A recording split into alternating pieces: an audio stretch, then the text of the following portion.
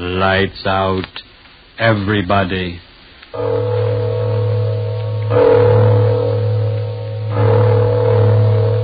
It is later than you think.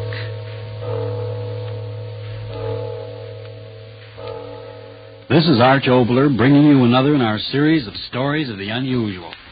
And once again we caution you, these lights-out stories are definitely not for the timid soul. So we tell you calmly and very sincerely, if you frighten easily, turn off your radio now. But if you're fascinated by the mysterious, the fantastic, the unearthly, then anticipate chills in our story of poltergeist. But first, Bob Lamont has a word for you. Remember the name, ironized yeast tablets.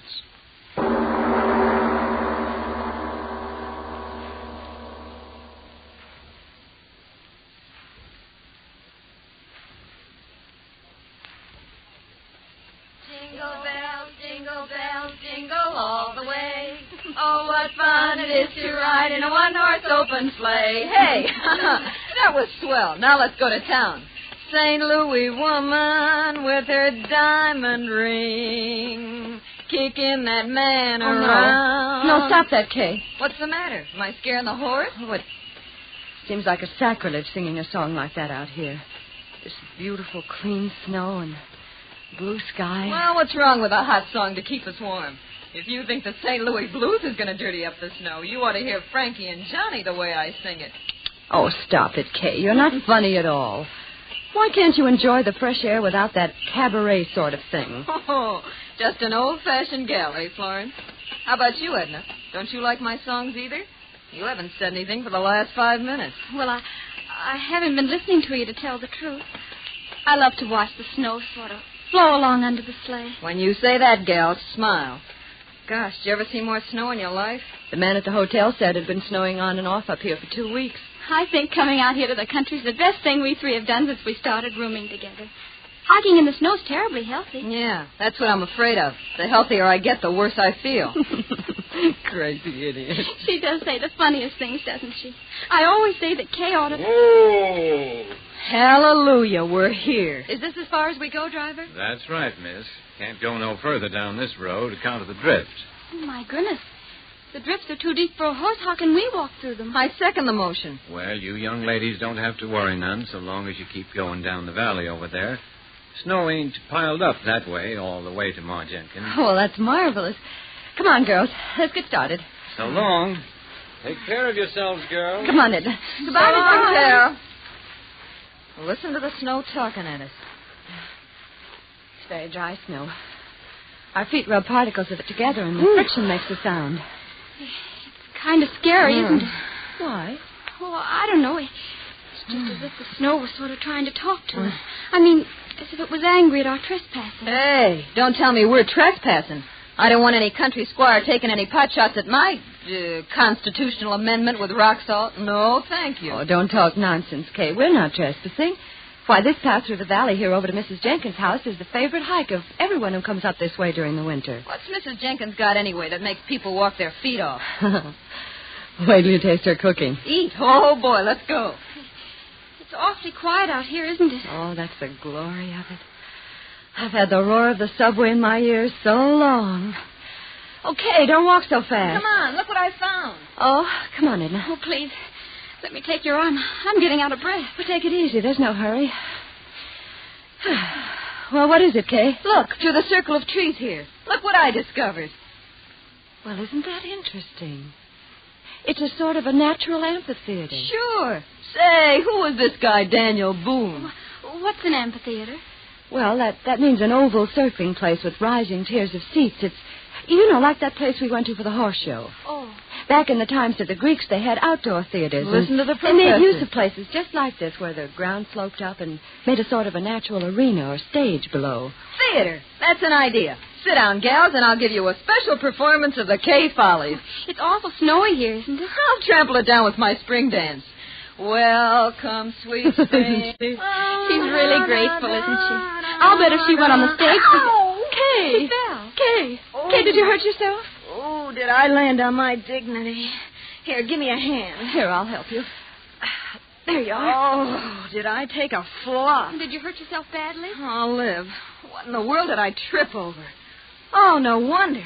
Look at that rock under the snow. No wonder I did a nosedive. Oh, My gee. goodness. There are rocks like that all over. A person could break their neck if they... Girls, What's the matter? What is it? Kay, the rock you tripped over. It's not a rock. What are you talking about? Of course it's a rock. Well, yes, but it's something more than that. It's a tombstone. Tombstone? Oh, no, it can't Look be. for yourself. It says, "Here lies buried the remains of one who, restless in life..." Stop. Don't read anymore. Stop. And all these other stones laying flat on the ground. They're tombstones, too? Yes. Whew, what a place to pick to dance. What's the matter, Edna? What did you scream for? Kay, you danced on the grave. What? You danced on the grave. I saw you. I saw you do it. You danced on the grave. Okay. Edna, stop it. Stop Oh, it. what's come into her? Edna, stop acting Edna, like stop, that. for heaven's sake. Control yourself. Okay. Kay, I'm so sorry for you. You danced on a grave. For heaven's sake, stop talking like that. Sure, I danced on a Well, grave. yes, of course she did. It was perfectly accidental. And what if it wasn't? What of it? The poltergeist. The what? Edna Hanson, what are you talking about? What's that word you just used? Poltergeist. Okay, what have you done? You superstitious little fool. If you don't stop talking that way, I'm going to slap your face. What's the matter with you? I didn't do anything. You walked on the grave. You danced on the grave. Edna, what? be sensible. We all walked on graves, but it was purely accidental. Yeah. We had no intention of desecrating them. It doesn't matter, I tell you. It doesn't matter. The poltergeist. He'll come. I know he will. Oh, what's the use? She's crazy. Edna, what are you talking about? What's a poltergeist? What are you so frightened about? My father, he told me, if you walk on a grave, if you dance on a grave, the poltergeist. Poltergeist what? What is a An poltergeist? evil spirit. It comes out of the grave. It kills. It destroys. It'll kill us. It'll kill us all. Stop it. It throws things Oh, out there. please, lay off that, will you, Edna? But it won't get me. I'll run Edna, away. come back I'll here. run away. She's gone insane. I'll get her. Kay, catch her. Edna, don't run away. Nothing will hurt you. Nothing. Oh, Edna, look out. Kay, what happened? That stone. It hit Edna. Edna, open your eyes. Blood all over her face. Kay, who threw that stone? Who threw it? I don't know. It came from the graveyard.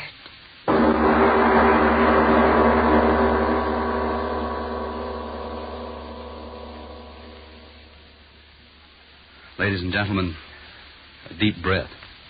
We all need one before we go on with the story of Kay, Florence, and Edna.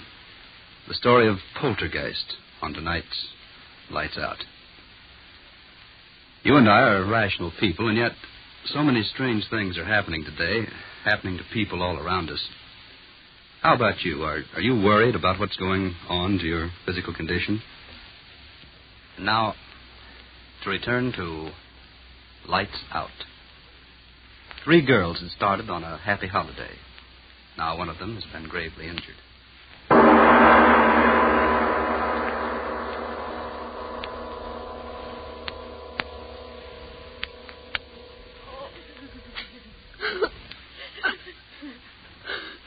Now, girls, take it easy. Take it easy. Oh, Doctor, she won't die. Tell me she won't die. No, of course not. And you're sure that her skull isn't fractured? Oh, absolutely not. Maybe a little concussion, that's all. Well, it's almost 5. Our train. Can we get someone to help us carry her down to the station so we can get her on board? Bored? I'm telling you, that little friend of yours shouldn't be moved out of bed for a week. If you do, well, it might be just too bad. Oh, Flo, what'll we do? You go home, Kay.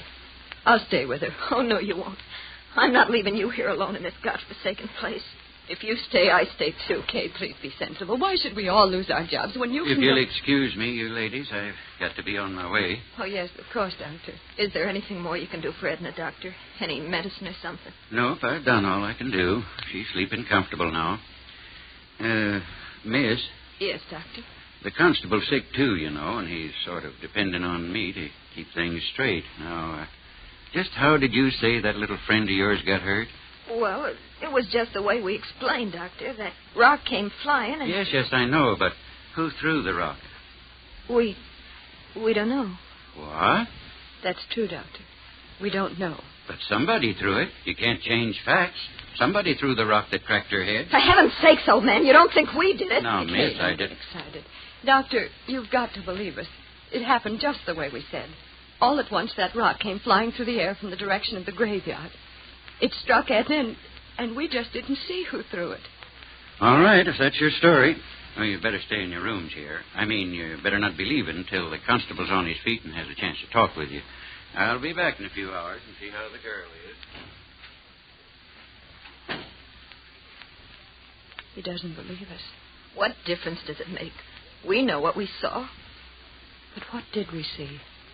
She was running. She fell. Kay, Well, let's not fool ourselves. There was no one there to throw that rock. there must have been. But there wasn't. Stop saying that. Aren't you brave enough to face facts? There wasn't any place for anyone to hide. I saw that stone. It seemed to come down out of the air. So slowly. Florence, if you don't stop talking like You that... remember what Edna said? It throws things. Stop looking at me like that. You're giving me the jitters. She said the poltergeist throws things.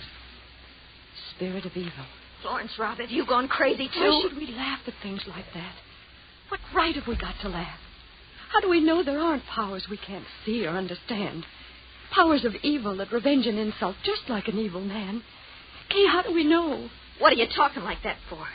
What are you trying to scare me for? You're supposed to be the most intelligent one of us all. You with your college degrees. Sure, I danced on the grave.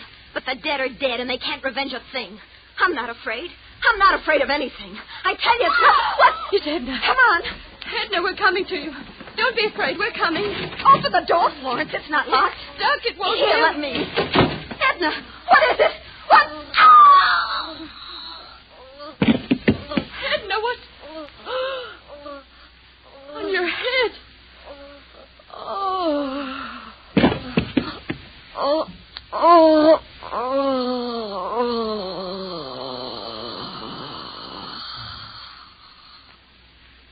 Hey, what's going on here? The girl on the bed. Her head. It's crushed flat in by a rock. God in heaven. It's not a rock. It's a tombstone.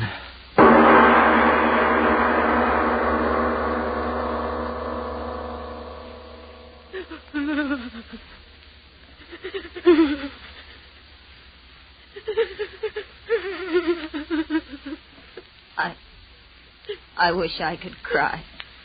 But I haven't got any more tears. Oh, Edna. Edna. Florence, darling, please. You'll kill yourself if you keep on like that. Oh, if this horrible night would only end. It was my fault. Mine. I was the one who got her out here. She didn't want to go. She hates the country. But I made her come. I made her. No, you're not the one to blame. I am.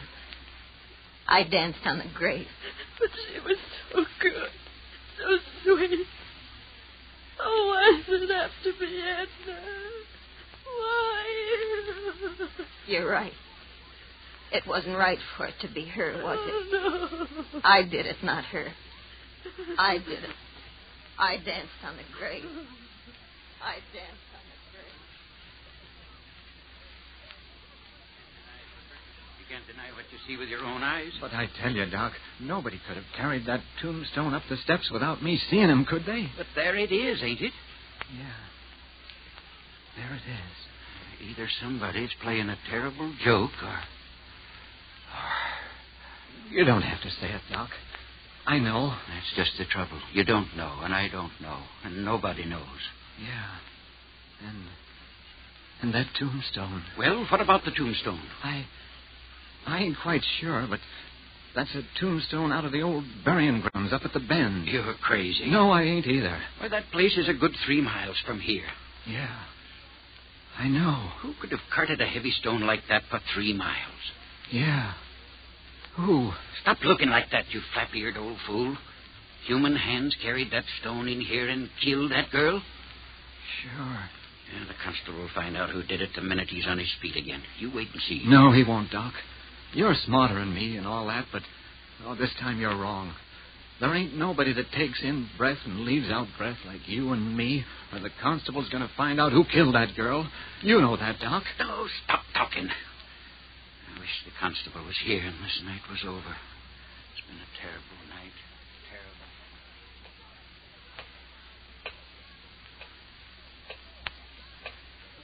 Terrible clock. Ticking. Yeah, I know. I've been sitting here listening to it. I can't stand it anymore. I'll stop it. Why bother with it? Come on to bed, Kay. Please. There's no use sitting there. It won't help her. Yeah. Nothing can help her. But maybe I can help you. Me? It was my fault. Mine. I was the reason it happened. It killed her, and it'll kill you and me, too, unless I stop. No, don't say that. It's true. But why should you be hurt? I'm to blame, not you. Listen, Flo. I'll go out there. There? Out there to the graveyard. What? I'll talk to it. Kay. I'll tell it I didn't mean to do it. No. That I didn't know where I was dancing. Please. Maybe somehow it'll hear, listen to me, and then it won't hurt you. No, I won't let you go out there. It'll kill But you. Florence. It'll kill you, too. But Florence. No, I'll hold you. You can't go. You can't. All right. Come on to bed, Kay, please. In the morning things will be different. But it won't. Nothing will hurt us. And then they're right outside the door. They won't let anything get at us. Oh, please, Kay, please, come to bed. Yeah. We'll pray. Pray? I don't exactly know how. Just say anything. Anything. Like this. Now I lay me down to sleep. I pray the Lord my soul to keep. If I should die before I wake, I pray the Lord my soul to take. Now you. If I should die before I wake, I pray the Lord my soul to take.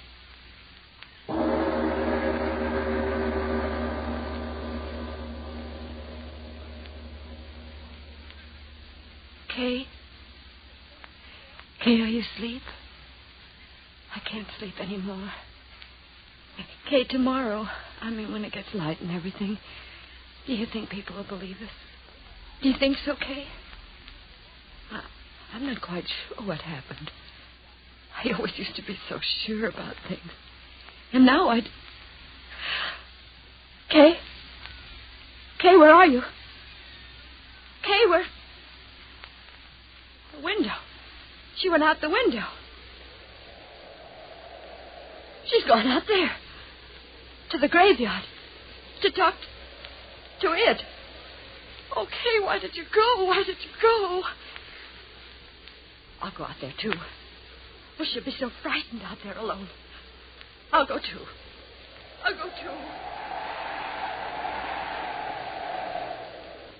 Oh, so cold. My hands.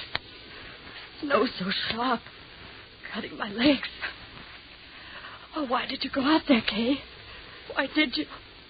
I've got to find you. The wind. Oh, why doesn't the wind stop? Blow, blow, thou winter wind. Thou art not so unkind as...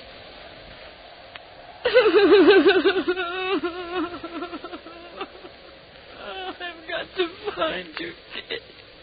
I've got to find you. It's snowing. I love snow. Edna didn't like snow. Where are you, Kay? Where are you? I've lost my way. I've lost the road. Where are you, Kay? Kay, where are... Oh, Kay. I heard you, Kay. I heard you. I'm coming to you, Kay. We'll talk to it. We'll talk to it together. We'll tell it we didn't mean any harm, won't we, Kay? Won't we? Oh, Edna. We can't help her, Kay. We can't help Edna. But I'm coming to help you, Kay. I'm coming. I'm coming. Yes, I hear you. I hear you. I'm coming, darling. I'm coming to help. I'm coming to help you. I'm coming. I'm coming. I hear you. I hear you calling my name. I hear you. Yes.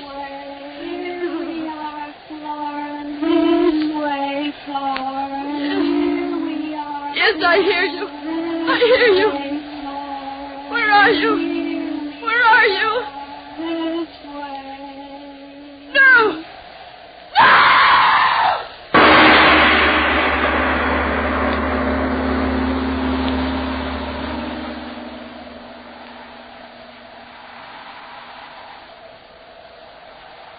This way, Hooper. They must have come this way. Climbing out the window like that in the middle of the night. They must have gone crazy, the both of them. Well, let's not worry about that now. We've got to find them. Here, give me that lantern. What is it, Doc? What have you found? A shoe. One of the girl's shoes. My gosh, stuck in the snow. We're going the right way. Come on, move fast. We've got to get to them. Doc, look at this. What is it? Over there. Ain't these footprints? Yes. Yes. Yes, that's right. Footprints. Hello! Up ahead! Hello! Doc, we're getting pretty close to the old burying grounds. Well? Maybe. Oh, look here, Doc. Let's not be fools. Let's wait till morning. What? Let those frightened girls freeze to death? Get along. But, Doc, You come with me, or the whole town will know what a yellow-livered no-good you are. All right. All right. You don't have to get so sore, Doc. Hello? Hello? Anybody up there? Hello? Doc! Doc, look! What? There they are. Up ahead. Glory be, they're alive. The both of them. Come on. Doc! Doc! Look at them. That's the burying ground up there. And they're dancing. Dancing on the graves. What? They must be out of their heads. Come on. We've got to stop them. Doc! Doc, wait for me. Oh, Doc, it's dark again. Where are they, Doc? Where are the girls? Have they stopped dancing? Yes. Huh? They've stopped dancing. Did they ever dance? What are you talking about, Doc? We saw them. We saw them dancing in this place with our own eyes. Did we? The moonlight. Here it comes again. See with your eyes again. Oh, no. Both of the girls froze stiff to the ground, each with her head crushed by a tombstone.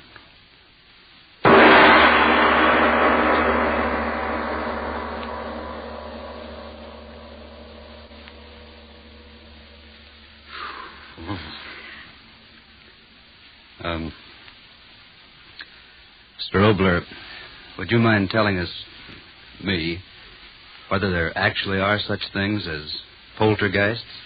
All I can tell you is this.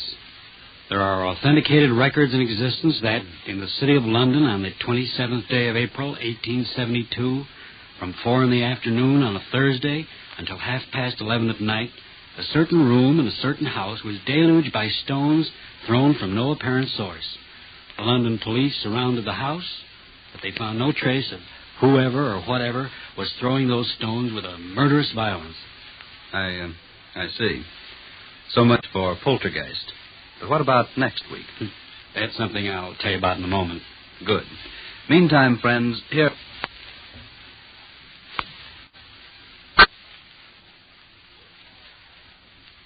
Fair enough.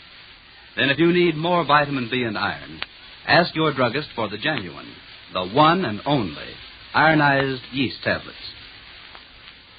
And now, Mr. Obler, what happens next week? Well, anything can happen, but specifically next week, Mungara. A strange title and a strange story. The power of suggestion. The dictators have shown us to what evil purposes that power can be used. Well, next week, a man who... but that, as usual, is next week. Yes.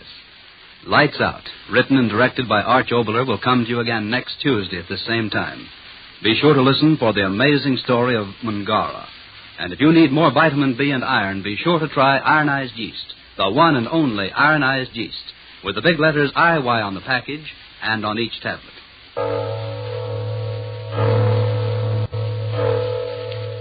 It is later than you think.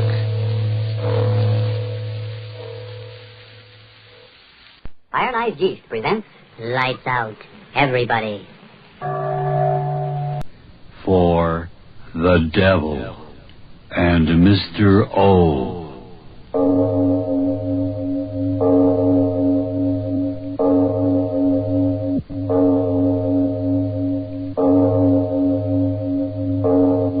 Good evening. This is Van Christo. Welcome to the Van Christo Radio Theater.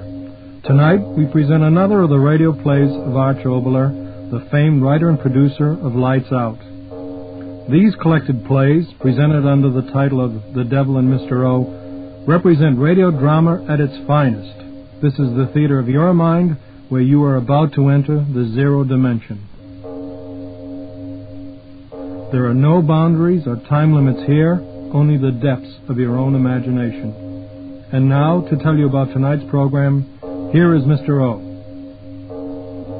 This is Mr. O, Arch Obler. Have you ever wanted to turn time backwards to a pleasanter era, back to the days long before ticking atom bombs and air pollution and the inbred madness of our cities? Well, our story begins after a word from your announcer. The most natural... This is Mr. O again. Now picture this in your mind. We're in the Dordogne region in France.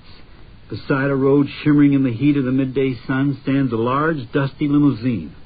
The lid to the engine is open, and a begrimed little Frenchman tinkers with the mechanism. Within the car sits an Englishwoman, Kay Stanton by name.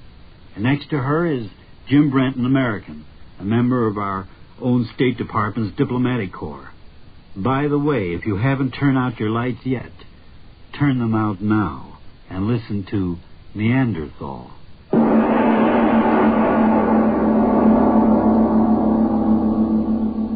Aren't I what, ma chère? Aren't you clever with engines? Oh, I think I will rest a moment and talk with you. Oh, the sun. It is doing its best to fry the little brains I have left. Poor dear. Come on, get in. Jeffrey was worried about your ability to fix the engine. Ah, most comfortable. You should try working with your hands, my dear Jeffrey. It gives one a most exquisite appreciation of the comforts of upholstered seats. Sorry I'm such a dud at machinery. Now, Jeffrey, don't be so stuffy. Claude's much too primeval in his ways to be subtle. He thought you ought to help fix the engine. He'd be shouting the fact at the top of his voice. Not at the top, my dear, but perhaps in a middle register. Oui, Kay, as usual you are right. I lack all knowledge of the diplomatic arts. If I do not like what a man is doing, I'm forced to say so abruptly and completely. What an advantage you men of the diplomatic service have over we other poor mortals, my dear Jeffrey. Sorry, but I'm much too warm at the moment to think you're very funny. Oh, you too.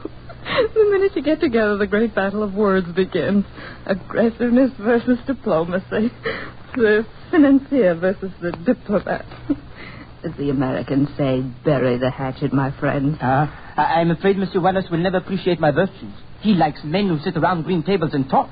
I, on the other hand, do not like sitting. I do. The diplomatic way of getting things done is the only civilized way. And again, monsieur, I must beg to disagree. There comes a time when if a thing is to be done, one must do it. And diplomacy, how do you say it, be hanged.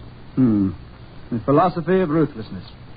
Caveman philosophy. What do we know of cavemen? I know that a ruthless aggressiveness may reap temporary rewards, but those rewards that have come in a far greater and more permanent form have resulted from the use of a civilized code, a friendly exchange, calm consideration of facts, the ethical way of life. The ethical way of life. I tell you... All right, gentlemen. There's just about enough of that for one day. So sorry. 1,000 pardons, my dear Kay. Are you certain it will run, Renner? In my simplicity, I know but one way to find out, and that is to try and start it. Voila. Clever Claude, isn't he, Geoffrey? Let's hope it continues to run. Oh, charming thought. Let's be on our way, Claude, before we fall apart. They certain, Bob.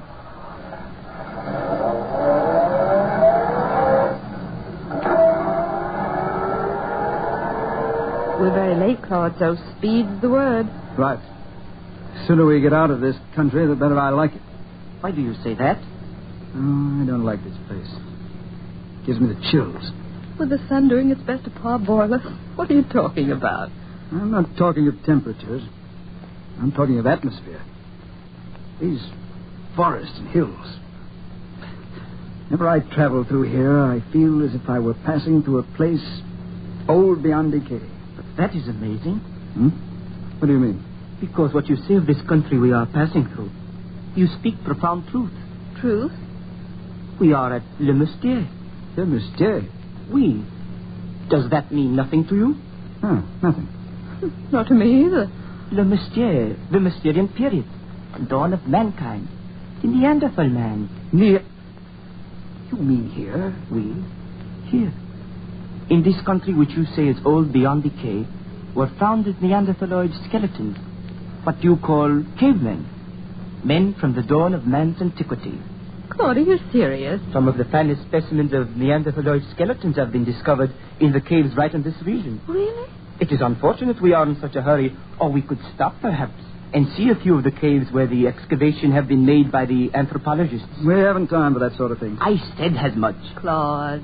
So I was saying, the anthropologists have found the most wonderful remains of this early species of man, who are said to be the source of the horrible ogres in our fairy tales. What are you talking about?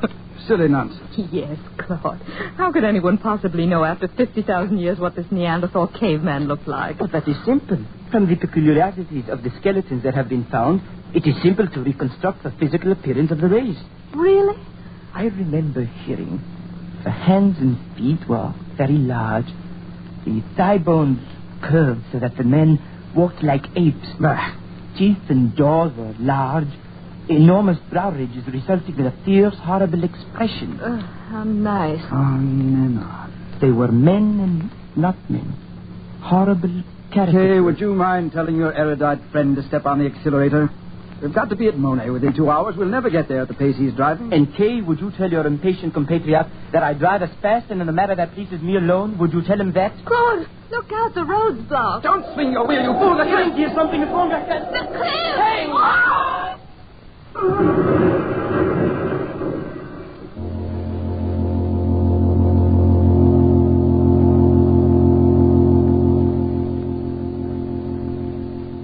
Geoffrey, please open your eyes. Geoffrey, please open your eyes. I'm so frightened. I don't know what. Kay. Oh, thank God you're all right. You're all right? Oh, yes, I'm all right, but Claude, I don't know where he is. The cliff. We went over. We were thrown clear, I guess. The car's over there. I see it all broken up.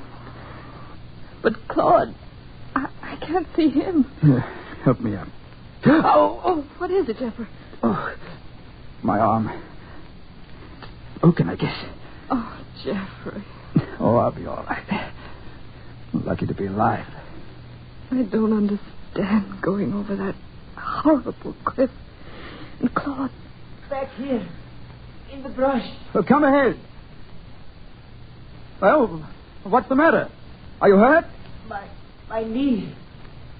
Kay, are you all right? Oh, yes, Claire. All right, stay where you are.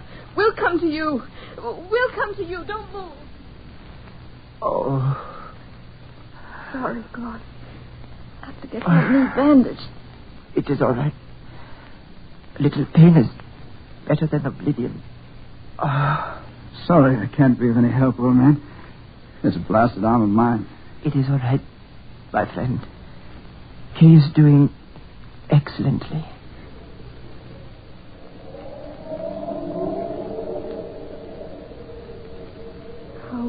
cold it is. That wind. Freezing. But how could that be in the middle of July? Claude. Jeffrey. What is this? The car goes over a cliff. We don't die. A warm, sunny day, and now suddenly it's like winter. What is this? Tell me, what is this? Steady. There must be some logical explanation. I know this country, like you say, like the back of my hand. There is never such cold winds here in July. I tell you... Oh, Claude, you shouldn't try to get help. I'm all right. Oh, we've got to get help somehow. No. All I want now is a cigarette. No, I haven't any. Oh, there's some in the side pocket of the car. I'll get some. No, Jeffrey, I'll get some. But you can't go through the bushes with that arm of yours. I'm all right. I'll be right back. Kay, wait. No, I'll be back in a minute.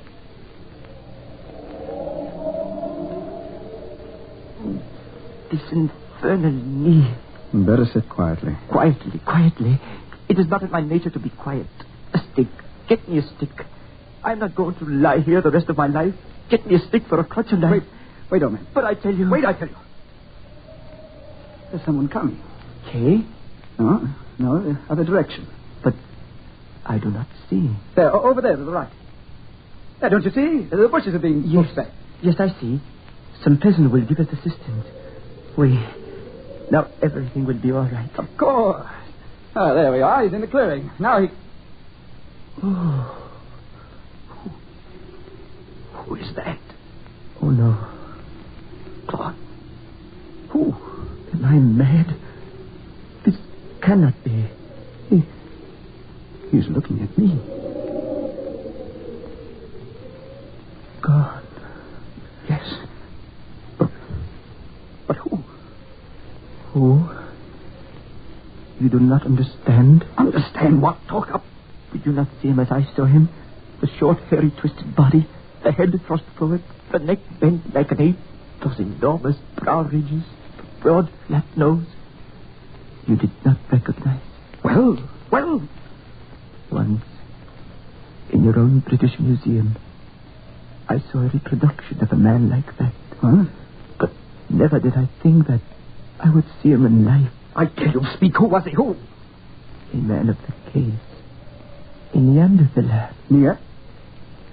Are you insane? Why, the race is extinct 50,000 years. I tell you only what I saw, what I know. And I tell you you're mad. But you saw as I did. No. The thick, hairy body, the short, ape-like limbs, that misshapen face like something out of a nightmare.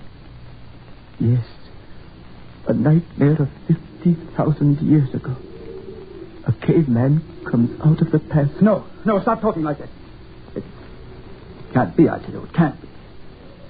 He's some madman wandering these forests, that's all.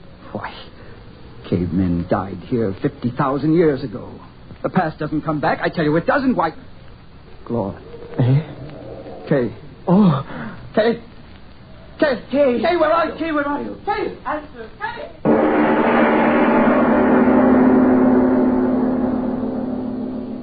And now a word from your announcer before we return to the excitement of Neanderthal. Today, you'll be glad you did. This is Mr. O once more. Let's go back to our story of Neanderthal.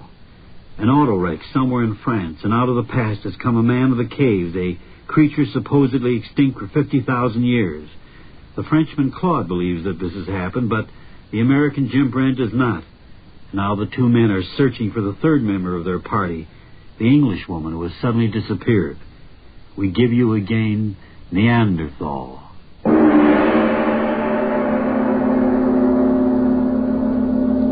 Well, it's nonsense, I tell you.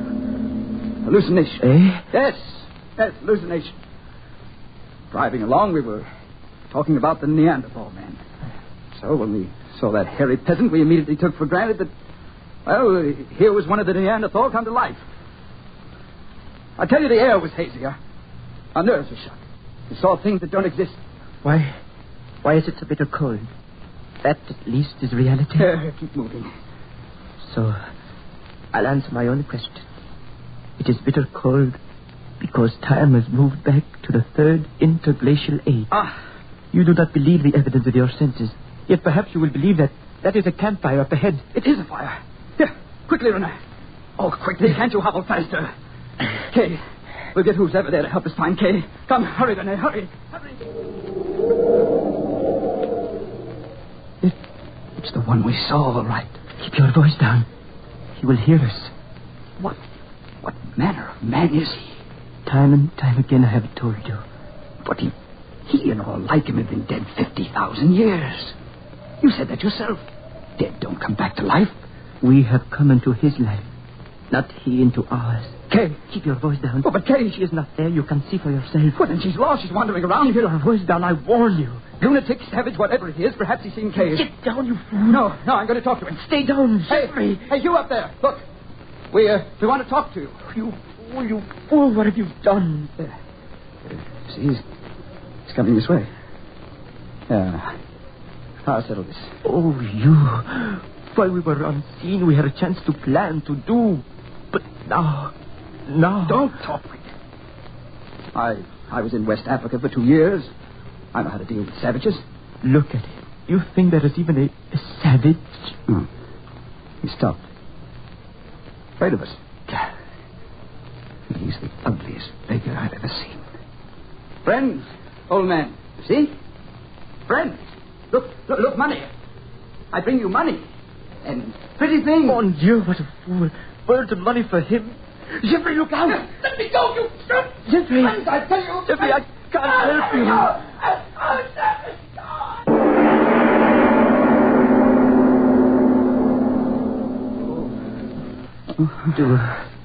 Do not try to hold back your tears, my friend.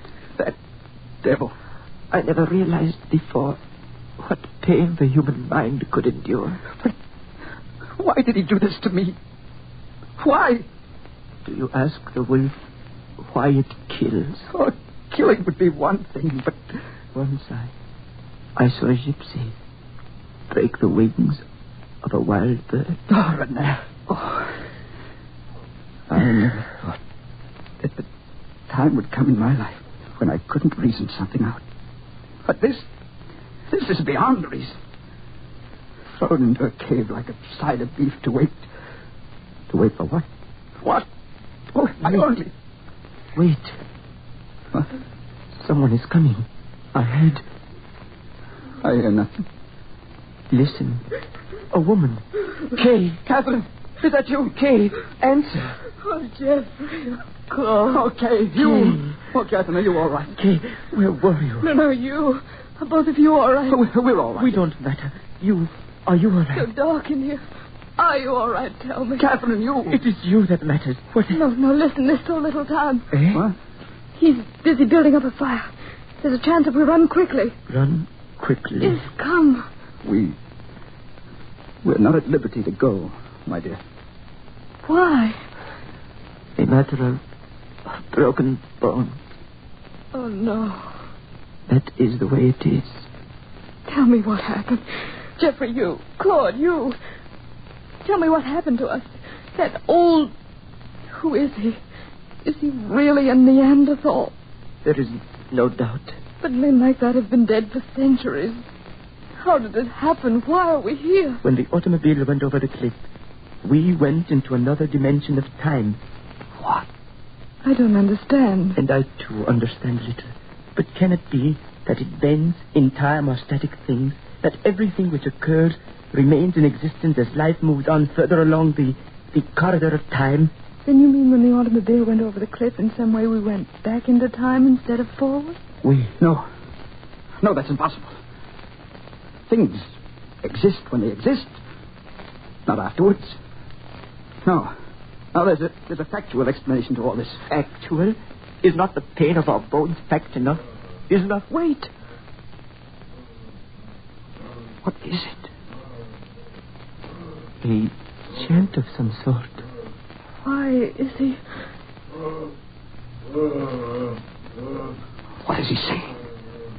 What? The beginning of worship. A chant to the rising sun. What is happening to us? Only a few hours ago. So happy, the three of us. On our way to a party. Parties Another age. We've got to do something. Strange. What? Only a few hours ago, I was the doer. And you, Jeffrey, the calm, poised diplomat of the green table. Stop talking nonsense. Listen. He's coming in here. For us. We've got to do something. Do you hear me? Do something. I won't die. I can't die. Do you hear me? Do something. I won't die like this. I can't. Jeffrey.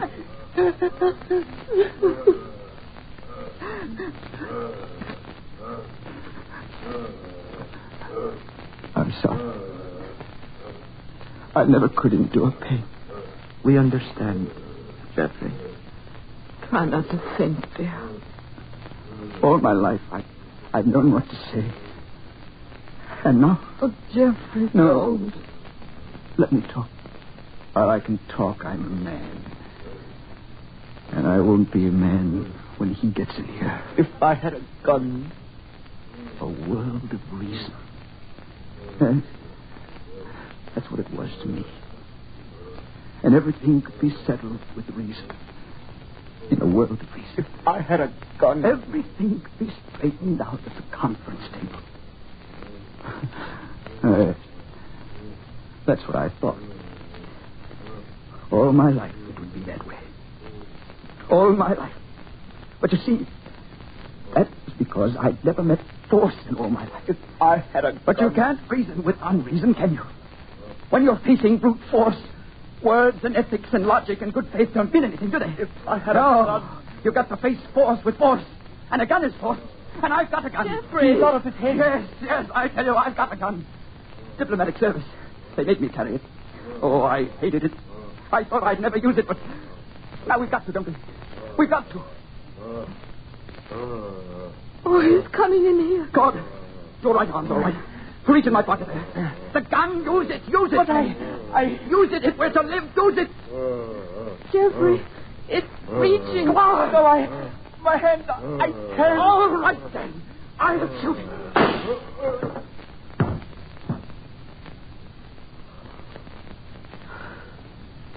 So, it's morning. Now, we go on living. Something may happen to return us to where we belong. I don't think so. Nor I.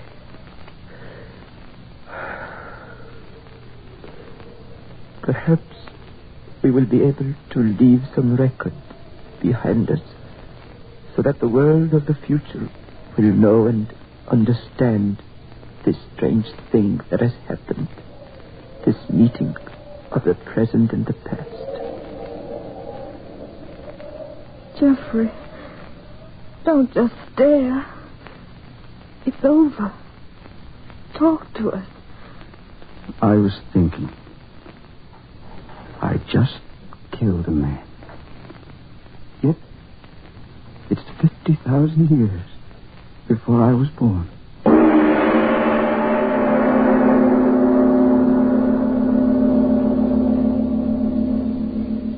Ladies and gentlemen, you have just heard a fantasy, just a story about a long time ago world where brute and unreasoning force were the order of the day and men were afraid until they found deep courage within themselves.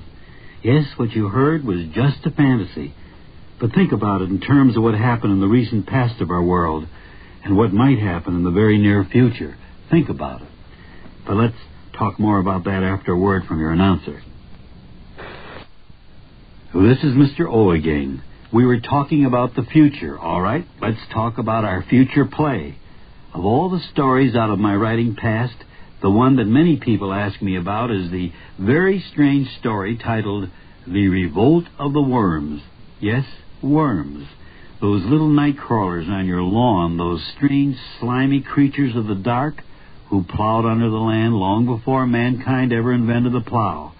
So, next week I bring you The Revolt of the Worms, and I challenge you to listen.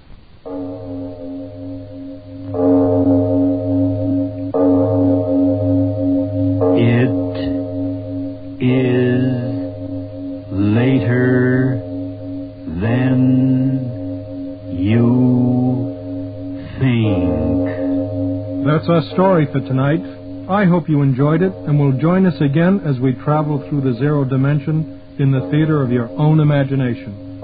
So until we meet again next week, when I bring you another story in the night, this is Van Christo reminding you that the extent of your own imagination is unlimited. One purpose of these programs is to help you exercise those imaginative powers. I hope we've succeeded. Ionized Yeast presents Lights Out, everybody.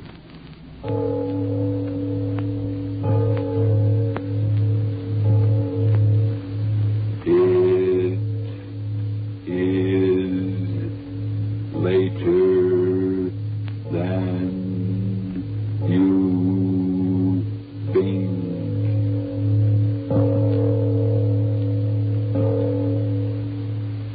Lights Out brings you stories of the supernatural and the supernormal, dramatizing the fantasies and the terrors of the unknown. We tell you this frankly, so if you wish to avoid the excitement and tension of these imaginative plays, we urge you, calmly but sincerely, to turn off your radio now.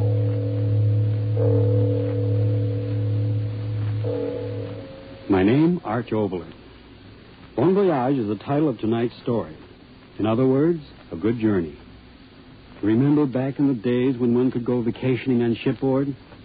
Well, those were the days when two old women began this most amazing bon voyage. Tonight I'm very curious to see if you'll really feel as I do about the events to unfold in this extremely strange travelogue. So, turn off your lights and listen. First, Frank Martin for just a few seconds. Friends, are you worried because you haven't the strength to do your work?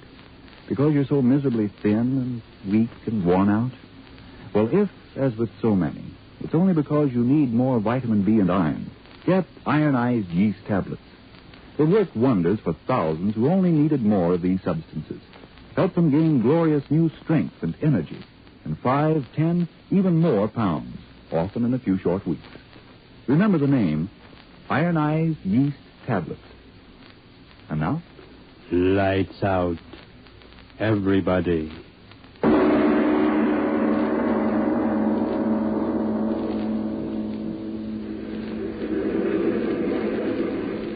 Now, are you sure the trunk is tied on securely, Mr. Cab Driver? Yes, I'm good and tight. Ask him if he's absolutely sure, Julia. Are you absolutely sure, Mr. Cab Driver? Lady, so help me. If that trunk falls off, I'll give him a kick. Now, just a minute, young man.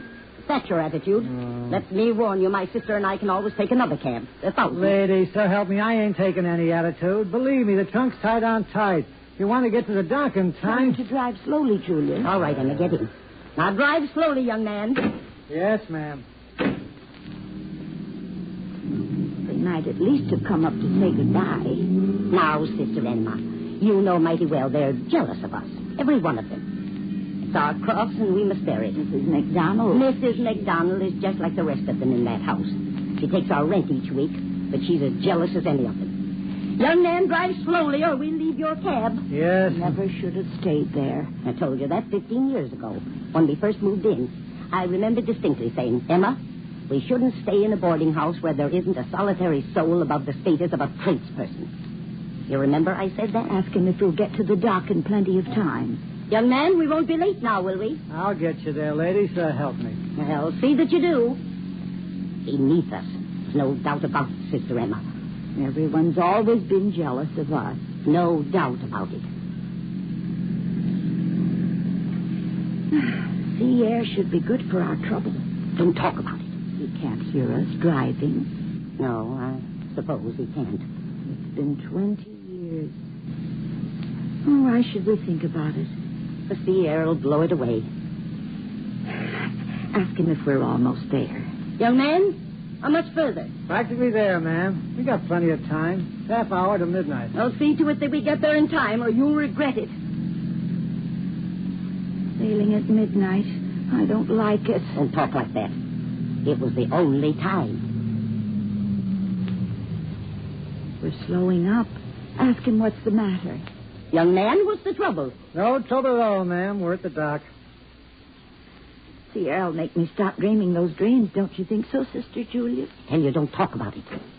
Here you are, ladies. Got you here in plenty of time. Ask him if it's the right dock.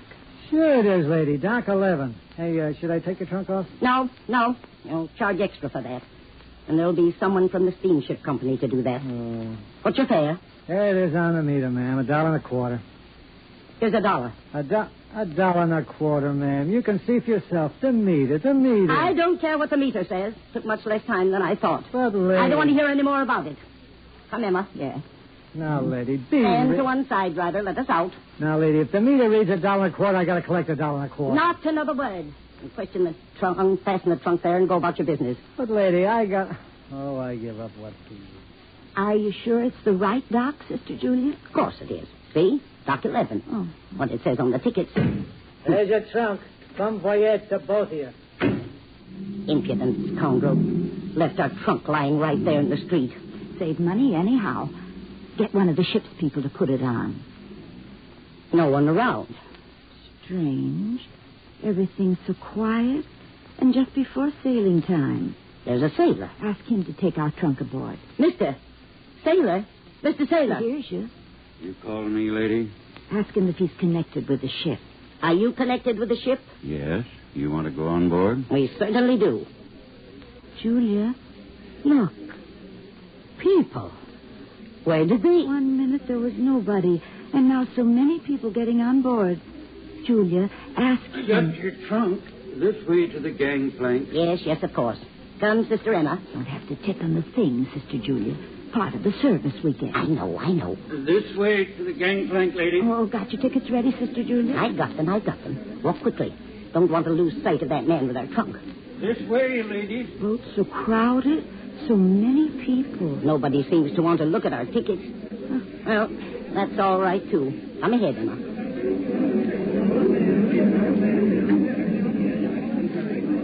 Your cabin, ladies. Ask him if it's the right one, Julia. Now, are you sure it's the right one, sailor? Your trunk's inside, ladies, all shipshape. Very well. Come ahead, Emma. All right. Now, you don't have to tip him anything, Julia. It isn't necessary at all. Well, there isn't much of a cabin. Much smaller than they told us. I'll speak to the captain. Oh, not now. After we sail. Don't leave me alone in this place. Now, Emma. Now, don't now, Emma, me. You've got the same thoughts. Don't talk about it. Dear, Sierra will do us both good that way now, won't it? Don't talk about it. There, we're starting. Yeah. All ashore, upon ashore. All ashore, upon ashore. I'm going out to see us start. No, wait for me. Here, Emma, by the rail. They've taken down the gangplank already. I see. That means we're free to the land and everything on it, doesn't it, Emma? Don't talk about it. Isn't it enough that for 20 years... We're starting. Ship's moving. How fast the dock and all the people on it are fading away. Yes, they're almost out of sight. Julia. What? Did you notice all those people on the shore? They were waving handkerchiefs, but they were crying.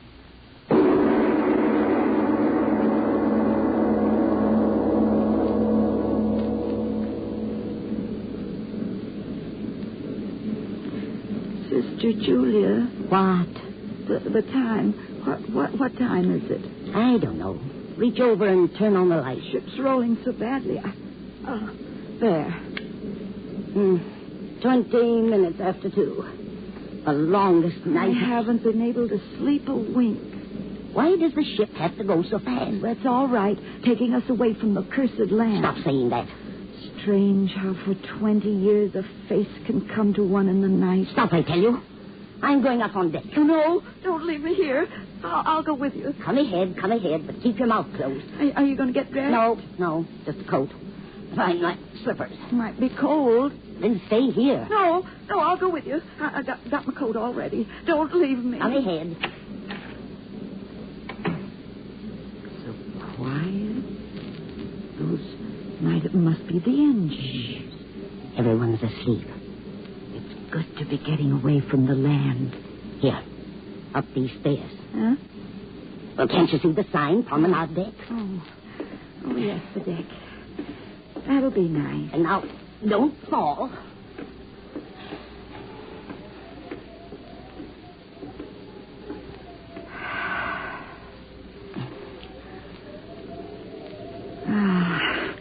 I think we should go out there this time of night, Sister Julia. Do you like the cabin any better? Oh, you were as much to blame as I.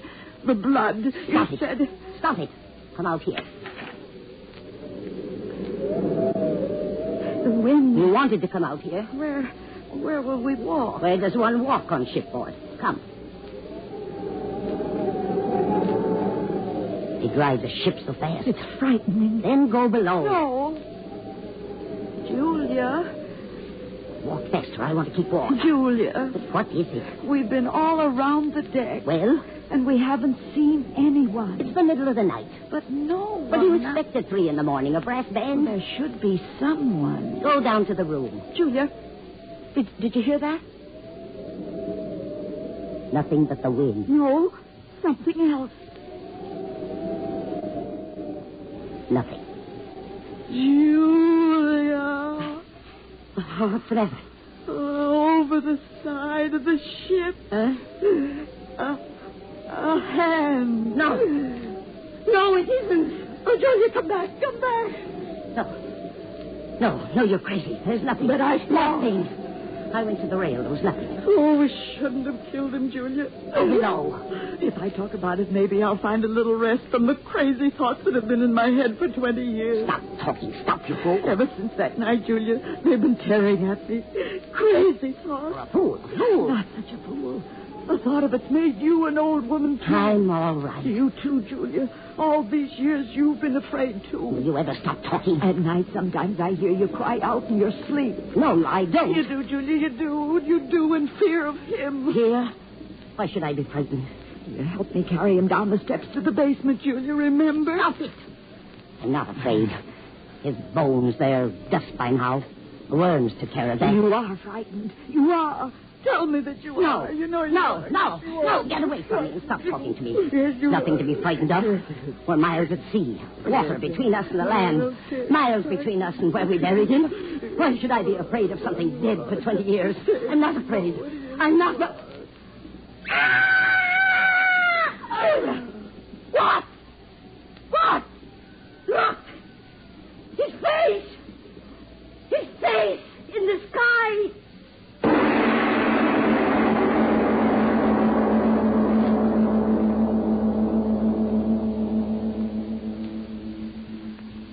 Ladies and gentlemen, just a breath.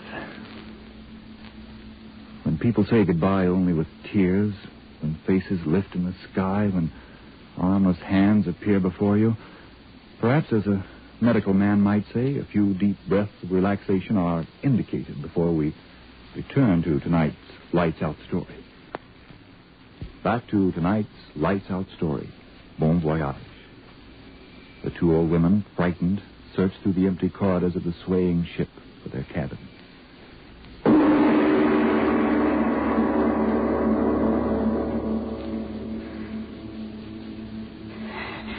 Faster, Emma. Walk faster. Is this the right corridor? Oh, get out of my way. Cabin.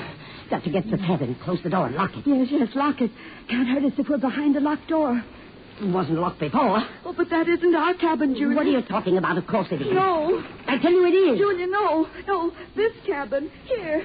Oh, it's locked, too. Got to get in. Got to get inside. Stewart, let me in my cabin. Oh, no, you'll wake everyone up. Stewart, come here and let me in my cabin. Julia, no. Stewart! No one heard you. I'll make someone hear me. Let me in. I'll try another door. Let me in. Please let me in. Let me in. Wake up somebody. Let me in. Oh, please open the door. Oh, open the door. Please open the door. Wake up somebody and let me in. Oh, let me in. Open the door, please. Wake up somebody and let me in, I say. Open the door. Julia. Let me in, I said. It's no use. What do you mean? They'll never answer. answer it. Huh? They What? found out about him. You're crazy. Come on, the next deck. Find someone to let us in our cabin. Stewart! Stewart! No, don't leave me. Wait for me, Julia. Stewart, somebody wake up. I want to get in my cabin.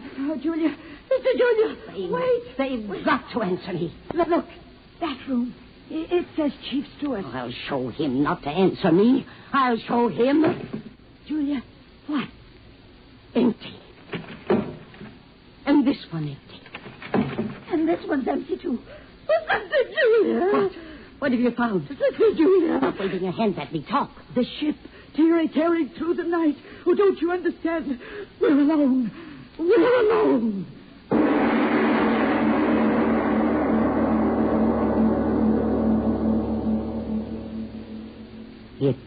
It doesn't seem possible. We've been all over the ship. But what makes it go? Oh, stop, you fool. Stop. Trying to drive me crazy as you are. I can't stand it out here.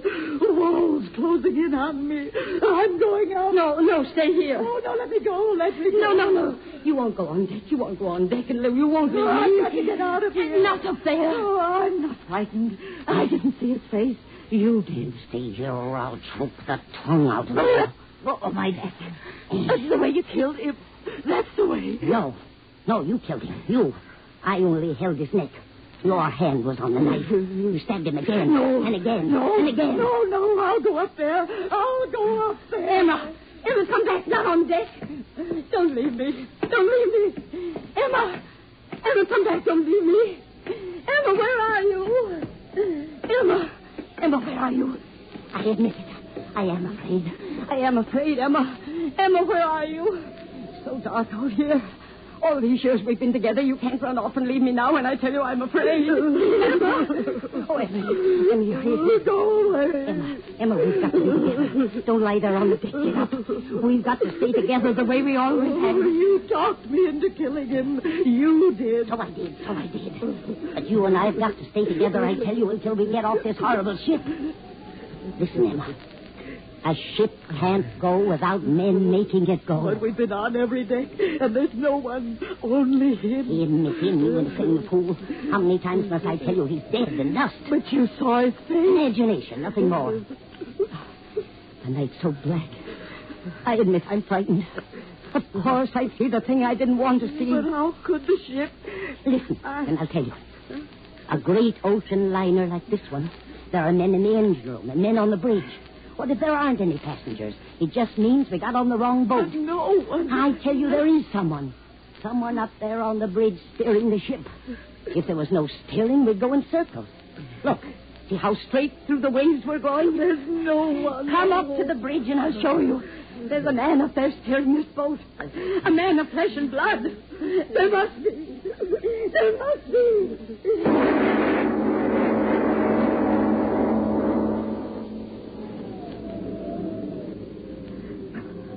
I'm afraid to climb. But how can we know? A man must steer this ship. If there's no one there.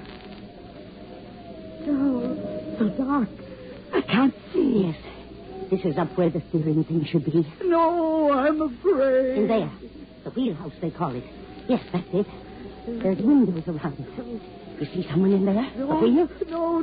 There must be someone there. Come close, Emma. Look. Windows covered with mist. Look in there, Emma. Your eyes are better than mine.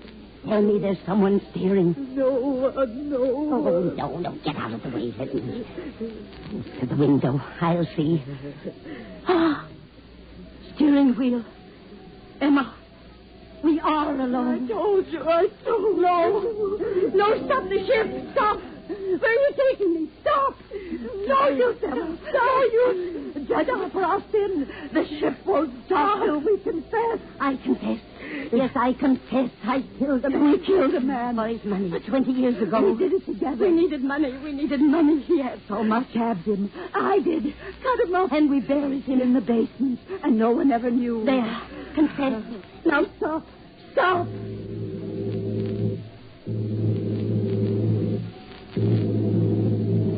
Emma, you heard the whistle. Someone is aboard. Yes. Who?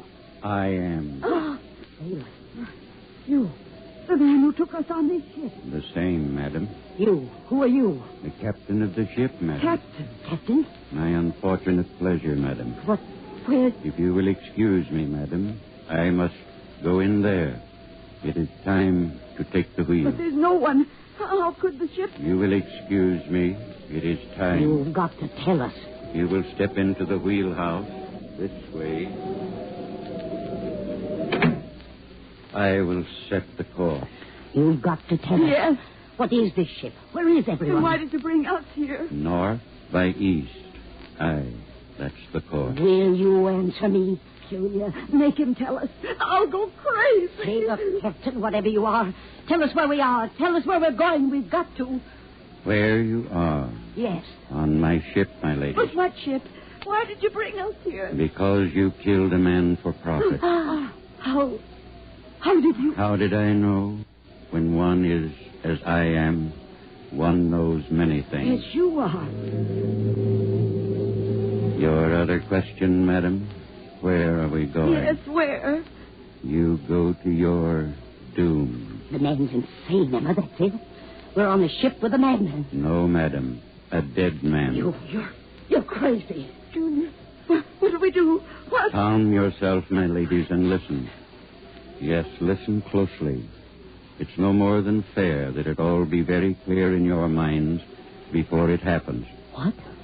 This is my ship, and on a night like this many years ago, I stood here just as I stand now, my two hands tight upon the wheel. Julia, what's he talking about? Listen to me. I stood here, and below the decks, asleep and trusting me, their captain, were 500 souls. 500 men, women, and their children. What's that got to do with us? Asleep, you hear me? 500 souls. I, their captain, my hands on the wheel, an empty sea ahead. Mine to make the course, mine to turn the wheel. I closed my eyes, I slept. I, the captain, slept. I didn't see, I didn't hear. A tower, a cliff of ice ahead. We crashed. I crashed and sank. 500 souls, and I, their captain. He is crazy. So the captain lost his ship and lost his life, and 500 lives with it.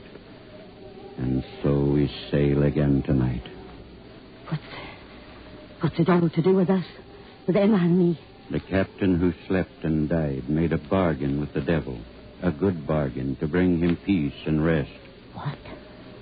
On each year, my ship rises out of the sea again. Once each year, I sail it. Oh, Julia, why is he talking like that? I set the course the same as I set it on that very night. The wind, it blows the same, but with me now, not 500 souls, but two. Two of evil like yourself. Well? We sail. My hands are on the wheel. And on, the ship, it tosses beneath our feet. I close my eyes again, just as I did that night. Suddenly, straight ahead, an iceberg. Julia, look! It's true.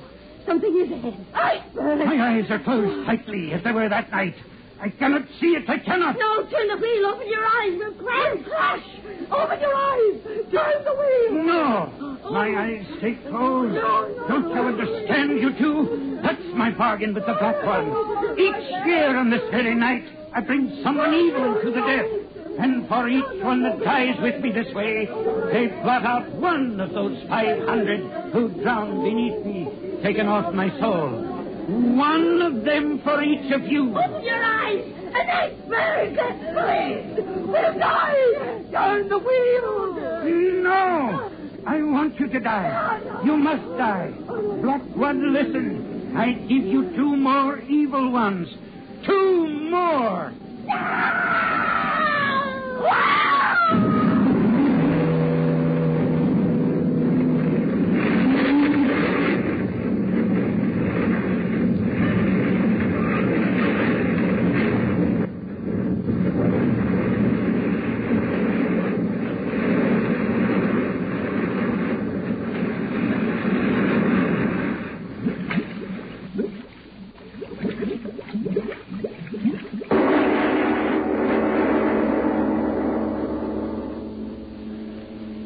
Mr. Obler, whatever gave you the idea of such a story is bon voyage.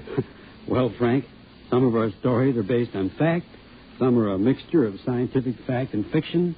And others are ghost stories founded upon unexplainable but nevertheless apparently real happenings to real people. I think Bon Voyage shows what can happen in the minds of people who have an overpowering sense of guilt. Some say that there is an inevitable law of compensation. Who knows? Well, they're all certainly intriguing entertainment, but what about next week? Well, before I tell you about next week's story, I hope you'll like it as much as I enjoyed dreaming it up. First, a minute for you. Friends, it's a rather difficult transition from the out-of-the-world story we've just listened to the cold realities of right now. And it's even more difficult after all the words you've heard about buying war bonds to say anything that hasn't been said. And yet, why look for originality in speaking about something that's as real and as close to us as this war? The second front is open. None of us know how long the road is to victory, but we do know that by putting every extra dollar, quarter, and dime that we have in the war bonds, we're helping defeat Mr. Schickelgruber and Mr. Hirohito and company and help make a stable America when peace comes. To win the war and to hasten a fair peace, there is no better use for that paper and silver in your pockets. Certainly, cheer the boys in the second front, but do something about it with work and with purchases of war bonds. And now, Mr. Obler, what about next week? Well, come to the bank. No, that's not an order. It's the title of next week's Lights Out presentation. Supposing a woman came up to you, a small, mousy little woman, and said, please come to the bank. Would you laugh? Would you run? But find out what one man did next week. Yes, tune in next Tuesday again for Arch Obler's eerie story of Come to the Bank. And if you need more vitamin B and the big letters IY on the package and on each tablet.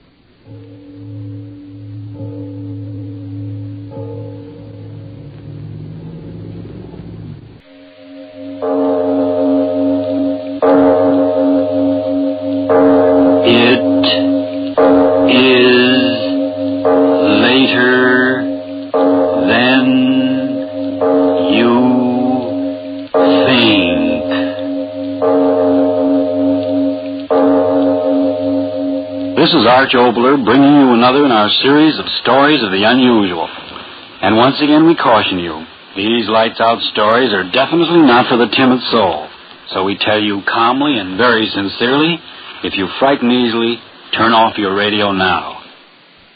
And now, come to the bank. Please, would you come to the bank with me? Please. I've asked so many people, but they won't listen to me. Will you come to the bank with me? No, don't turn your head. Please don't go away. Listen, if I tell you very carefully why I want you to come to the bank with me, you will come, won't you? He's locked up in there. He can't get any air. No, don't get excited. I didn't say he was locked up in the vault. All they've got in their vault is money. I don't care about money. All I care about is him. I didn't mean to tell you. All right, I did. You've got to come to the bank with me and help me. It's Fred Roth. He's in the bank and he can't get out. What are you laughing about? That's not so funny. I told you he's in the bank and he can't get out. He's been in there for, I think it's 3 weeks. Blast you, stop laughing. Please listen to me. I'll tell you all about it from the start. I'm a school teacher. At the Maxon High School, I teach physics. It's a rational science, cause and effect, cause and effect. Mr. Roth teaches in the same school, psychology, the way of the human mind. But that's not an exact science, is it? The human mind is not exact at all. And that started it. That's what started it. Mr. Roth said to me. Well, speaking quite frankly and candidly, Miss Moss, I don't think very much of your exact sciences. 2 and 2 always add up to 4, Mr. Roth. Not where the human mind is concerned. I don't understand. Well, it is my profound conviction that the potentialities of the human mind and body have never been realized by any human creature. But there have been great men. Plato, Lincoln, so many scientists. Yes, but only fractional greatness, using perhaps 1/10 of the power latent within themselves. It's all a matter of concentration. Thomas Edison used perhaps 1 iota more concentration than the average man and became one of the great inventors of all times. I tell you, Miss Moss, if men would concentrate their minds to the limit, The universe would be theirs. That's a very innocent start, isn't it? Just a teacher talking about the human mind. I thought nothing of it. Mr. Roth was such an intense young man. I liked his intensity. Just think what could happen if a man could bring his mind to the proper point of concentration. He could move objects with his mind. Yes, why not?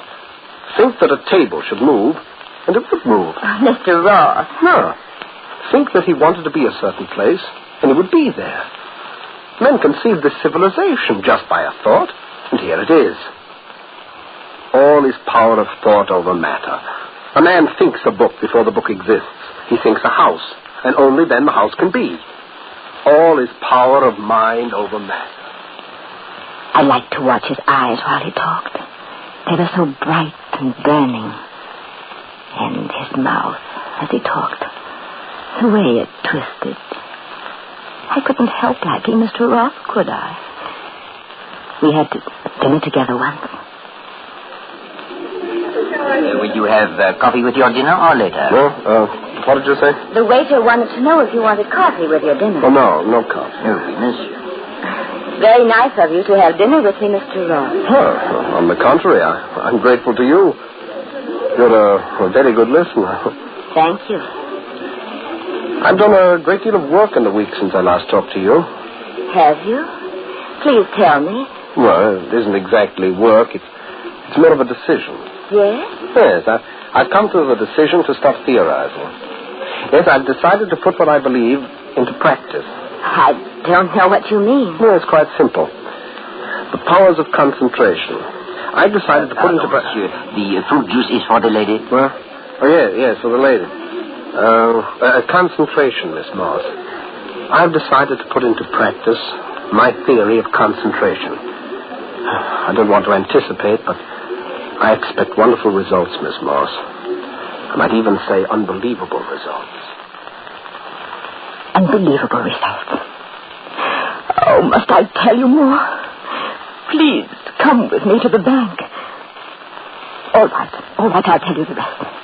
The day after he talked to me in the restaurant, Mr. Roth didn't come to school. I know that because at lunchtime he wasn't in his usual place in the cafeteria.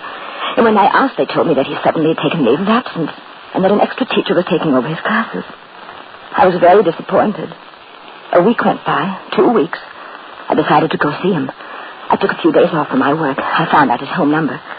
Friday morning, I bought a new dress, very becoming one. Then I went to visit Mr. Roth. I was certain he wouldn't be angry with me. It's perfectly proper that I call on him as a friend.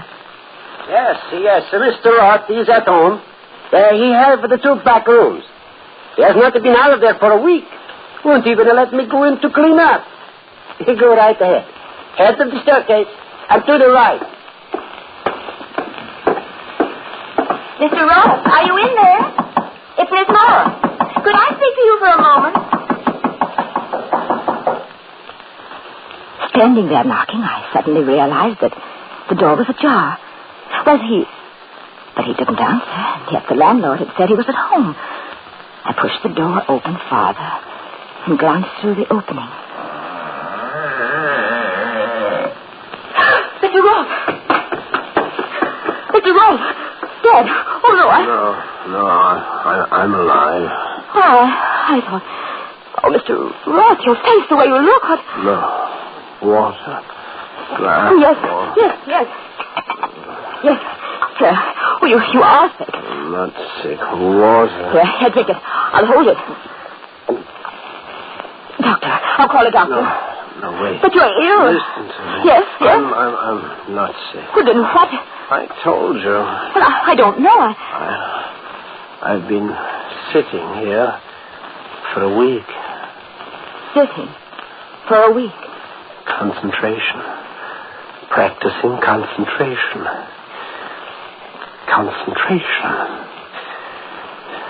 The experiment was most successful. Yeah, most successful. I've proven that I can do what some of the Orientals profess to do. Slow down through concerted willpower the essential life processes.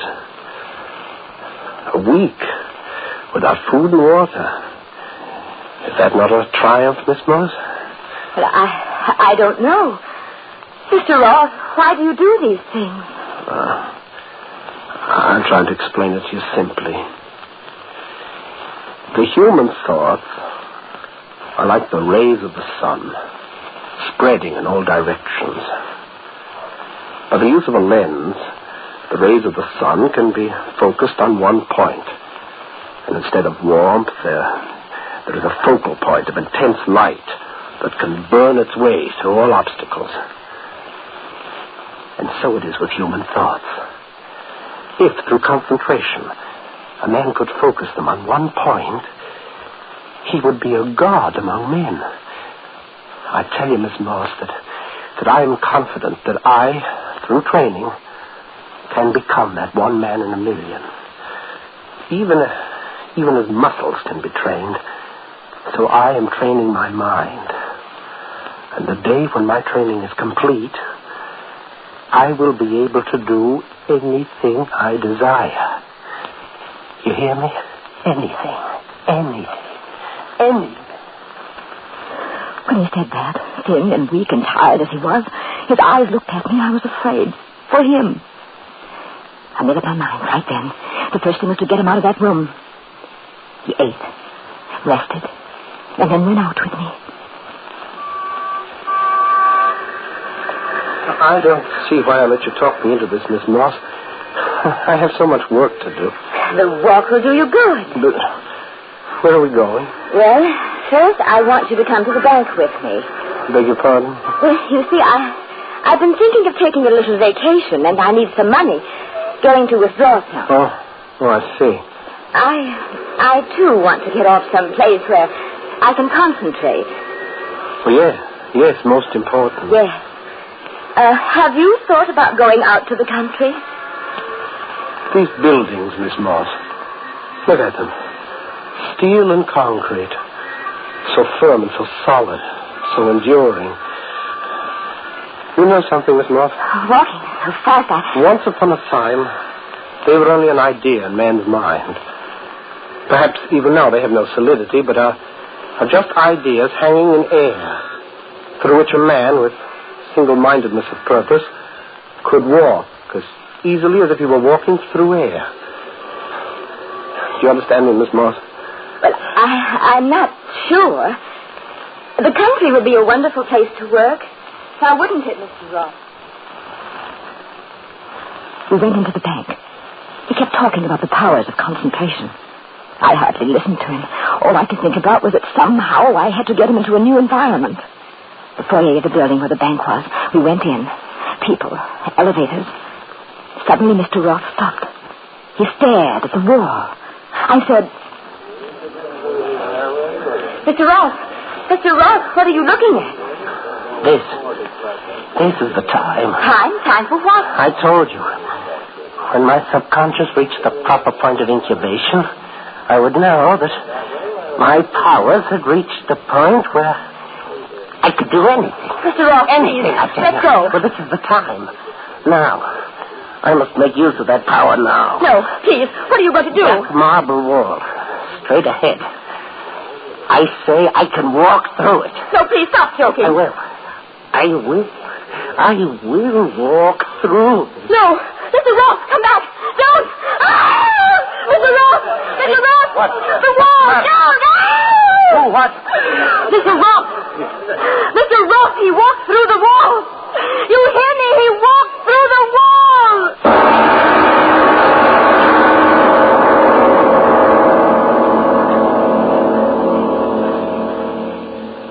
You're smug and self-certain, don't you? It couldn't have happened. But listen, you pinhead mind, I tell you it did. I saw it with my own eyes. Mr. Roth walked right toward that marble wall, and he went into it, and then he was gone. You hear me? Gone. But I mustn't call you names and make you angry, must I? Because you must come to the bank with me. Yes, I'll tell you more of just what happened on that day. I never heard of such a... Now, look, lady, take it easy. Get out of my way. The wall. He walked through that wall. I tell you, he walked through that wall. For Pete's sake, please. He said he'd do it. He did do it. He walked through that wall. I tell you, he walked through that wall. Disturbance. Let go of me. Don't hold me back. I gotta get to him. Mr. Roth. I gotta get to Mr. Roth. this lady. All at once she screamed, and now she... Time to let go of me. Mr. Ross, he concentrated his mind. He said he'd walk through that wall, and he did. What? Yes, he did. Sister Searle. Time to let go of me. That wall, Mr. Ross went through that wall. I've got to go. You out of your mind? I've got to get to him, Mr. Ross. I've got to Stop get making that noise. Stop it. That wall is solid. Solid concrete faced with marble. You'd better go home and stop disturbing the peace. Show her to the door, Megan. So they put me out. I stood in the street. I didn't know what to do. And then I knew. I would wait there until Mr. Ross came back. And he would come back. He'd gone through the wall, and he must have come out on the other side. And now he would walk around the building and come back and meet me there. So I waited. Good night, George. See you in the morning. I waited a long time. Are you waiting for something, lady? The bank's closed, you know. I've seen you standing here ever since I got on my feet, so I thought I'd talk to you. A long time. It began to rain. I stood there in the rain. Mr. Ross. And then a terrible thought. What if he... I went to the door of the bank building. It was locked. Let me in. Please, let me in. Listen to me. Let me in, Mr. Ross. I've got to get to Mr. Ross. Hey, lady, what? Don't you know the bank's been closed for hours? I've got to get in. I've got to get in. Take it easy, you. Hey, aren't you the one that's been standing out here? Let go of me. Mr. Ross is in there. Now, lady. I will get in. Hey, the door. Let go of me. Mr. Ross, I've got to get in, Mr. Ross. Acting like I will get in. I'll get this door. I will get in. Kicking the door in. Now, you come along with me. Let go of me. Did we get in to see Mr. Ross that night? No. Order in the court. Order in the court. Prisoner will be held for further examination. Next case. I tried to tell them, Mr. Ross, but no one would listen to me. All night. And the next terrible day, no one would listen. Now tell me, do you have dreams, Miss Marsh? Asking me questions over and over. Do you think that people dislike you? Over and over. Have you often seen Mr. Ross or other people disappear? Over and over. When did you first begin to have these hallucinations? But when I tried to tell them about Mr. Ross, they started to say terrible things to me. The fact of the matter is, Mr. Ross has disappeared. It is the opinion of the police that he decamped for this woman's money. Yes, took her money and ran off. Yes, took her money and ran off. I didn't care what they said. I had to get to the bank. You know why? Mr. Ross had started for the wall, and I had seen him go through it, and he hadn't come around to meet me. So there was only one answer. He was still in the wall. And while Mr. Ross was in the wall, they were keeping me in this hospital. I had to get out. How are you resting now, Miss Moss? Miss Moss, where? Window. Nurse, the woman in this room. She's gone. Out the window. Nurse, Miss Moss is gone. Got away. In the street. Still raining. I ran along the dark streets until I was at the bank. Closed.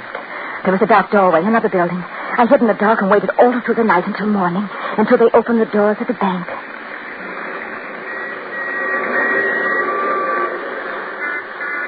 I went into the bank. I walked toward the wall. That wall. I wanted to run to it, but I walked. And I was there. The very wall he'd gone into. Mr. Ross, are you in there? It's Miss Moss, Ada Moss. Mr. Ross, please, if you're in there, answer me. They'll see me standing here by the wall talking, and they won't let me stand here. Mr. Ross, please, I've got my ear close to the wall. If you're in there, answer me.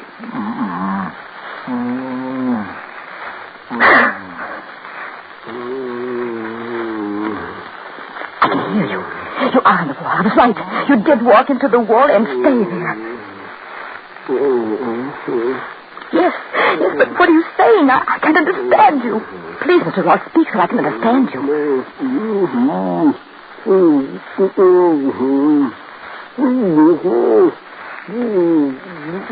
Yes, I understand. I will get you out of there. Help! Help! There's a man in the wall. Help me get him out. Mr. Ross, you here? I'll get you help. Hurry, people! Bring axes and picks. There's a man in the wall. Mr. Ross is in the wall. They put me back in the hospital. They didn't believe me. They didn't help Mr. Ross. I was very sick. I don't know how many days I was in the hospital. Then I was all right. They let me out. And this is your last warning, Miss Moss. You are to stay away from the bank. You are to behave yourself as a good, intelligent citizen you normally are. Your last warning, Miss Moss. And all the time, Mr. Roth was in that war, waiting for me to help him. And there was so little time left. A man such as Mr. Roth, powers of concentration. He could and did perform a miracle, walking through a wall. But even considering his strength and breath and the way he said, slowing down the vital life processes, how long do you think he could live entombed in that wall? I had to get to him. But when I walked by the bank, hiding in the crowd so they wouldn't see me, I saw that there was a policeman there. They put a policeman there just to keep me out. I had to figure out some way to get in there. Tell Mr. Roth to keep alive that I was working to help him. I had to figure out a way. There's a store across the street. A store selling paints. That was the answer. Something for cleaning? Of course, madam. How much do you think you'll need? Oh, I suggest a pint. We have it here in bulk. Open it? Sure. See, it's standard cleaning fluid. Lady, no, that match. Look out, don't, it's inflammable. Don't. Help, fire. Grab that woman. She said fire to the store, fire. In a few moments, everyone was so busy that I was quite free to go into the bank. In a few seconds, my ear was against the wall. Mr. Roth, I'm back. They tried to keep me away from you, but I'm back. Mr. Roth, can you hear me? Alive. Yes, still alive. Oh, Mr. Roth, what should I do? What? Yes, I will. They won't stop me this time. Get something and turn on the wall. Fire axe, off the wall. Mr. Roth, look. If you could see, I got a fire axe. Could they help you? Will you get out? We'll get you out. Yes, I will get you out. The mob is crossing, Mr. Roth. I will get to you. Yes, to you. No one will stop me now. I don't want to help you, but I'm helping you. Give me that axe. Oh, no, you won't stop me. I've got to help Mr. Roth. Give me that axe. I'll give it to you. Lady, I told you not to stop me. You kill the policeman. No, I'll kill you. I'll kill you. I'll kill you all. Lady, give me that. Mr. Roth. I'll kill him. Stand back. Don't stop me. I've got to kill Mr. Roth. Stand back.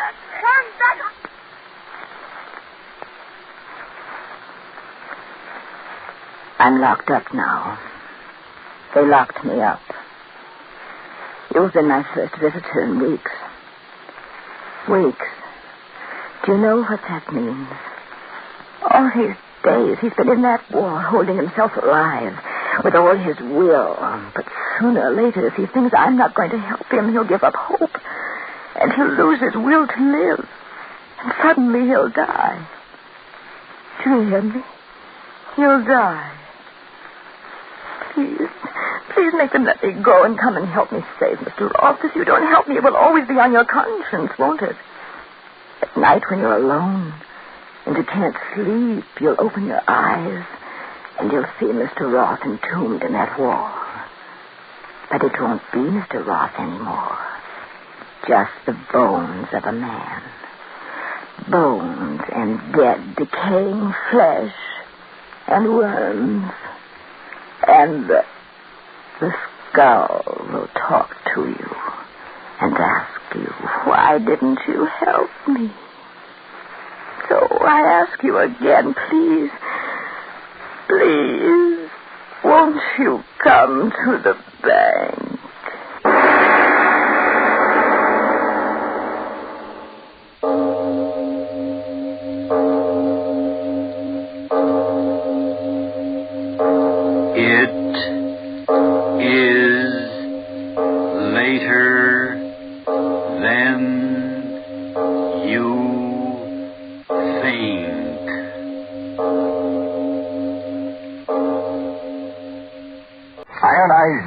Presents Lights Out. Everybody.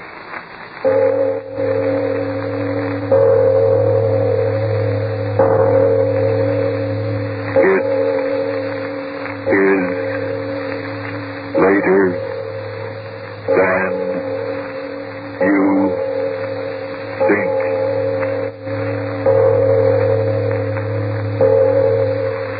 Lights Out brings you stories of the supernatural and the supernormal, dramatizing the fantasies and the mysteries of the unknown. We tell you this frankly, so if you wish to avoid the excitement and tension of these imaginative plays, we urge you calmly but sincerely to turn off your radio now. My name, Arch Obler. Tonight, another in our series of tales of the weird and the unusual. The idea for today's play, the story of Mr. Maggs, came to me a few years ago when I was in England, pre-war England. Calm, peaceful, serene, no enemy bombers overhead, no screaming sirens, and England happily without worry. But before we start, Frank Martin has a word for you. Friends, these critical times are making terrific extra demands on all of us. But if you've gotten miserably thin and tired and run down, don't necessarily blame the war or your job. It's quite possible you simply need more vitamin D and iron than you're getting from your food. Well, if you do need more of these vital substances, get them a quick, easy way. Take ionized yeast tablets. They help two ways in cases of such deficiencies. Help two ways to build you up. Help two ways to increase weight and strength. Help two ways to step up pep and energy. Remember that name, ionized yeast tablets. And now, lights out. Everybody.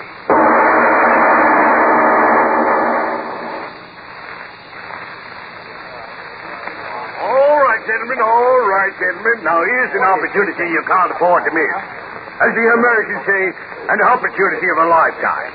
In auctioning off these effects of various deceased members of the community, I assure you that no single piece has more pretentious value than this genuine oaken traveling trunk. As you see, gentlemen, it's bound in brass and locked tight and secure with a massive, genuine brass lock.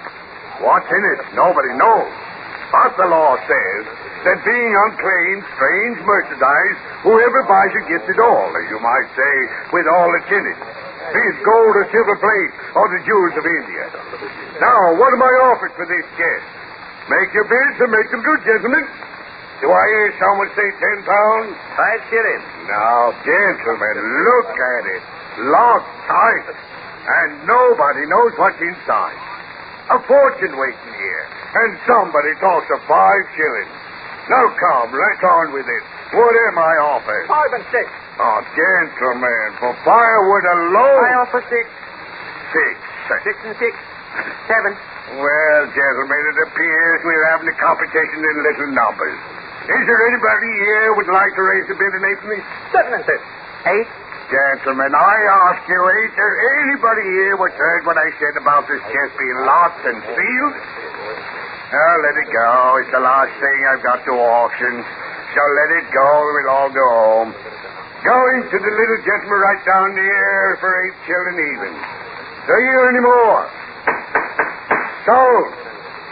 Step right up here, sir, and claim your purchase. Now, what might your name be for the record? Name? My name is Maggs. Yes, Harold Maggs. And the money, Mr. Maggs? Oh, yes, sir. My pocketbook got it all ready. 8 shillings, sir. Here you are. Right you are. You understand, of course, the cartage is extra. Oh? Oh, is it? Right you are. Now, where will I send it, Chess? I don't know. I mean, extra charges. Where will I send it? 92 Applegate Southwest 3. Right you are. Is that all? That's all. The chest is yours. You'll get it in the morning. In the morning? But I'll be at work in the morning. Your old woman will be home, won't she? Oh, yes, but she doesn't know anything. In the morning, they'll deliver it, and in the morning you'll get it. Good night to you. Oh, good night. And thank you. Thank you. Thanking me, huh? If you knew what I know of that trunk, you wouldn't be thanking me. You'd curse me to the devil.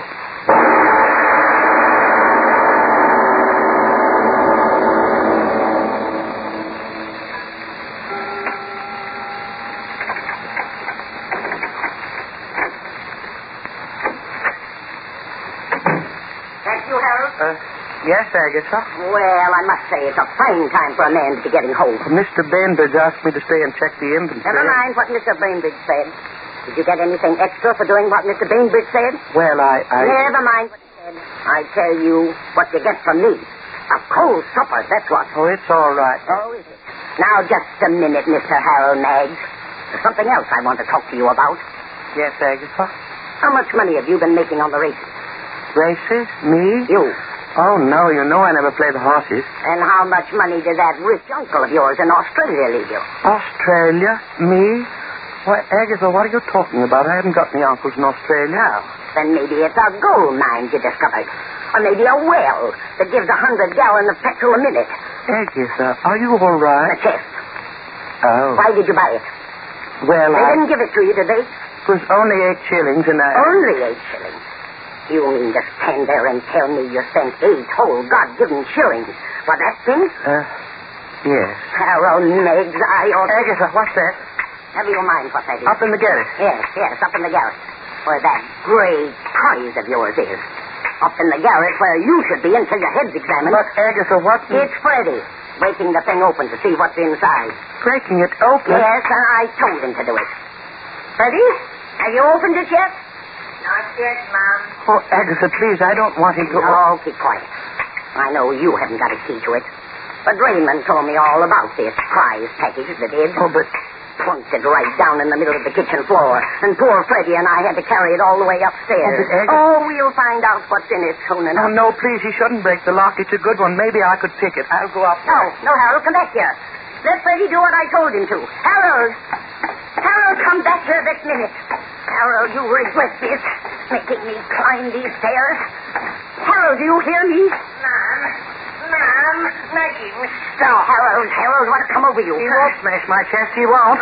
Well, Mom said I could. She did. She said I could. Dare you strike that boy? Oh, I didn't. Well, you thought about it. He may not be your flesh and blood, Harold Meggs, but he's mine. He's a big lout, 30 years old. Mom, he called me a lout again. Quite enough. Harold Meggs, give me that hammer. Yes, Agatha. I'll fix your precious chest. Your precious lock. That's right, Mom. Show him. Oh, a good one, Mom. You smashed it. Oh, it was a good padlock. You keep quiet. By a cat and the Pope, will you get him, Mom? Well, now we'll see your grand bargain. Help me lift the lid, Freddie. Sure thing, Mom. We'll see what you win with my good money. Mom. Why, it's empty. Empty. Hello, Ned, you wretch, you taking the bread out of the mouths of your good wife and your son to buy empty trunks. Wait, Agatha. Wait for what? For what? It's not empty. What are you talking about? See? The whole inside crusted with dried blood.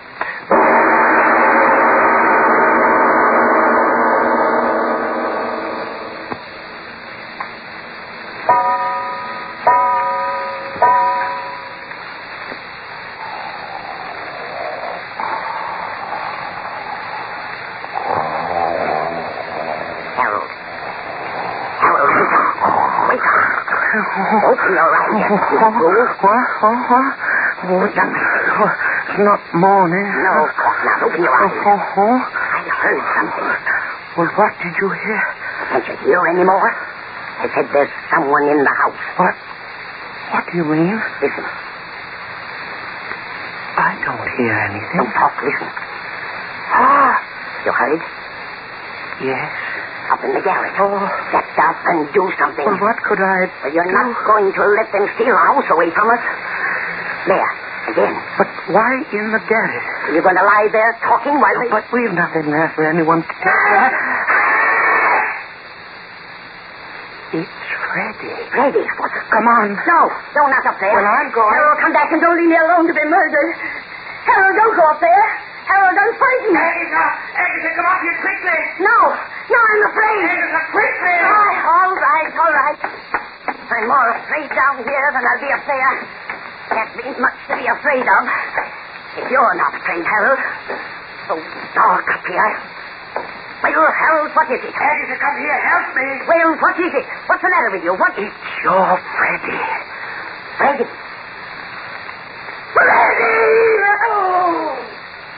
The lid of the chest seems to be closed on his head, and I can't seem to open it.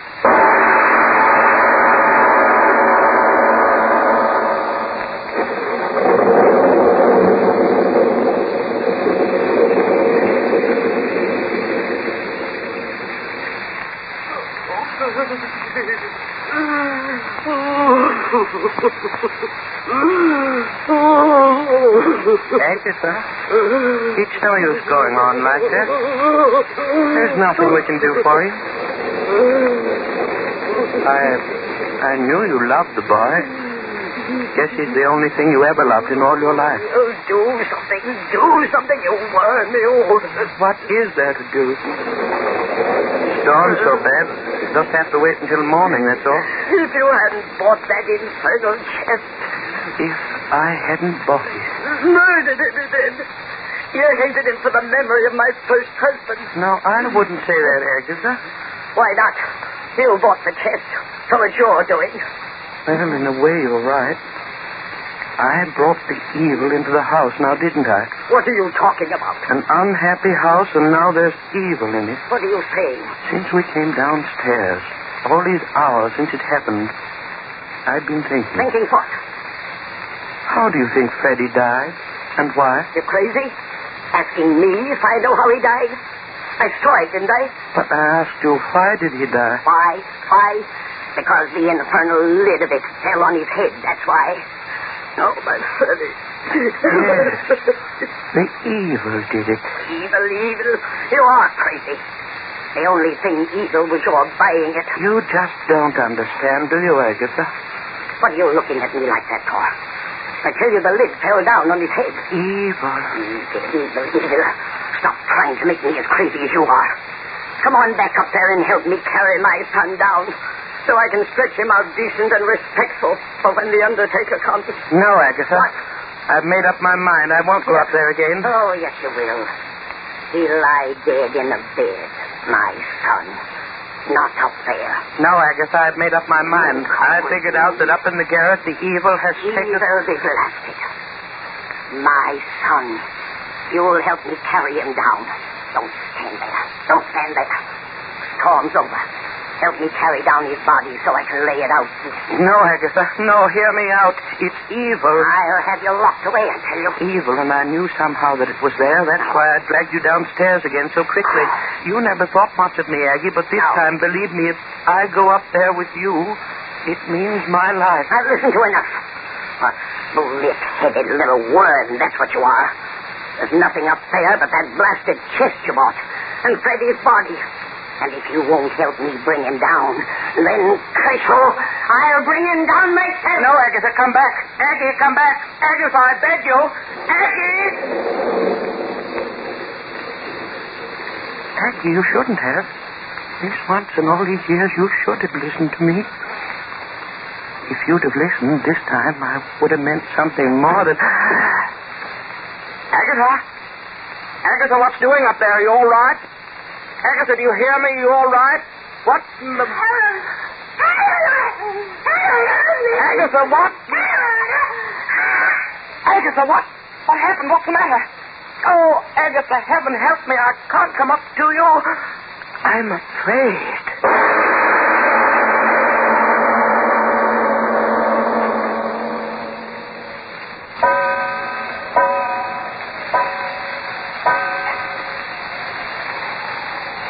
Agatha, that's another hour. It's hard waiting, Agatha. I've got to keep so quiet. I've got to listen. Perhaps you'll say something. Call me again. I've got to know what happened. Man can go crazy not knowing what happened. I'll keep very quiet. Perhaps I'll hear you saying something up there. Agatha? Wind. I hear nothing but the wind, Agatha. I'm afraid to move out of this chair, Agatha. As afraid as I've ever been in all my life. And that's been many times, Agatha. Something safe about this chair. It's my chair. I've sat in it so many times it knows me. And while I'm in it, nothing can happen to me. Now, can it? But if I were to get up, leave it, walk toward the door. No, I won't do that. I'll sit here and wait in the chair. And when it's daylight again... Agatha, is that you? I heard you again. Agatha? Agatha? Agatha, why don't you answer me? I hear you moving around. Why don't you answer me? Agatha! Agatha, isn't it you? Sounds as if a heavy chest were being moved along to the head of the stairs. No, nothing more. So quiet. Coming down the steps.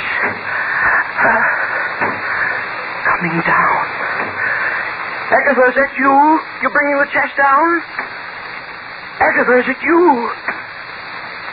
No, it couldn't be you, could it, Agatha? And who is bringing it down? Who is it? Answer me. Answer me!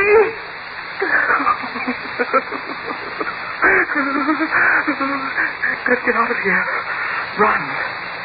But I can't. I'm too afraid. Who is it? Agatha, it is you, isn't it? It must be you. It must be. Not many more steps, then I'll see. No, I won't look. I won't. Stop, you, whoever you are. Don't bring that chest down here. Stop. Stop!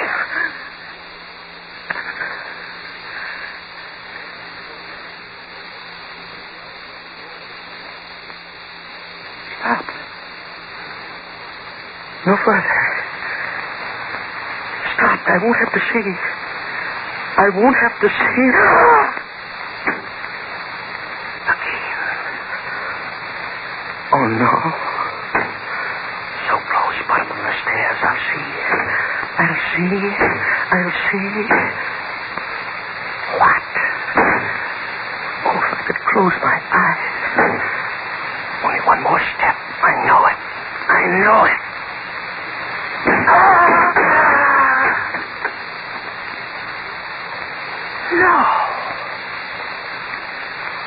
No. How could it be? No one. Just the chest. No one with it. How can that be?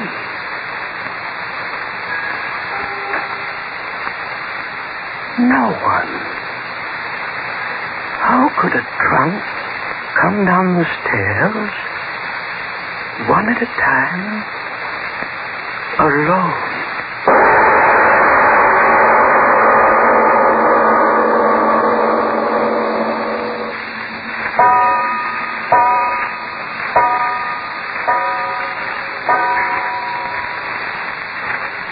Daylight.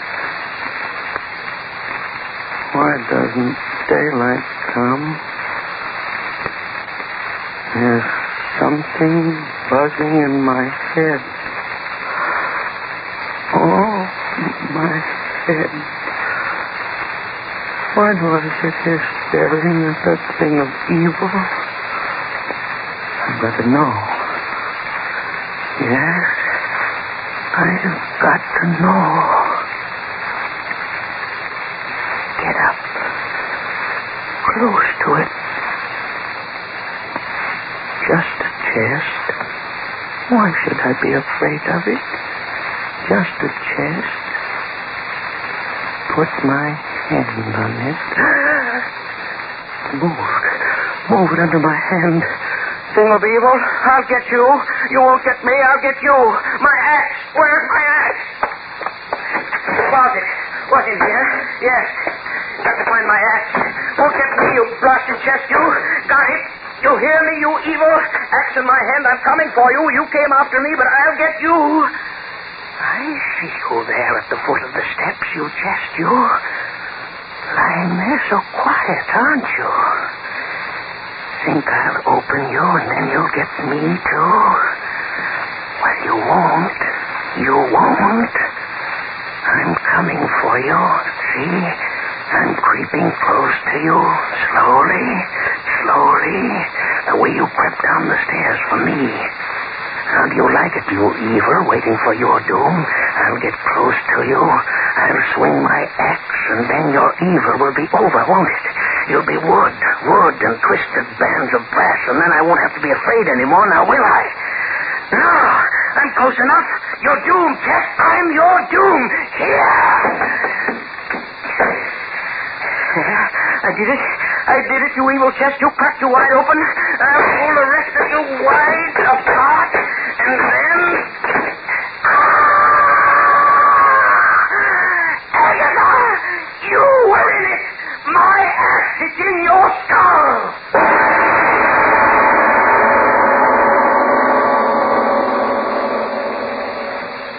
Harry? Oh, Harry. Yes, Mr. Jamison? Harry, that chest you delivered over Applegate Way. Where's the side receipt for it? Oh, there it is. Lying right here. Ah, yes. Received one chest. What are you laughing at, Mr. Jamison? Oh, just thinking. Thinking of what, might I ask you, sir? Thinking and wondering if they found out. What's that, sir? That the chest was the one in which that murderer, the young last Wednesday, used to stuff his murdered victims. Cool. I wonder if that little man that bought it, what was his name? Mags, found out about his bargain yet.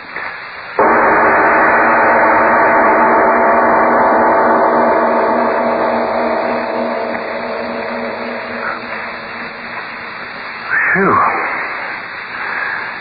Now, just a second, Mr. Oblert. You mean to say that this old chest killed those people? I didn't say. The supernatural, the supernormal, and coincidence. Who can separate the three? I'd like to tell you something that actually happened to me, though, a few years ago. A number of years ago, back in Chicago, late at night, I sat down on my typewriter to try to write a short story. I sat and sat and sat there, but no ideas came along. Then, just as the clock struck 12, and I remember the time very, very well, the idea came along. Quickly, I began to type the story, a criminal in the hotel room hiding from the police. He can't remember exactly what to do. Finally, in his panic, he climbs out the window and hangs from a narrow ledge high above the city street. Finally, just as the police come in, he falls. Well, I got that very far with the plot, and then suddenly, rather tired, I went to bed. The next morning, the headline of the paper told of a criminal who had hidden in a hotel room, and then when the police broke in, the panic, and the hour was just at midnight, had tried to escape by hanging from the narrow ledge outside the room. In other words, as I was writing that story, at that very moment, mind you, it was actually happening. Coincidence? Supernormal? Who knows? But now, what happens next week, Mr. Obler? Next week? Scoop. Quite a strange title, I'll admit, and a very strange story. It's about a man who worked all his life only to have what he had worked for taken away. But that, as usual, is next week. Yes. Lights Out will come to you again next Tuesday at the same time. Be sure to listen to Arch Obler's weird story, A Scoop. Oh, by the way, in answer to those inquiring about scripts, a new book of plays by Arch Obler, Plays for Americans, has just been published by Farrer and Reinhardt. These plays may be used without royalties by any person or group in connection with our country's war work. And if you need more vitamin B and iron, be sure to try ionized yeast, the one and only ionized yeast, with the big letters IY on the package and on each tablet.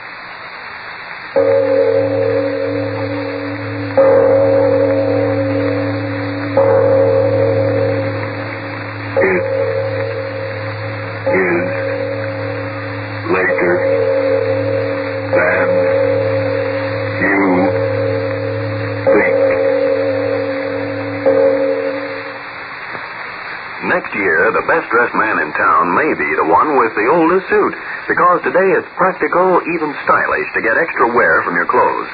And Energine cleaning fluid can help you do that, folks. For Energine is a spot remover. It gets rid of those little grease spots that moths love to feed on. Grease spots that settle on clothes and make them look worn, run down, and old before their time. Yes, Energine removes those spots easily, quickly, at practically no cost. Get more satisfactory wear from your clothes by caring for them this easy, economical Energine way with Energine cleaning fluid. This is the Columbia Broadcasting System.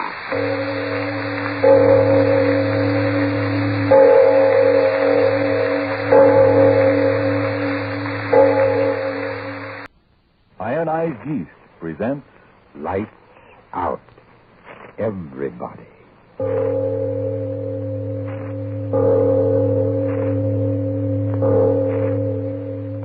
It is later than you think.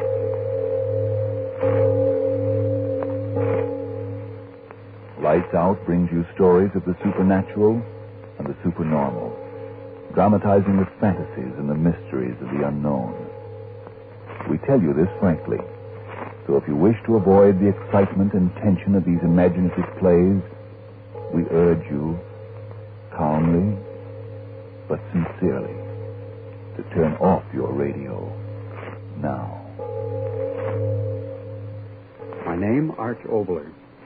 Tonight, another exciting Lights Out story for all of you who like to thrill and chill to tales of the unusual. Tonight's story happened because one rainy night I found myself stranded near an old New England graveyard. But first, Frank Martin for just a few seconds. Everybody.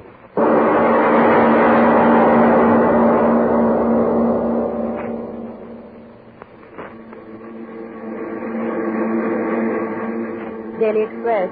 City editor, 1 moment. Daily Express. Want ad department, 1 moment, please. There you are. Daily Express. Sport department. Whom do you wish to speak to? 1 moment, please. Daily Express. 1 moment, I'll connect you.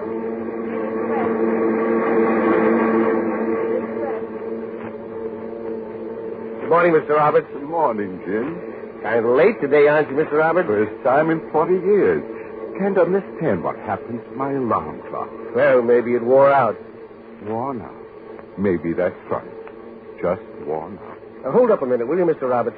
I want to talk to you. I'm late, Carter, but what can I... It's about that money, Mr. Roberts. I was wondering if you'd wait to say... Of course, my boy, of course. How is she? Oh, doing fine. Mr. Roberts, I want you to know how much Jean and I appreciate All right. We're all human beings together, aren't we? Some folks are. I'm late. Got to hurry. See you later. Thanks again, Mr. Roberts.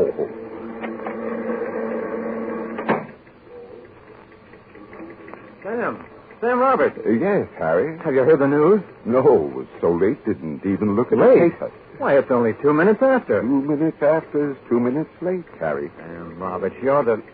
Oh, well. Listen, have you heard about Bridge? He's here. Bridge. Mr. Bridge, the new publisher. Oh, him. Well, that's nice. He's taking things over. Sam, you're not in the least bit interested in the fact that there's a new man on top, are you? Well, I've been here so long, and many have come and gone. But aren't you afraid of... Well, finish it, Harry. Afraid of what? Oh, forget it. That column of yours is all that matters, huh, Sam? Well, I've been doing it quite a number of years. You know, just this morning, I was thinking how fortunate a man I am. For 40 years, things have happened. Wars, peace conferences, depressions, and prosperity. And in all that time, Mr. Roberts. Someone paging this, Mr. Roberts, you wanted upstairs right away. Upstairs, Jim? Me? He said come up right away. New boss, Mr. Bridge. Mr. Bridge? Yeah, right away. He's the boss.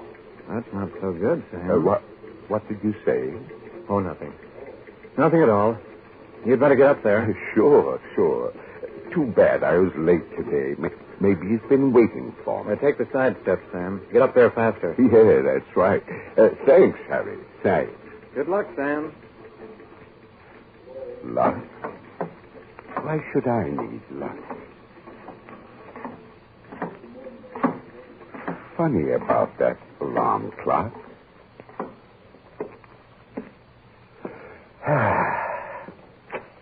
Yes?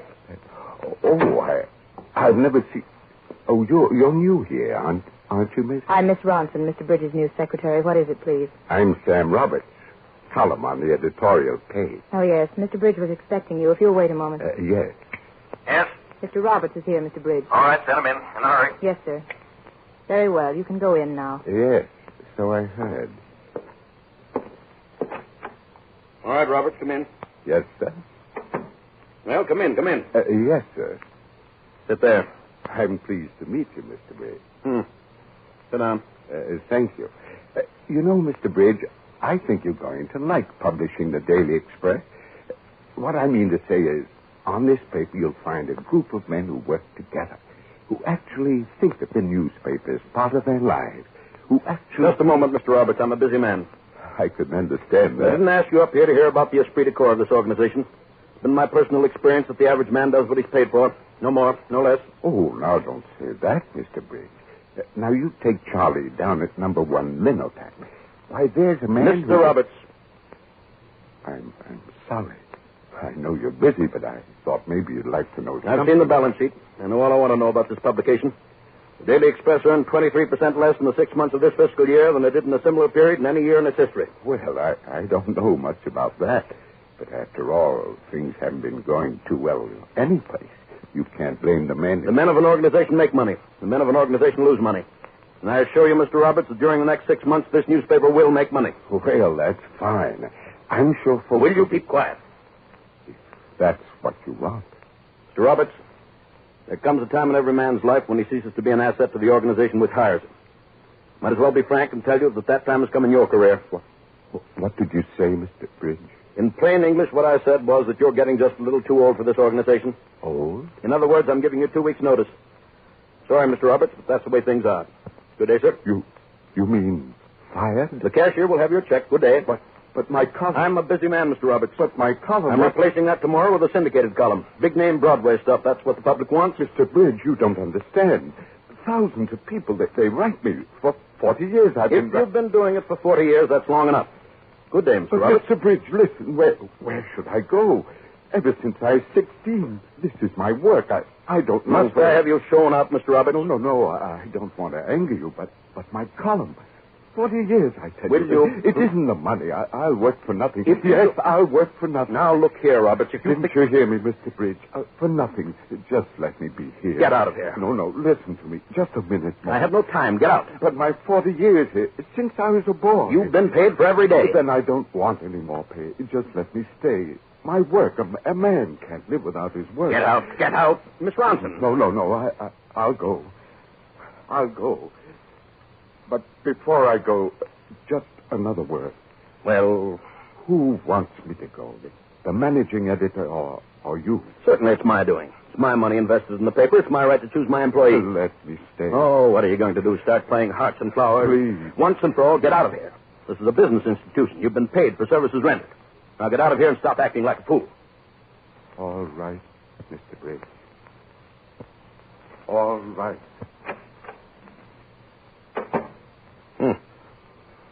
Yes, Mr. Bridge? Go ahead with the rest of them. Get them up here one at a time. Yes, Mr. Bridge. Every man in the organization over 50, understand? Yes, Mr. Bridge. Do you want me to include... What? Miss Ronson, what's the matter? Answer me. Crazy little fool screaming like that. Answer me. All right, I'll come out there and see what's the matter. Look here, Miss Ronson. Didn't you hear me? What was the idea of... Miss Ronson, what's the matter with you? The window. Look. Window? What about the window? That old man, Mr. Roberts. Well... He just jumped out.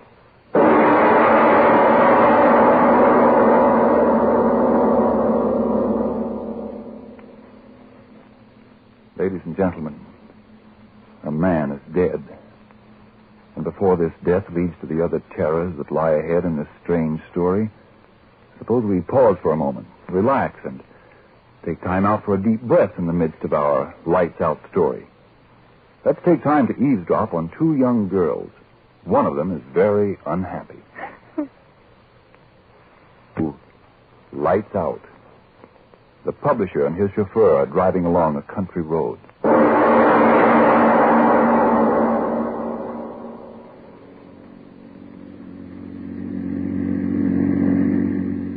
Jenkins? Yes, sir. Why are you taking this road?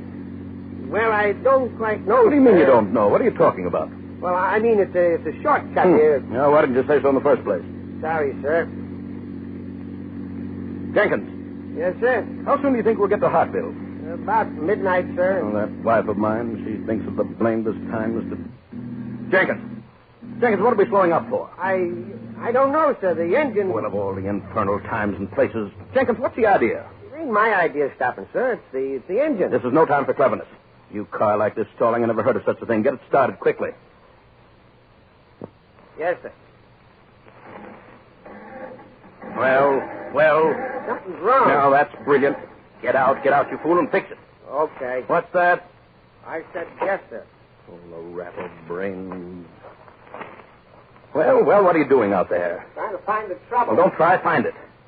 I better go out and see myself what... Well, have you located the trouble? No, sir. What do you mean, no, sir? Do you know your business or don't you? Don't seem to be getting any spark. The distributors don't... And why doesn't the engine go? What do I pay you for? To stand around lonely roads in the middle of the night holding guessing games? Doing my best. Don't you talk back to me. Get this car started, you incompetent good for nothing, or you're fired. You understand me? Yeah? Okay. Jenkins, where are you going? Jenkins! Yeah, I was fired, did you? Come back here at once. Yeah, I'll come back long enough to tell you that if I could take about 20 years off you, I've changed your face plenty before walking out on you. Why, how dare you? You shove everybody else around. But you shoved me around for the last time. I'm walking out on you, sourpuss. I'm walking out right now. You can't leave me here in the middle of nowhere. Can't I? Well, I'm doing it. Now, Jenkins, you... So long, dictator. Have a nice walk. Jenkins, don't be a fool. Come back here. Jenkins, get this car started. Jenkins! Oh, all right. If you haven't heard the last of this, I'll fix you, you hoodlum. Leaving me like this, you'll regret it, Jenkins. Blasted dark. Thinks I'll walk my feet off, huh? Oh, no, I won't. Get in the car. Sit here until someone comes along. Infernal hoodlum. I beg your pardon. Huh? But... Could I be of assistance? What? I was walking along. I saw you were stalled here. Oh, well, that's fine. Yes, you can help me. I'll pay you well, too. Will you? Certainly. You know about cars? I will drive. Well, that's fine, but you'll have to get it started first. Something about the ignition. I don't know much about machinery, do you? If you will let me sit behind the steering wheel. Certainly, but fix the engine first. If you will let me sit behind the steering But I tell you, the wheel. engine... Oh, all right. You'll see for yourself the starter doesn't do any good. But... Start. Yes. Infernal Jenkins, he stalled me here deliberately. We will go. He'll regret this night, believe you me. Nothing wrong with the car at all, was there? It runs well. Say, what's the idea of turning down this road? This isn't the way to... It's a short way. Huh? A much shorter way. You mean to Hartville? I assure you a much shorter way. Oh, fine. Pretty clever fella. Hey, how would you like working as my chauffeur? I pay well, treat my help well. But did you hear me? Said, how would you like the job working for me? I'll start you out at... So why do you keep your head turned? What? I turn the headlights off. Stop the car. The headlights are off. Stop the car. You can't drive in the dark. I know the road well. This is no dim-out area. Someone might run into us. Stop the car. There is no time to wait. Yes, I'll grant you I'm in a hurry, but if you think I'm going to jeopardize my life driving in the dark like this, you're crazy. Stop the car. Stop it. Well, it's more like it was jeopardizing my life. Well, come on, get out. You can fix the light. Yes. Everything happening at once. Blasted automobile. Well, why stand there? Going to fix the light? There will be light enough soon. Huh? What are you talking about? The moon. The moon? In a moment. The moonlight. Moonlight? Who cares about moonlight? Fix the lights and... What? You see. Cemetery. The cemetery. We went where the road led. What's the meaning of this? Come. Come? Come where? What are you up to? Why did you bring me to this infernal graveyard? Follow me. Follow you? Where, among the tombstones? This way. Are you crazy? Get me out of here quickly. You will follow me. What are you up to? Your face, I have seen you before. This blasted half-light, I do know you, don't I? I ask you once more, come with me. No violence. My money, it's in my inside pocket. Let me go, but no violence. With me. No, don't touch me, I can't stand pain. I'll go with you, I'll go. This way. If you think there's any profit in kidnapping me, let me tell you you're mistaken. Here, take my wallet and show me the way out of here, and we'll forget about the whole thing. This way. No. Don't make me walk too fast. I'm not used to walking. It isn't good for me to walk so fast. Now, listen, man, you've got to tell me. Where are you taking me? Where's there to go in the cemetery? I don't like it, I tell you, I don't.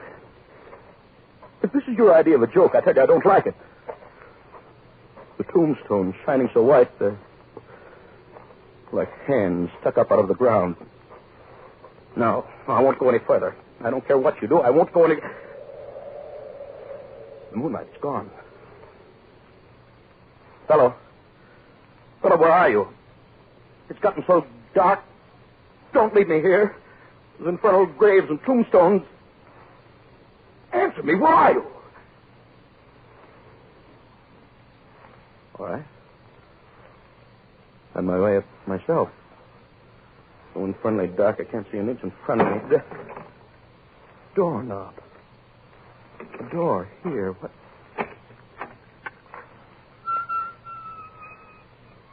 Yeah. But how? What steps going down? I wonder what... Door! Let me out. Let me out of here. Let me out. Let me out of here. I'm here. What? Oh. I heard you. You down there? I am here. Tell me, is that the way out? The way out. Oh. Wait for me. It's so infernally dark. Just get me out of here. Get me back in my car. Any place but out of this infernal cemetery. I'll pay you well, anything you want. Oh. There you are. What is this place? Where am I? Well, don't stand there in the shadows. Talk up. Where am I? Look about you. Infernal candlelight. What can I see? You said this was the way out. Well, lead the way. Take up the candle. All right. Look at the wall alongside of you. Hold the candle high. What is this place?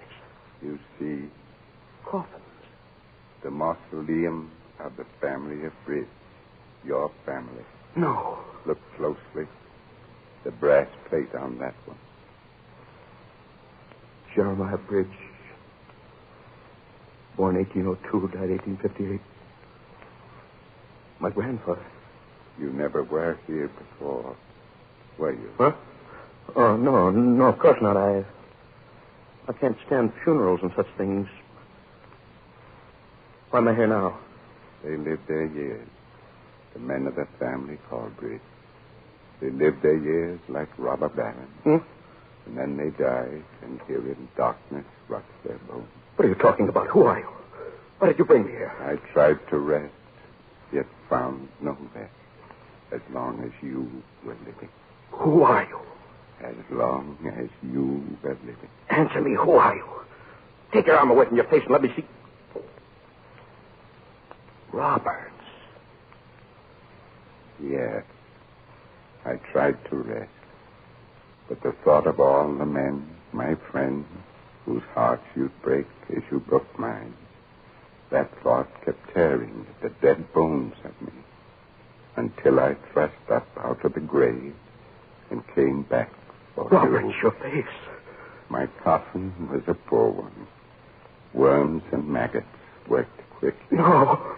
The dead are dead, they told me. Stay back. The dead can't walk, they told me. No closer. The dead can't talk, they told me. Stay back. And yet I walk, I talk. Back. When you took away my work, you took away my life. Back. All the years I lived, I was what they call a good man. Asking so little. A place to sleep, my work to do. No, stop. I can't bear to look at you. When you took my work and with it my life, my goodness, and kindness went too. In the grave, I learned the will to kill. No, not me. You hear me? Kill. And you, the one to be No, not me. You can't kill me. Here in the place where all of your breed lie rotting. No. This is the place for you. No, stay back. I can't go any further than the wall. There's hate in me now.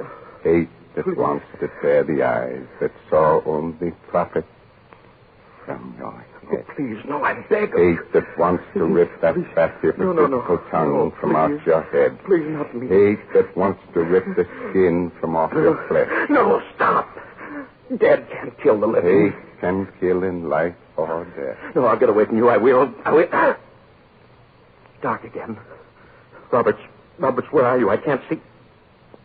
Then where? Gone. Hide. I'll hide till morning. What? Box. Coffin. Empty coffin on the floor. He's hiding it.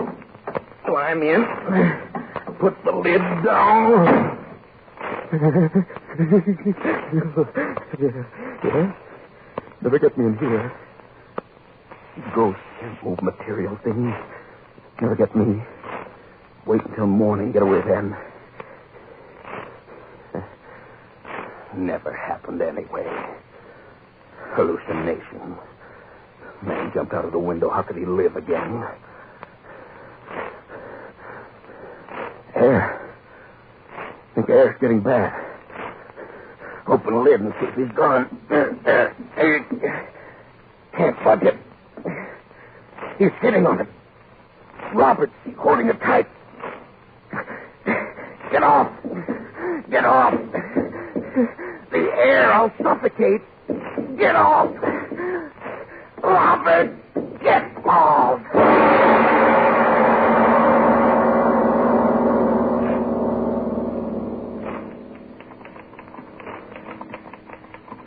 Say, Miss Ransom. Yes? Where's Mr. Bridge? Something's come up about the Grosvenor contract. Said he'd have the paper signed. Just a minute. Mr. Bridge hasn't come in yet this morning. Morning? Well, it's almost noon. I know it is, but he isn't here. Had about a dozen appointments, but he just isn't here. Perhaps he left it on his desk. You'd better not disturb his paper. Oh, I won't. Miss Ransom, come here, quick. What is it? What's the matter? Look. The proof sheet for tonight's paper. Where did it come from? Why, I don't know. It wasn't there when I came in this morning. Look at it. Look at it. All Look right. what it says. All right. Scoop. J. Rogers Bridge, publisher of the Daily Express, committed suicide last night in his family mausoleum in the Rosewood Cemetery. Oh, no. And look at the signature. It's signed Roberts. Roberts. Oh, but he's the old man who jumped out of the window. Wait. Look. The message. Printed on... Oh, no. Printed on what? Tell me. On a piece of human skin.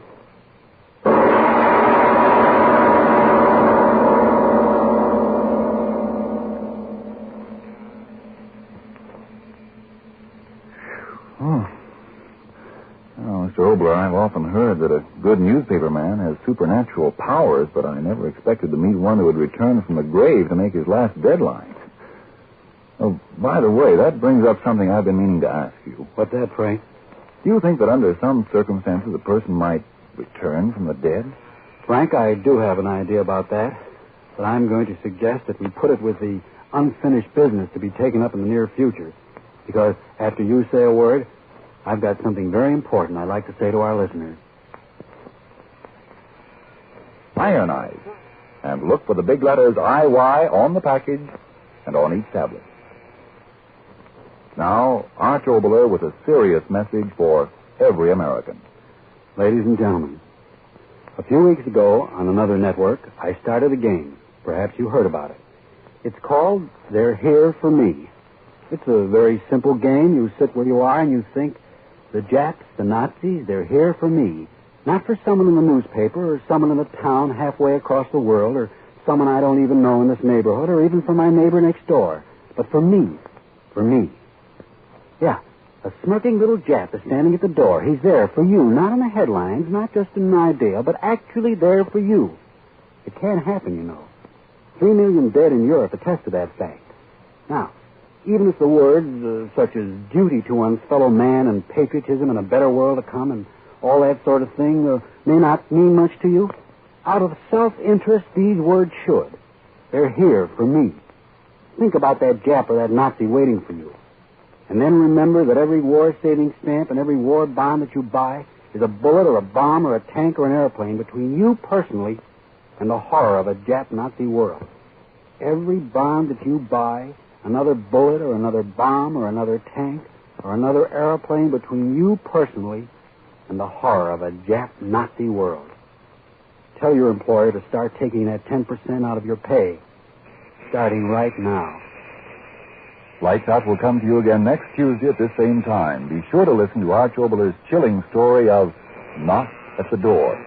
And if you need more vitamin D and iron, be sure to try ironized yeast, the one and only ironized yeast, with the big letters IY on the package and on each tablet. It is later than you think. Ever hear of a substitute for new clothes? You may want one someday now that many clothing materials are becoming harder to get. So take care of your present clothes and let Energine cleaning fluid help you do it. Energine removes little grease spots that are the favorite feeding place of moths. Grease spots that make your clothes look worn, run down, old before their time. And Energine removes those grease spots easily. Simple directions are right on the Energine container. Get some tomorrow and start getting more satisfactory wear from your clothes by keeping them free of grease spots with Energine cleaning fluid. This is the Columbia Broadcasting System.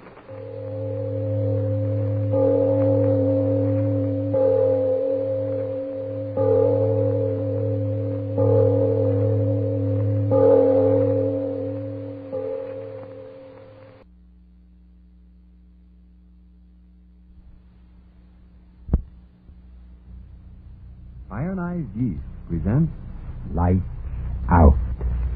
Everybody.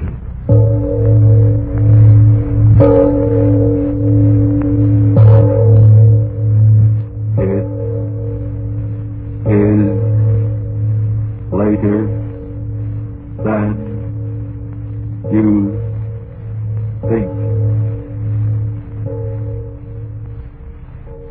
Lights Out brings you stories of the supernatural and the supernormal, dramatizing the fantasies and the mysteries of the unknown.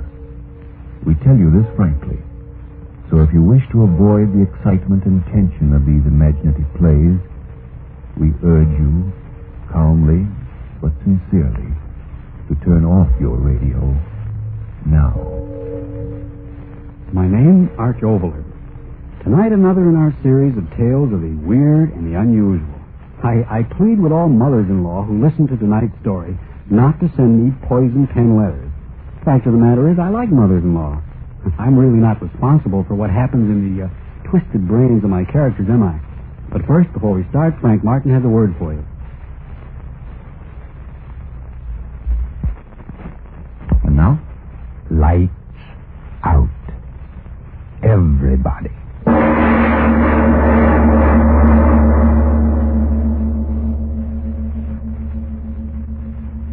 Afraid to die? Who isn't? When I was just a kid, I used to wake up in the night and see the dark pressing all around me. And I'd get so scared, I'd think I was dead, buried. I'd try to scream. I couldn't. My voice, I'd know I was dead. I'd know it. I'd throw off the cover. I'd cry out, Mother, Mother! Oh, why? Why did I yell out like that? Why should I be scared now? I want to die. I gotta die.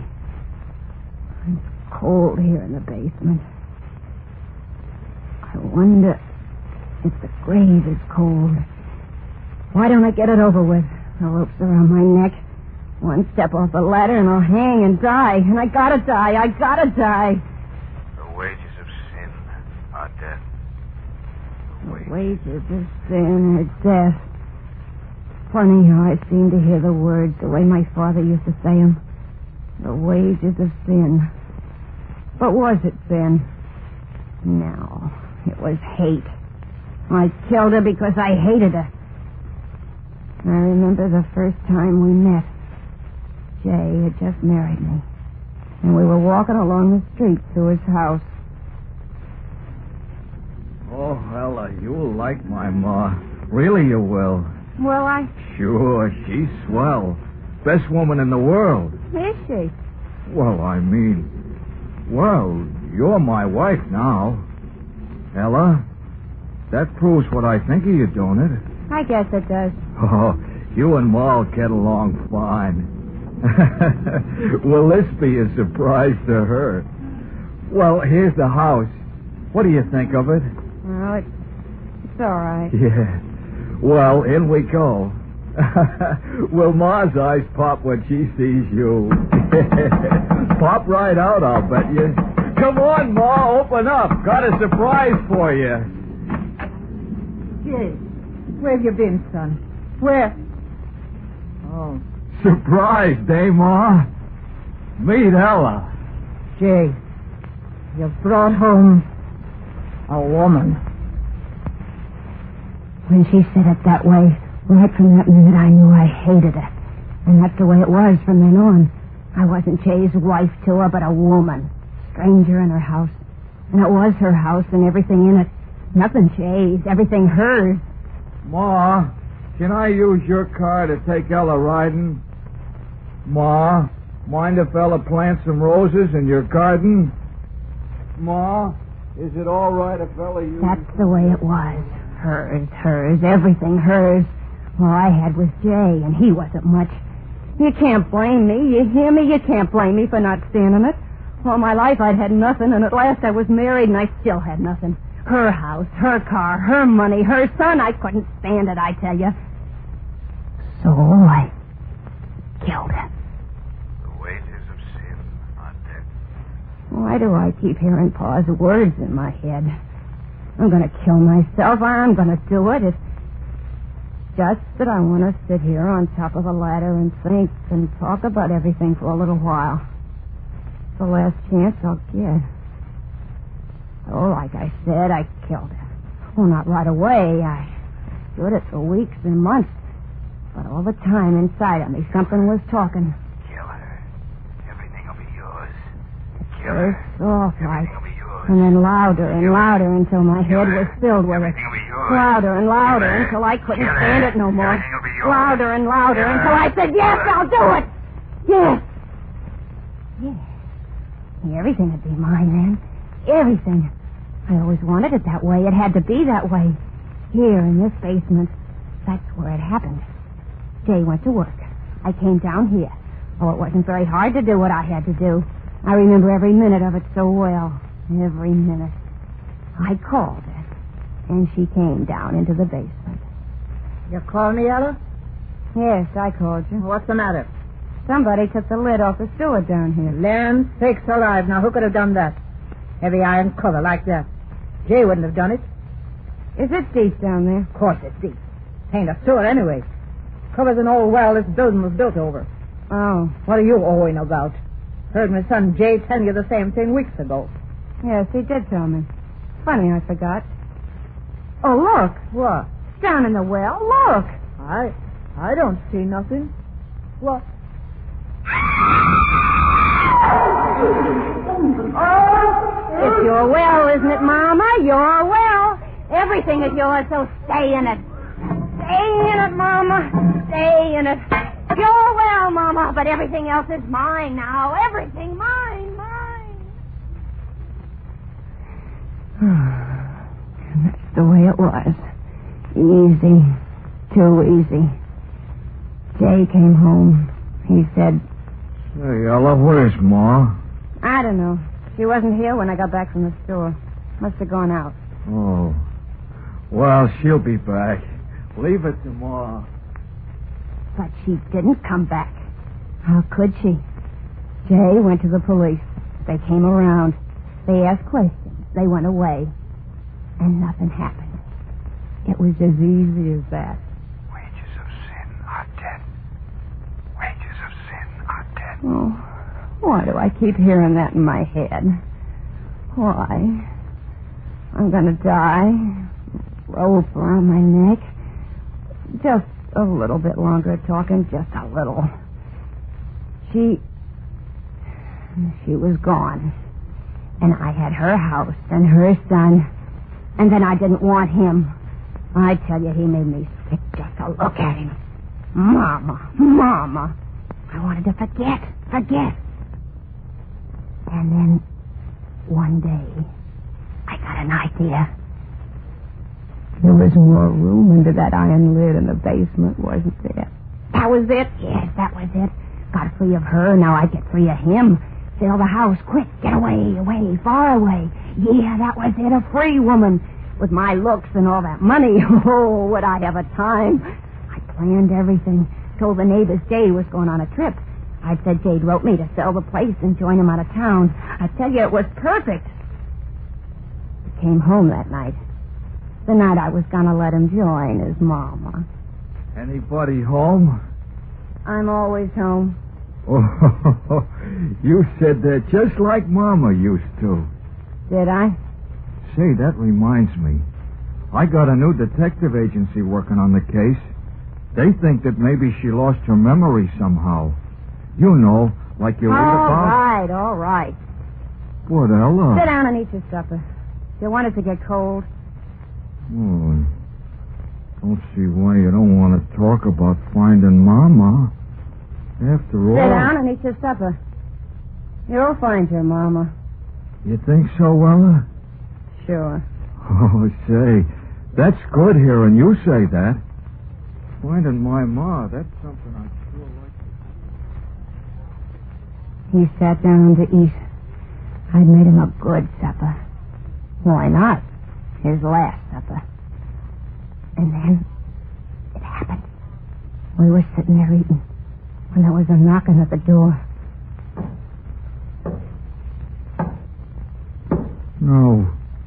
Who can that be? How should I know? Get up and answer it. Yeah. Peddler, I'll bet you. Nobody here. Then shut the door and come on back and finish your supper. That's funny. I heard knocking plain, didn't you? Yeah, kid's playing jokes. Go on, eat. I want you to help me fix something in the basement. Fix what? You'll see. Finish your eating first. Okay. Those crazy kids. What? Nah, sit where you are. I'll go and... Ella, wait. Wait for what? Listen. That knocking. How funny it sounds. Those kids. But it's from the basement door. No. Well, I better go see... No. Jay, don't open that door. Don't, I tell you. Don't see why not. Somebody knocking, I gotta see who... Jay, leave the door closed. What's the matter with you? Gotta open it, gotta see... No, Jay. No. Oh, no. Mama. Mama.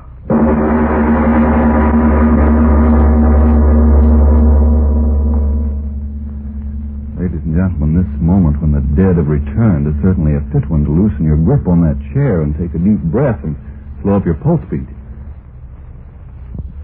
And now back to Lights Out.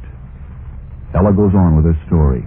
The story of the return from death of the woman she had murdered.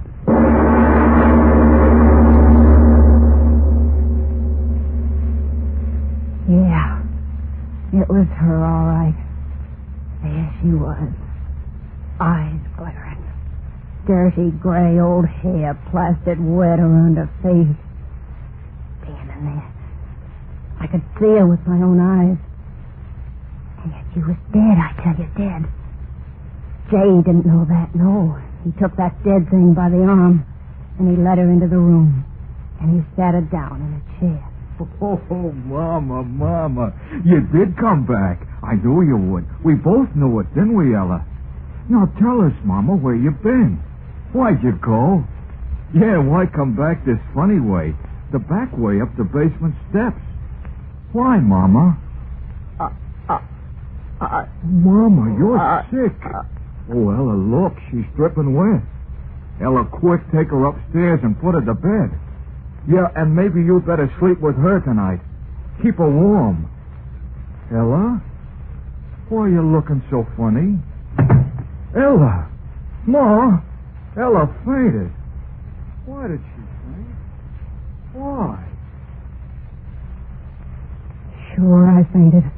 Me sleep with that. Me keep that warm. Oh, no. I didn't wake up until next morning. Jay was leaving for work.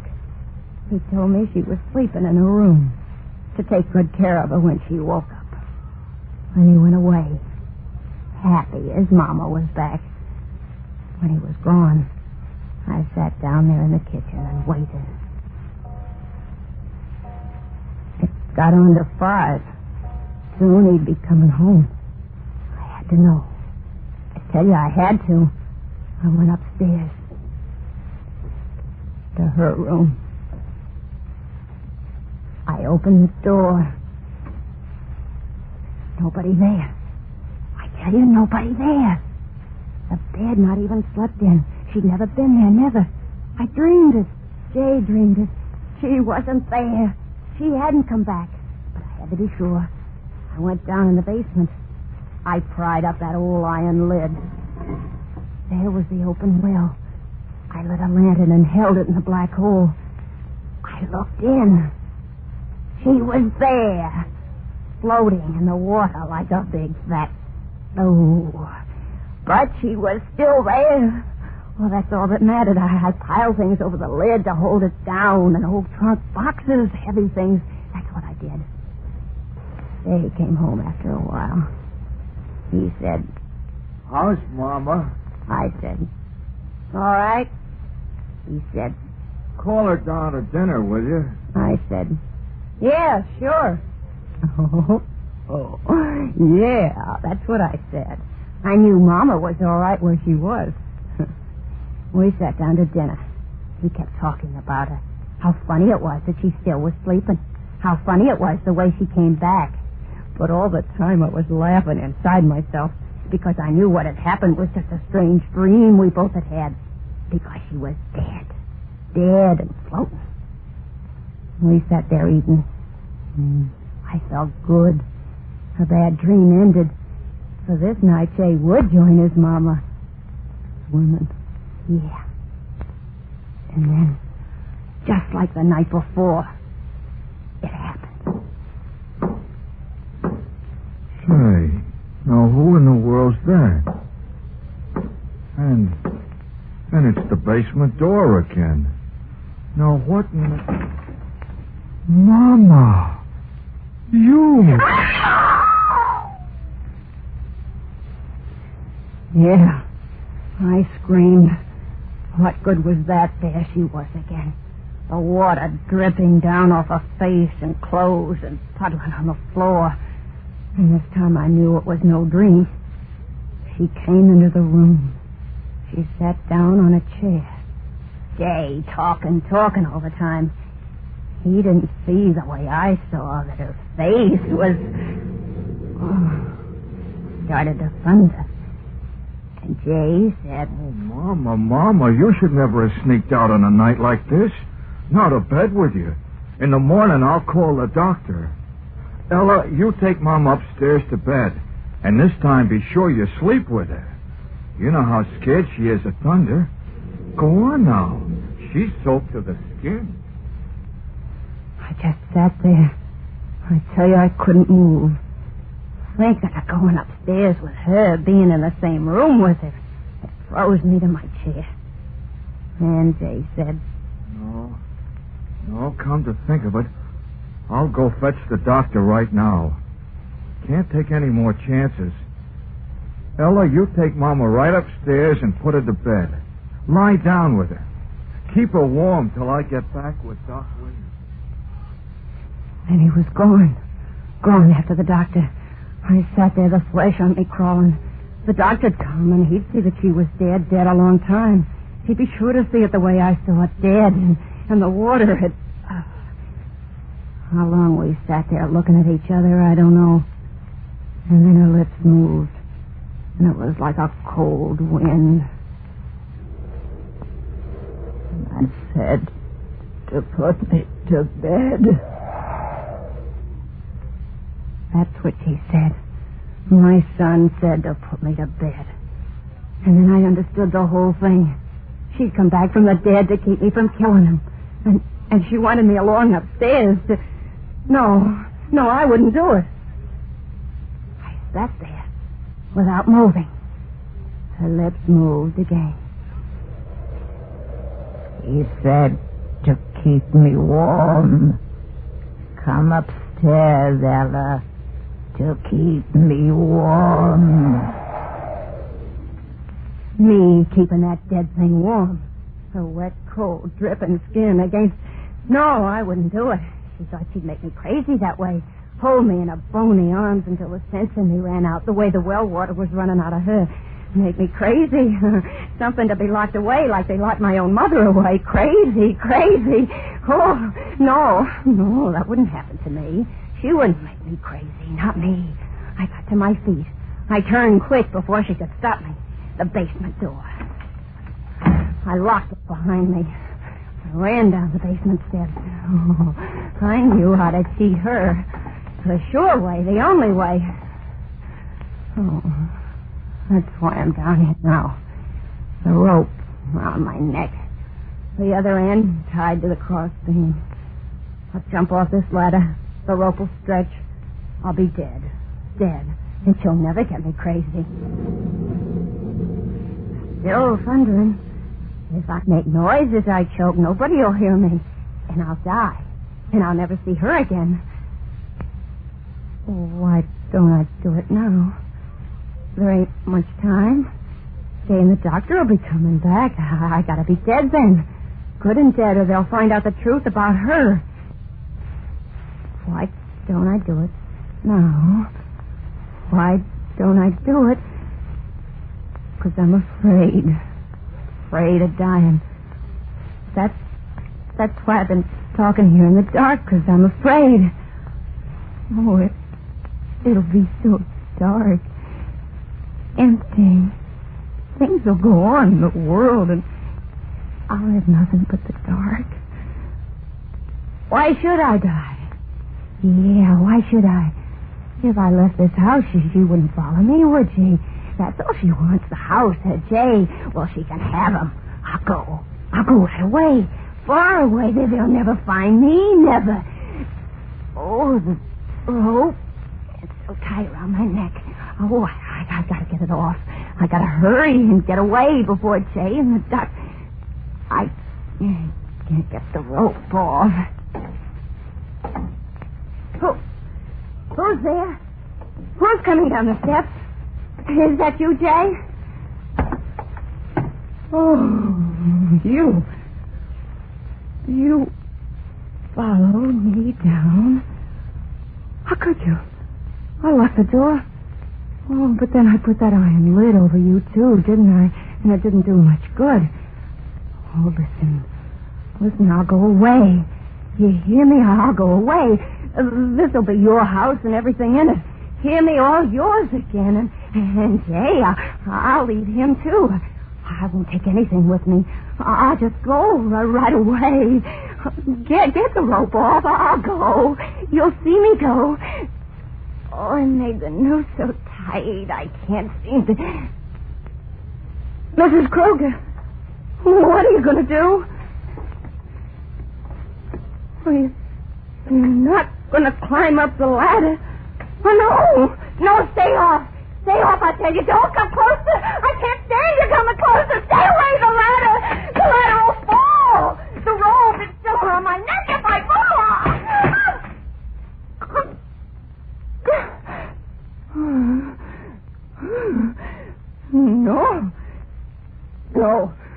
No, you won't make me die. I've got hold of the rope with my hands. I won't choke this way.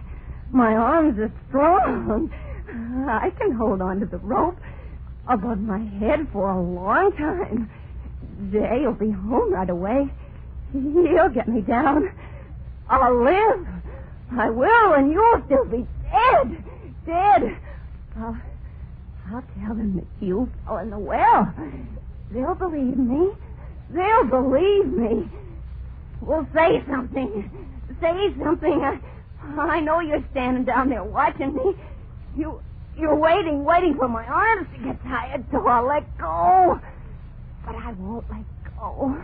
I won't. Jay'll be home. I can't let go. I can't. I gotta live. Oh, Larry. I'm so tired. I gotta hold on. Or the noose. Oh, cramps in the arm. Jay, I got a cramp. I can't hold on anymore. Jay, I wouldn't have killed you. Jay, I can't hold on. Jay!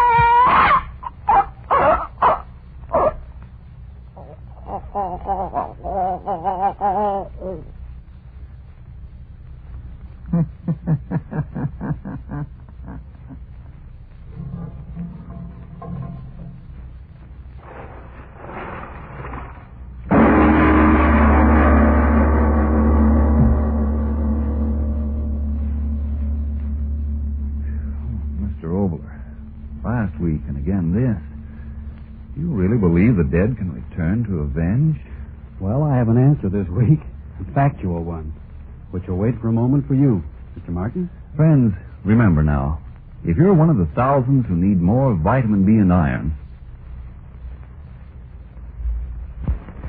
Tell us, yes, about the return of the dead, whether or not I believe that the dead could return to avenge an evil. Frank, have you ever heard of Charles Fort? No, I haven't. Well, Charles Hoy Fort was born in 1874 and died in New York in 1932. The unusual, the supernormal, the supernatural fascinated him, just as one man might collect postage stamps. Charles Fort, for 20 or 30 years, collected records of phenomena which dogmatic science couldn't explain, strange murders and so forth. I suggest that, therefore, that any of you who think that this is the only possible world spend a very pleasant weekend reading these records in Mr. Fort's work, The Book of the Damned. The best possible answer to the ghost question is, who knows? And now what about next week, Mr. Obler? Well, next week a story of suspense, which is, I believe, quite different from anything you've ever heard before. Have you ever watched a shooting star streak across the sky and suddenly have a feeling of almost terror? But, well, all that's next week. Lights Out will come to you again next Tuesday at the same time. Be sure to listen to Arch Obler's weird story of the thing out of interstellar space. And if you need more vitamin B and iron, be sure to try ironized yeast, the one and only ironized yeast, with the big letters IY on the package and on each tablet.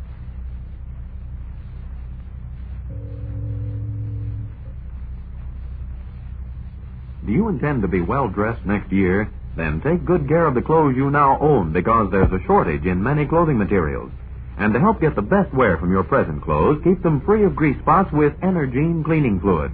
Grease spots are the favorite feeding place of moths all year round. Grease spots also make your clothes look worn, run down, old before their time.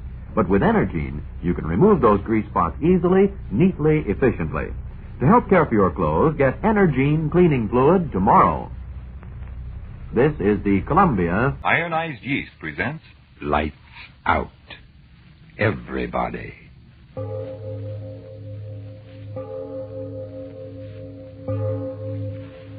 It is later than you think. Lights Out brings you stories of the supernatural and the supernormal, dramatizing the fantasies and the mysteries of the unknown. We tell you this frankly, so if you wish to avoid the excitement and tension of these imaginative plays, we urge you, calmly but sincerely, to turn off your radio now. My name, Arch Obler. Tonight, a story I enjoyed writing for you because, well, frightening as the thought may be, it could happen.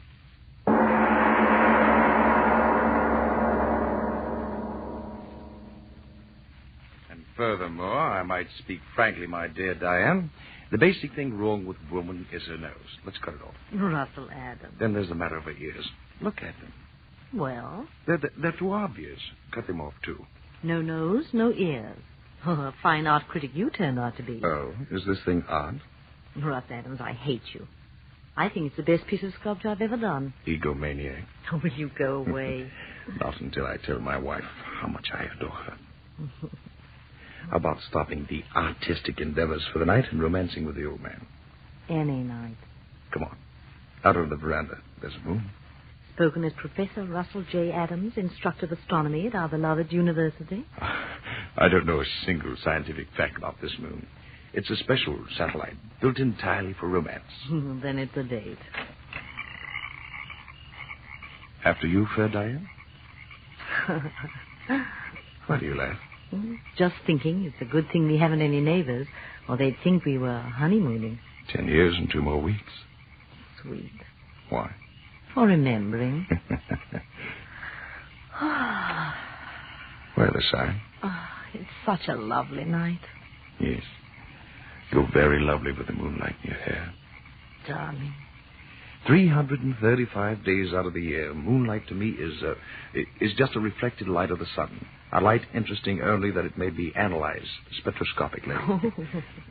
But these 30 days of our vacation, Diane, oh, what a magical change. It's a soft lover's moon hanging in the heavens only to brighten your loveliness. Oh, and people wonder why I can't get excited about Ronald Coleman. Coleman? Who's he? Spoken like a true professor. He's a motion picture star. An absolute paragon of romance. Oh, well, perhaps I shouldn't neglect my movie-going. Oh, so much I mean. With such paragons to teach one. You do all right. Oh, Russell. What's the matter? I saw the brightest shooting star. Is that all? The way you gasp, I thought you saw the angel of death himself galloping over those meadows. There's another one. Look, Russell. My dear, for 11 months out of the year, the heavens have my full and undivided attention. Oh, but during this blessed month, let the heavens fall. I can't be bothered. I never saw such bright shooting stars. Yes, and another thing, my dear. As the wife of an accredited professor of astronomy, I think it no more than fitting that you give the phenomena that's too observed its proper name, namely the fall of a meteor. There's another one. And another. Oh, Russ, how bright and beautiful. They travel at such a tremendous rate, the friction of our atmosphere burns them into a fiery vapor. There's more of them. Look, one after the other. I've never seen so many shooting stars. I mean so many meteors in all my life. Oh, so that's why you wanted me out here. You knew about this meteor shower, didn't you? It's one of heaven's free spectacles in this constellation. Every 3 years, and this happens to be the 3rd year.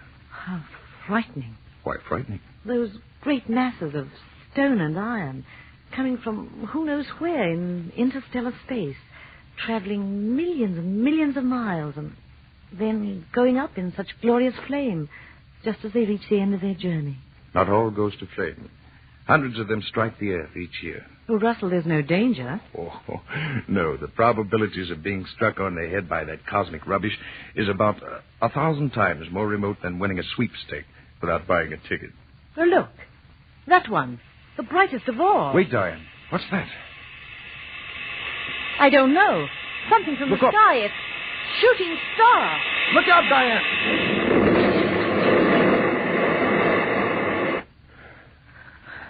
Russ. All right, dear. Everything's all right. What? How? A meteor. Must have landed out in the field there. Here, let me help you up. You all right, dearest? Yes, I'm all right. Russ, where are you going? Out there. Where it must have buried itself. Wait here. I'll be right back. No, I'm going with you. All right, if you want to.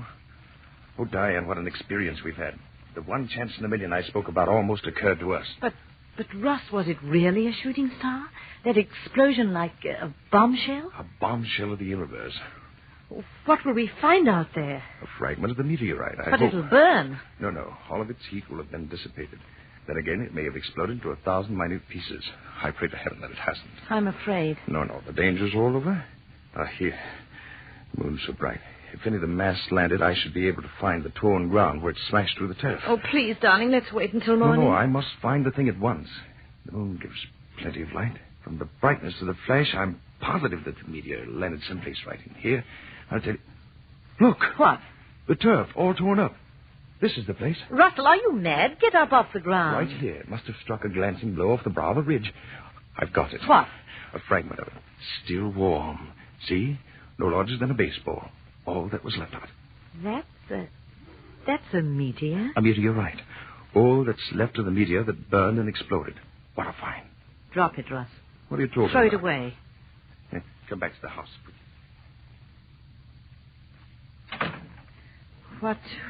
What are you going to do with it? Jane, what's the matter with you? Your face. I don't know. Somehow I'm afraid for all of us. Afraid? Good heavens, my dear. There's nothing dangerous about this. A mass metal that's 90% iron. Why, it's as harmless as any inert piece of metal. Come to the study. I'll show you where the rush of air against the incandescent... Russ, metal... wait. Huh? Someone's crying. Yes. I'll go and see. It's Helga. Oh, Helga, you poor thing. We forgot all about you. Oh, Mrs. Adams, it was exploding. Now, everything's all right, Helga. What's going on, Diane? Poor Helga. The explosion frightened her out of her wits. Oh, Mr. Professor Adams, we die. We all die. Don't be a the fool. The fire, it come from the sky. It kill us. It kill you and me and everybody. We die. Everybody Stop die. it. For heaven's sake, stop that. Sky. Take care of it, Diane. Give her a sedative or something. All right, Russell. All right now, Helga. Everything's all right. I'm going to get at this meteorite, so please quiet the dumb fool down as quickly as you can. Superstitious idiot. Simple phenomenon, and she thinks the world's ending. Simple little meteorite. Iron, a bit of nickel content. Nothing particularly unusual. Oh, Diane, quiet her down, will you? Yes. She'll be all right. You look a little rocky yourself. Here, sit here. She's very frightened. Yeah, and even you, Diane. Well, you've acted so strangely, as if this inert piece of cosmic metal could cause some supernatural ability. What are you going to do with it? Nothing. Examine it.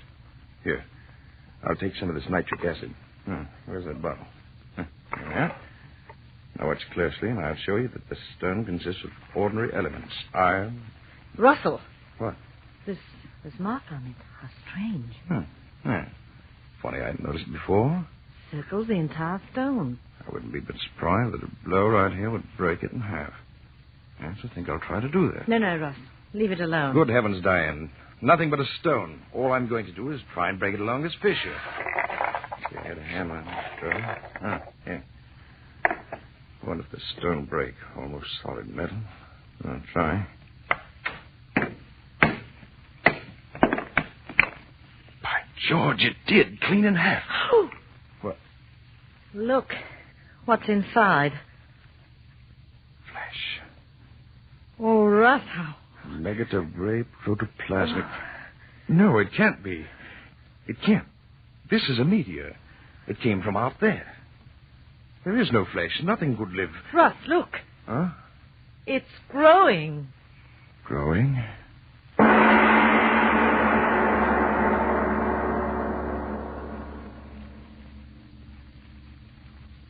Ladies and gentlemen, a shooting star flashes out of the sky and falls to Earth.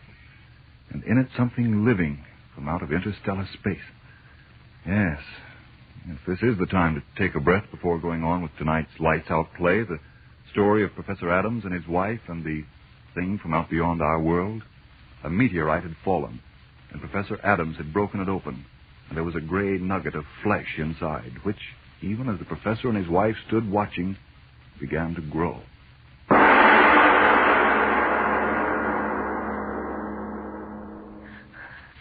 Faster and faster. Gray flesh. Growing. Oh, Russ, I'm afraid. No, Diane. No. Wait. Control yourself. This is something we've got to see, both of us, calmly, so we can tell others clearly what we saw. I'll try. Oh, Russ, keep your arm around me. Larger and larger. Listen, the noise as it grows. I hear it. When will it stop? When? Look. Look. I can't. That horrible grey flesh. But you must see it. Look. It's forming into something. What? A head. It's forming into a head. Oh! How can it be, Diane? Flesh in a meteor growing into a head. I see it. A head. Horrible head. Diane, you heard. Yes. The head without body speaking. Yes, speaking. Russell. You hear and understand me. Thick-lipped. Laughing. I laugh at the fear and wonder in your simple little faces. Who are you? What are you? If I told you, would your little earth minds understand? Tell us, whatever you are. Tell us what you are. What you on earth will soon have for masters. No, wait, Diane. I must know. You thing... what can I call you? Tell me what you mean, you... masters. Surely you simple little men do not think that in you creation has reached the ultimate. Oh. Grey flesh talking. I'm getting out. You will stay. Russ, I can't move. Nor I. You cannot move. Who are you? Tell us, who are you? You saw how I came. A tiny bit of protoplasm in that meteorite? So I willed myself to be, to reach your earth. You came here in that? Through space? Through space beyond your furthest conception. Earth thing. Many of my people have tried. I am the first to succeed. Then meteors are the means we have used to try and reach this haven of plenty. I am the first. Now there will be others. No. You're from another planet? An old world. Old beyond your understanding. A world grown cold in its age. Empty with passing years. We must escape to a young, fertile world. This world. But you're only heads. Heads without bodies. Oh, Russ, I'm so afraid. No, please. I must hear him speak. This that is happening to us is a miracle of all times. Tell me, you there, are you only heads in that world you speak of? Heads. You see what I will you to see. But what are you? A mind and a will beyond your feeble understanding. As far above you as you are above the apes that still must crawl in your jungle. But how can it be that you speak as I speak and understand what I say? Your prattling wearies me, but I tell you this. All that you say, I know. The most profound thought any of you earth things have ever thought is to me as the babbling of children. But now I am hungry. You understand that, little thing? Hungry? Hungry? Hungry with a hunger that has driven me over space without ending. Hunger that has brought me here. But what do you eat? You will know. What do you mean? What food could there be here to fill the hunger of such as I? Hunger that would make me entomb myself in metal, flung into space in a hope that chance would bring me through the fire of that air of yours. What food? A thing. I don't know. Tell me. Come closer. A thing. Oh, no. And why, oh, no, a thing. You don't... Human? Human. You think you crawling worms are human to us. But if you're man... But we are not men. You are the cattle, and we are the keepers. Oh. You raise the cattle for life, and we for centuries have raised such as you on our world for life. But now, as I told you, our world has grown too old and too cold. The herds of you die, and we grow hungry. That is why I am here. We need new cattle. Here there are so many of you. Earth woman. Russell, it spoke to me. We've got to get out of here. Earth woman. No. Stop it. Don't look at me. Stop it. Come closer. Don't listen to him, Diane. Closer. No. Don't move, Diane. Stay where you are. Stay right there. You hear only me, Earth woman. Only you. No, Diane. No. Don't say that. Don't look at that monster, Diane. Closer, Diane. Yes. No. Closer. No, Diane. Stand still. Don't move toward it. Don't. Closer. No. Diane. Closer. Monster. Not Diane. Diane, I beg of you, don't go closer to it. Closer. No. Closer. I'll kill you. If I could only get to you. Soon you will move to me as she is closer. Diane, Closer. if I could move. Closer. Diane, Closer. I've got to find the way. Closer. The strength to stop him. Diane, you're almost... I've got to. That bottle. Nitric acid. The bottle. Got it.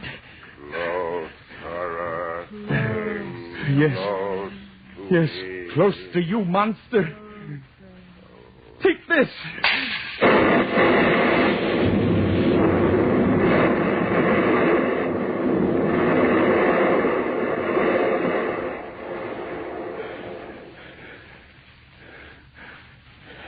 Pool of flesh. That's all. Diane, wake up. Open your eyes. I've killed the thing. I killed it. Oh. Diane, it's all right. Russell. I've killed it. Oh. Diane, look. Outside, it's still dark. Yes, the sky's still streaked with the Russian meteorites. And that thing said more of the monsters of his breed are trying to reach this earth to fill that devil's hunger in them. Another meteorite is just there.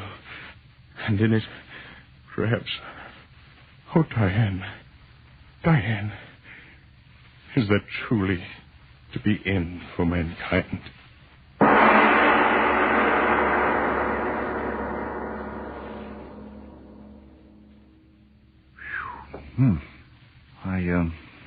Mr. Obler, will the end of the world come that way?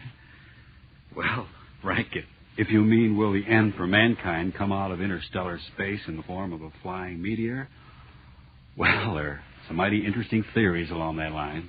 The amazing thing about it, Frank, is that there are so many logical and thoroughly possible ways in which the entire tribe of mankind could be wiped off the earth at any moment. I'm not talking about famine or what's close to all of us, war. I mean other ways. A star moves into our darkness from somewhere out there in the blackness of interstellar space, and the pull of its presence might turn our spinning globe headlong into the sun. In a split second, all of mankind, all his buildings, his wonderful possessions, his precious little pile, would go up in a flash of fire. Or, out of the sun itself, the very source of our life, as we all know, could shoot a long stream of explosive flame that would curl around us and again, well, so quickly that no man would know what had happened. In split seconds, this earth would be a charred, uninhabited spheroid. Yes, when one stops to think what a tiny little grain of sand this haughty world of ours actually is in the dark sea of space, and when one realizes how precarious little mankind's hold is on this earth, the spectacle of man's inhumanity to man becomes a cosmic joke. Well, all of those things are certainly interesting to think about, Mr. Obler, but tell us now what's going to happen next week. Next week, balls triste.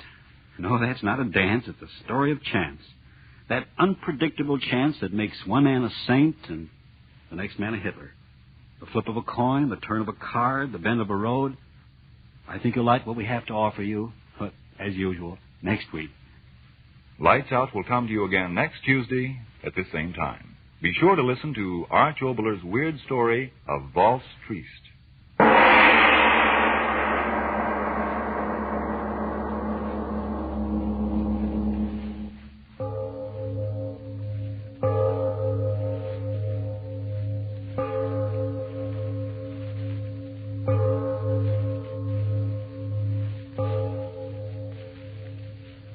It is later than you think.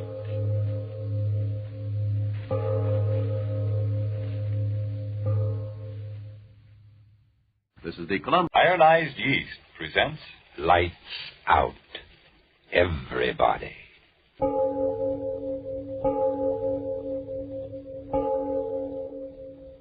It is later than you think. Lights Out brings you stories of the supernatural and the supernormal, dramatizing the fantasies and the mysteries of the unknown. We tell you this frankly, so if you wish to avoid the excitement and tension of these imaginative plays, we urge you calmly, but sincerely, to turn off your radio now. My name, Arch Obler. Tonight, another in our series of tales of the weird and the unusual. And this one is really unusual. It's about that little god of chance, the one who flips a coin and makes us rich men or beggar men. But before we start, Frank Martin has something to say to you. And I'd like to suggest, friends, that success isn't all a matter of luck or chance. No, success depends largely on you yourself. You can't hope to get ahead if you're miserably thin and tired and nervous. But you needn't necessarily go on feeling that way. If your trouble is vitamin B and iron shortage, then take ironized yeast tablets. They give you both vitamin B and iron. Thus, when you need them, help 2 ways to build you up. Help 2 ways to restore strength and pep. Men and women by the thousands who only needed more vitamin B and iron say, thanks to ironized yeast, they've gained new vigor, new weight, and strength, often in a few weeks. That's right, ironized yeast tablets. All druggists have them. And now, Lights Out. Everybody.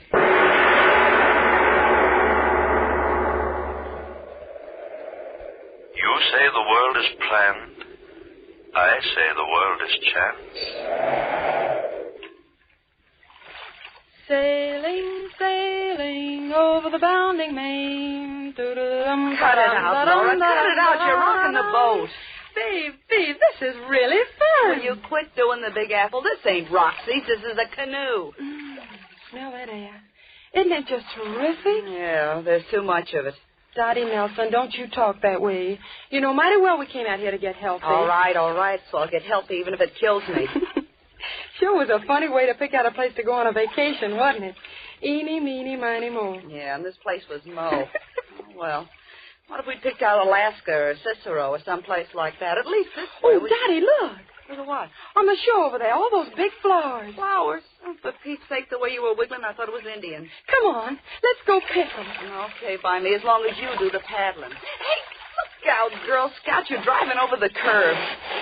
Land ho! Oh, hey, you tear the bottom out of this battleship and we'll have to pay for it. Oh, I didn't hurt it.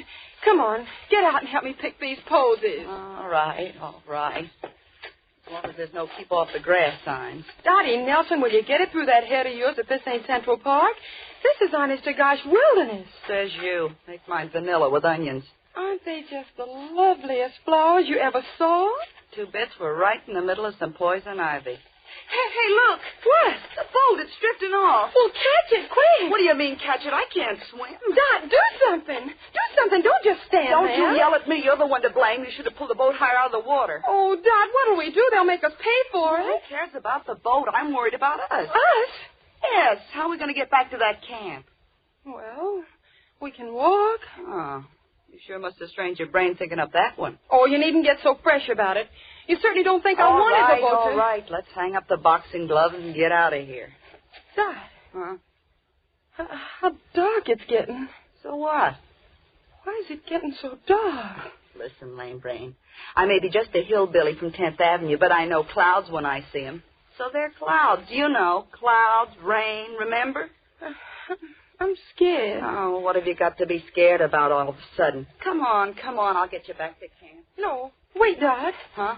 That's not the way. We gotta go the other way. Listen, lame brain, I'll do the path finding. But you're wrong. You're all mixed up. It's the other way. Is that a path or isn't it? But there's a path going the other way. Yeah.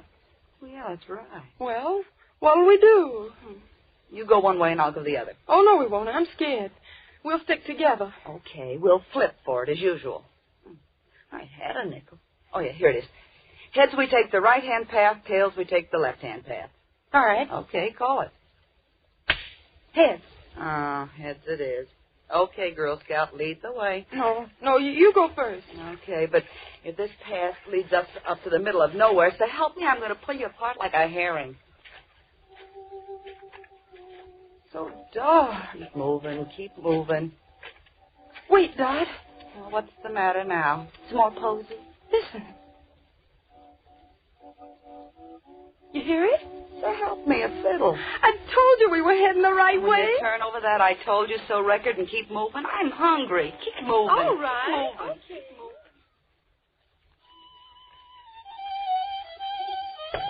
Okay. Well, this must be the front door of the joint.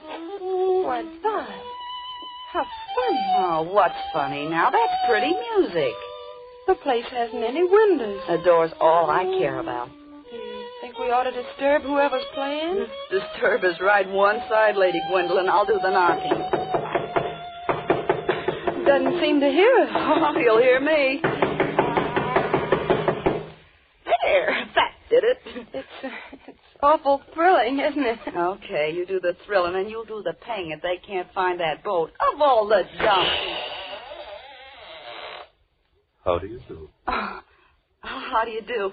We're sorry to bust in like this. Well, we sort of lost our way. Our boat, and we thought maybe you could tell us. Of course. Won't you step in?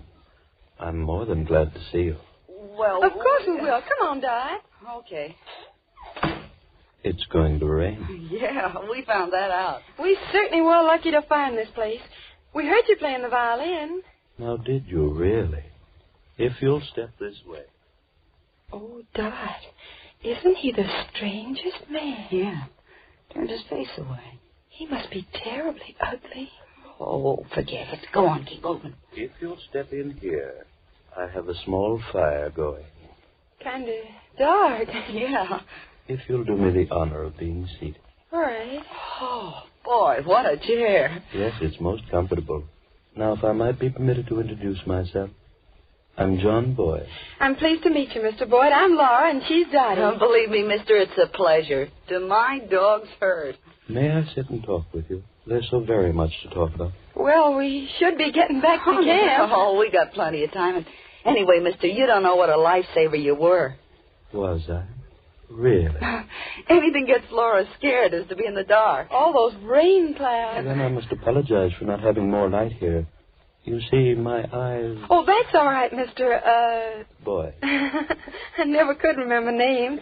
I guess I don't really mind it being dark in here. It's sort of like a nice tea room. Really? Don't mind her, Mr. Boyd. She was hit on the head by a bowling ball when very young. Oh, Ned, die. Will you listen to that wind? The storm will come in just a few more moments. Gives me the willies. Is your wife home, Mr. Boyd? I'm quite alone. Sure must get lonely out here. It was. Very lonely. Getting awful dark in here, isn't it? The storm... Oh, don't be alarmed. A door banging in the wind. If you'll excuse me for just a moment, I'll fix it. Okay. Dad, let's get out of here. Why? You're scared, too. Oh, I'm not scared. It looks so funny and shadowy in the dark. Dad. Huh? What's that funny smell? Yeah, I noticed it. Like medicine. He walks and holds his head so funny. And why does he keep away from the light of the fire? Let's get out of here. Yeah, okay. We'll make a run for it before the rain starts. Okay. I suggest you stay. Yes, I suggest you stay. Come on, Dot. You'd better stay, my dear. The storm, it's close at hand. Yeah? Well, something tells me I'd rather be out there than in here. Me too. Well, I'll be seeing you. Come on, Laura. Okay.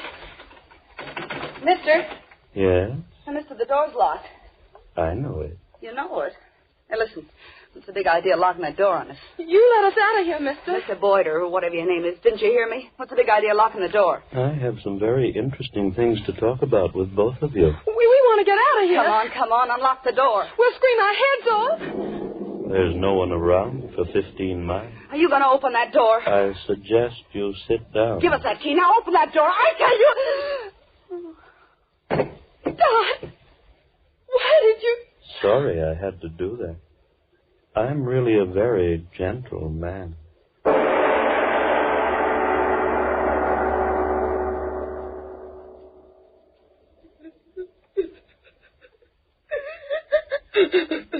Oh, now, Dot, honey, please don't cry. I'm scared.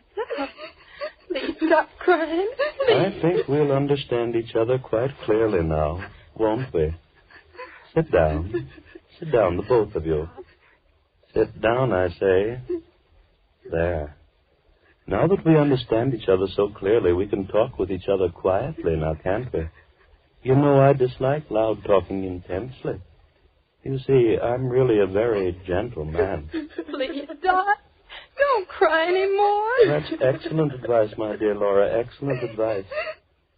Dottie, I suggest you stop crying.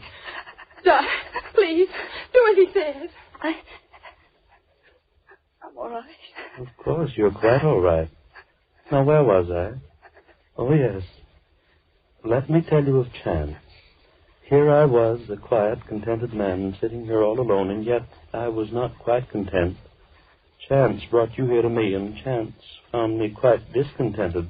As a man of thorough saneness, as a man of infinite realism, I realize that this fortuitous circumstance of our meeting, fanciful as it might have been, is a welcome opportunity for me. Opportunity? For what? To fill my loneliness permanently. To get myself a wife. Wife? Dad, he is crazy. I suggest, my dear Laura, that you substitute another word, a kindlier one than the one you're using. Yes, I said a wife. Laura, we wouldn't make good wives. Honestly, we wouldn't. We're just a couple of kids, aren't we, Dad?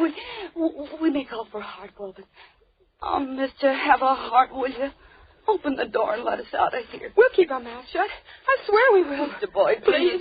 Please, Mr. Boyd, will you? Haven't quite finished. Then here's my answer. one of you becomes my bride. Oh, yes, my bride. I'm leaving this place shortly. When we reach our destination, one of you will become my wife. Oh, very legally. One of us. I marry only one. Then what about the other? To the ordinary man, that would be quite a problem now, wouldn't it? But to me, well, I told you I'm a realist, so the answer is quite simple. I marry one, and the other? The other? The other dies.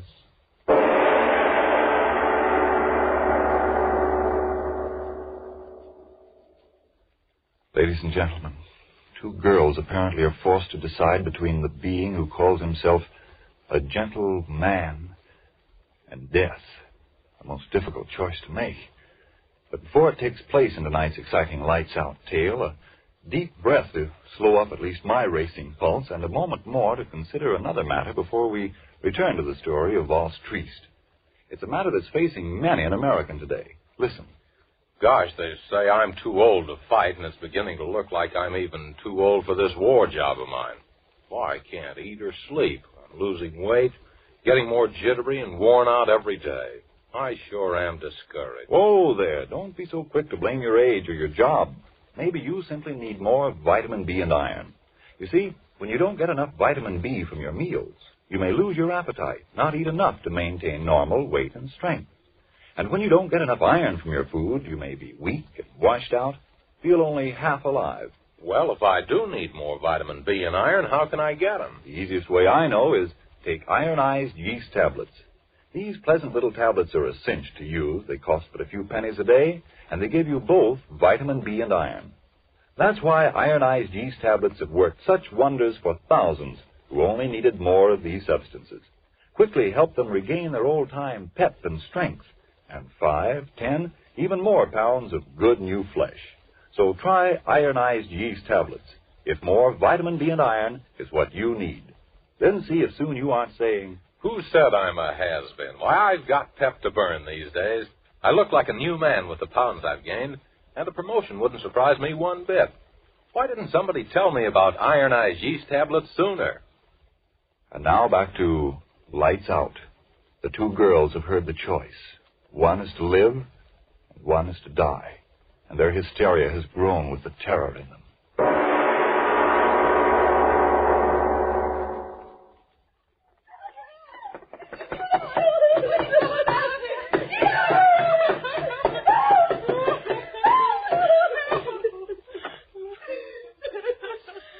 Are you quite through, my dear? How unfortunate. And after I told you how much I disliked loud talking. Don't hurt him, please, mister. Hurt you? Oh, haven't I told you? I'm really a very gentle man. Oh, yes, much too gentle. What? What are you going to do? Now, why do you ask that? The way you look at it. I'm trying to decide which one shall live and which one shall die. You wouldn't kill us? Oh, just one, my dear, just one. You wouldn't dare. We could both stay with you. I marry one, the other die. Mister, listen. My family, they've got money. Lots of Now, it. just a moment, my dear, just a moment. Money to me? Well... And what will I do with it? Oh, no, one of you must die, and this is quite as good a time as any other. No. You look so amusing. Backs against the wall. Skin on your faces tight with fright. So white, so fresh and young. And yet, believe me, there's nothing to be afraid of. You wouldn't kill me.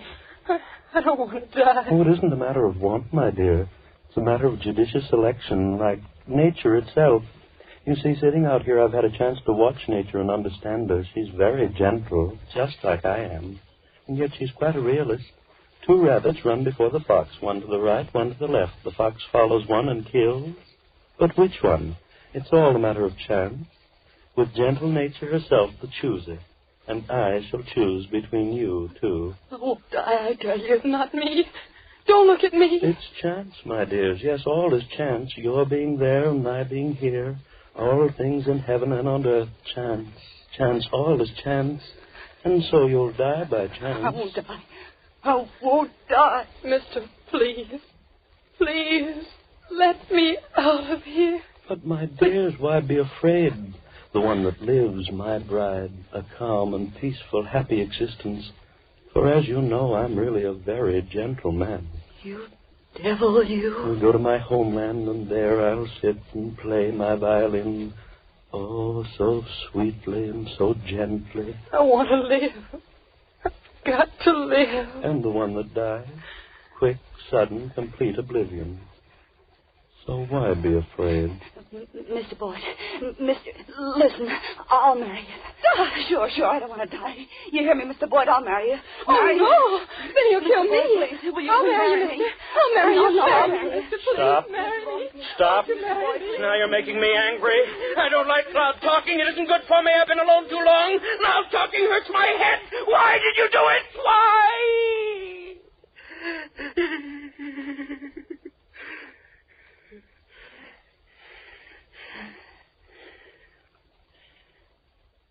You see what you did? You make me raise my voice, and that isn't good for me. Oh, no, it isn't. Now, where was I? Oh, yes. Flattered as I am by your eagerness to marry me, most regretfully I must refuse. Chance must pick my bride and the bride of death. Here, see, a coin. One chooses heads and one chooses tails. We'll let chance be the chooser. No. Quickly, choose. Please don't make me angry. Choose. You, little one, first. Will you choose? Tails. And that leaves heads for you, eh, Dot, my little friend? Heads. Chance, all is chance. So one of you flip up a coin? No, I think I will myself. High in the air. There. That does it. Landed flat in the palm of my hand. Heads or tails? My bride or the bride of death? Oh, Laura. No, don't touch her. Let her lie there. Poor little child. Couldn't stand the strain of waiting, now could she? How unfortunate. Is it heads? Oh, we must have patience. I'll hold the coin here, flat inside my hand, until your friend recovers. If she lost, it wouldn't be fair to kill her while she's unconscious, now would it? Is it heads?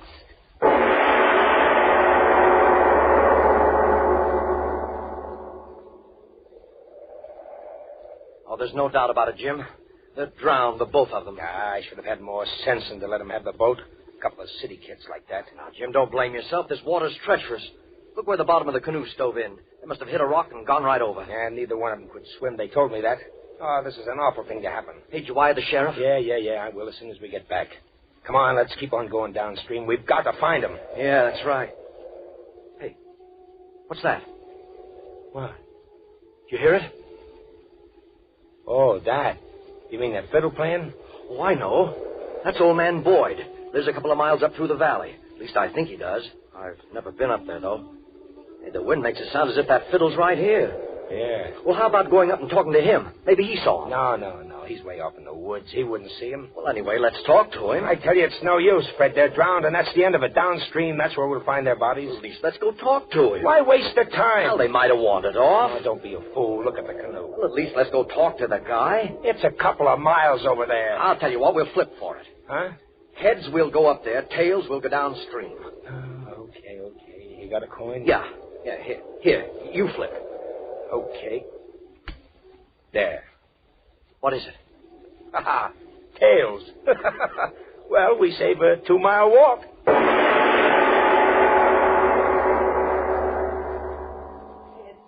You gotta tell me, is it heads? Patience, my dear daughter. You must have patience. Oh, Laura's waking up. Yes, open your eyes, Laura. What? You fainted? Yes, my dear, you fainted. Help her to her feet, Dottie. Help her to her feet. Come on, Laura. Oh. Now then, we're all together again once more now, aren't we? You're feeling quite well, aren't you, my dear? What was Chance's verdict? Oh, don't worry. It's all quite well. I live? Oh, no, the coin is still inside my hand. I waited for you. Oh. I knew you'd like it better that way. Stop torturing me. Tell me, is it heads? If it had... Tell us, please, tell us. Now, you've made me quite angry. I told you not to shout at me. Very angry. Yes, indeed. Mister, tell us. All right. My fingers cramped a little bit from holding them closed so tightly, but now we'll see. Well, interesting indeed. Which one is it? Which one? Remember, I promised one of you the happiness of being my own dear bride. Yes. Which one? And remember, I promised the other one would have extinction, quick and sudden. Oh, which one? No. Let me ask, which one of you chose tails? I did. Then die.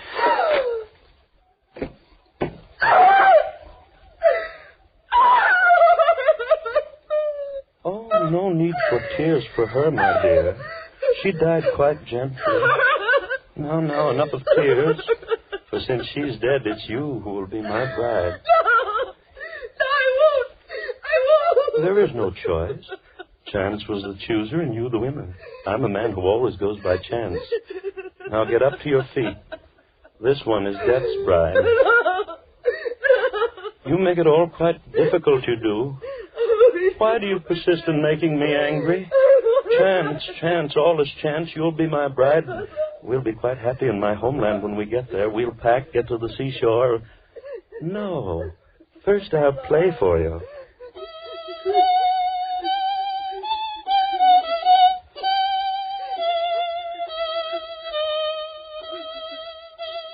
I play so well now, don't I? Softly. Doesn't the music creep inside of you like long, thin snakes? Oh, what a lonely man I was. Strange thoughts twisting in my head and no one to tell them to. But now I have someone. My thoughts, your thoughts. Yes, your thoughts, and I'll watch the snakes twist in your brain.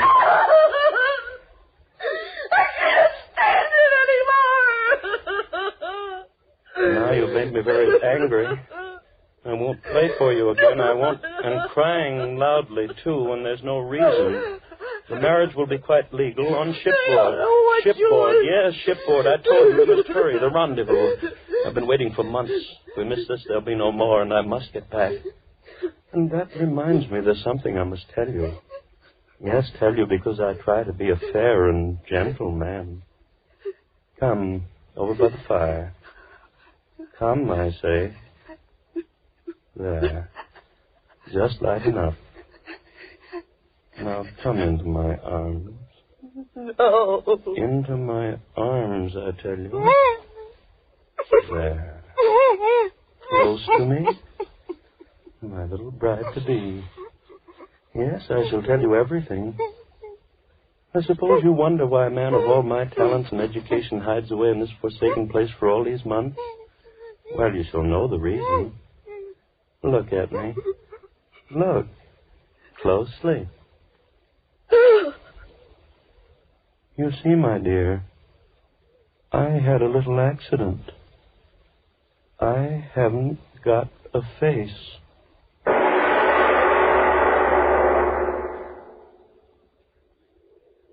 Hey, Fred. Yeah? There's something I want to tell you. Yeah, I know. Shouldn't let him have that canoe. No, it ain't that fella. It's the coin we flipped a little while ago. Well? I gypped you, Fred. How? Well, it wasn't tails, it was heads. You won. It's been kind of bothering me, Fred. Come on.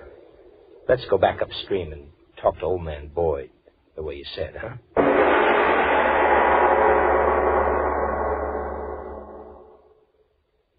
Oh, Mr. Obler.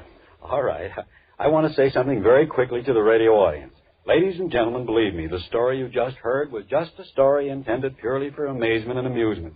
The young ladies were purely fictional characters, and the villain existed only for the brief space of the 29 minutes during which you listened to the play. So stop breathing hard, permit your blood pressure to follow its normal, healthy rate, and as soon as Frank Martin tells you about a certain matter, I'll be back to tell you about the fast one. Friends, don't forget now, if more vitamin B and iron is all you need to help build yourself up, then try ironized yeast tablets. Remember, if they don't quickly help you to eat better, feel more like your old-time peppy, happy self, Yes, and if you're not convinced that ironized yeast tablets can help you gain the pounds you need to look better and feel better, the cost of the first package will be refunded to you in full by the Ironized Yeast Company, Box IY, Rahway, New Jersey. Ask for ironized yeast tablets by their full name, and make sure you get what you ask for. Ironized yeast. Now, what about next week, Mr. Obler? Well, it's a mystery story. An amazing series of crimes and hit-and-run accidents which take place in different parts of a certain city, miles apart at the same moment. No one sees the autos strike the victims, no one sees the criminals, there are no clues, and yet the dead litter the streets. But that story is next week. Lights Out will come to you again next Tuesday at this same time. Be sure to listen to Arch Obler's weird story of The Fast One. And if you need more vitamin B and iron, be sure to try ironized yeast, the one and only ironized yeast, with the big letters IY on the package and on each tablet.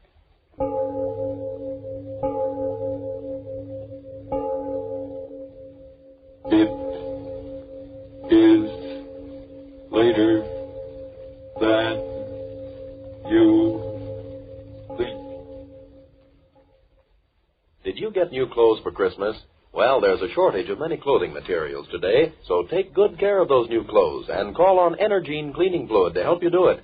Energine removes grease spots from your clothes, grease spots that may be harmful because they make your clothes look worn and run down, and because they're the favorite feeding place of moths all year round. Energine will get rid of those grease spots in a jiffy, easily, neatly, efficiently. To get better wear from your clothes, get Energine cleaning fluid tomorrow. This is the Columbia Arch Obler's Lights Out, everybody.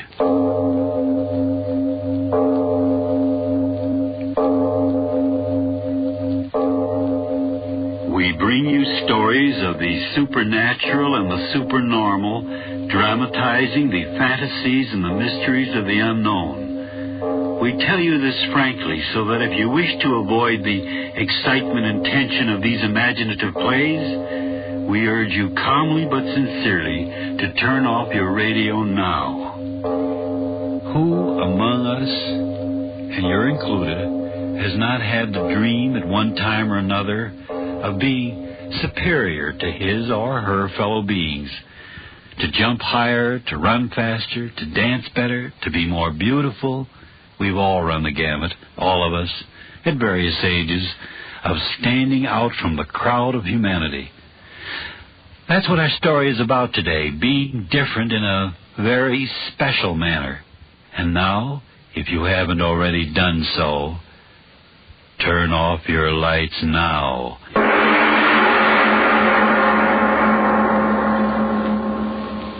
But, my dear Mr. Finn, $5,000. $5,000. $5,000. What do you think you're doing, bidding at an auction sale? I am bidding for your services. And if a $5,000 retainer isn't enough, why, name your own price. I'm not here as an individual.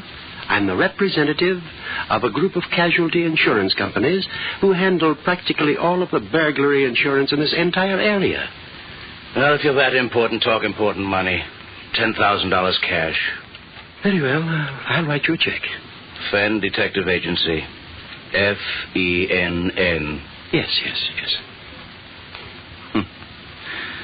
$500,000 stolen in broad daylight and no witnesses. A very clever criminal, whoever he is. But surely you don't believe only one man has committed all these crimes. Whenever there is greatness, even in crime, the answer is a man. One man. 25 places robbed both sides of State Street, 25 stores robbed in the space of 30 minutes, and you talk of one man? He's very clever. No one man could rob 25 places, spreading over a distance of 3 blocks in the space of 30 minutes. No? Of course not. Banks and department stores and loan companies. Cash registers cleaned out. And not a clue, not a witness. The devil alone knows what this is all about. The devil alone.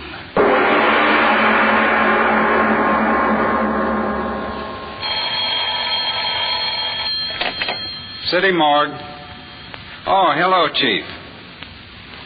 Yeah, he's been here 2 days in a row. Yeah, all he looks at is the bodies of the hit and run. Hey, listen, Chief. Here he comes now. Yeah. Okay, I'll try to find out. Yeah. Hiya, Mr. Finn. Early today, ain't you? Quickly, show me the new ones. Yeah, sure. Why not? The same kind? Yes. Okay.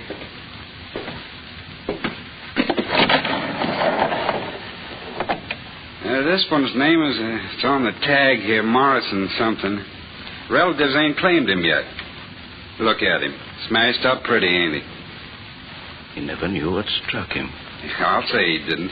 The way that skull... Well, I bet you he went out just like that. I'm no longer interested in this one. Where's the next? Coming up. Where till I put this fella back on ice? Let me see. Where'd I put the dame? Oh, yeah, here she is. Kid. Whoever the rat was, his hair must have busted the front end of his crate. Look at her. Ain't much of her left to tell who she was, is there? Only identification on her was her first name in a book. Let me see, Libby. Yeah, that's what it was, Libby. Gosh, if this was my girlfriend and any hit-and-run rat did this, I'd find him even if I... Hey, Mr. Finn, what's the matter? What are you laughing about? It ain't funny. The girl's face, it smashed her. What are you laughing about? I know. Now I know.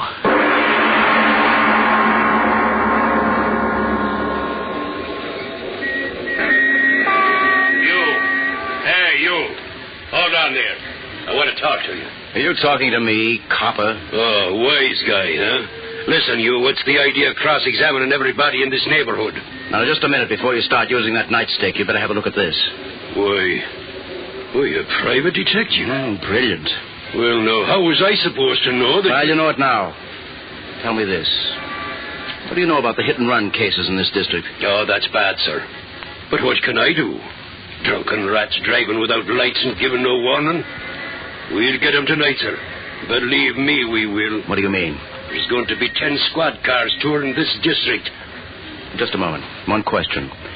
Have you been hearing any peculiar noises on your beat? Noises like an airplane motor when there wasn't anything in the sky? Go on now. You're kidding me. Say, look at the time. I better get moving on me beat or the sergeant will be shooting his mouth off. Anything else I could tell you? Yes. This restaurant we're in front of. Is it a good place to eat? Yeah. Bill Lewis's place is okay. He's off in Washington, but his wife's running it. Nothing like the Ritz, but it's okay. Well, I'll be seeing you. You're mistaken.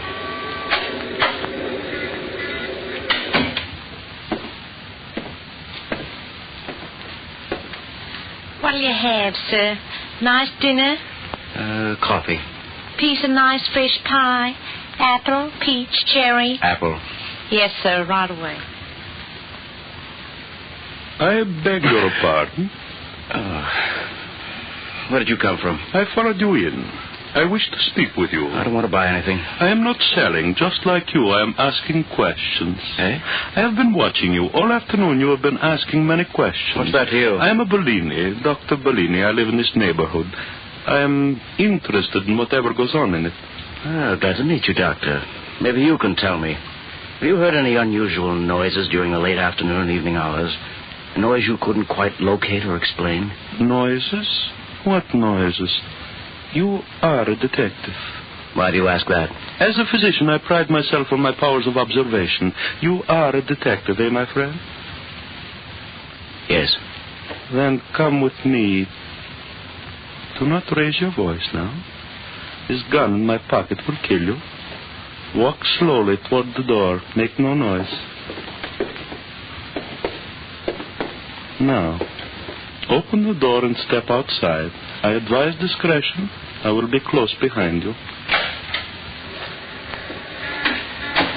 Now, walk beside me down the street. A gun on your side and you laugh? Why do you laugh? Tell me.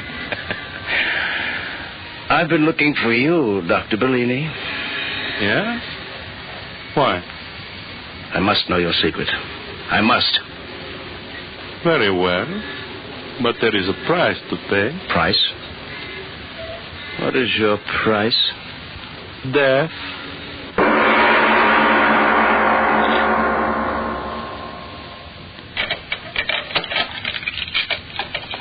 So, now we will not be disturbed, Mr. Fenn. Mark Fenn. Mark Fenn. The man who is willing to die to learn my secret. I'll take my chances. Just tell me, how did you do it? But first I will ask you questions. You are either a very clever man, Mr. Fenn, or a very lucky one. How did you suspect it was only one man? I knew. It had to be one man. But how did you correlate the missing money and the dead in the streets? 30 minutes to collect $500,000 and cover 25 stores. I knew you'd have to move fast. I figured someone would get hurt. You are very clever. You did do it, didn't you? Come, I will show you. You will be the first to know. And the last. Here. Sit here. Yes. Now, what do you see in my hand, Mark Fenn? A bottle. It's full of oil. Not oil, you blind fool. Power. The key to the world. Listen to me, Mark Fenn. One drop of this and the world is mine. You believe, Mark Fenn? You believe what I tell you? But what does that stuff do? You've got to tell me. Speed. That's what it gives. Speed. Faster. Every atom in me faster. You do believe, Mark Fenn. You've got to believe. But what? I don't understand it. What does that stuff do to you? Oh, you fool. Why don't you listen? But speed. That's what it gives me. Speed. Every physical process, every mental activity, it speeds them up 10, 20 times the normal rate. Faster. Every molecule. Listen, the average man walks 3 miles an hour. One drop of this, and I walk 60 miles an hour. Now you know my secret. A chemical which speeds up my activities until I am a god among men. A drop of this, one drop. And I walk and I run and I talk and I think 20 times faster than any other man in the world. Oh, no, that can't be. No? Then watch. I drink.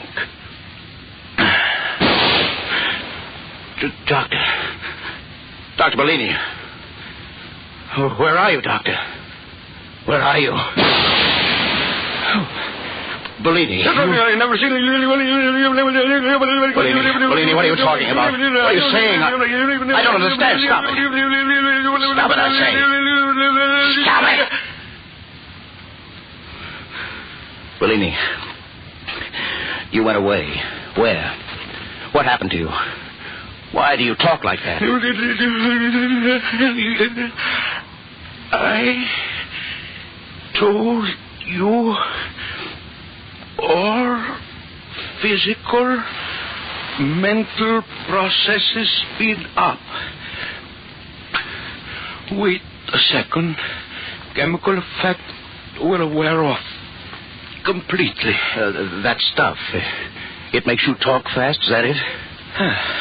There. Effect is worn off. I'm back to normal rate again. Where did you go? Where? To prove to you that what I say is true. Look what I have in my hand. Diamonds. Diamond necklace. Where did you... From the window of that jewelry store 3 blocks away.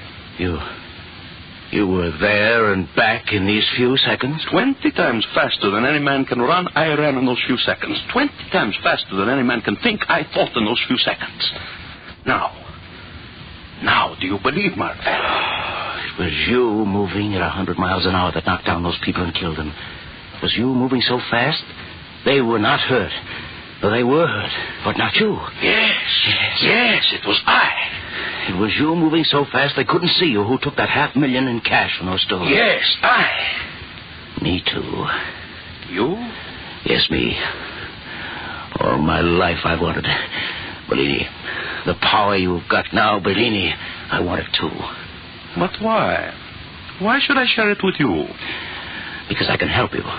Yes, that's it. I can help you. There's so much to do. You can rule the world, but you cannot conquer it alone. You'll need help, and I'll need help.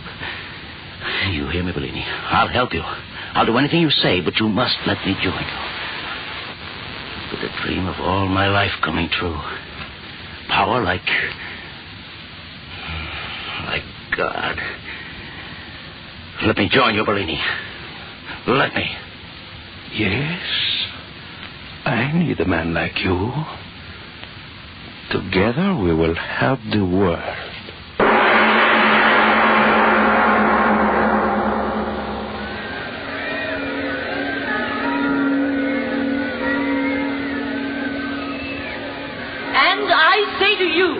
that this great and unprecedented crime wave which is sweeping our city is due entirely to the unholy alliance of crime and politics.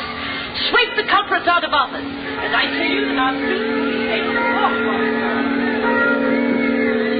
I tell you, Mr. Mayor, I'm doing everything I can do. I've sworn in 1,000 extra deputies. I've got the force where it triples.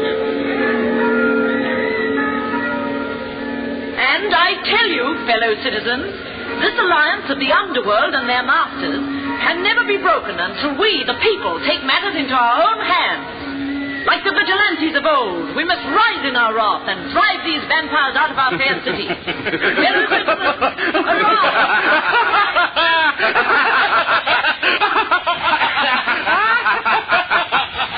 Destroy these vampires. A revolutionist plot. Unholy alliance of crime and politics.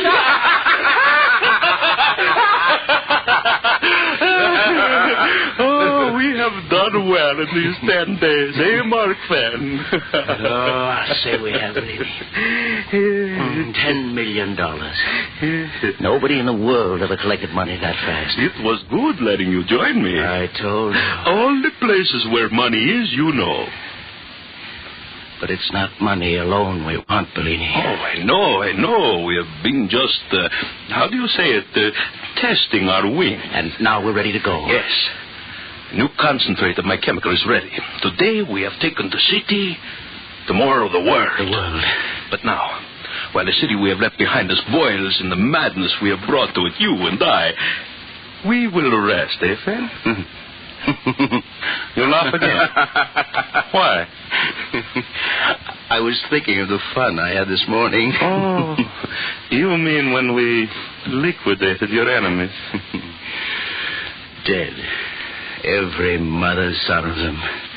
Everyone that ever laughed at me. Yes, dead, every one of them. And you go on to new triumphs. They never knew what hit them.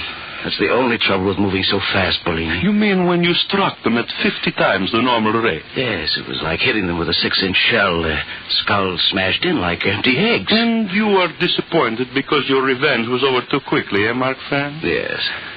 What if I were to tell you that my new concentrate, the one we will use tomorrow when we arrive at the seat of your government in Washington, what if I were to tell you that this new concentrate is infinitely more powerful than the one we have been using?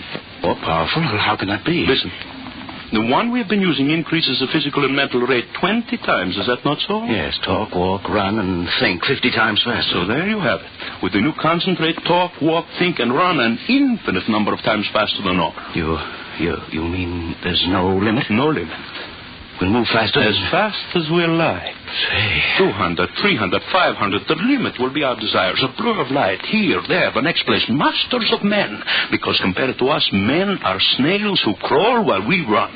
Masters of men. Look, I brought the bottle. The new concentrate. It looks the same. Yes. Shall we try some, Mark Fenn? I don't know. We must try it sometime.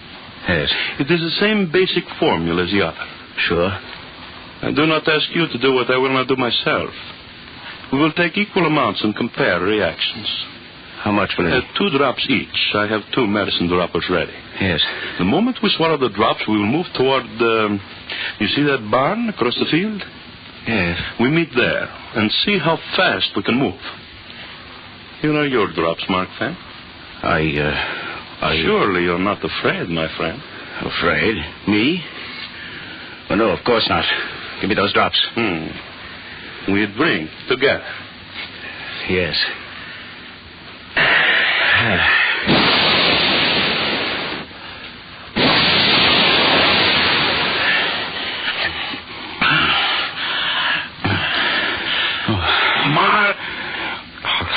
Mark Fenn.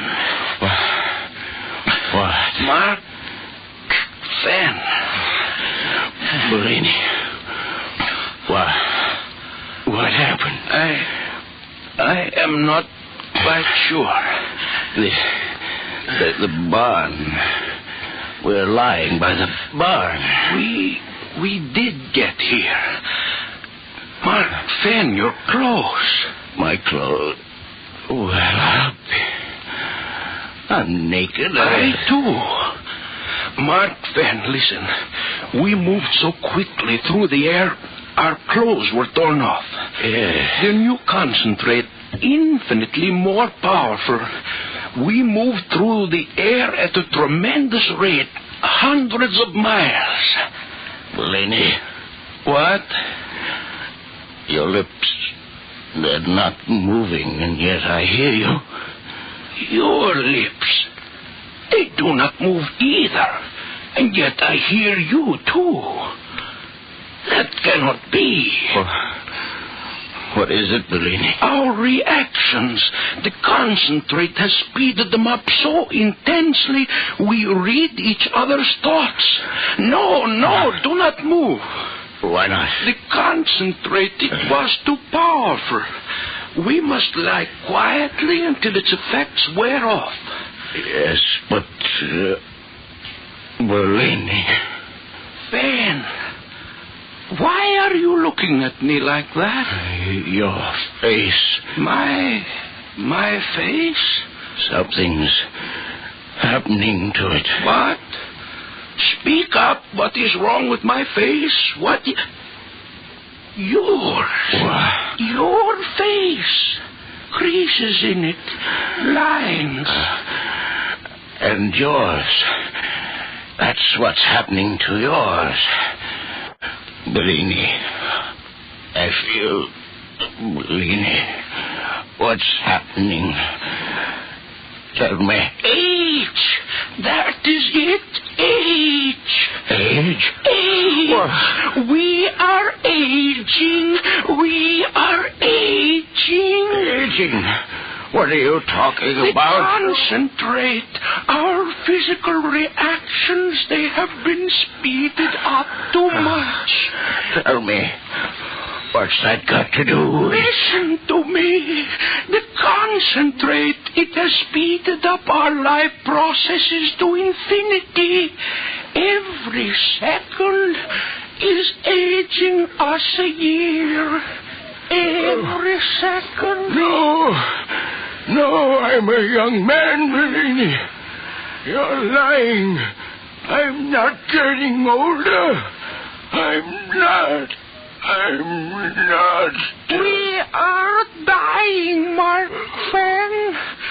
Dying. No, you lie, Bellini. I won't die.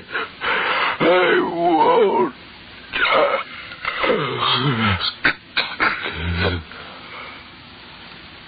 Dead. And yet the solution works on in his flesh. Decay. No, I cannot die. Master of men, I cannot die. Master of death.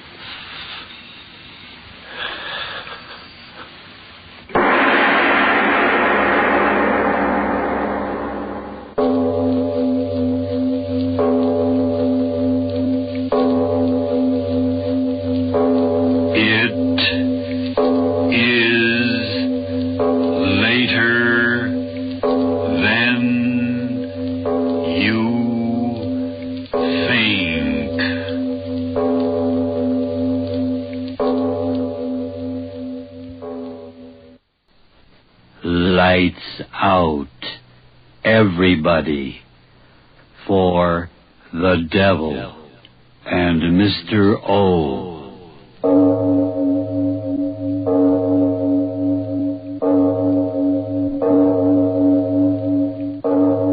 Good evening. This is Van Cristo. Welcome to the Van Cristo Radio Theater. Tonight and in the coming weeks, we are proud to present the resurrected radio plays of Mr. O, Arch Oboler.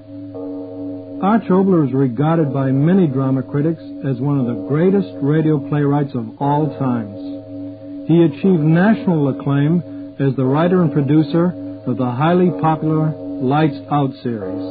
The true radio buff will remember many of the plays in the Devil and Mr. O collection from Oboler's former network series. These tales of the supernatural and supernormal represent radio drama at its finest. This is the theater of your mind, where you are about to enter the zero dimension. There are no boundaries or time limits here, only the depths of your own imagination. And now, to tell you about tonight's program, here is Mr. O. This is Mr. O, Arch Obler. I bring you a play titled Alley Cat with apologies to all cats, large and small, particularly very large ones. Which brings me to a question. Mister, have you ever quarreled with your wife? Or, lady, have you ever had harsh words with your husband? Of course not. Perish the thought, I withdraw the question. But Pop and Mama, lovers, if you've ever quarreled with each other, I'll guarantee you'll never want to do it again after you listen to Alley Cat. But that happens after a word from your announcer. Are you aware? And now, if you haven't already done so, turn off your lights now and listen to Alley Cat.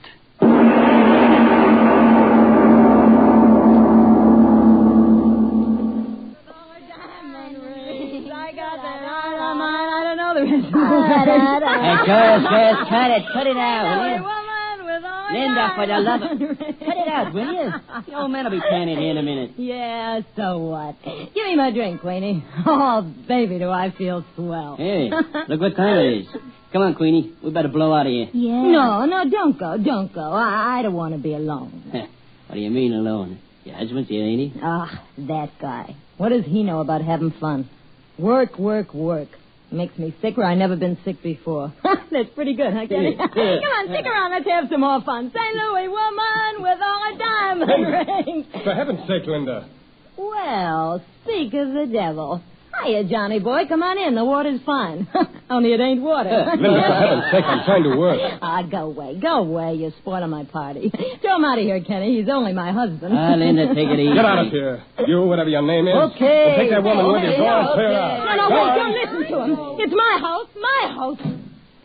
What, you kick them out. Look, my friends. I begged with you, pleaded with you to keep these people out of this house while I'm trying to get some work done. Haven't you any consideration at all? You kick them out. My friends. Yes, and I'll do it again every time I find them here. They're no good, not one of them. You've promised me time and time again to give them up. I'll call them back. I'll call them all back. You can't tell me what to do. Not me. They're my friends, mine. I'd give a dozen of you for one of them. All right, Linda.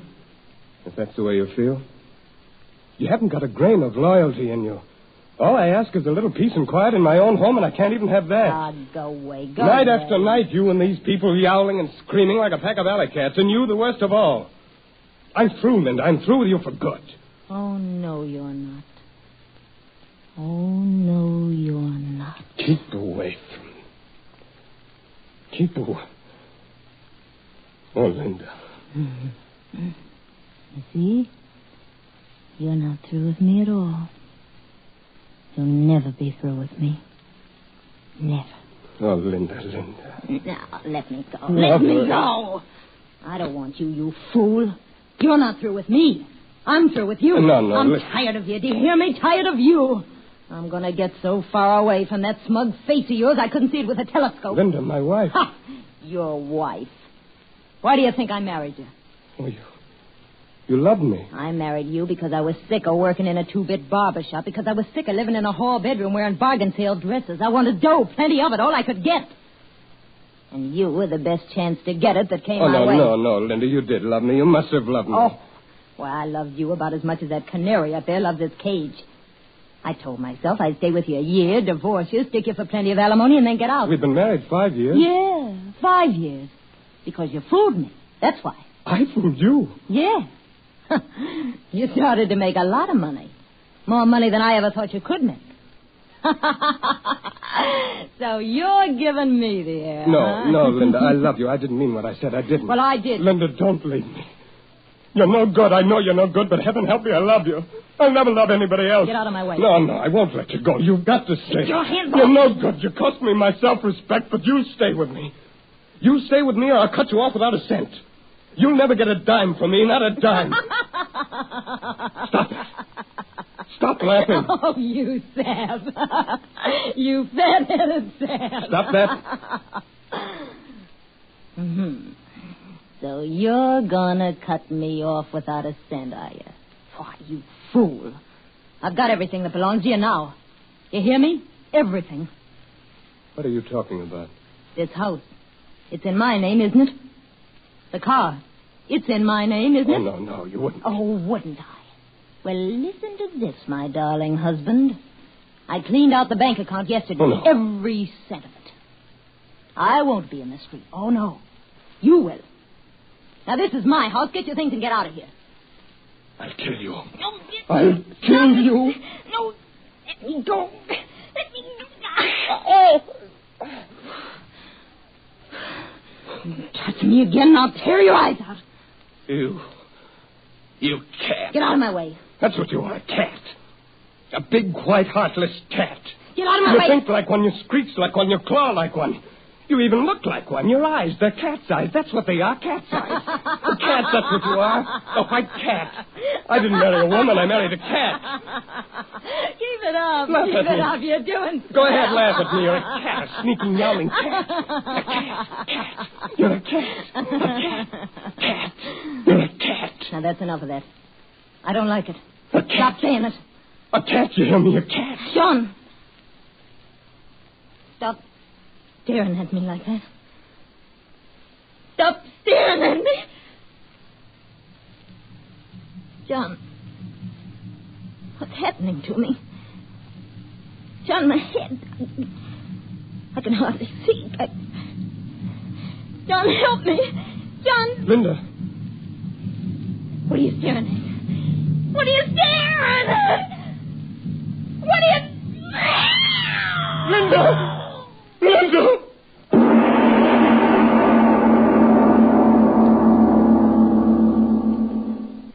Now, John, you've got to control yourself. Everything will be all right. Oh, Doctor, what have I done? What have I done? John, please pull yourself together. I can't. You are not entirely to blame for what happened. Oh, I did it. I'm to blame. What'll I do? What'll I do? Stop talking like that. It's preposterous to say you were to blame. She was in a hysterical condition. I know. The suggestion that she was a cat caught her in an unguarded moment and resulted in temporary neurosis. But she... Doctor, can I go in and see her? But I tell you, she's sleeping. I know, but... Doctor, I've got to see her. I've got to look at her. I've got to make sure she's all right. Don't you see? I've got to make sure. Now, John, please. You've had a hard time of it. You'd better get to bed and get some rest. No. Doctor, listen to me. I've got to see her again. I've got to make sure she's all right. I can't rest until I know. But I tell you... Oh, very well. Just for a moment. Yes. Be very quiet. Yes. There. You see? She's resting very nicely. Doctor, look. What? Her hands. Look at her hands. And her teeth. Linda. No, John. You'll waken her. John. Linda.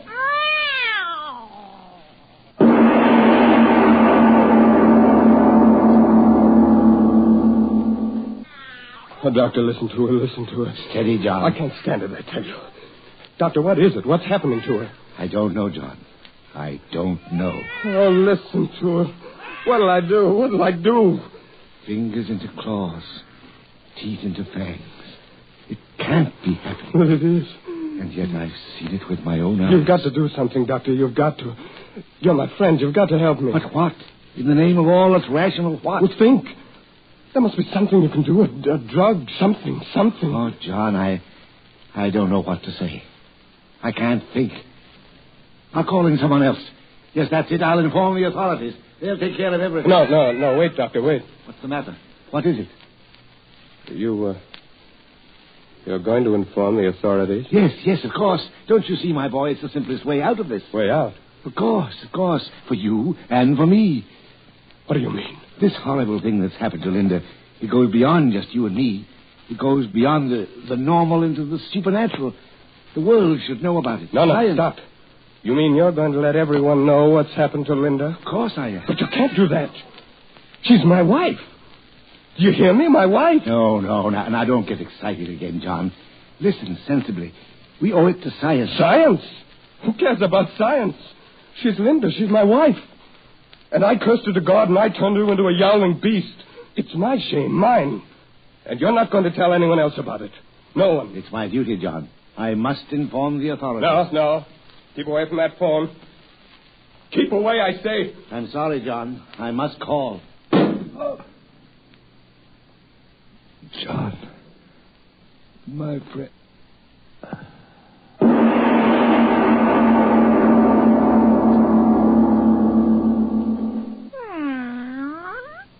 No. Try to sleep, darling.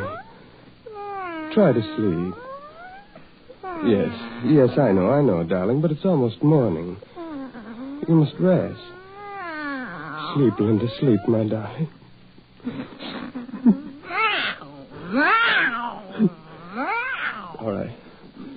All right, darling, I won't cry. I've got to be strong. I've got to help you.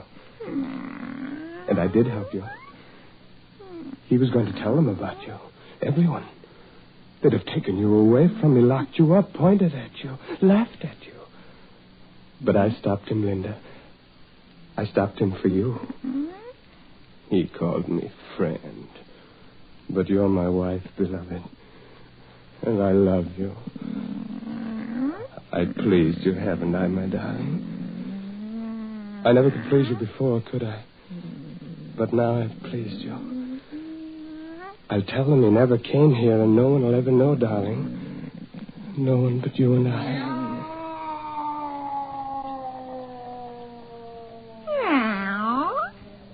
What is it, darling? What's the matter? Why are you getting up? What is it? Why go to the window? What do you want out there? Oh, if I could only understand you. If I could only know what you're trying to say to me.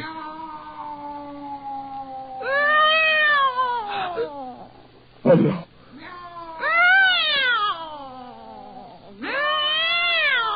Linda, stop.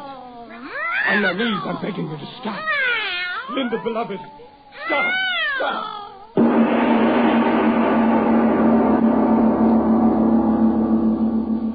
Ladies and gentlemen, we leave our The Devil in Mr. O's story, Alley Cat, to take a normal breath and a word from your announcer. And now back to our The Devil in Mr. O's story of Alley Cat.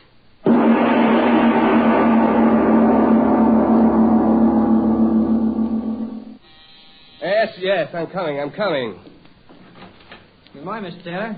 Oh, it's you. I found this note saying you wanted to talk to me. And, Jay, I hope you're not going to quit taking milk from me. No, I'm not going to stop taking milk. That's what I wanted to see you about. I want milk. More milk. Cream. Everything. Well, sure. How much do you want? 4 bottles of milk. No, 6. 6? Yes, and cream.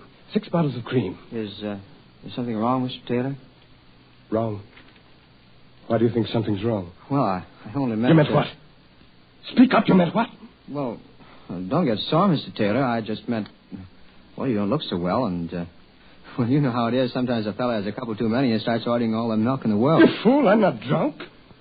Do you want some of that milk, or do I have to get another milk? No, I'll get it for you. Well, hurry. 6 quarts, 6 cream. Only him and his old lady. The guy's nuts.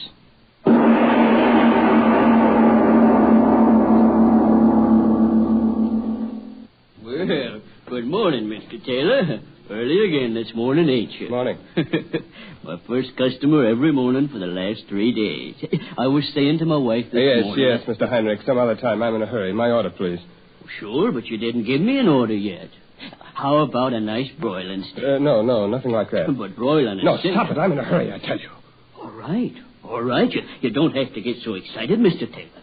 Now, if you'll tell me what you want, I'll get it for you. Oh, well, I don't know exactly. A couple of pounds of fresh liver. Yes, that's it, fresh liver. What? Again? You heard me? Oh, sure, I heard you, but look here, for 3 days now, ever since your wife went away, you eat nothing but liver. Are you going to fill my order? Sure, I'll fill your order. Nice and fresh, huh? So, 2 pounds, yeah. There we are. Say, you'd think you was raising cats or something. What? Why do you say that? Well, you buy liver every day. Oh, this morning I caught a couple of mice in a trap. Maybe you'd like to take them along for the cat tour. Don't say that! Don't say that! Mr. Taylor, the liver.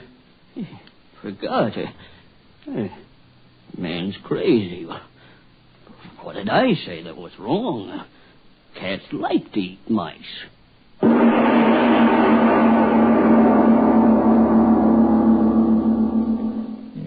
Oh, my Linda. My dearest Linda. Close to me. So close to me. Oh, my darling, my darling. It's better this way. You can't leave me now. I'll have you with me always. I'll keep you here. Yes? Just you and I. I won't answer it.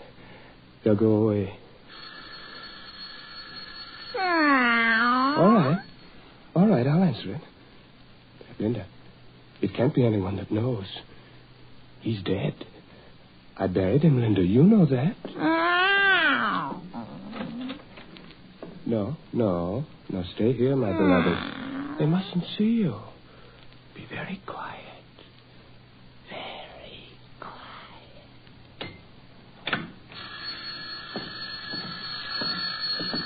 Yes, I'm coming. Well, what is it? Are you the owner of this building? Yes, what do you want? Kerrigan's the name. I'm your neighbor. I've got the place across the alley from you. Oh, my neighbor? Yeah, Kerrigan's the name. I'm with the department. Department? Yeah, I'm desk sergeant at the 3rd District Station. A policeman? Yeah, I'm off duty today, so I thought I'd drop over and speak to you. Do you mind if I step in for a moment? Step in? Oh, no, not at all. Thank you. Well, you got a nice place here. Yes, nice, very nice. You know the same contractors made this place as made mine. You didn't know that, I bet. No, I didn't. Yeah, an Irishman by the name of Gil Hooley. If he was alive now, some of the people along here that bought places from him would murder him. What with the trouble they're having. Oh, trouble? Yeah, cheap material, plaster cracking, floor sagging, stuff like that. Oh, I see what you mean. Now, you take my place. I've had to have a new roof put on and new gutters put in, and I never know what'll go wrong next. Anything wrong around here? Here? Oh, no, nothing at all. Yeah, then you're lucky. Say. What's the matter? I just remember why I come over. If you don't mind, I'll tell you. Yes? Now, it ain't me that's complaining, Mr. Taylor.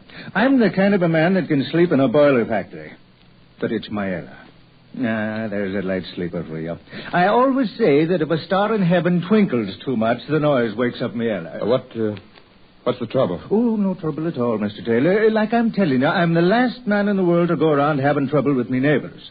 But you know how the women are. Always finding something to make a fuss about. Oh, say, I'm not disturbing her, am I? Disturbing? Yeah, you know, your missus. She's not sleeping in the bedroom there, is she? No, of course not. There's no one in there. I thought maybe seeing the doors closed. No, I tell you there's no one in there. My wife is out of town. Well, that's fine. I always like to talk things over man to man without the women around. That's why I made my Ella stay home. Let me handle this, I says. If there's anything wrong, I says, let me do the talking and we'll stay good. What is it? What's wrong? What do you want to tell me? Well, to put it plain, it's the cat. Cat? Yeah, the cat. You just got it, didn't you? You heard a cat? Yeah, it started a few nights ago. No, it ain't disturbed me none, like I says, but my Ella. Well, you see, our bedroom window faces right on the alley, and by golly, she hears every meow that animal makes. You're wrong. Huh? I have no cat. But my Ella heard... I heard it, too, for that matter. I have no cat. But I'm telling you, it came from this house. I tell you, I have no cat. Isn't that sufficient? Well, now, seeing as you put it so plain, I'll be speaking up plain myself. I'm telling you, I heard a cat yowling last night, and the night before, and the night before that. And as sure as my name's Thomas Kerrigan, it came right from this house. Now, what do you say to that? Get out. Now, wait a second, my bucko. Well, get on your high horse. Get out. Get out of my house. Well, you sure are making a lot of noise about nothing, young fella. But it's your house, and if that's the kind of a neighbor you want to be, I guess I could... What are you standing there for? Get out. Now, just a minute. Take it easy. No cat, eh? Well, what was that I just heard? Nothing. Nothing at all. You've got no right to be coming... You may not be a liar, but you sure are something close to it. If that ain't a cat in that bedroom there, then I ain't never heard a cat. Get out! Get out of here! Oh, no, I won't.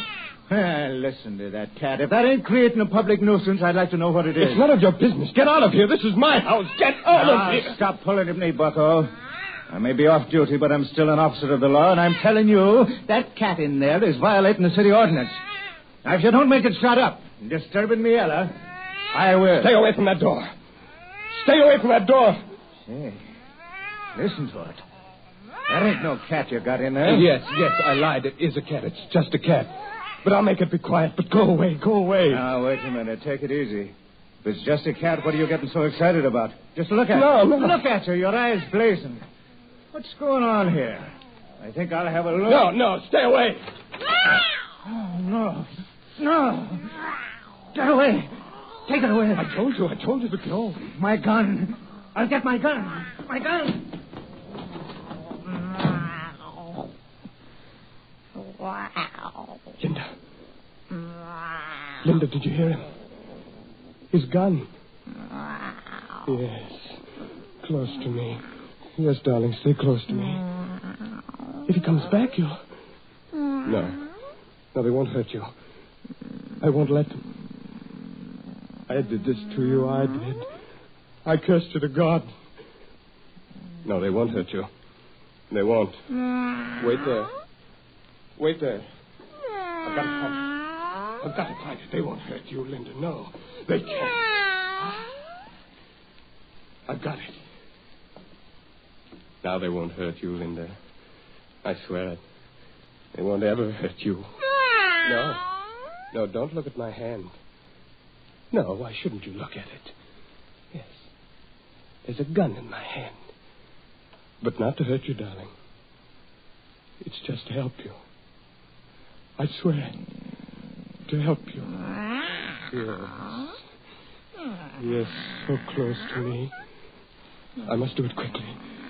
No, don't try to pull away. No, Linda, stay here. I must hold you. I must. You'll be back in a moment. I mustn't miss. Linda, my darling.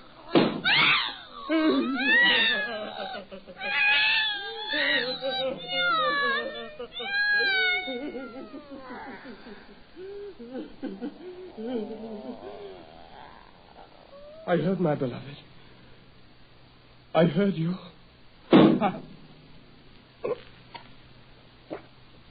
Wait for me, my beloved.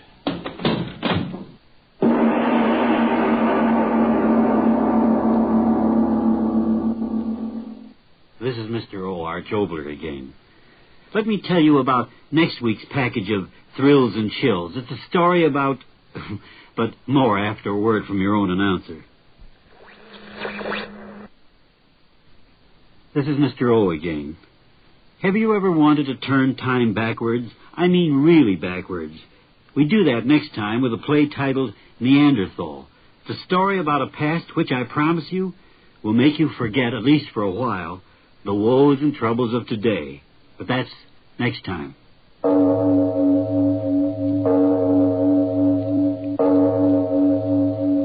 It is later than you think. That's our story for tonight. I hope you enjoyed it and will join us again as we travel through the zero dimension in the theater of your own imagination. So until we meet again next week, when I bring you another story in the night, this is Van Crystal reminding you that the extent of your own imagination is unlimited. One purpose of these programs is to help you exercise those imaginative powers. I hope we've succeeded. Good night. Ironized Yeast presents Lights Out. Everybody. It is later than you think.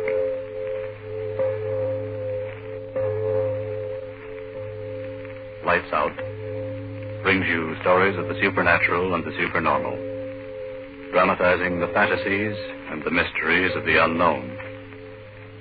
We tell you this frankly, so if you wish to avoid the excitement and tension of these imaginative plays, we urge you calmly but sincerely to turn off your radio now. This is Arch Obler. If you don't mind, I am not going to tell you anything about the story we're going to do in a few minutes. Neither the title, nor anything about the characters, nor even the usual remark about any similarity of this story to real events and actual people occurring so and so. No, we're just going to tell you a strange story.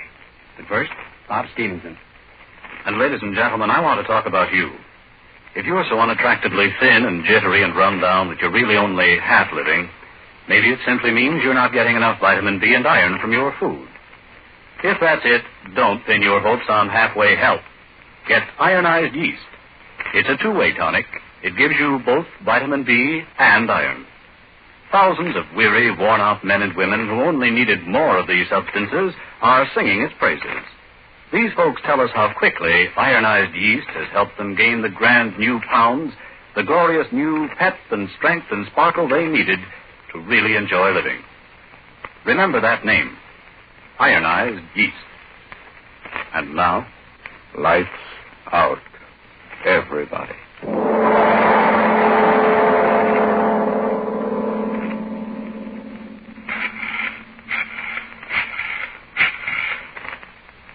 Hello? Hello, police department? My name is Charles Krager. Dr. Charles Krager. I live at 872 West Street, apartment 2B. I want you to come and get me.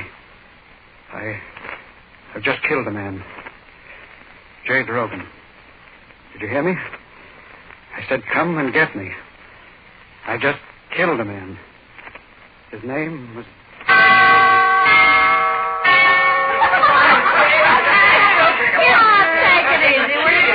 No, I'm willing to bet on it. I'm telling you, sir, my name is Jay Drogan. I'm going to drink this. Jay, forget it, will you? You better lie down and get some rest. Let me lie. Put your hands off me. I said I was going to drink this mess, and I'm going to drink it. Right out of the cocktail shaker. What are you doing? He's really drinking it. Holy cats, look at him. Oh, boy. Oh, that was terrific. How did it taste? Wonderful. Jay! He's sick. No, I'm all right. Not in here. Window open. The windows. Who broke all the windows?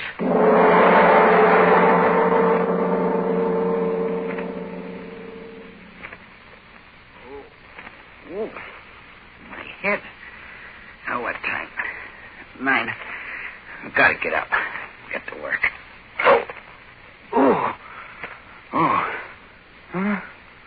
All dressed. Bed in my clothes. Put me to bed. Oh, it doesn't matter.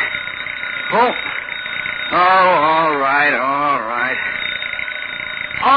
right. Hello, Jay Drogan speaking. Who? Oh, yeah. Hello, friend. Sure, I'm coming down to the office. Party?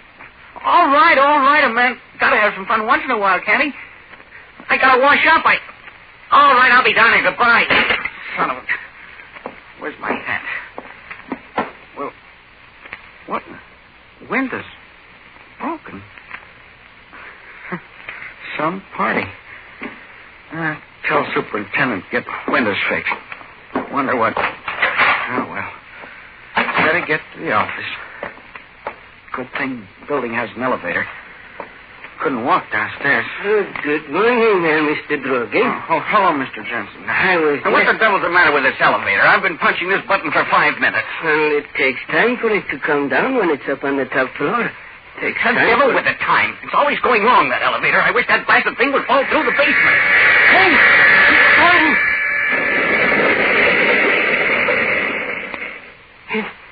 It said... Just like you said.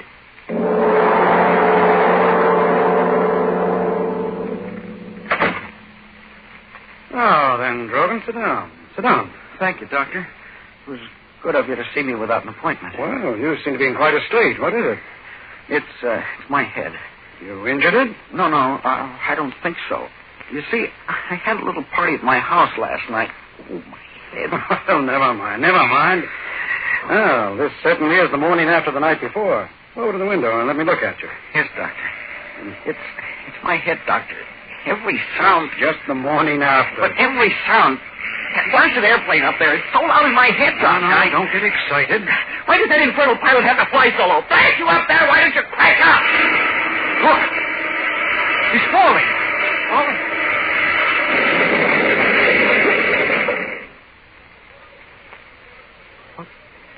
What you said, Drogan, really happened.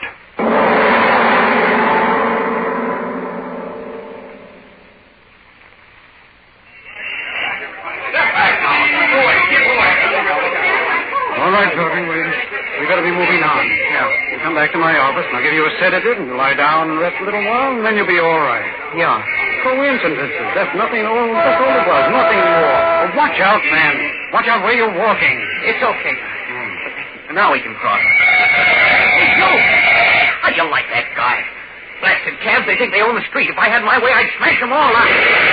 Stop!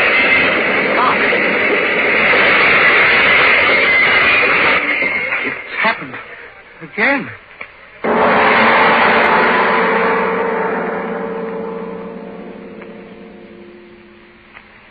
Drink this.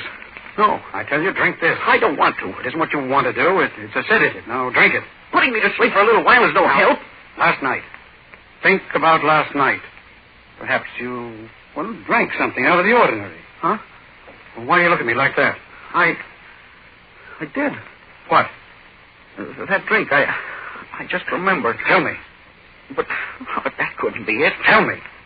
Well, we got a kidding about who could make the most unusual drinks, and I was feeling high, and I mixed one. Well, what was in the drink? I don't know. Well, you must know. If I knew what was in the drink, perhaps some chemical... Oh, wait a minute. Where do you think you're going? To the office. Well, what? Fred, my business. I've got to... No. You're completely out of your head. You're a menace, a walking danger. Don't you realize that you can't go out of here until we figure this out, some way to stop it? If you don't, every time you say a negative thought, it'll happen and someone will die. Do you want that? What's the matter with you? Why should you laugh? Stop it. Stop it. Well, it's funny. I go to see my doctor because I'm going out of my head, and he goes out of his head. But what happened to you that all of a sudden... I heard you said that I was a menace. When you said that, all at once, everything cleared up. What? Yeah. Me, a menace. That's the funniest thing anybody ever said about me. Look at me. No hair, half my teeth aren't my own. I've got a pot belly. I'm a menace. Yeah, you, a doctor who's supposed to judge things only by facts, suddenly decide I'm a menace. Why? Because 3 screwy things happened that I had nothing to do with. That I had nothing to do with. Coincidences. Like getting 4 aces 2 times running, or rolling 7 25 times in a row, or anything else where 2 and 2 doesn't add up to 4.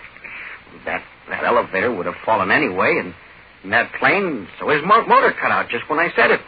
And the cabs, we were both so scared that we ran off without finding out whether or not there was a good reason why 3 cabs smashed up. Sure, cabs have accidents all the time. So, well, does that make me a menace? I ask you. Is that the way for a doctor to talk?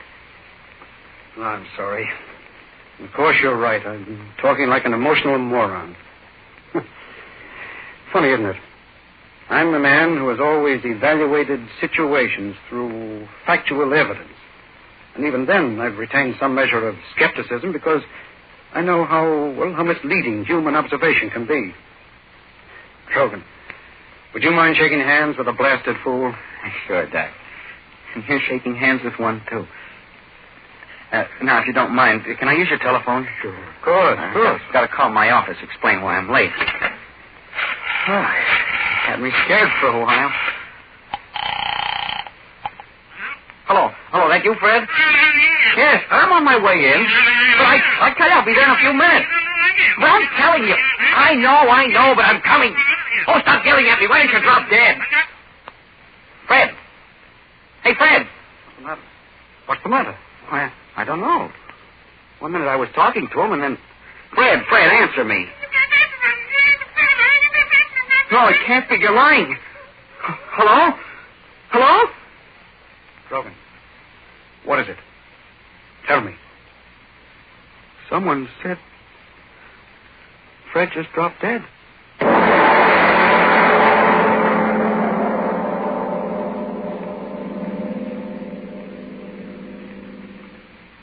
Ladies and gentlemen, to stop a suspense story may seem an intrusion.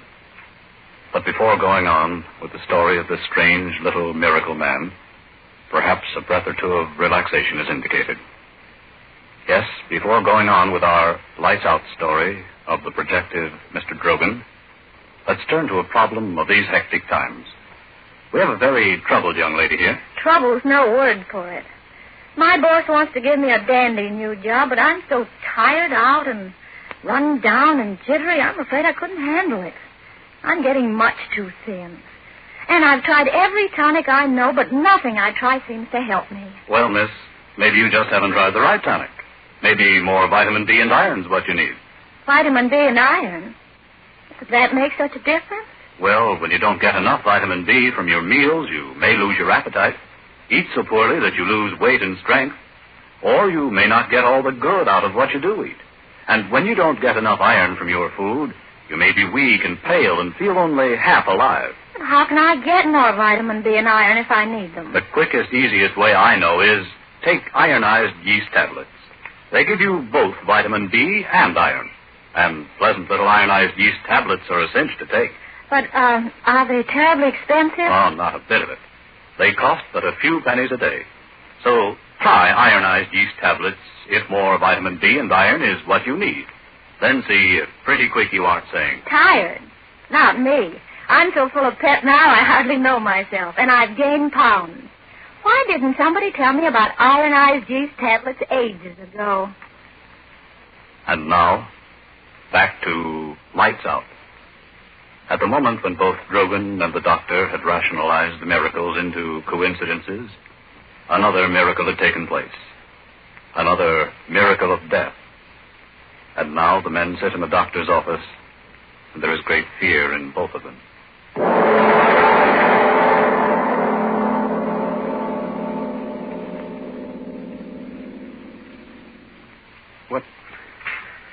What time is it, Doctor? 1. I can't just sit here. No, you're my responsibility. I've got to think something out. I just can't keep on not thinking anything. Great Godfrey, what's the matter with me? You can perform miracles. I'm convinced of that. All right. Then why in the name of common sense can't you perform positive miracles instead of negative ones? I don't understand. Listen to me. It's simple. It's so simple that neither one of us thought of it. Just as you can kill people and cause accidents, why can't you do good? Good? Yes, good. Heal the sick, give eyes to the blind. But when it comes to killing, kill the ones who should be killed. That's right. Maybe I could do that. Hitler, Mussolini. Why, you could wipe out the whole Nazi army by just saying so. Yeah, but how would we know? Wait a minute. It's all clear now. Every miracle that you performed today was a negative miracle. The falling elevator, the airplane, the taxis, your friend. Everything negative. You haven't performed a single positive miracle. Not a miracle for good instead of evil. Well, come with me. Where? Out into the street again. Come on, Drogan.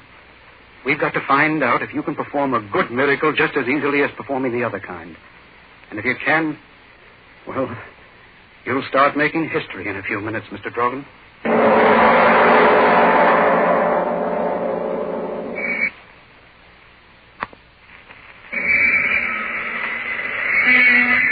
Now. What? On the corner, the newsman. He's blind. Well, don't be stupid. We'll go over to him. Paper, get your paper. Hello, Tom. That you, Doctor? Yes, give me a magazine. Well, anyone will do. Yes, sir. Wish it, Drogan. Wish that he could see. I am. Hey, Doctor. How have you been? Oh, never mind about me. How about you? Huh? How about your eyes?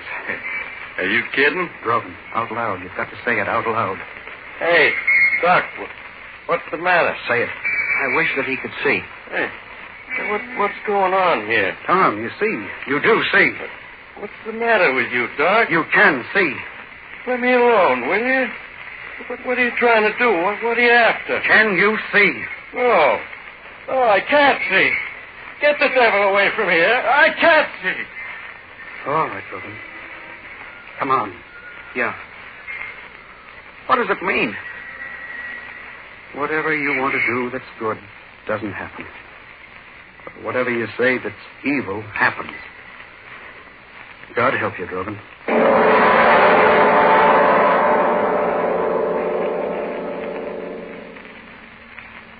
Well, I know I give it.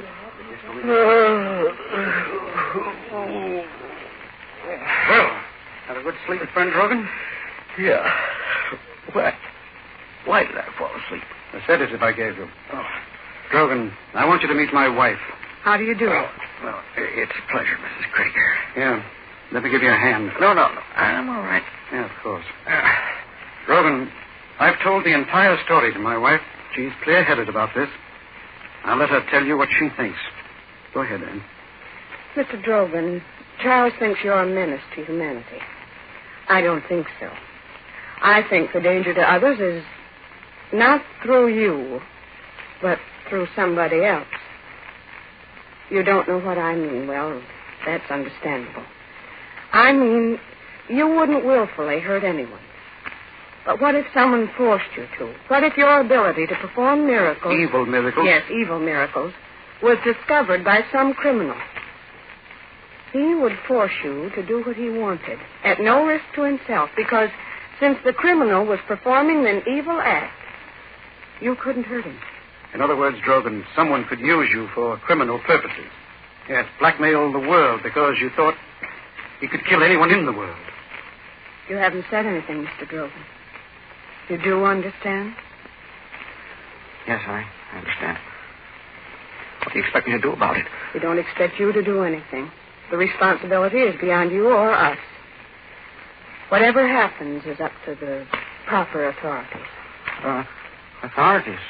My wife means that what we must do is to tell the authorities of what happened. It's a wonderful idea.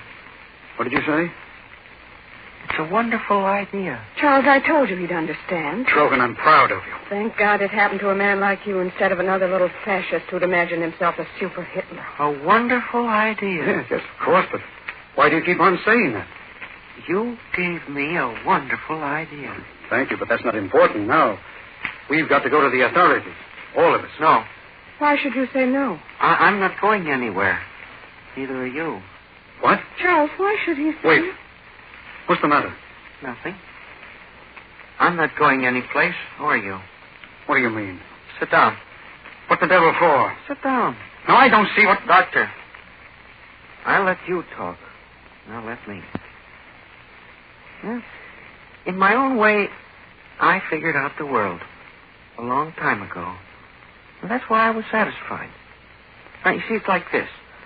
Some people are born with more than other people. One man has more brains, so he's an Einstein. Another fellow's born with good looks, so he's a movie star like that Taylor fella. Another has muscles that work better, so he's a Joe Louis. Another one's got more energy, so he's an Edison. Most people are born with just enough brains and muscles to get along in a plain, ordinary life, like me. I knew that. So I was satisfied. Then this happened to me. All at once, all I've got to do is say something, and then it happens. Not good things, we found that out, but whatever I say that's wrong happens. I can do what anybody else in the world would like to do, we can't do. No Army or Navy or Air Force. I can say that somebody should die or that something should burn or break or fall, and it happens. You know, at first it was the same for me as for you, Doctor. I couldn't believe it was really so. Then while I was lying here, I heard you and your wife talking, and I began to figure things out. And then you both gave me the real idea. Dempsey and Joe Louis and Tunney and those fellas who had better muscles made themselves millions. So did Edison and Ford and Chrysler and the rest of them who had brains. Now, I had something. Why shouldn't I get paid off, too? Paid off? That's right. How? You said it before. What? I think you call it blackmail. Charles. The way you both look at me, you'd think I'd said something you hadn't said before yourself. Anybody that's any good to the world, I can kill. All right. People get paid off in this world for not letting other people starve, so I'll get paid off for not making people die. That's a pretty bad joke. Joke? No. Of course you're joking. No. You don't mean that. Sit down, Doctor. Doctor, I said for you to sit down. Don't you order me around. Now stop this nonsense and... Oh. I brought you some tea, Mrs. Krager. Yes, thank you, Frederick. Just put the tray Wait down. a minute. Take that tray out of here. Go ahead. Take it out. But I take orders only from Mrs. Krager. Is that so? Well, why don't you die? He's dead, isn't he, Doctor? Yes. So you see, it isn't nonsense. You devil, you. Up to now, it's always been plain Sam. I never thought that you... That's just it. You should never underestimate a little man, now should you? Charles, do you hear me? Call the police. He hears you, but he won't do anything about it, will you? Charles, don't just sit there. This man is a murderer. He killed Doctor, Frederick. your wife is Call the talking police. a little too much, isn't she? There, won't you please? Doctor, do you hear me? I suggest you tell your wife to shut her mouth. Charles, Or maybe you'd like me to say something to her, the words I said about the servant. Suppose I said, Mrs. Krager, I wish... Stop. Will you please do something about this? Stop it. Stop. You hear me? Stop it. It'll be all right, dear. It'll be all right. Of course it will, as long as we're sensible about this. Now, then, what is my plan? Well, very simply this. You and your wife are going to help me get everything in the world that I want. Yes, everything. What I tell you to do, you will do. Letters. I will decide on 3 influential gentlemen in our government, 3 wealthy gentlemen in industry to whom you will send letters explaining about me. Now, they won't believe, but at the time I tell them to, they'll die, and the newspapers will know about it. And after that, everyone will believe me, now won't they? And so as not to die, everyone will do exactly as I want, won't they? Because they won't have any choice in the matter. They send soldiers against me. I'll wish that they'll be dead, and they will be dead. And soon from Washington to London to Moscow, everyone will be doing exactly what Sam Drogan wants them to do. And that'll be wonderful, won't it? All the good people of the world doing exactly what one little man wants them to do. Well, you haven't said anything, Doctor. You understand what I'm talking about, don't you? Yes. It was inevitable. Of course, I won't want you and your wife to leave here. Now then, we'd better have this man's body removed, and then we'd better get to work. Or have you any suggestions? Do you mind if I have a drink? Drink? Not at all. Not at all. A drink started all this, didn't it? Go right ahead, Doctor. Thank you. And you, Mrs. Krager, you're quite all right now, aren't you? Yes, I'm sure you are, the way you sit there looking at me. You and your husband will do exactly as I say, because you're both good people, and I'm deaf to good people, and you know that now, don't you? Yes, I'm sure my wife knows that. Your drink. Oh, yes. Oh, and quite a full one. Thank you, Doctor.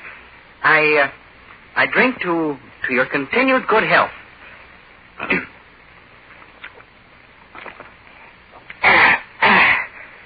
Well, a strong one and a good one. Thank you, Doctor. What? Drink? Oh, my throat, you what?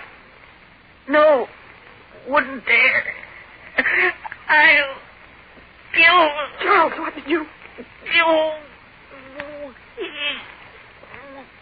Charles, he's going to... Wait. I wish you... Charles! Both were...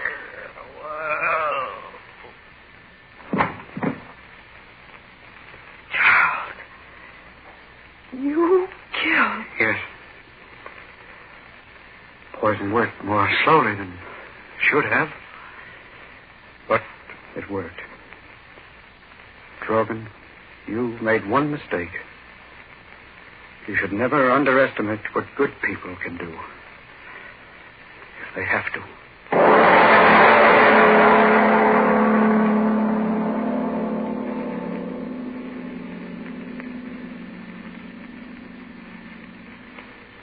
Mr. Obler.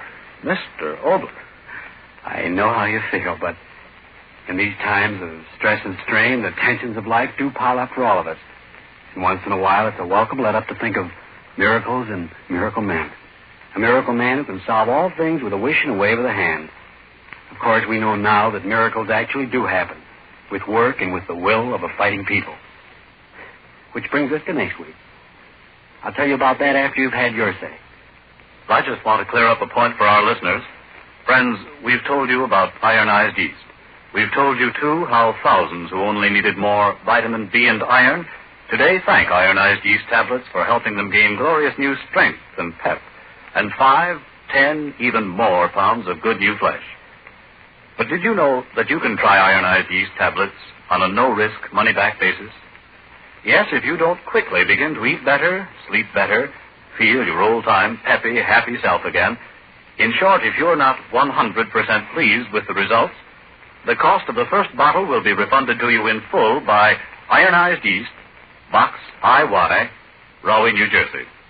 So, if you need more vitamin B and iron, get the one and only Ironized Yeast tablets right away, tonight. And next week? Well, next week, very simply, I like stories of escape. I always have. My typewriter likes them. My shorthand likes them. My dictaphone likes them. I think other people feel the way I do. In childhood, we like to read of escape from galloping Indians, and as we grow older, escape from pursuing love. And we grow older than that, other more subtle escapes. Well, by this time, you ought to know that next week's story is one of escape. Its title is Until Dead, and I promise myself and you a suspenseful and amazing half hour, but as usual, that's next week. Yes, tune in next Tuesday again for Arch Obler's eerie story, Until Dead. And if you need more vitamin B and iron, be sure to try ironized yeast, the one and only ironized yeast, with the big letters IY on the package and on each tablet.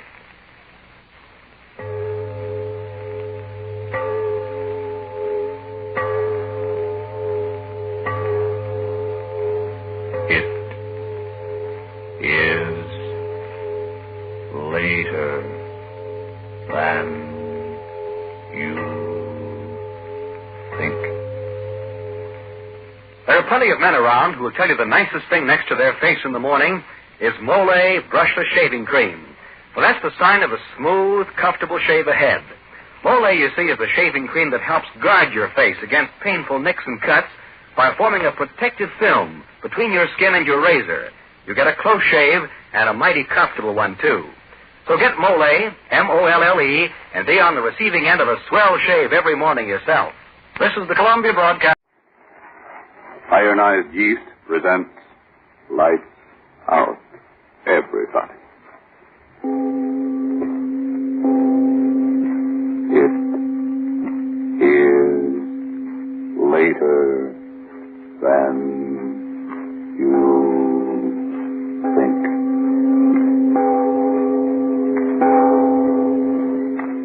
Lights Out brings you stories of the supernatural and the supernormal, dramatizing the fantasies and the terrors of the unknown. We tell you this frankly, so if you wish to avoid the excitement and tension of these imaginative plays, we urge you calmly but sincerely to turn off your radio now. This is Arch Obler. He walks the earth, the little man. You look at him and say, what can he do? But then comes war and barbarism threatens his own home, and suddenly the little man towers over the earth, a figure of vengeance. This, too, tonight is a story of vengeance. But before we begin, Bob Stevenson wants to ask you a question. Does day's end find you so worn out and all in that you can't enjoy the evening? Are you so jittery and underweight and under par that you're losing out in your work and in your fun? Remember the name, Ironized Yeast Tablets. And now, lights out, everybody.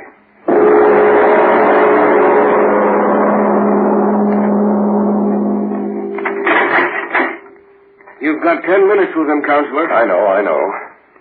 Oh, Rogan, I understand you wanted to see me. Sit down, Counselor. I'm very busy, understand? Sit down. Yes. What's on your mind?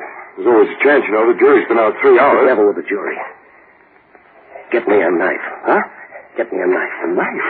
Are you insane? A knife. Get me one. But why? You've got a chance. My final summation. The jury might deadlock. Yes, deadlock. Shut up and listen to me. Well? When the jury comes in, he'll be there sure. He? Mark Street. Oh, him.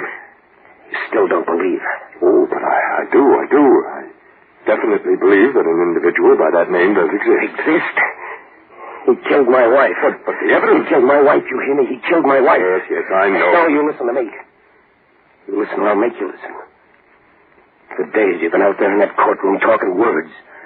Words, high-sounding legal words. All the time you won't believe the word I told you. All the time back of that mug of yours you've been thinking, yeah, he killed her.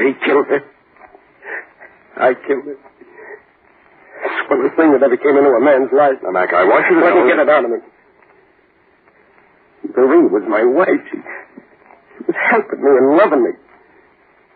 Guy come along who couldn't stand her being happy. Took a look at Marie, and in that rat mind he must have said to himself, okay, beautiful, I'm going to get you. How and when, I don't know, but someday, beautiful, someday. That's what he said. And that's what he did. What? One night he came over. Sure, he got to be my friend. He came over, and when Marie told him I was working late down at the plant, he said he'd wait for me. Business. Business of hell. What? Oh, how can I tell you? I can only think it in my head and remember it in my head. I hear her. I hear her, don't you? Fighting against him, fighting. I don't hear anything. Fighting. She must have clawed at his eyes.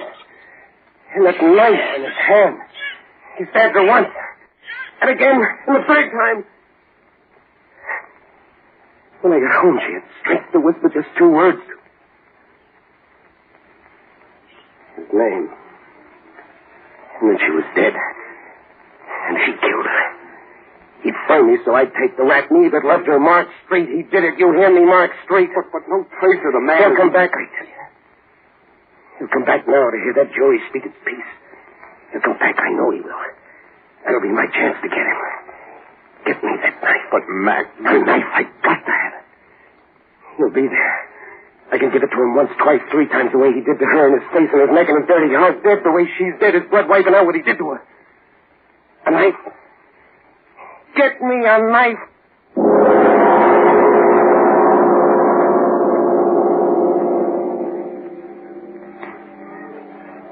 Order in the courtroom. Order in the courtroom.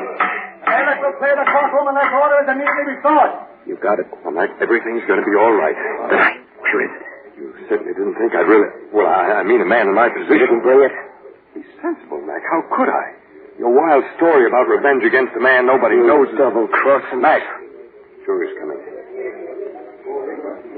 Ladies and gentlemen of the jury, have you reached the verdict?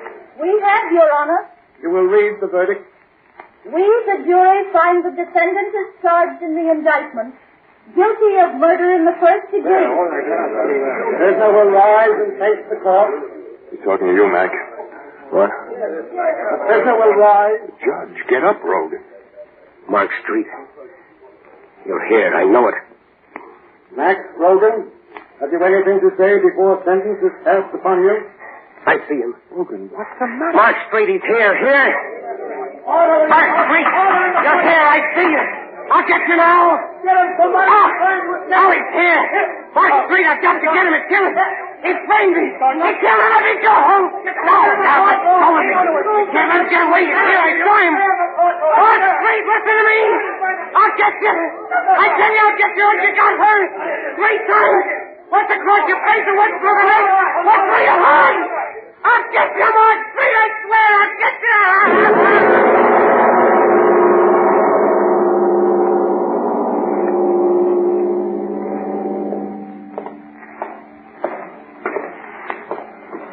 I'm asking you as a particular favor to me, Rogan, to behave yourself.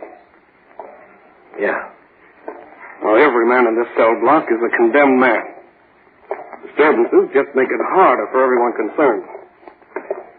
I ain't going to be with you long, Warden. There's 2 weeks yet, my boy. I'm not going out that way. Oh. Escape, eh? I'm just telling you not to count too much on springing that trap. Don't try it, Logan. No man's ever escaped from the death house in this penitentiary. And no man ever will. Yeah. Huh? This is it, Rogan. Yeah, I would. Oh, hello, Rico. Oh, guard, open the cell door. Hello, Warden. In here, Rogan. What's the matter, Warden? Your hotel getting crowded, so you gotta give me a roommate?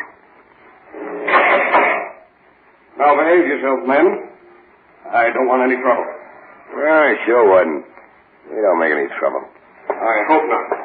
See you later. The warden's like a school teacher. Huh, Rogan? How do you know my name? Yeah, there ain't much going on around here Rico Bartelli don't know.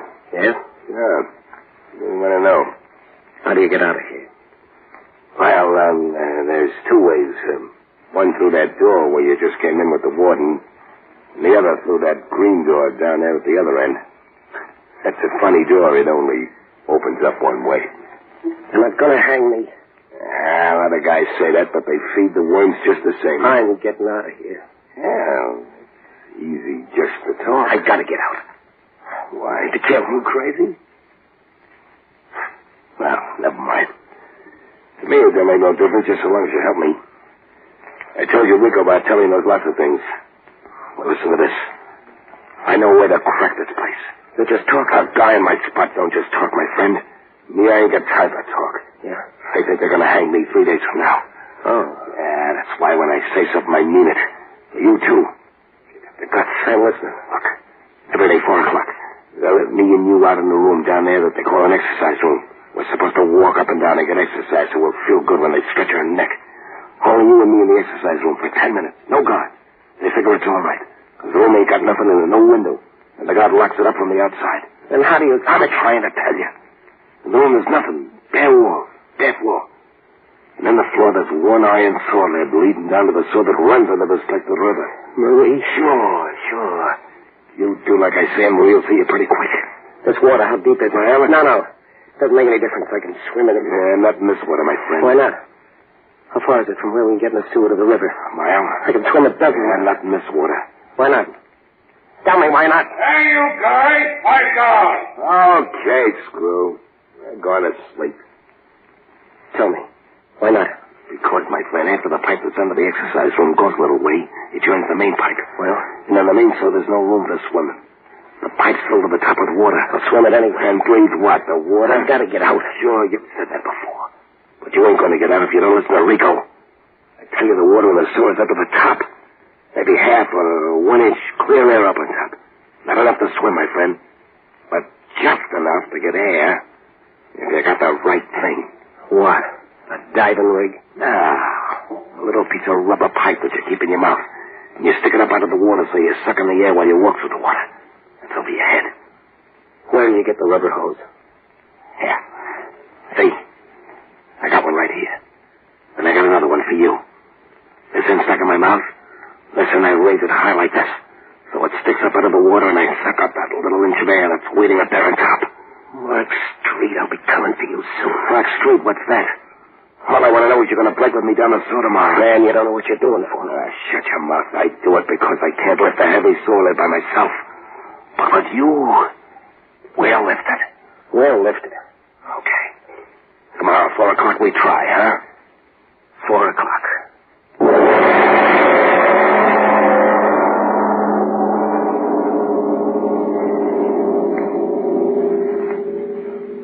Ladies and gentlemen, a deep breath, please, before we go on with the story of vengeance and MacRogan. Yes, and while we do so, girls, is this how you feel these strenuous war days? No, I'm not going to dance with a soldier. I'm too tired out to enjoy it. And since I've gotten so thin and run down and on edge, nobody wants to dance with me anyway. Well, you don't look so good lately. But listen, you know Sally Blake? Well, she was underweight and weary and jumpy, too. And she found out that all she needed was more vitamin B and iron. Vitamin B and iron? I don't understand. Let me explain, miss. When you don't get enough vitamin B from your food, you may lose your appetite, so you don't eat enough. And then you may lose weight and lose your pep. Or you may not get all the good out of your food. And when you don't get enough iron from what you eat, you may be weak and pale and washed out. Oh, dear. There's more vitamin B and iron is what I need. I suppose I've got to take some disagreeable medicine. Sally didn't. She took ironized yeast tablets. She says they're a cinch to take. Just pleasant little tablets. And you should see Sally. And now, back to Lights Out. This is the day and the time for the two condemned men to make their try for freedom.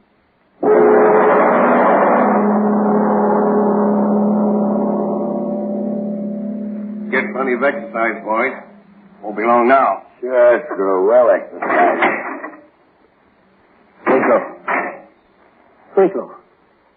The floor, there's no soul in it. You think they got a label on it or something? Quit talking. We gotta move fast. Show me for the leather head. Okay. Keep your pants on. Yeah. You see the circle on the floor? Yeah. That's the lid. It's covered with cement just like the floor. What? Heaven, all that weight, how we lift it out. Keep quiet. Yeah. I got something that'll do the work. A cold chisel. I told you Rico Bartelli's a smart guy. This little piece of steel cost me plenty. But I got her and she was going to get me right out of here. Now listen. Yeah. Look. Stick the chisel in the crack. And push up. The cover comes up a little bit. And you stick your fingers underneath. Okay. Up. There, you got it. There. Now get your fingers under. Yeah.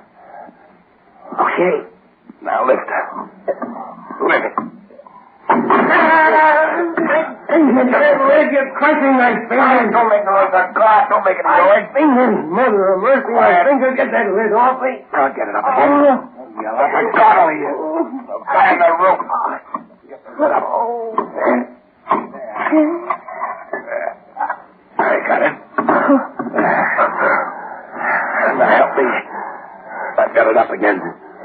Help me lift it. There it comes. There we go. Let it down.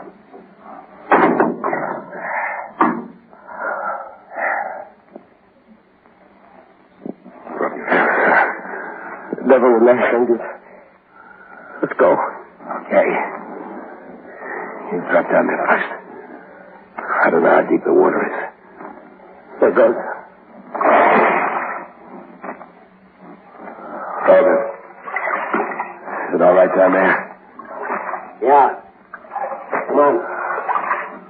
Okay.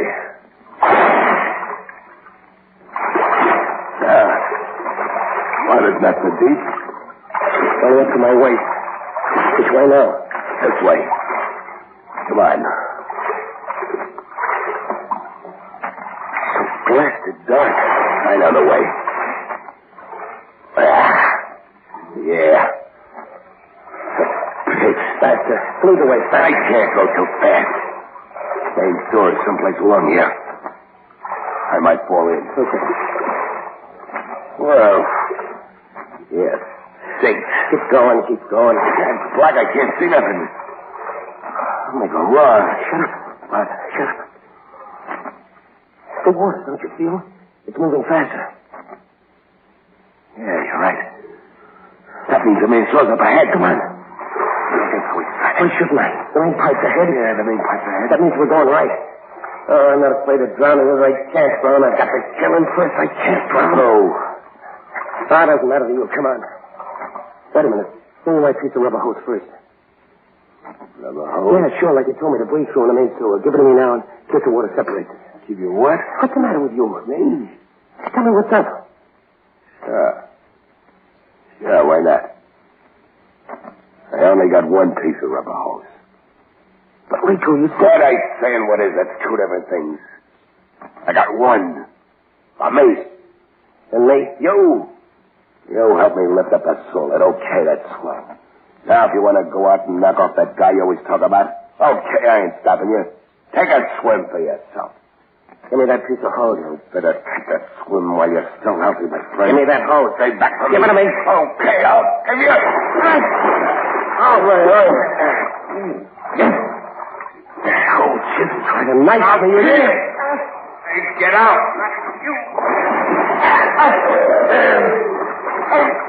Devil, I got you now. Oh, I am. Yeah, your arm, Rico. Bending it to make you bend over. Bend over, Rico, over. Get that head of yours under the water. Drink it, Rico. Fill your double-crossing lungs with it, drink.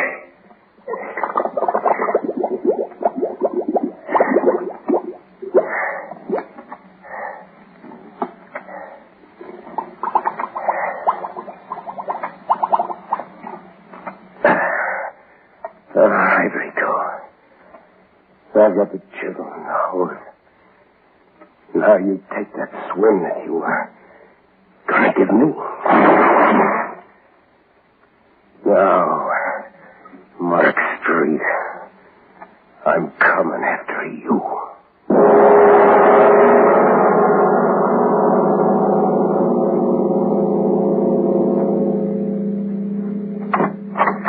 Hey, now, but shut the door. We're closed, see? Might as well scram. 1 o'clock's closing hours in this town. Help me. Hey, what's the matter with you? Mark Street. Huh? What's that you said? Mark Street. Where is he? Mark Street? Oh, you mean that lanky chiseler that... I didn't know exactly. I mean, I ain't seen the guy recent. Where is he? Hennessy's place. Yeah, that's it. I remember hearing a couple of the boys saying he moved in up there. Hey, wait a minute, fella. Don't you want a drink? Don't you want me to get... Well, is that a note? Walks right out on me. I wonder what in the... Gee. Is that a funny thing? It ain't rained around here for a week. And the guy's clothes were soaking wet.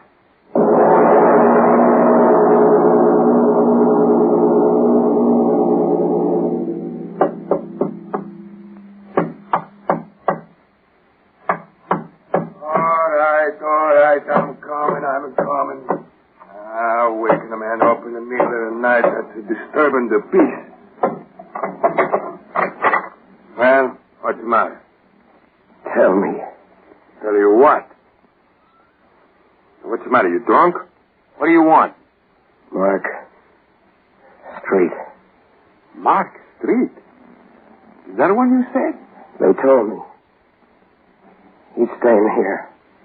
He was staying here, you mean? He's gone? That's right, he's gone. Tell me. Where? Where is he now? He's down 6 feet in the Rosamond Cemetery. Mark Street. He's died last week. Good night. Mark Street. Died last week. No, Mark Street, you can't cheat me that way. Rosemont Cemetery said. All right, Mark Street. I'm coming out to you.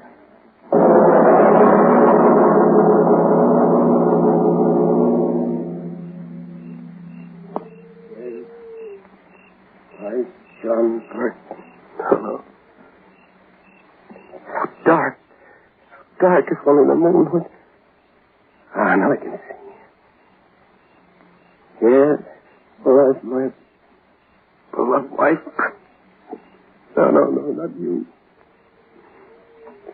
Mark Street, where are you? Where? So many graves, white stones, moonlight, so many dead. If you're here, I'll find you. Here lies the mortal remains of Henry Owen. Oh, no. I've got to find you, Mark Street. I've got to. Maybe this one. Here lies Mark Street. I found you, Mark Street. I found you. Oh, he's dead. I found you. But are you dead? I must know. I will know. I will know.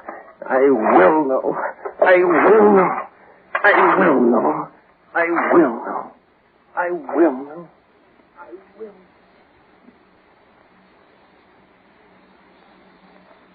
I will. I will. I will. I will know. The coffin. The coffin. Oh, I'm down to you at last, Mark Street. Now I'll know.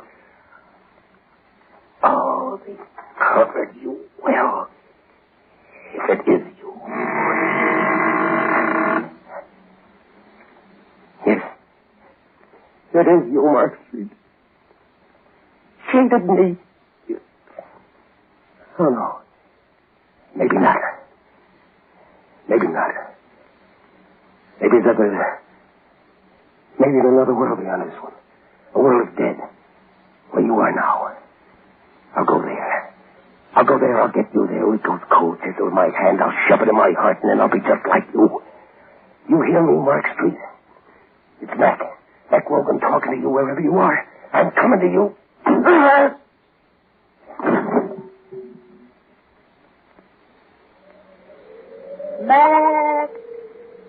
Mac Rogan. Mark Street, I'm coming to you. Mac Rogan. Marie. Mac. Marie, I heard.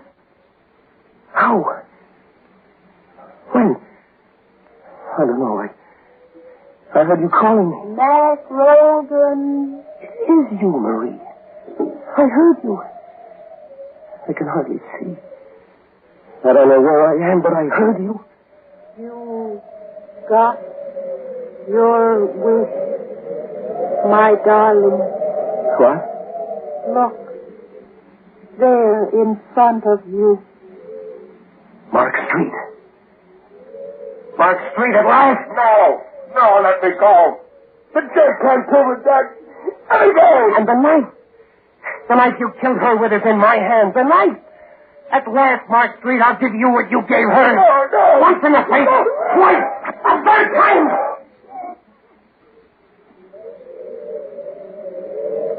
No. Go back to your grave, Mark Street. And I'll go to mine.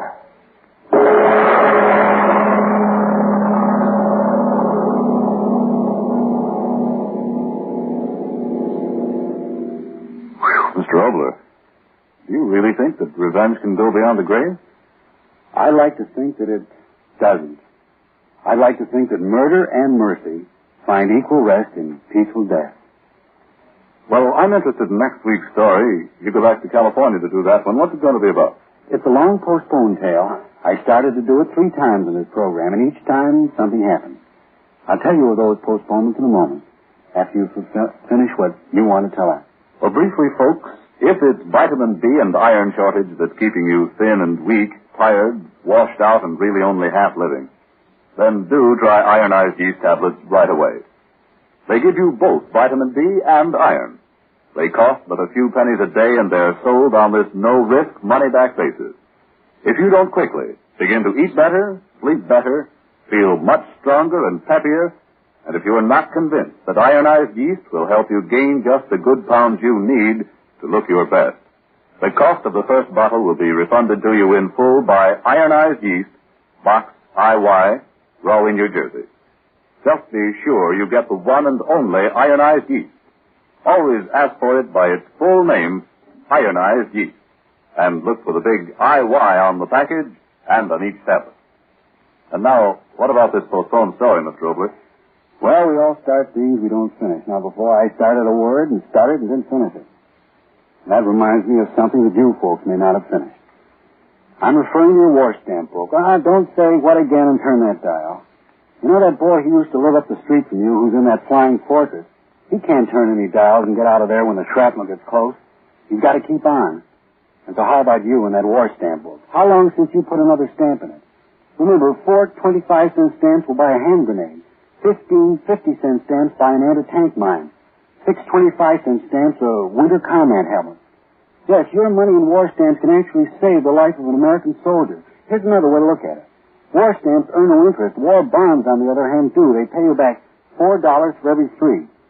So looking at it either way as a dollar investment for your future, or better yet, an investment in a free world, you'd better put those spare dimes and quarters to work against the Axis for victory and for you. In the future, well, it'll mean a future of a free world. Ladies and gentlemen, tune in next Tuesday again for Arch Obler's eerie story, He Dug It Up, a strange tale inspired by a visit to pre-war England. And if you need more vitamin B and iron, be sure to try ironized yeast, the one and only ironized yeast with the big letters IY on the package and on each tablet.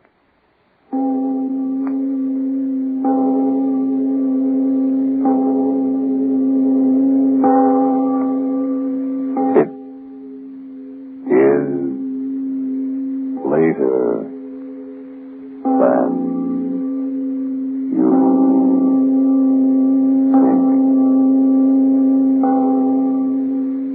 think. Time waits for no man these days, not even for a man to shave. Speed is mighty important. So why not enjoy the quick, comfortable shaves that you get with Mole brushless shaving cream?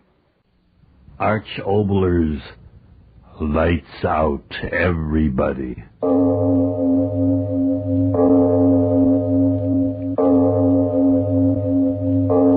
It is later than you think.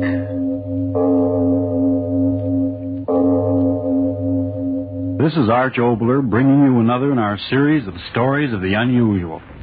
And once again we caution you, these lights out stories are definitely not for the timid soul.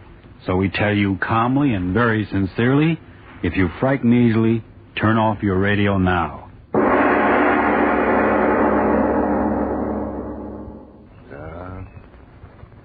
It is a nice day. Yes, I agree with you, Mr. Sparrow.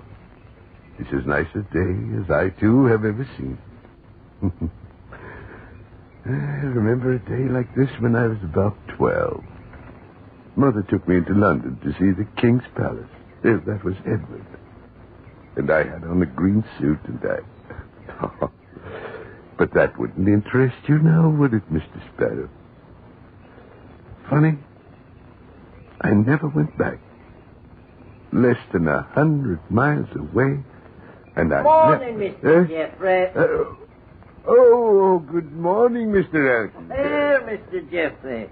Oh, kind of late in the season to be planting now, ain't it? Oh, I wouldn't exactly say that, Mr. Elkington. Not for what I'm planting. Now, what would that be, might I be asking? A tree, my friend. Oh. A nice, strong catalpa tree. My son sent it to me all the way from Exeter. You don't say, catalpa tree. Well, now.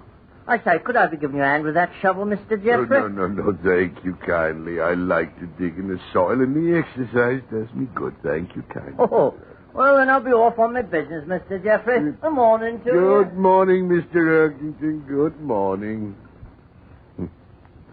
Well, it is a good morning. The rain certainly softened you up, didn't they, Mr. Ground? Nice and soft. Nice and soft. Going to dig you a nice, deep hole, Mr. Catalpa. Yeah. Nice, deep hole, so that your roots will have a good, firm start in life. Yes, indeed. Yeah. Well, that's not the way to act, Mr. Ground, throwing big boulders in the way of my shovel. Mighty big stone, too, from the sound of it. Dig you up, Mr. Boulder? If it takes me a week, yes, indeed. Big stone, all right. Keep after it, that's all. stayed all these years in the corner of my garden, and I never knew about you now, did I? There. There, that's showing results. Yeah. Like an oblong. That's queer. Big flat oblong stone in my garden. Dig you up. That's what I'll do. Dig you up. Yes, indeed. Oh, Mrs. Gracie. Mrs. Gracie. Yes, what is it? Mrs. Gracie, come out here. You've got to come out. All right, all right. Now, what in creation is it, Mr. Jeffrey? Mrs. Gracie, look. Look. Land sakes alive. What kind of a hole for a tree is that? Don't see why in the world... Look, I tell you. Is it a coffin? Coffin? That size and out of stone? Then what would a coffin be doing in my garden? I've never heard of anyone being buried here. It's much too big. Mrs. Gracie, I got it. What? Roman. The Romans left it here. Romans? Don't you understand? The Romans invaded and lived in Britain over 1,500 years ago. They left it here. Nobody like that lived round here, and don't you tell me anything different, Mr. Jeffrey. But I am telling you, a Roman sarcophagus. Now, Mr. Jeffrey. Oh, never mind. Mr. Robinson, run over and get Mr. Robinson here. Tell him to bring a couple of men. We've got to dig this thing up. We've got to dig it up? Mr. Jeffrey, it's the sun that struck your head. Now, don't stand there lecturing me. Mr. Robinson, hurry, get him. No, I won't. What? Not to dig it up, I won't. To bury it deeper, yes, but not to dig it up. Coffin or one of them heathen, whatever you call it, it makes no difference. If it's been buried here all these years, then I say cover it over and let it be. There's some things best left deep under the ground.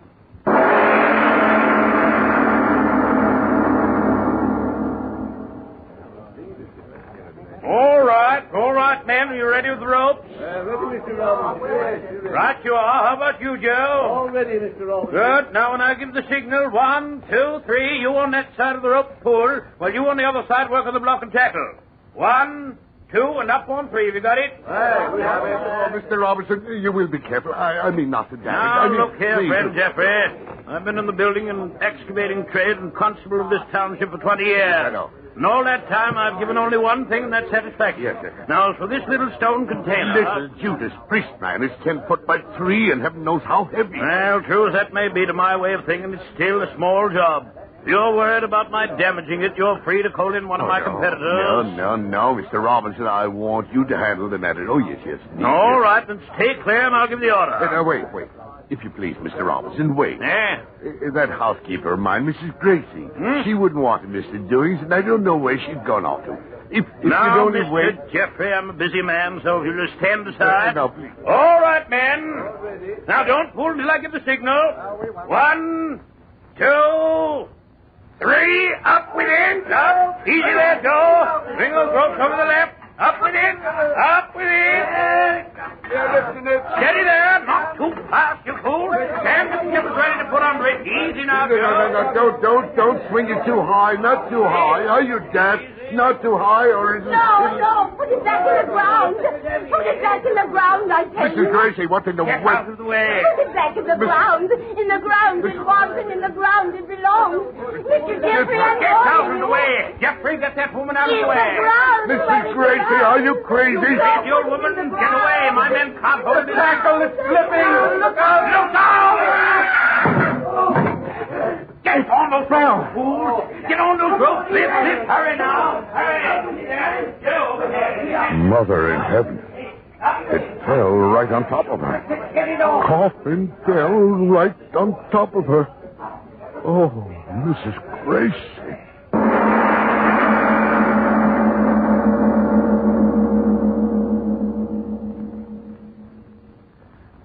It's a cruel thing, Mr. Jeffrey. Cruel indeed. Yes. Cruel and yet not cruel. For the ways of the divine providence are beyond our poor mortal understanding. Yes, I shall say that very thing over her grave when we bury the poor woman. As you wish, Reverend. What a day this has been. More excitement in just a few hours in this village than we've had in a dozen years. I wonder now whether... For almost 9. Well, I better be getting back to the church. Have to get everything ready for the service tomorrow.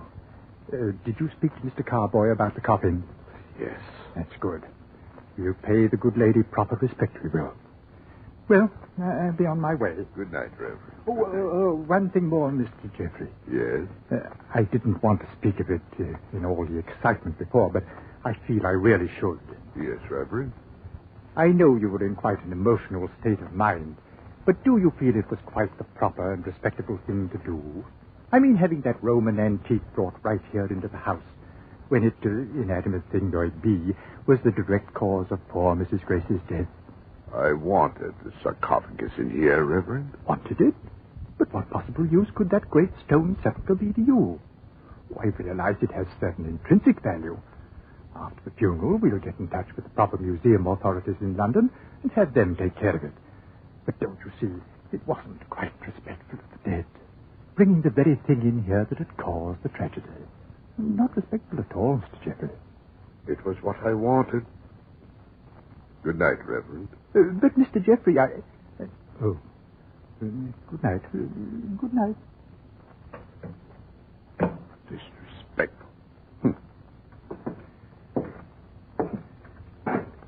No fault of Mr. Coffin that she ran under it. Call in the proper authorities. I'm proper authority in Roman things myself, I am.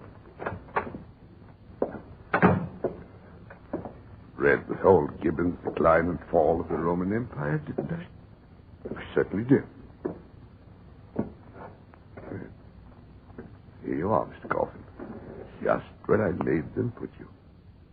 And I did make them, didn't I? Ran right under you, she did. Superstitious old fool. No fault of yours, Mr. Coffin. Yes, you're a big one. Let me see. About 10 feet long on this side and 4 this way. It's a discovery that ought to make history, that it ought. Wait for experts, should I?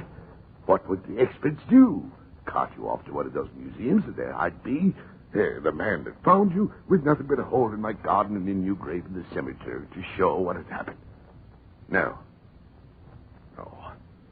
I'd be my own expert, Mr. Coffin. I'll open you up myself right now. And I'll take the blame or credit, and no mistake about it. That iron bar. Mr. Robinson will wonder where his crowbar went. Now, won't he, Mr. Coffin? But we'll give it back to him in the morning. Yes, indeed. Yes.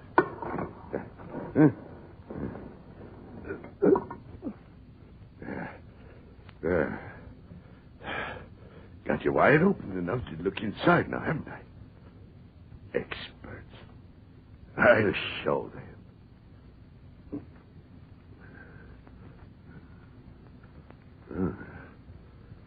The dark. Can't see. Matches. There now. If you don't mind now, Mr. Coffin, I'll bend over to see what you've got inside. Copy. Got the call. Are you there? Are you there? Reverend, this is Mr. Jeffrey. Yes, Jeffrey. No. Listen to me.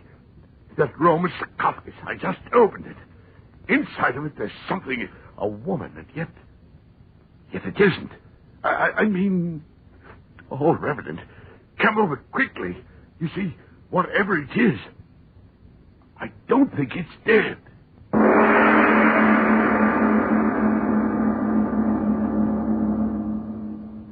My dear Mr. Jeffrey, you must listen to me. I'm a person of understanding, of judgment. I say leave it alone. Don't go near the thing until they get here. Now, I phoned Dr. Thompson at the British Museum. He's an expert, a qualified expert. Expert. There you go, experting again. Now, you shove on that side, and I'll pull on with this. Yes. There. That ought to fetch the lid off. It's all against my better judgment. All right. Off with it. There she goes. And Another shove. Oh, we've got it open. Reverend, look at her head. What in Satan's name is it? Lion's head. That's it, a lion's head. And the body of a woman. And alive. She is alive. Don't be a fool. It's a heathen idol, stone. No, it's living skin. I'll touch it. I'll prove it. It is stone. A blasphemous heathen thing. We'll cover it up, and in the morning I'll have it buried again. No, you won't. It's mine. Found it on my property. Oh, heaven forgive you. The blood of your poor housekeeper still staining it. Staining it? What are you talking about? Mrs. Grace's blood. See, it's still on it. But the outside of the coffin fell on her. This part was closed. But it is blood. Fresh blood. Oh, it can't be out here. Mr. Jeffrey. Reverend. That woman. A minute ago I felt cold stone. And now it's warm.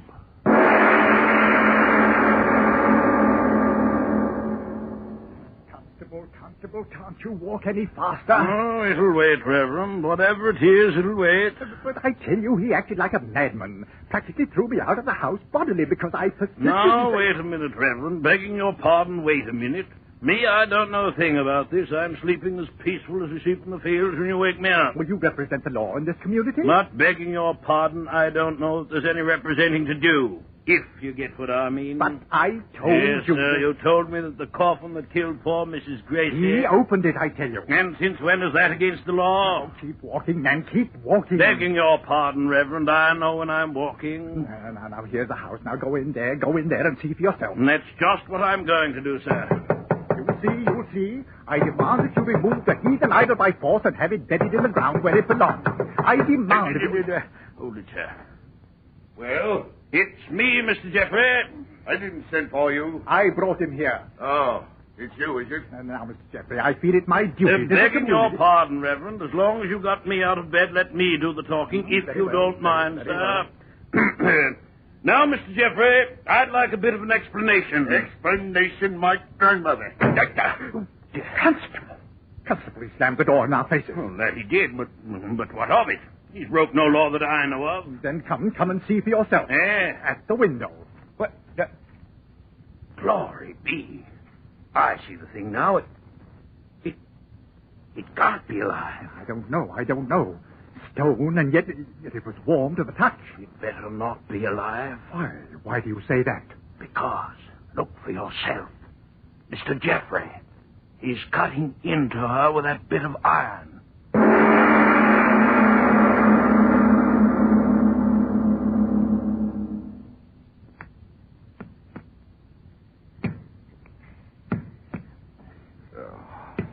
It was good of you to come in and help me, Mr. Elton. I'm right glad to be of service, I am. I'm glad to be of service, but this is devilish hard rock. Yes, it is. But we've got to break the statue open, Mr. Elkington. We've got to. If you say so. Oh, those fools, the constable and the reverend, they'll be back soon with some new ideas about getting into the house, now won't they? I suppose so. But they won't stop me. They won't. I've a chance to do something before I die. Make a big discovery, I tell you. They won't stop me. We'll have the statue cut open before they get here now, won't we, Mr. Elton? You'll try, I will try. Yes. Cut it open and no secret. Something that keeps that stone warm as if it were flesh. That'll be a wonderful discovery now, won't it? Oh, that it will. Faster, Mr. Elkington, faster. I'll try. Crikey, this stone is so hard. They mustn't stop us. No. Faster, Mr. Elkington. Oh. Elkington. Why have you stopped? It's my fingers cramped. Can't open my hand. Chisel, give it to me. All right. Got to keep working. Got to. I'll know the secret in you, Lionhead. That's the name I'm going to give her, Elkington, Lionhead. The power that's kept the stone in you warm all these centuries. I've got to know that, Lionhead. And I will know it. Have to keep working.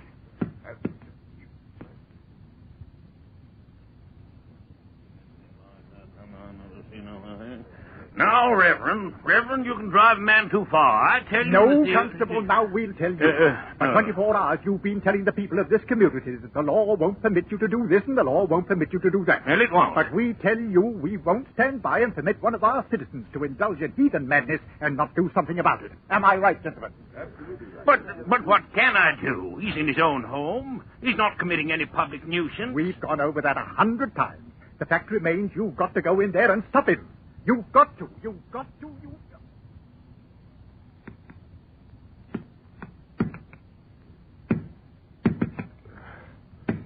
The hardest stone in the world. They made you, Mr. Jeffrey, I'm asking you, please stop cutting into it. Please. Of the warmth. Before any of the others know about it. Or they stop me. Hark! What's that? Got to keep working. That sound, Mr. Jeffrey, what is it? Can't talk to you, Mr. Huck. Important work. But, Mr. Jeffrey, the chisel, why did you drop it? My hand. Like an electric current running through the chisel. Oh, no. No, just a weariness in my muscles. Pick up the chisel. Yes. Go on. Yes. I think I'm going now, No, Mr. Jeffrey. No, you stay where you are. You rather stay go. there till you stay there. If I lock the door for you, they'll come in. And I won't let them in before I learn the secret, you hear me? That sound, Mr. Jeffrey, it's like something burning. You hear? It's been getting louder and louder. Well, stop. I've got to find the secret of that warmth. 15 centuries of warmth. Mr. Jeffrey, it's the constable. I don't care. Open up, Mr. Jeffrey. You won't stop me, you meddling fool. Open up, Mr. Jeffrey, in the name of the law. We've got a warrant this time, good and proper. Warrant? Oh, no. Oh, Mr. Jeffrey, you ought to really... No. I'm almost finished. Go away. We've got Professor Thompson from the museum. Mr. Jeffrey, I warn you. No. Open up or we'll break down the door. Mr. Jeffrey, I beg of you, please. No, they won't stop me. But I'm almost through. I tell you, I'm frightened, I am. Broken through to the middle of my statue. Oh, no. I'll find out his secret, and no one else. There. The chisel's breaking through. It's hollow. Breaking through. In a second, I know. In a second, I... Somebody else! Mr. Jeffrey! What, Mr. Jeffrey? He's on fire!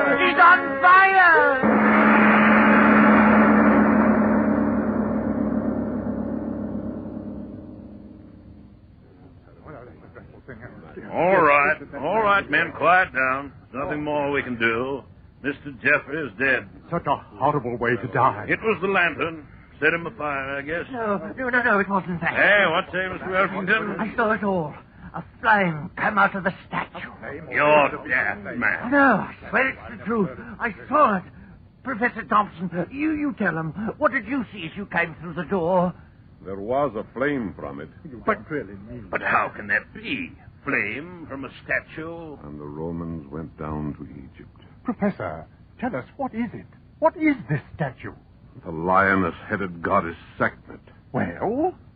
And they worshipped her as the goddess of fire.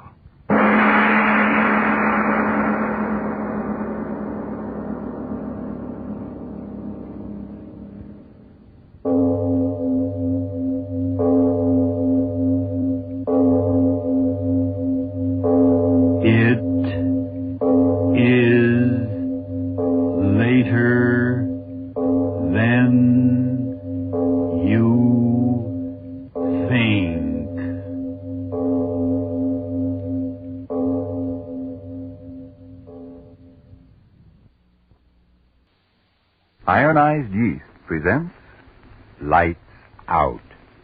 Everybody.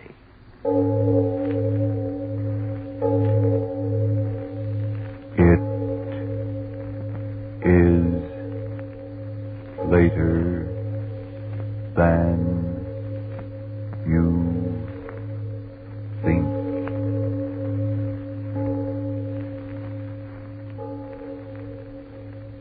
Lights Out brings you stories of the supernatural and the supernormal, dramatizing the fantasies and the mysteries of the unknown.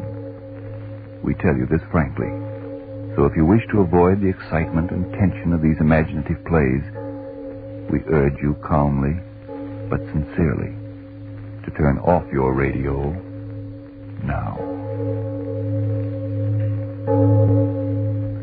This is Arch Obler.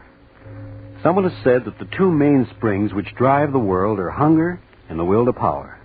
I think we'll all agree about the hunger, but as to the will to power, well, sometimes I think it's not quite as strenuous as that. There are some people in this world who don't want to run anything. They just want to be liked. And that's the mainspring of our story tonight, oxychloride X. But before we begin, Frank Martin. Folks, it's a sad fact that today a number of Americans are too nervous and tired out, too thin and run down and cranky to make friends or keep them. If that's how it is with you, listen. Maybe you simply need more vitamin B and iron than you're getting from your food. If so, by all means try ironized yeast tablets. They're the amazing little easy-to-take tablets that give you both vitamin B and iron. Thousands of men and women who simply needed more of these substances tell us how quickly ironized yeast has helped them gain glorious new pep and strength, new pounds, new popularity. The name is ironized yeast tablets. Make a note of it now. And now, Lights Out. Everybody.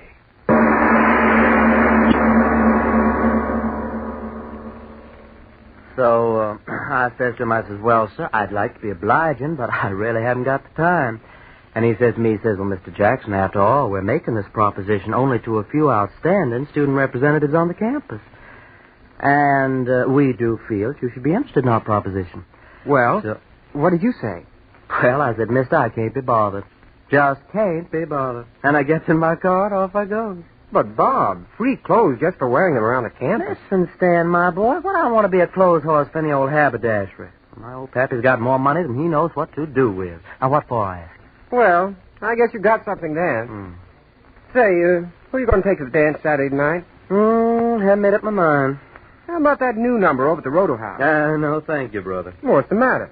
Well, did you ever take a look at her feet? No, sir. Never got below her chin. Hold it. Yeah? Ray Stewart to see you, Stan. Yeah. Send him on up. Ray Stewart. Who's he? Well, we're still short one pledge, aren't we? Oh, yeah, I know, but Ray Stewart, who is he? Oh, I met him over in chemistry. Got a mind like a textbook. Oh, but who is he? We can't pledge a man just because he's a grind. Well, we could use a few grinds around here. Exams come around, there's nothing like a few of those brainy boys to pull us through. But who is he? Where's he from? Who's his family? Who's his father? Hold it. Come on in, Ray. Oh, thank you. Oh, it was good of you to bother to come over tonight. It was good of you to ask me. Oh, not at all. Ray, I want you to meet the president of our house, Bob Jackson. Mr. Jackson, Mr. Stewart. I'm certainly glad to make your acquaintance.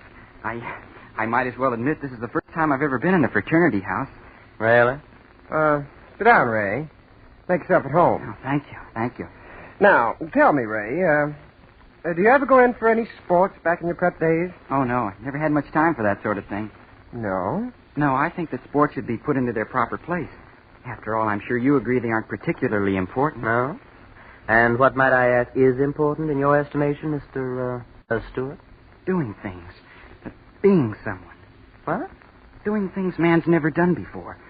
Taking the elements and transmuting them into things which never existed until you thought of them. That's important. That's being almost godlike, isn't it? That's how you talk. Oh, sorry, I get sort of carried away. Yeah. Well, that's all right. Bob, this boy sure knows his chemistry. Huh? Oh, I really don't know so much. Say, I ought to know better. You pulled me over some tough spots in this course. I'm very glad to help you whenever I can.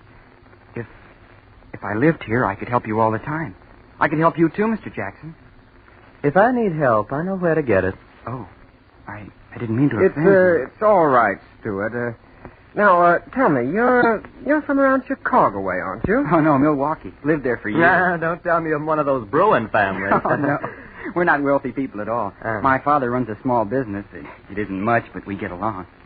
Oh. I don't think money's important anyway if a person's ambitious. Do you, Mr. Jackson? Oh, no. What's money? You fellas may think this funny, but I always thought it's more important what a fella does than what he has. I mean, I've always had the feeling that someday, somehow, I'm going to do something really important. Maybe even miraculous. Well, now, what do you expect to do? Discover the missing link? Yes, Stuart. What is this miracle you expect to perform? Well, I don't know exactly. Ever since I've been just a kid, I've been interested in chemistry, and I've had a feeling that someday I'd perform an experiment, mix certain chemicals together, and something would happen that never happened before. Now you hear that, Stan? A miracle man. Amazing, my dear Bob. Simply amazing. I know it sounds silly, but things I dream about always seem to work out. Well, would you mind telling us the last miracle that worked out? Well, this. This? Oh, what do you mean? Well, as long as I can remember, I've always wanted to belong to a fraternity, and here I am. I mean, you invited me. Just a minute there, fellows. Mr. Stewart, it's been awfully nice of you to come over and visit with us, and someday we'll have you back again. But now we've got some studying to do, so if you don't mind... Oh, no, not at all. It was nice of you to invite me over. Well, good night, fellas. Good night. Good night. Hold the screwy crackpot. Did you see the look in his eye when he was talking about miracles? Well, it'll be a miracle if he ever gets back into this house again, I'll tell you that. What in the world ever made you ask him over here? Well, I didn't know. How was I to know he's a crackpot? Pledge him to our fraternity. Pledge him to the booby hatch.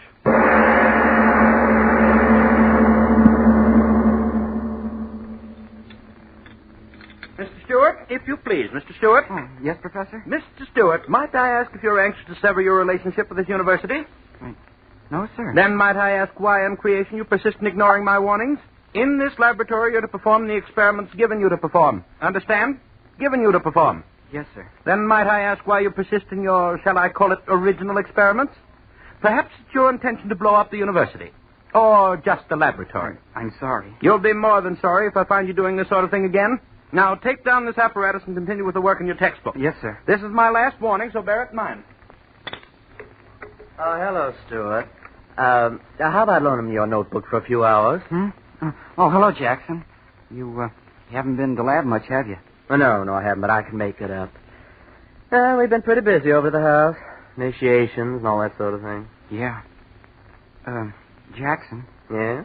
You never invited me back. I thought maybe you forgot. Oh, well, you know how those things are. I wrote my mother that I was joining your fraternity. Well, that was a sap thing to do. Was it? Well, we hadn't pledged you. Stan simply invited you over so I could talk to you. But you said you wanted me to come back. Oh, now, look here, fella. Don't be stupid about this. We didn't pledge you, so that's that. You're not going to pledge me? Certainly not. But why? I don't have to tell you why. But you've got to tell me. Oh, quit pawing me, will you? All right, you're asking for it, so here it is. We didn't pledge you because we think you're a crackpot. A what? A crackpot. You talk about miracles. You spend every minute of your time here in the lab monkeying around with things you don't know anything about, getting yourself in all kinds of trouble. Yeah, and you look like a first-class screwball. But I'm just trying to... I don't care whatever it is you're trying. It isn't normal. I'll bet you never had a glass of beer in your life. And if a girl ever looked at you, you'd fall over in a faint. Then you're not going to pledge me? You're not going to No, we're not going to pledge you. So if your mom expects you to be in a fraternity, you better start cooking up one of those miracles, fella. A first-class miracle.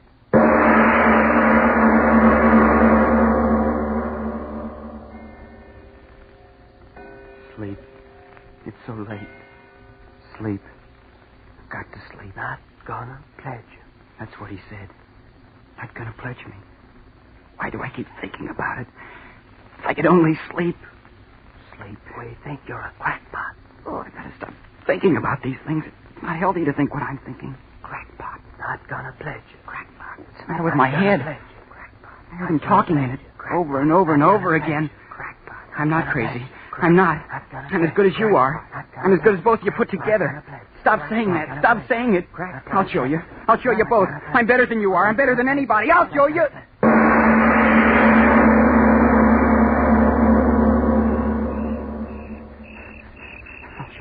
I'll show you.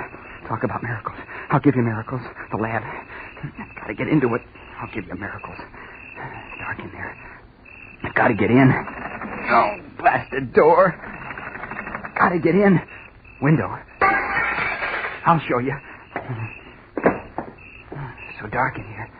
Gotta find a lab table. Gotta make a miracle. Who's there? Who's there, I say? Watchman. Come on now. Who's there? Talk up. You don't have to get so excited. I'm a student. Student, eh? Let's have a look at you. That flashlight, you're blinding me. I've got to see who you are, don't I? Yeah, I know you. Seen you on the campus. I told you I'm a student. Well, that don't give you no right to be here after hours.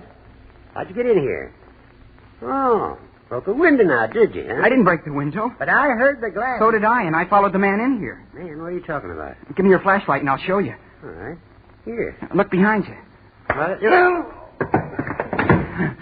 No one will stop me. No one.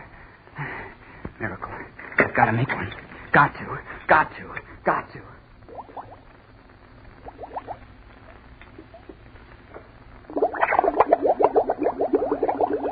10 cc barium. 5 cc selenium oxychloride. Oh, good. You're working out just as I planned. Who's there? Who's that working there? Professor. Oh, it's you, Stuart. And after all my warning. You're just in time, Professor. Yes, just in time to have you thrown out of the university. What are you doing there? What is this mess of equipment? It's my miracle. Miracle? What are you talking about? My miracle. Are you insane? Take it apart, all of it, at once. Listen to it bubbling. A beautiful sound, isn't it, Professor? Take it apart, I tell you. Empty out the retort. No, I've got to wait. Are you mad? Turn out the burners. No, all right, I'll turn them off for you. No, stay where you are. Stuart, put down that acid. I'll smash the bottle on your head if you touch anything on that table. No, don't throw it. Put the bottle of acid down, Stuart. Please. My experiment. My miracle. Bubbling and boiling and stewing. It will work, Professor. It's got to work. But what is it? I told them I'd create something that no other man has. I told them. And I will, Professor. You hear me? I will. But what? A solvent. A solvent more powerful than anything the world has ever known. What do you mean? What are you talking about? Listen to it bubble. You said solvent. Explain yourself. Yes, a solvent. A solvent that will dissolve steel like a hot flame. What do you say? You heard me say it. A solvent that will dissolve steel faster than a razor cutting through paper. Do you know what that means? Run a line of this liquid across a steel girder, and the girder will crumple like a falling tree. Pour some of my solvent into a glass shell and bomb the cities. I tell you, it'll make war too horrible for men to endure. You crazy boy, you. You know what you're talking about? I'm talking about that. That liquid there. Listen to it sing. Why, no such solvent exists. Selenium oxychloride, perhaps, but to do the impossible things you talked about would require a quantity so... Oh, the beaker. It cracked. Well, do something. That liquid's flying all over my bench, my laboratory. The stone of the bench. It's eating through the stone. Oh, stop it. The liquid. It's eating through the stone bench. No, it can't be. It's eating through the slate of the floor. The hole's getting bigger and bigger. Run! Oh, I've done it. I've created something no other man has done. A solvent that dissolves anything. Anything.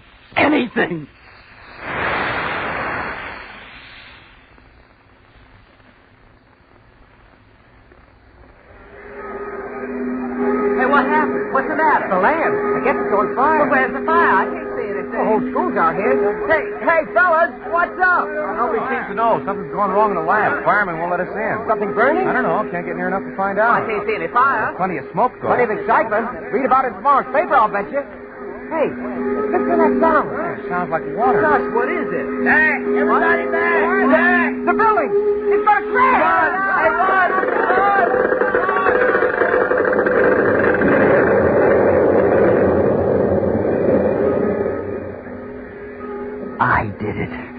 I did it. A solvent that dissolves anything. Anything.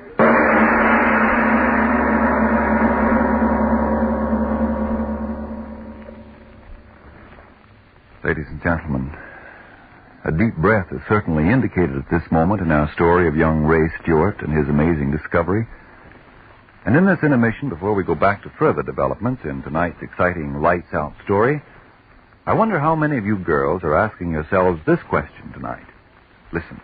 Why is everything all wrong for me? Other girls have jobs and do war work, too, like I do.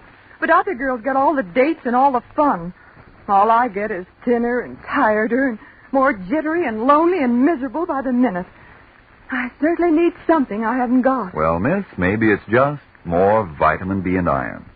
If that's it, I suggest you try ironized yeast tablets. Oh, I've tried tonic after tonic.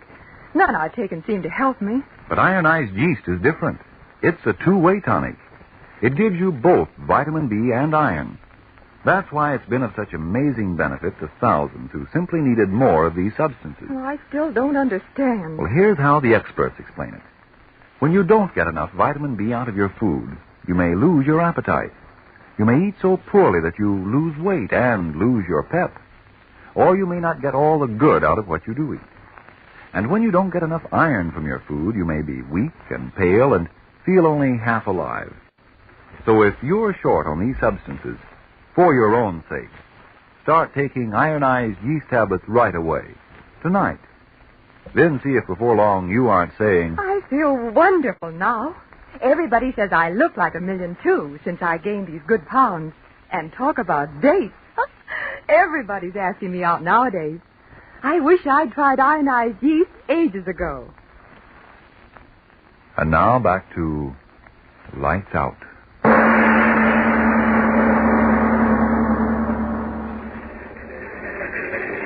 Hey, Chief, look at this. Huh? What's the matter, Murph? Somebody have sex doublers? Get a load of this, Chief. Came in over the news wires. Read it. Additional on Whitmore University. Mysterious cavity on campus growing larger hourly. More follows. Mysterious cavity. Hey, what is this, a dentist advertisement? Don't you remember, Chief? A couple hours ago, that flash about something eating a hole so big a building fell in it. This is the follow-up. The thing's getting bigger. What do you want to do about it? Forget it. What? Don't you see through a gag when it hits you in the face? Somebody's just having fun on the wires. Ha! Mysterious cavity growing bigger. Well, when it's as big as a hole in your head, that'll be news, Murph. That'll be news. Anything. It dissolves anything. And I did it. I discovered it. I discovered it. Yes. Hello. What is it? Yes, this is Dr. Whitmore. Who is this? Who? National News Service. Now, look here, my good man. It's 4 o'clock in the morning, and I'm supposed to be resting. My vacation, you know. What? My university. Building collapsed. But are you sure? Yes, I'll call them long distance at once. No, I can't give you any sort of statement now. Hang up, man. I've got to get the operator. Operator. Give me long distance. Give me... What? Long distance is calling? Well, put them on. Hello. Yes, this is he. Rogers? Yes, Rogers. What? Did? That's impossible. Larger? But how could it grow larger?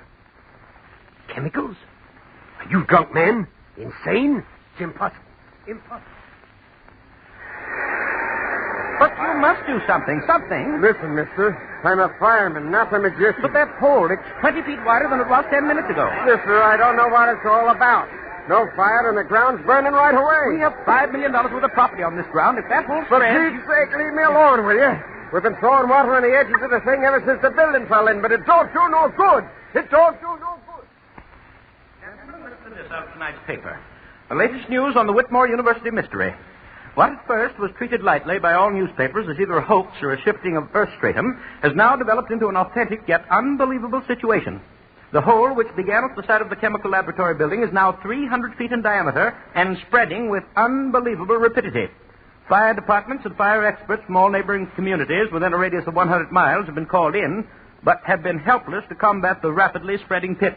Many conflicting theories have been propounded as to the cause of the cave-in, but at last reports nothing definite had been determined. That's enough, Professor Parker. What about the solvent? Unbelievable, unexplainable as it is apparently self-regenerating and oxidizing anything it comes in contact with so quickly that we see no fire but only the rapidly growing cavity where the earth is being consumed. But, Professor Parker, what is this solvent? Surely you don't expect us to believe that this student you were telling us about... I mean exactly that. Oh, preposterous. It's a fault in the structure of the earth.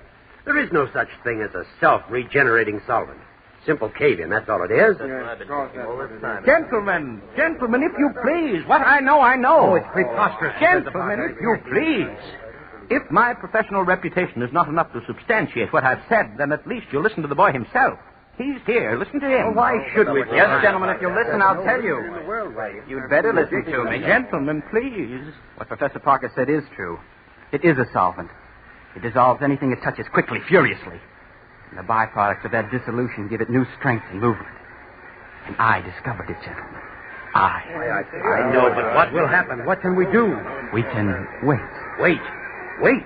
How can we wait? Look out there. The hole's within 2 feet of another building already. You've got to stop it. At once. If you don't... The building! The foundation's undermined! Crashing!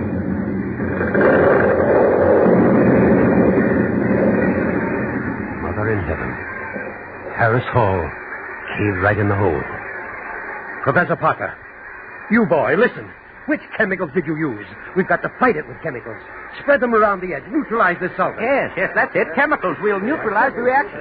No, gentlemen. Listen. You may neutralize the reaction at the edges of the hole, but you forget one thing. What? What are you talking about? The solvent is eating downward at many times the rate it's eating outward.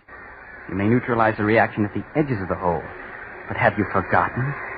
It's eaten the hole 1/4 of a mile deep already. And it's eating into the earth faster and faster. How are you going to stop that? Faster and faster at an ever-increasing rate, this strange cancer on the surface is eating away. It is now approximately 14 hours since the phenomenon began, and already it has eaten outward a distance approximately 1 mile in diameter, with a resulting damage of over 1.5 million in property. Truly, the most astounding factor in this catastrophe is the fact that the hole is increasing in depth at an unbelievable rate. At our last reports, approximately 10 minutes ago, the pit had reached a depth of approximately 3 miles, and experts apparently refuse to predict how much further this earth cancer will go. What only a handful of hours ago was a quiet section of the country in which stood the Whitmore University is now a great gaping pit in the surface of the earth, out of which rise strange, noxious gases as that burning something eats deeper and deeper and deeper into the bowels of the earth. The latest sonic recordings indicate that the shaft has now reached a depth of 11 miles, 2,342 feet. I'm right on the scene and will continue to send reports as quickly as I get. Sure is a crowd here. Yeah, 500,000, they say. Yeah, watching and waiting. And for what? Ain't it ever going to stop, Stan? Don't ask me. I don't know. It's going deeper and deeper every minute. There ain't no stopping it. Listen to them. Scared, ain't they? Every one of them. Well, aren't you? Yeah, sure. That hole going deeper and deeper into the ground, and nobody can stop it.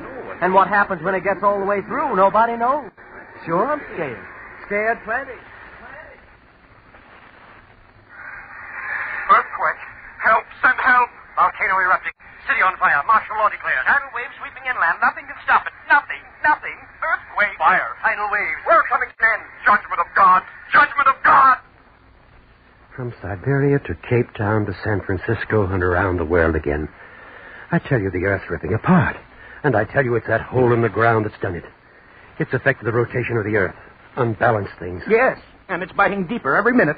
What'll happen when it eats through to the other side? The ocean pouring through. We'll die. We'll all die. Who's to blame? Who's to blame? Who's to blame? It's that kid who's to blame. Yeah, we read it in the papers. That crazy college kid. There he is. That's him. That's him. No, let me go, you fools, you. I've done a great thing, a wonderful thing. Created something no one ever thought of. No, let me down. Let me down. Let me down, you fools. I started the solvent, but I didn't know this would happen. You can't blame me for a miracle. In the hole. No. Yeah, throw him in the hole. He made it. No, don't throw me down in here. There's no bottom to it. No.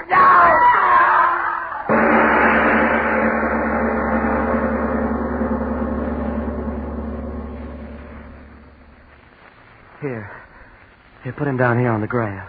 Dan? Yes. Boy, oh boy, will this be a sensation on the campus. But, Watchman, how did it happen? Well, I'm making my rounds of the grounds as usual, and all at once in the moonlight I see this fellow walking across the grass. So I go up to him and I see the fellow's walking in his sleep. In his sleep? Yeah. And just when I starts to grab him easy like, he pulls loose, yells something about, "Don't throw me in, don't throw me in." And then he runs across the campus and dives headfirst down into the swimming pool. And it's empty. When I pull him out, he's like he is now. Busted neck. But who is he? Anyone recognize him? Yeah. Yeah, I know him. Stewart's his name. Ray Stewart. Kind of a screwy little crackpot. Always talking about creating miracles with chemicals. I wonder what he thought was happening to him diving down that hole.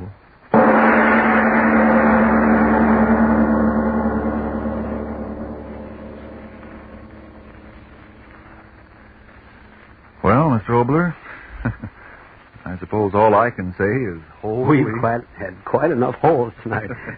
Supposing we talk about haunted houses. Yeah? Whose haunted houses and where? Well, it's the most famous haunted house in the world.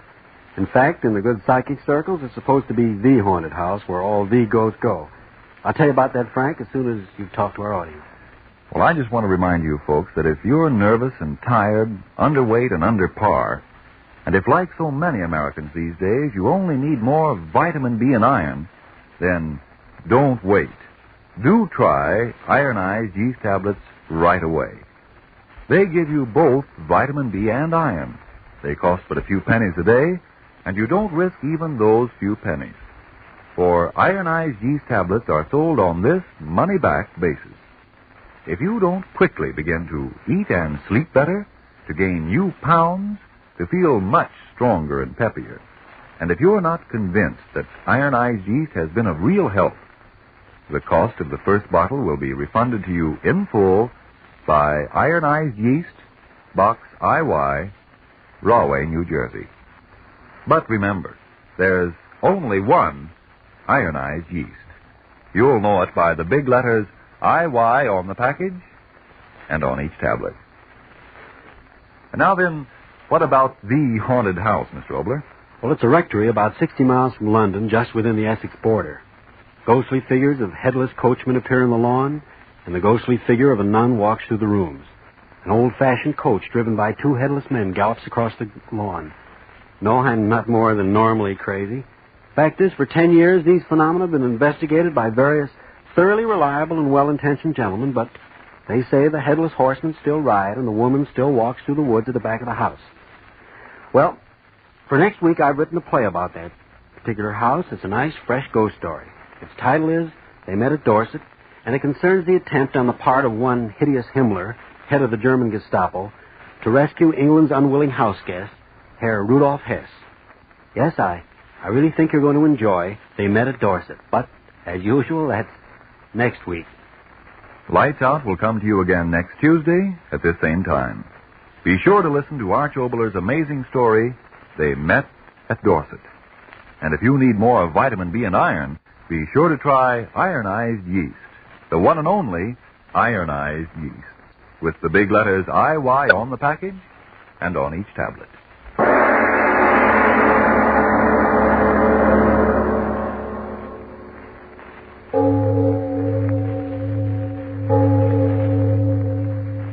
It is later than you think.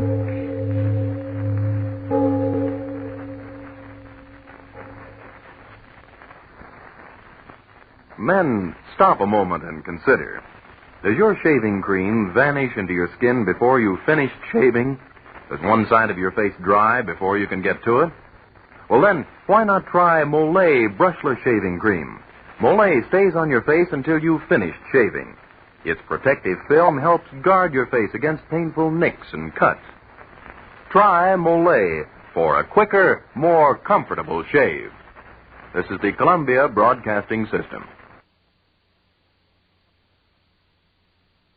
Lights out. Everybody.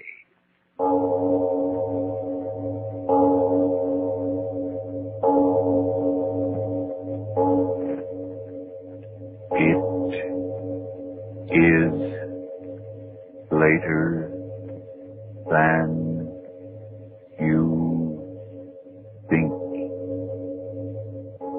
Lights Out brings you stories of the supernatural and the supernormal, dramatizing the fantasies and the mysteries of the unknown. We tell you this frankly, so if you wish to avoid the excitement and tension of these imaginative plays, we urge you calmly but sincerely to turn off your radio now. This is Arch Obler. Tonight we tell you a story about two gentlemen of the German army, the Nazi army. The scene is a bombing plane flying over England.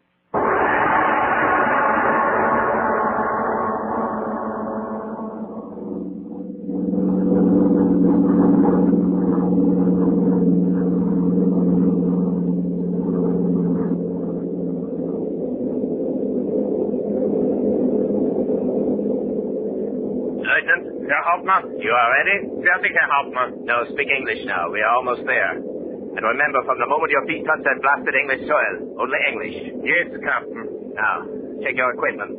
Parachute, rucksack, gun. All in order, sir. We should be there in a few moments. Now, remember, if for any reason I do not get to our point of rendezvous, or if I'm not there when you get there, you are to wait 2 hours, and then go on alone to Melford and carry out our orders. Understood? Yes, Captain. Pilot! Ja, Herr Hartmann. Wir sind da? 2 Minuten mehr. Also, Bombenhöhle verlassen. Zu Befehl, Herr Hartmann.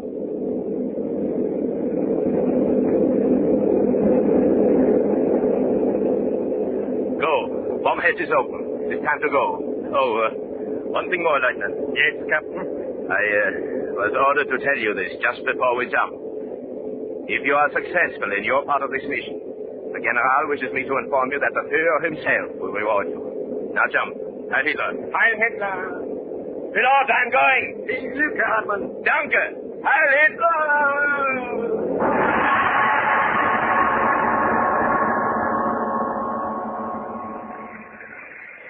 Something beschleppter mehr kalt ist.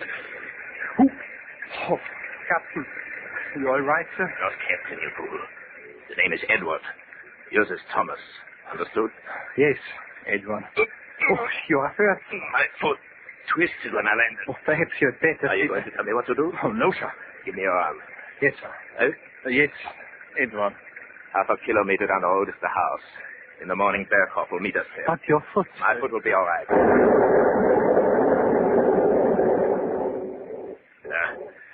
Infernal English climate. Faster, my dear Thomas. The Englishmen have work to do.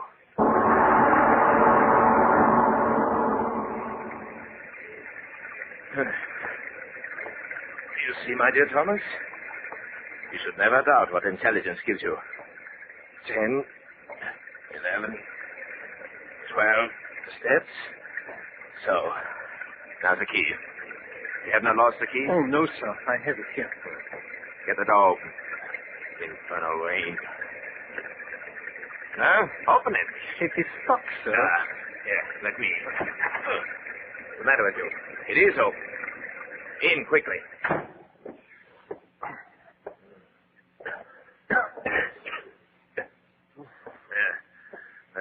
Now we can turn on our lights. These British, how well they built the old piles of masonry. Come. We will build a fire and make ourselves quite comfortable until Berghoff arrives in the morning. Yes, Edward. There is no longer any danger of our being observed. Yes, Captain. Captain. What? I thought I heard... You heard what? Laughter. Infernal flashlight. Give me yours. Yes, Captain. Now, walk on. This house is empty for years. You should know by now that our military intelligence makes no mistakes. Yes, Captain. Captain. I heard. Door to the right. Remember your orders, Thomas. Yes, Edward.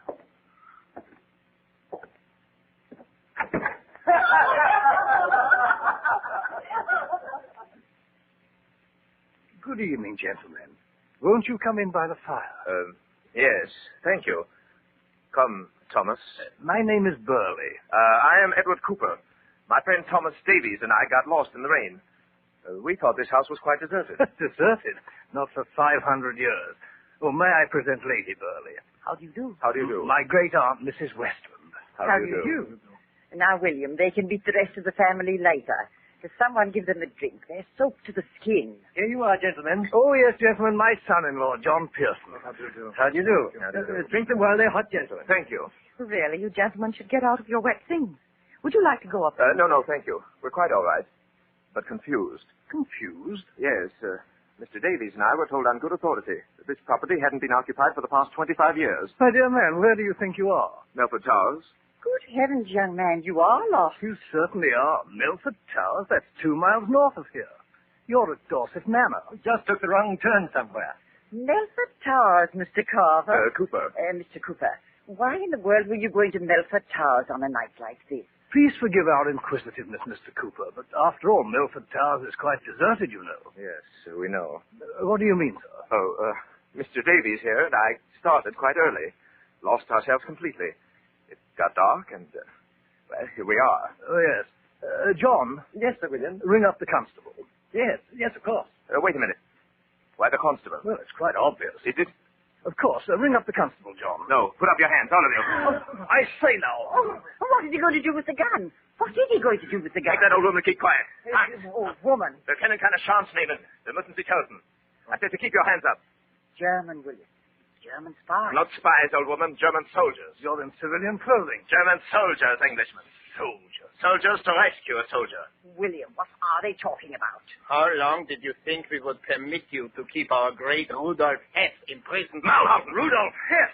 What are you? Shut your mouth. How dare you? You two. No, here. Now quiet, all of you. Nimm sie im nächsten Zimmer und schreib sie.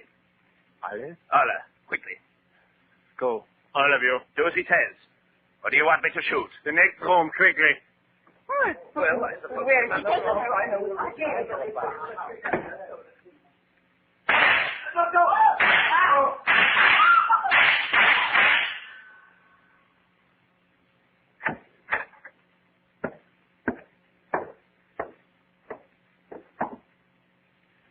Well, Lieutenant? We are all dead here, Captain.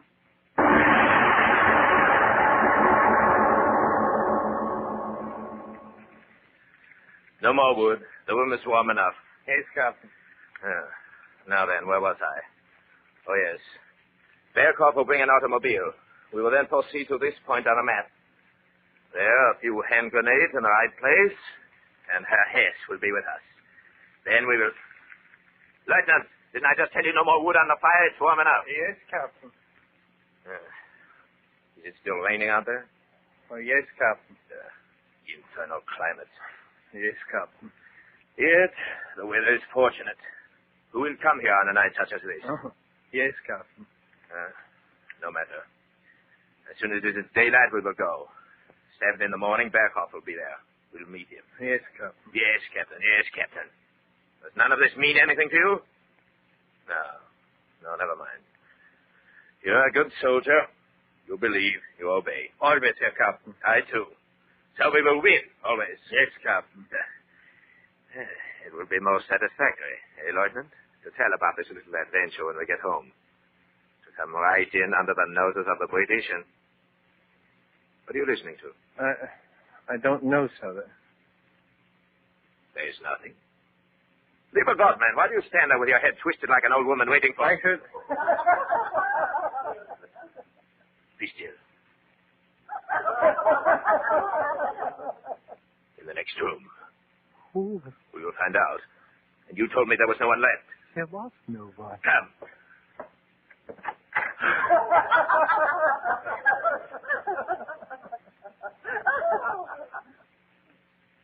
Good evening, gentlemen. Won't you come in by the fire? They. All of them. My name is Burley. May I present Lady Burley? How do you do? Shot them. You said you shot them. My great aunt, Mrs. Weston. How do you do? Now, William, they can meet the rest of the family later.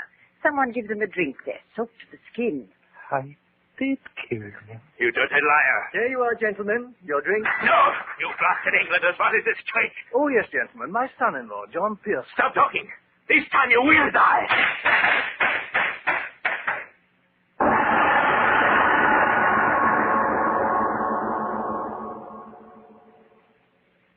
Captain. What? Could you tell me the time, please? 12 minutes after 3. Why? How soon will we go? In the morning. You want to get lost again in that infernal woods? No, Captain. What is the matter with you? Nothing, sir. No. I understand. Your dereliction of duty. You think I will report? No. Help me carry out our orders tomorrow, and the fact that you did not shoot those Englanders as I ordered will never reach the ears of Berlin. Anyway, they are dead now. You know that. I know that. It is ended. Okay. It is they. No, I shot them myself. I saw the bodies fall. It is they. No, it cannot be. I'll show you. I'll show you. You see, they are dead. Good evening, gentlemen. Won't you come in by the fire?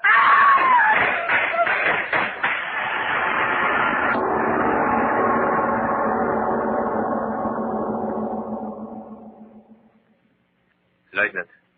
Hans. Lieutenant, I'm talking to you. For hours you sit. Must you say something? I order you to say something. I have nothing to say, sir. Well, you can speak. You infernal fool, you. Why are you so afraid? You have your gun, your hand grenade, a knife. Why be afraid? Stop turning your head that way. Listen to me. There's nothing to listen to out there. There's nothing out there. Nothing. If they... They will do nothing. They are dead. Do you want to go into that room and see that they are dead? They are dead. No. Why should I have to convince you? 3 times? How often must I tell you? I saw that same thing happen in a campaign in Poland. Poland? Why do you hold on to my words? Yes, in Poland. The first campaign, there were snipers in the village. We wiped out everyone, men, women, children. But the next morning, the vermin were there again. Uh-huh. We thought they were there. I didn't see them. Others did and went running through the streets throwing hand grenades. There was an explanation, of course. There is an explanation for everything. The men who thought they saw, were tired. Their eyes played tricks. I heard the doctors in my division talking. They said it was tricks of the mind. Those people are dead. They must be dead. You too are afraid. Blasted it's about it, idiot. How dare you? I'm not afraid. I'm afraid of nothing. If they would only come. I believe in the Führer and his destiny. I can never be afraid. If they laugh again. Stop talking. I order it. They will not. My infernal leg. Swollen.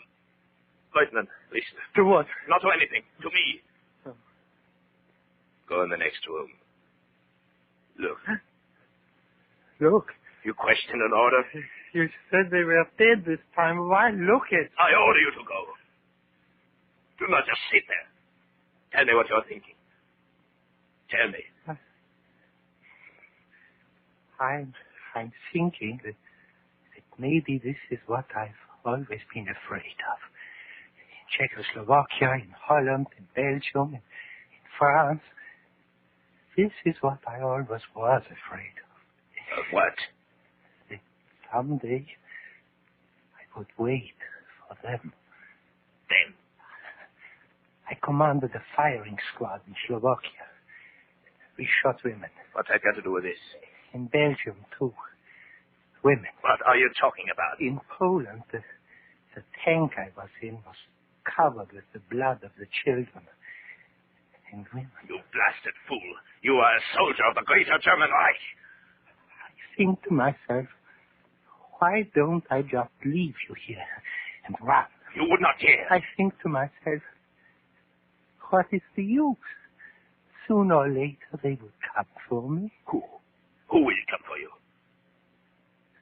The dead. Shut your mouth! The dead are dead. We exterminate the vermin for the glory of the Great Reich. I always suspected you, Hans Miller, you weak-minded fool. I explained everything to you. Hallucination, always hallucination. I know what I will do. What? If they laugh again, I know what I will do. Yeah. Grenade. What are you going to do with that hand grenade? I hold it. Take your fingers off the firing pin. No. I order you. No. I am your superior officer. Put that grenade down. No. You maniac. What are you going to do? Sit and wait. For what? If they laugh again, we were wrong. You and I. You and I and the Führer. How dare you? All wrong. And I will pull out the firing pin, and we will die. Put down the grenade. If we were wrong, I would rather finish it here, now, than wait again. You crazy. No. The gun, put it down or I will pull the pin. All right. I'll leave you here. I will go. My leg. You see, you will stay with me and wait. Hans, in the Führer's name, be careful. That firing pin is loose. If you pull it, Do not be afraid. If they do not laugh again until it is dawn, I will believe what you said. That it was hallucination. Yes, it was a hallucination. If they do not laugh again and it is day again, I will believe. If they do not laugh again.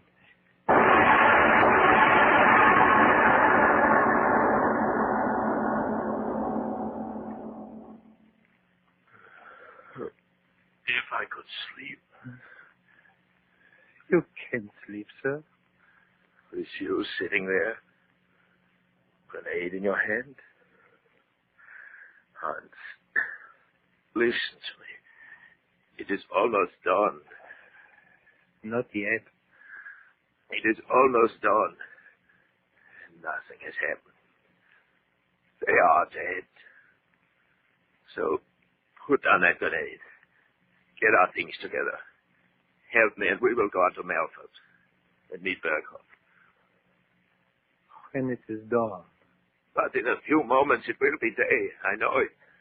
Then wait for those minutes. If they do not laugh again, I will believe, and we will live. They will not laugh again. Never. Look. On the wall. Light. The sun. Day. Not quite. I was right. And the bill, right. No one can stop us. We are the chosen. Put down that grenade, Hans, and... Listen. Listen. To what? To what? I thought that I heard... Listen to them!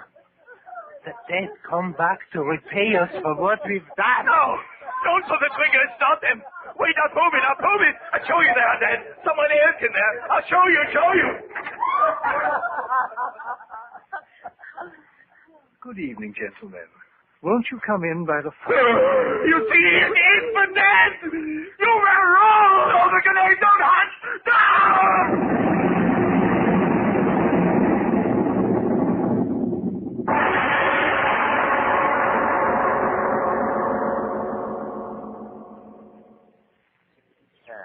Good morning, Vicar. Oh, good morning, Harold. Lovely morning. Aye. Certainly rained last night. That thunder. What brings you out so early, Harold? Oh, me old woman told me she had an explosion or something just at daybreak, so I come over. Explosion? Aye. She must have dreamt it.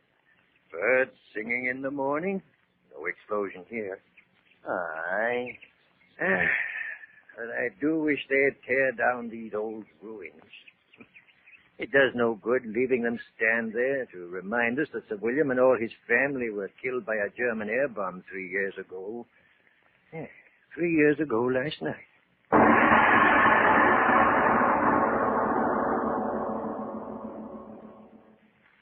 And now, what about miracles, Mr. Obler? Well, let's consider a few. We, all of us, are living hourly in a series of miracles. Now, it may seem a far cry from the miracle of heroism to talking about that war stamp book of yours, but there's another little miracle. 8 25-cent stamps, 8 hand grenades.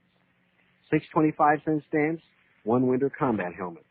30 10-cent stamps, a pair of jungle fighting boots.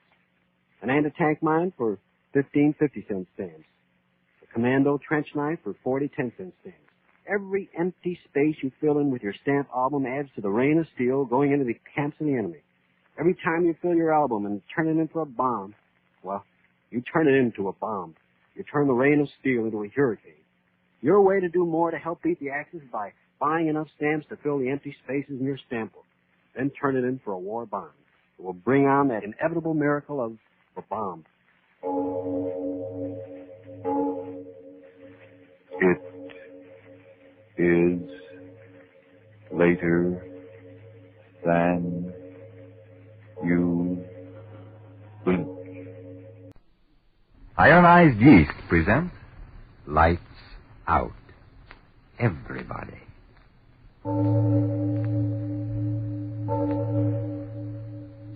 It is later than you think.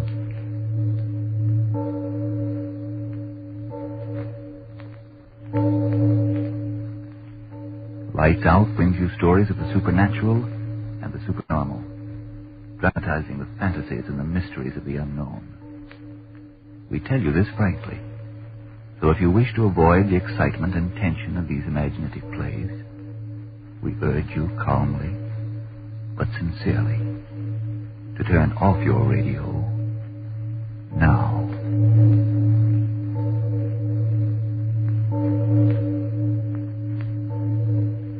This is Arch Obler. Tonight we bring you a story of the Paris pre the Hitlerian new disorder, the Paris of lights and fun and strange adventures. It's a story of two college boys on the loose in Paris. But before we begin, Frank Martin with a question. Are you too tired to work, too nervous to sleep, too thin and run down to make friends or keep them? Well, no wonder you're discouraged. But cheer up. Maybe like thousands of other Americans nowadays, you simply need more vitamin B and iron. If so, try ironized yeast tablets. They're a cinch to take, cost but a few pennies a day, and do they help? Today, thousands who used to suffer from vitamin B and iron shortage tell how quickly ironized yeast helped them gain glorious new strength and pep and pounds. How today they really enjoy life. Friends, did you get that name? It's ironized yeast tablets. And now, lights out. Everybody.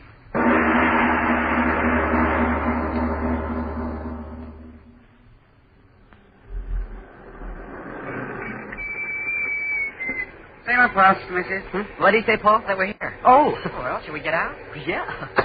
Come on, shoving. We'll get there. Who's shoving? Comment et... How much? 10 francs. Okay. Here you are. Merci, monsieur. Merci. Well, I sure gotta hand it to you, Paul. You sling that French right around, don't you? Took 2 years of it in school. Vive la France. Yeah. Oui, oui. How you doing? Oh, boy, what a time. How you gonna keep 'em down on the farm after they see Paris? Oh, how Hey, you wait gonna a second. keep... Pipe down. It's almost midnight. Oh, anything goes in Paris. I hope. Come on, let's go in. It's the right address, isn't it? Yeah, I suppose it is. The card says 505 Rue de la Poupe or something. Okay, let's climb. Mm-hmm.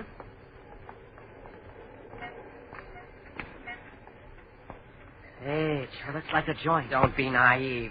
I bet you it'll be about as exciting as a junior prom. Quit singing the blues. I tell you, this will be the real stuff. French artists and their models and things and stuff. Hey, you must have got the wrong number. Look at the place, no lights. It's pretty dark, isn't it? Listen, fella, if there's an artist shindig going on in there, then I'm a left-handed monkey. Come on, let's get back to the hotel. No, I'm going to find that artist ball if I have to tear the town apart. Where's the doorbell? Listen, I tell you, there's nothing going on in there. That's what you say. Oh, here's a knob. Now, let's see what... Hey, the knob pulls. Oh, now you did it. We got some old Napoleon this time of night, and he'll scalp you. Listen, I paid that bozo 6 bits for this ticket. I'm going to find out what's what. End up in the Bastille, that's what you'll do. Yeah, well, if they want to... Oh, it is a party. Listen to him. Oh, I'll be. Entree, monsieur. Say, well, entree. Come on, Paul. Yeah. Well, Paul, no artist ball, huh? So now you're a left-handed monkey, remember? Sure had me fooled. This way, monsieur, s'il vous plaît. Right with you, lady. If monsieur would be seated. Well, can't we go right in? We've got tickets. Yes. Soon you will go in. You will wait. Boy, oh boy, oh boy. Yeah, it sounded like quite a party. Yeah, and you thought it was the baloney. Well, how's looked it? Well, you can't tell a good banana from the skin on the grape. Not so good, pal. Well, this party's going to be. You hope. Oh, well, this be something to write home about. If we ever get in the joint. I think I'm beginning to understand all this. Huh? It's a clip joint, that's what it is. Clip joint? Yeah, the way I've suspected all along. A sucker joint for tourists. Keep that up. You're terrific. Go on, laugh, but I'm telling you that if this was a real artist ball, why in we'd go without all this stalling. It's all a fake, and I'm getting out. Hey, Paul, wait. No, let me go. I'm getting out of here. If you have any sense, you'll get out, too. Oh, Paul. Before they slip your Mickey Finn and clean you out. Monsieur. Huh? Oh, you may go in now, monsieur. Oh, yeah, sure. This way, monsieur. Well, Pickle Puss Paul, my friend, you got any more to say? Oh, I still think there's something screwy. Here, monsieur. Okay. Paul, are you or aren't you going to have something to tell your grandchildren when they ask you about Paris? Oh, I'll stay.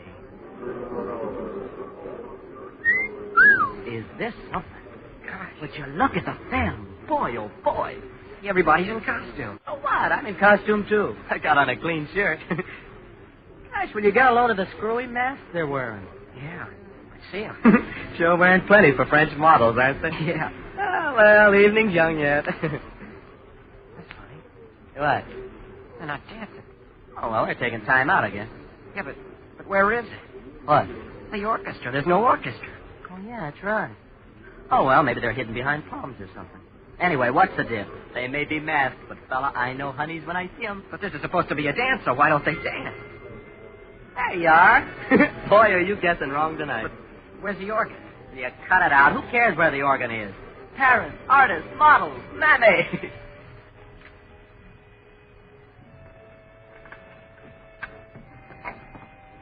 Dancing. You look at them. Come on, let's cut out a couple of fillies and do a big apple. Yeah, but look at the way they're dancing. Huh? Never saw a dance like that. Yeah. Me neither. They sort of glide. Yeah. Jerry. What? It's funny. No one's talking now. Yeah. They sure take their dancing serious. And the music. Well, it sure is funny music for an artist, Bull. Did you say this was going to be a wild party? Well, they look like artists. Don't act like them. Oh. Sure is funny music. Let's beat it. No. I want to find out what this is all about. Men and women dancing so quiet, funny music. Let's go, Jerry. No, I want some answers first. I want to know why... Monsieur, Uh-huh. you would like to dance? No, not me. And you, monsieur, you would dance? Well, yeah, but... It would be as you wish. As you wish. Well, no, wait. What kind of a ball is this? These people, what kind of music... Hey, old lady, come on back here. Come on, Jerry, let's get out of here. What are you talking about? I paid dough for this ticket. I'm going to get one dance out of it. Jerry, don't be a fool. And don't you be a lily. What's there to be scared about? This is Paris, fella. Anything goes. Hey, look, there comes the old lady with my dancing partner. Boy, oh boy, will you look at that chassis. Monsieur, this young lady, she will dance with you. Swell. Well, Paul, here I go.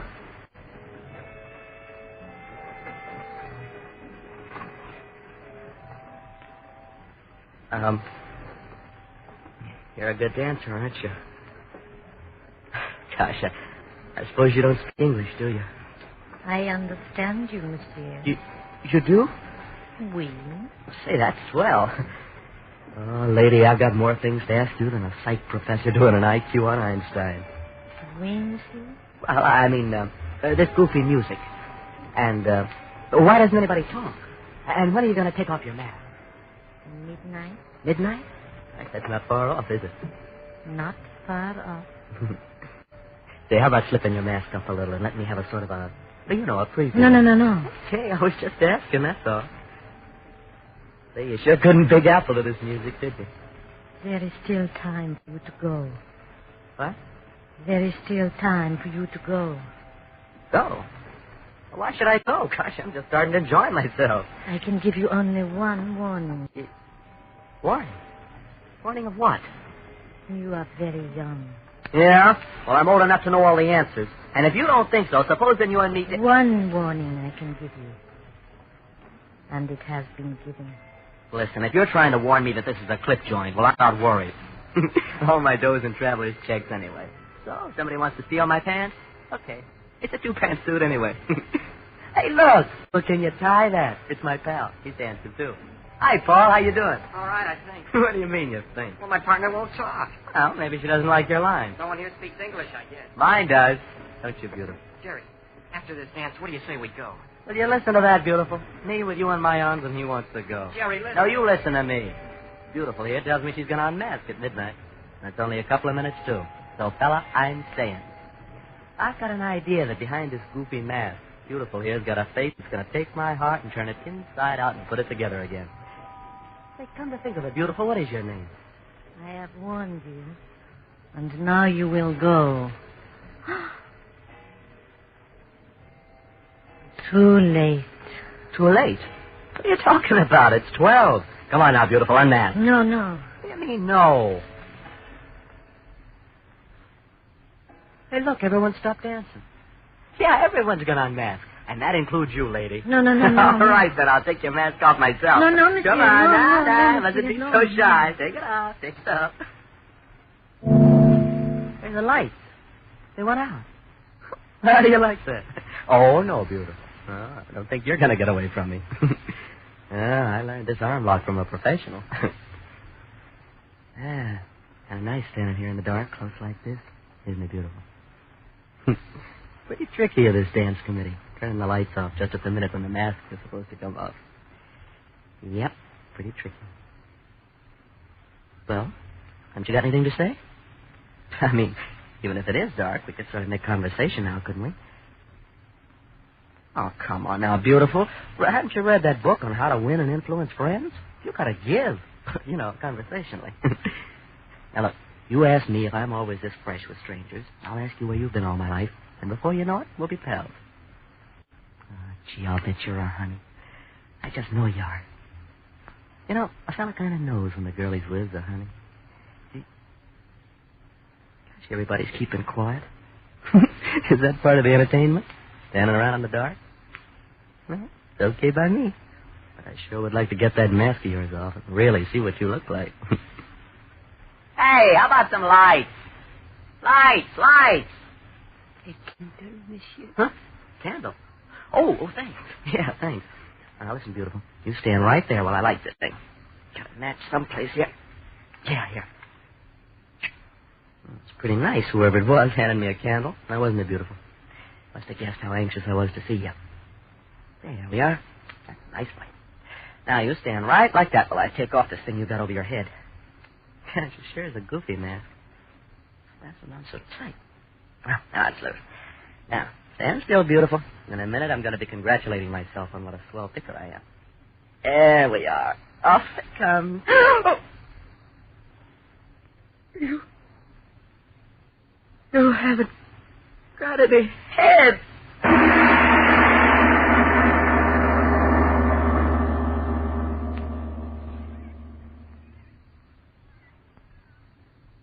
Ladies and gentlemen, you, I, all of us, I know would like to be reassured that we're here and not in Paris, so supposing we relax, take a deep breath, and consider something quite close to home. This problem of a very pretty young lady. Why does everybody keep talking about vitamin D and iron? Well, I know I'm too thin and always tired and nervous and all in. And I suppose I'm cranky, too, but what could vitamin D and iron have to do with it? Why, miss, authorities explain that when you don't get enough vitamin D from your food, you may lose your appetite, not eat all you need. Or you may not get all the good out of your food. And naturally, then, you lose weight, lose your pep and ginger. And when you don't get enough iron out of your food, you may be weak and pale, feel only half alive. Sounds reasonable. But how can I get more vitamin D and iron if I need them? Try ironized yeast tablets. They're the famous two-way tonic that gives you both vitamin D and iron. They've been astonishingly beneficial to thousands who need them. So, if more vitamin D and iron is what you need, by all means get ironized yeast tablets right away, tonight. Then see if pretty quick you aren't saying, It's glorious to feel so peppy and good. Everybody says I look like $1 million, too, since I've gained the pounds I needed. My, how glad I am I tried ironized yeast tablets.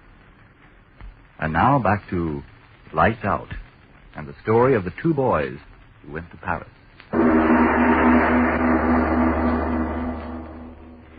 No head. She doesn't have a head. A thing without a head. No. Jerry, where are you? Jerry. What? Who's calling? What? Jerry. Paul. Oh, Paul. Where have you been? What happened? I've been calling. Oh, wait, don't come any closer. It's just standing there. What's happened? What's the matter with you? There. Standing right there. I dropped the candle. It's so dark, but she must be standing there, Paul. Jerry, for Pete's sake. Jerry! I saw it. I saw it. So what? For Pete's sake, there's no one here. But I tell you, there's no one here. The whole hall's empty. Jerry, open your eyes. You're standing there with your hands over your eyes for. Look, I tell you. See, there's no one here.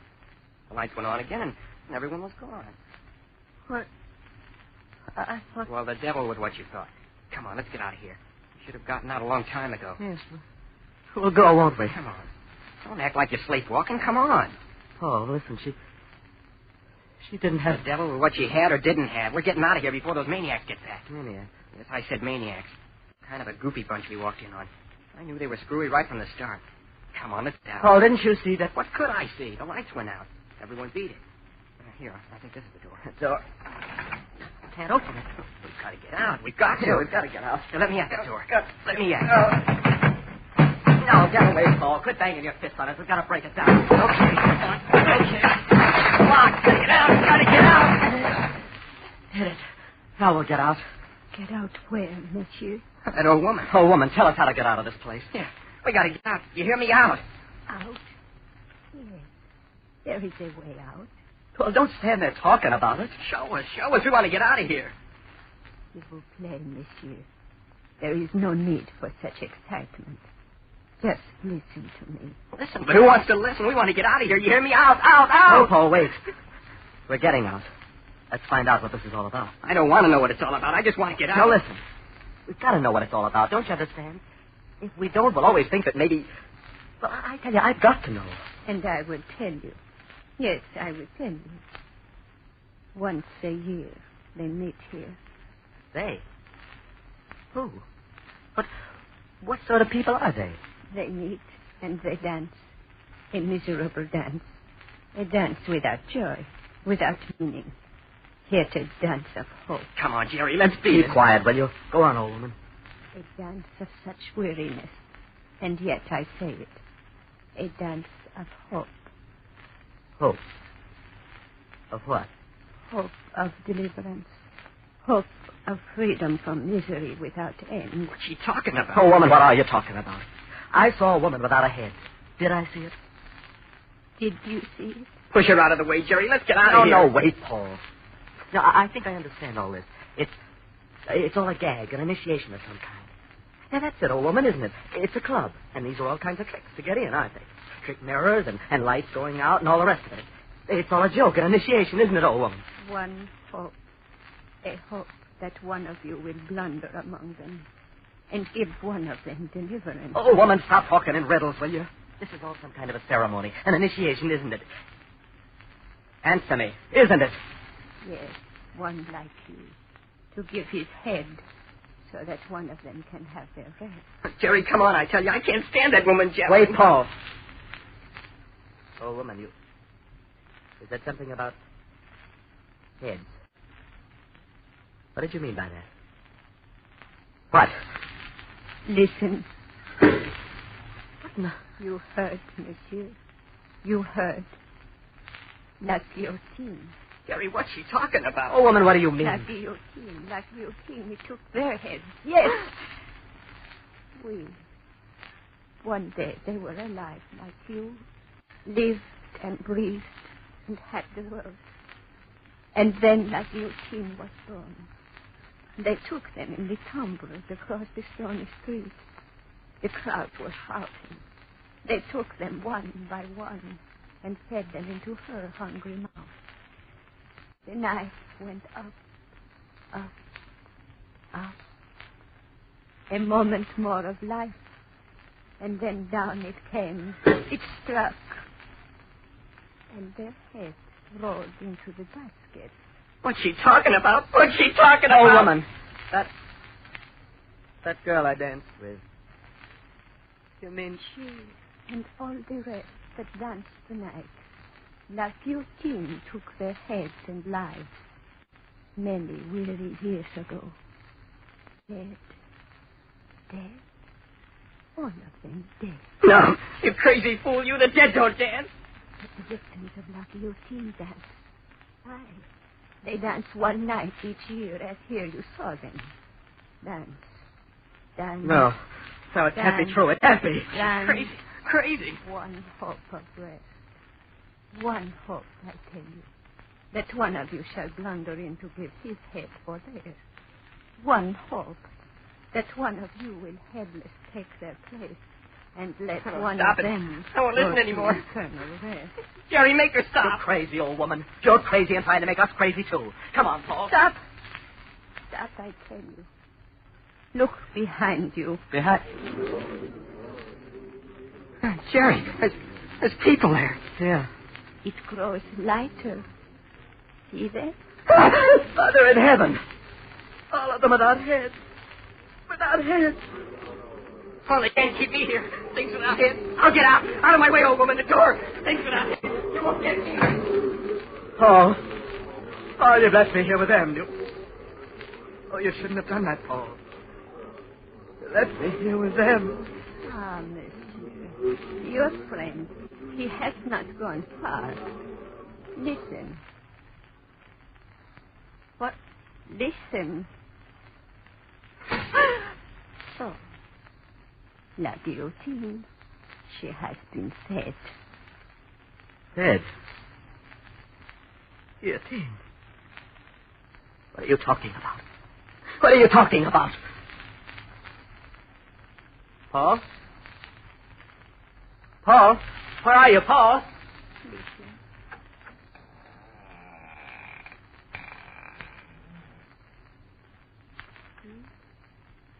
Your friend is well. Oh. Oh, Paul, you're all right. You're all right. Paul? Why do you stand there in the shadows?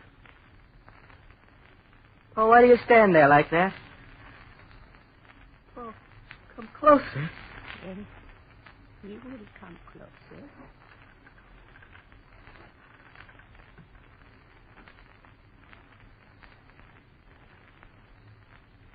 Paul, what's the matter? Why don't you answer me? Paul, what have they done to you? Paul, what... Oh. Got a head. Oh, you haven't got a head. Oh, no, stay back, headless things. Headless things, all of you. I'll get through you. I'll get away. You won't do that to me. Not me. Let me through. Let me through. The guillotine won't get me. I'll get through. I'll live. You won't get me to the guillotine. Not me. To the door. I'll get out. I'll live. I'll live. I'm free of you. You things, you, I'm free. I got away. I got away. If he won't get me, I'll live. I'll live. And that thing won't get me. You girl. You girl. I'll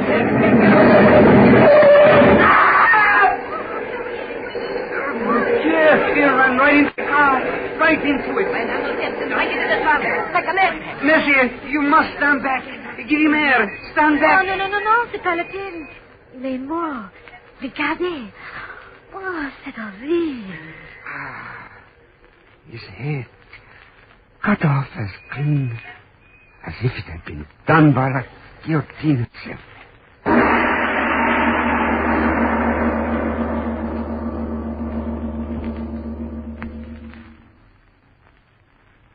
Well, Mr. Obler, so now you think that the past can come back. It does very definitely in many, many ways.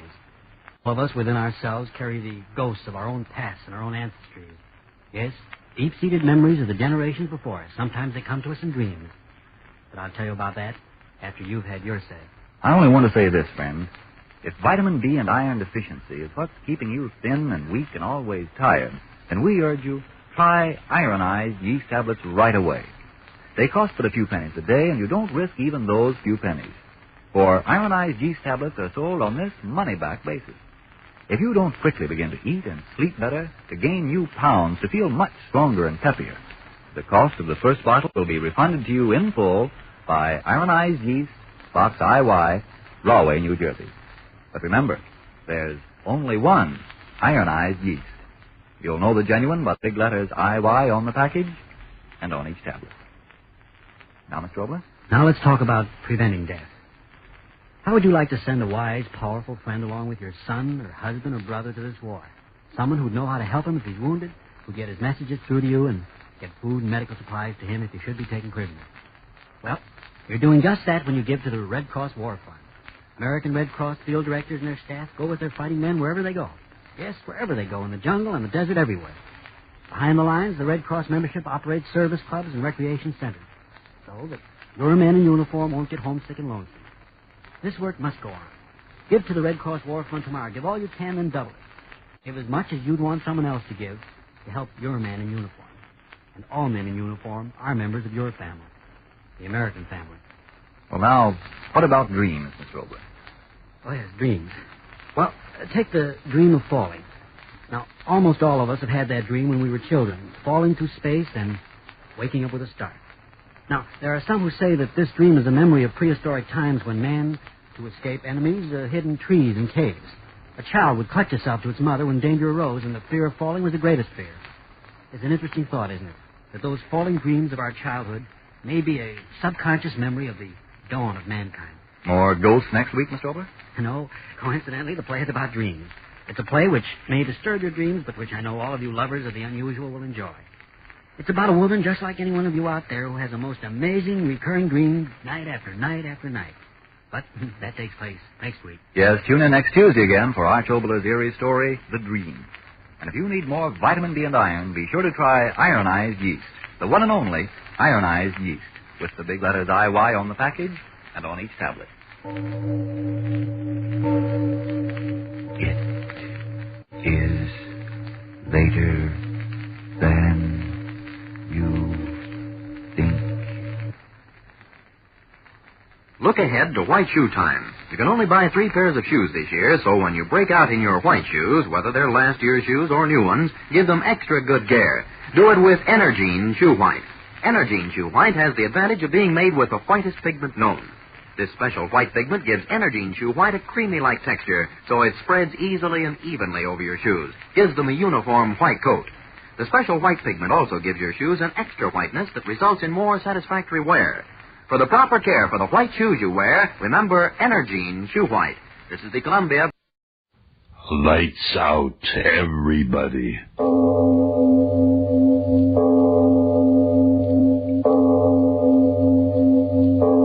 It is later than you think.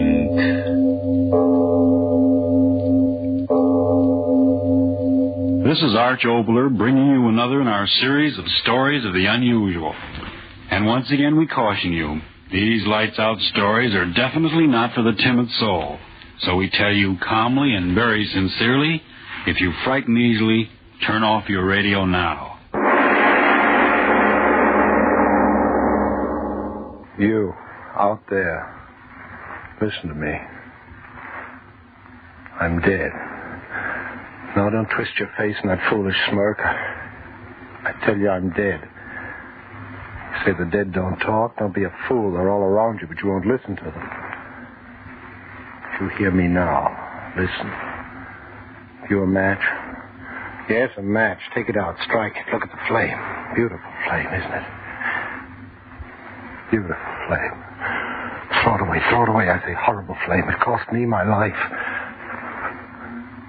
Please listen to me, you out there. I want to tell you just what happened. My name was Arnie Douglas, and I was a very happy man. A very happy man. Arnie? Yes, Sam? You know what I've been thinking about, sitting here in front of the fire? No, Samuel, my friend. I haven't the slightest idea what you were thinking about, blonde or redhead. No, Ronnie, I'm serious. I was thinking that you ought to be just about the happiest man in the world. And what made you come to that brilliant deduction? Well, if happiness is based on satisfactions, you have the satisfaction of knowing you have a fine career, all the money you can use. Now, Barbara. Barbara. Yeah. You know, in spite of the fact that she's my sister, I think she's the loveliest girl in town. In the world, Sam. In the world. Listen to the fire. It agrees with you. Oh, disagrees. Say, talking of fire, reminds me. What? When are you going to grow up? Uh-oh, I think I know what's coming. I should think you would. I don't mind you risking your own neck, but think of Barbara. You look pretty funny coming to your own wedding dressed in a plaster cast. Yeah, what does Emily Poe say about that? White tie with plaster cast or black tie? Now, let's get serious, Arnie. Chasing fire engines is a kid's trick. Well, fires have always fascinated me, Sam, always. So what? Fire fascinates most of us. But that doesn't mean we have to jeopardize our lives chasing them all the time. Yes, I suppose it does look foolish, fire chasing, but... Look here, Sam. Don't flames get you? What do you mean? Look in the fireplace. Look at those flames curling around the log. Well? Orange and red, like small living things reaching out for life. Ah. Now look, Sam, that new flame that sprung up right there in the center of the log. Higher, higher. It sings with the joy of living. It's alive, Sam. It's alive. Arnie, stop it. What's the matter, Sam? Did I scare you? Oh, but you were talking like a fool. Was I? When the world's full of fools. Other men have said that same thing that I said. What are you raving about now? I said the flame's alive. Others have said that. Whole generations of men. They worship the flame as a living thing, a godlike thing. Can you say that we're any wiser than they? Arnie Douglas, are you out of your mind? I'm talking facts. That flame there. How can you or I or anyone else say that it isn't alive? How do we know it isn't alive? Well, because it's a flame. A flame. Do you know the encyclopedia definition of life? It says life is a living thing moving about. It says it not only moves by itself, but it feeds by itself on other matter. So what? There, that flame. Isn't it moving about by itself? Isn't it feeding on that log? Yes, but Well, then I've proved my point. That flame there fills every requirement of a living thing. Listen, when a man chokes to death, why does he die? Because his air supply is cut off. Exactly. That's just how you kill a flame, by stopping its air supply. Sam, I tell you, I've sat here for hours watching these flames in that fireplace. The more I think about it, the more I'm positive that a flame is a living, breathing entity. Yeah. The more I sit here, the more I realize that you're talking out of your head. Now, come on, get your hat, and let's go out and buy a drink. No, wait, Sam. There's something I want to show you. A book I just got. Huh? Well, while you're getting it, do you mind if I throw another piece of wood on this living entity of yours? It's getting chilly in here. No, don't touch that fire. I want it just the way it is. Arnie, there is something wrong with you. No, I'm all right, Sam. Just because a man's curious about the ways of life, must you think there's something wrong with him? Look, Sam, look at this book. Well, what is it? It tells of a race of fire worshippers who lived in medieval times. People who believed that every flame held its own godlike being to be worshipped by us mortals. I still want that drink. In here is a prayer with which these fire worshippers called up the spirit of the flame. It's a beautiful prayer, Sam. Let me read it to you. Wait a minute, Arnie. They did what with that prayer? Conjured up the spirit of the flame so that they could see it and kneel before it and worship it. You mean to say they'd recite some hocus-pocus and have something in the flame pop out at them? Yes. And if I knew just how to read this prayer to that fire in the fireplace, just what inflections to use, I would be able to see the spirit of the flame, Sam. If such a thing exists. Yeah.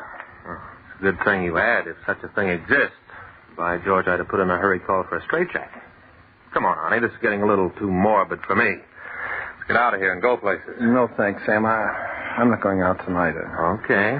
Go right ahead. Sit here and stew in your metaphysical juice. But don't let anyone who isn't a friend of yours hear all that nonsense about flame spirits and fire worshippers. By golly, you'll find yourself in front of a lunacy commission. Well, here's my hat. What's my hurry? Good night. Arnie. Yeah? All this nonsense you were talking, you were just kidding me along, weren't you? After all, you're going to marry my sister, and well, you know how it is. You didn't mean it, did you, Arnie? No, Sam, of course not. Good fella. Joke's a joke, huh? Well, good night, old boy. No, don't bother getting up. I know my way to the door by this time. I'll see you tomorrow. All right, Sam. Good night. Thick-headed fool. Beautiful flame. book. I wonder where... Oh, yes. And I humbly give unto thee this sacrifice. Sacrifice. Barbara's ring. I had it here. Oh, yeah. And I humbly give unto thee this sacrifice, great almost, and I beseech thee to reveal to me the life within life, the life within fire, as I repeat the sacred word. Adar. What? Adar. Adar. Adar. Adar. You. Who are you? Who are you?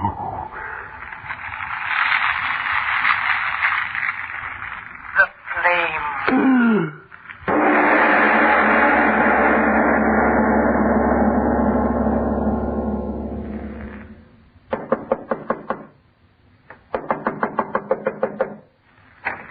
Yes? Arnie, what's the matter? It's Barbara. Barbara. Arnie, what is it? Aren't you going to let me in? Darling, are you ill? You can't come in, Barbara. You've got to go away, please. You are ill. Stand aside, Arnie. No, Douglas. please, I'm no. coming in and you can't stop No, Barbara, me. go away. Please go away. You can't be here. Arnie, what's the matter with you? What's going on here? Nothing. I'll explain it to you sometime. Just go. Go, dearest, please. Absolutely not. There's something wrong here, and I'm not leaving until you tell me what it is. Arnie, your hands. They're all right. Really, they are. Bandages. Burns. Just a few burns. They're all right. Oh, it's so cold in this room, and you're ill. I'll light the fire. No, not fire. As you love me, no fire. Oh, Arnie, darling, what's happened to Barbara, you? listen to me. If you love me, you'll go away. You'll get out of here and you'll never come back. What? You've got to listen to me. This that has happened to me is mine. My horror. Can't hurt you. I won't let it. Too late, love. Too late. Oh. Arnie, what are you looking at? She cannot see me. Only you can see me. Arnie, the air is getting so warm in Barbara, here. go away quickly. Too late. I touch her and she never looks upon you again. Arnie, that horrible odor of burning. Oh, I'm frightened, Arnie. You thing. What are you going to do? Her eyes. I'm jealous of her eyes. I shall have them. Arnie, who are you talking to? Huh? Who are you talking to? I'll bargain with you, love. Do as I ask, and I will let her live. Yes, I'll do it. I'll do it. Anything. Get her out of here, for she dies. Barbara, come on. Oh, no, Arnie, I won't go. Darling, you're Please hurting go. my arm. Oh, No, you're don't hurting struggle. my You're not arm. I going. won't go. He said anything. Anything.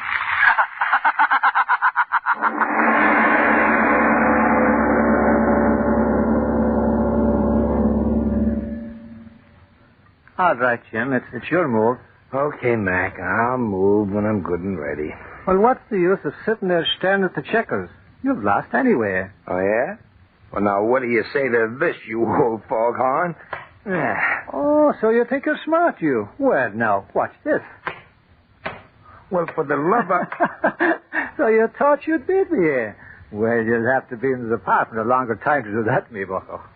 How long have you been a fireman, Grogan? Going on 20 years. Well, if this is all there is to it, it's sure a monotonous job. Why, we haven't had a run out of this station in 2 weeks. Now, don't talk like that, Jim. It's bad luck. Oh, what's bad luck about it? You think I joined the department to sit on my tail playing checkers and talking ball scores? I want to do things. What? Shut up. It's a goal. This is gold.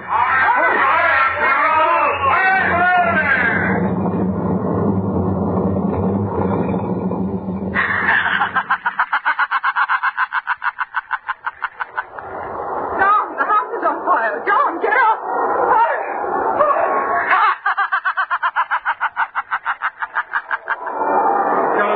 You've got to. No, stay back of the line. When my wife, my kids are in that hotel, let me...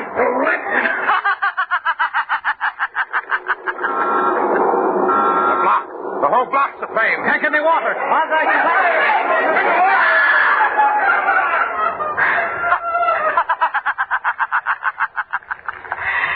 Anything. He said anything.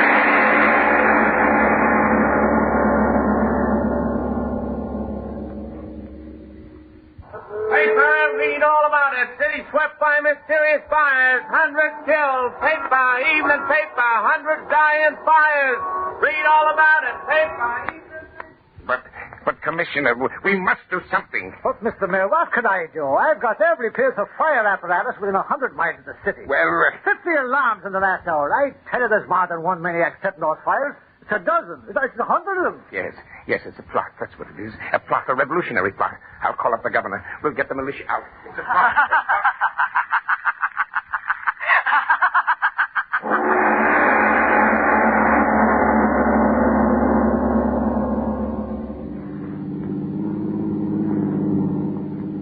Oh, Sam, hurry. Yes. Sam, I'm so worried. Don't get upset, sis. We'll be there soon. What could have happened to him? Not a word since yesterday. You know, I can't believe it yet. You're saying he threw you out of the house. Oh, well, he didn't exactly throw me out, but he... Oh, Sam, what can be the matter? You should have told me sooner. Oh, I didn't want to. I mean, I didn't know what to think. Oh, Sam, what could possibly be wrong? Don't ask me, Barb. There goes another fire engine. Those terrible fires. It's as if the whole world were coming to an end. It's going to be all right. I heard over the radio. The governor's sending the militia into town. That'll stop those firebugs. Schools and hospitals and hotels. Well, this is it. Yes. And Barb, wait for me. Oh, all right, but hurry, Sam. After what you told me, I think I'd better stay right with you. Oh, my poor Arnie. Careful, dear. Steps.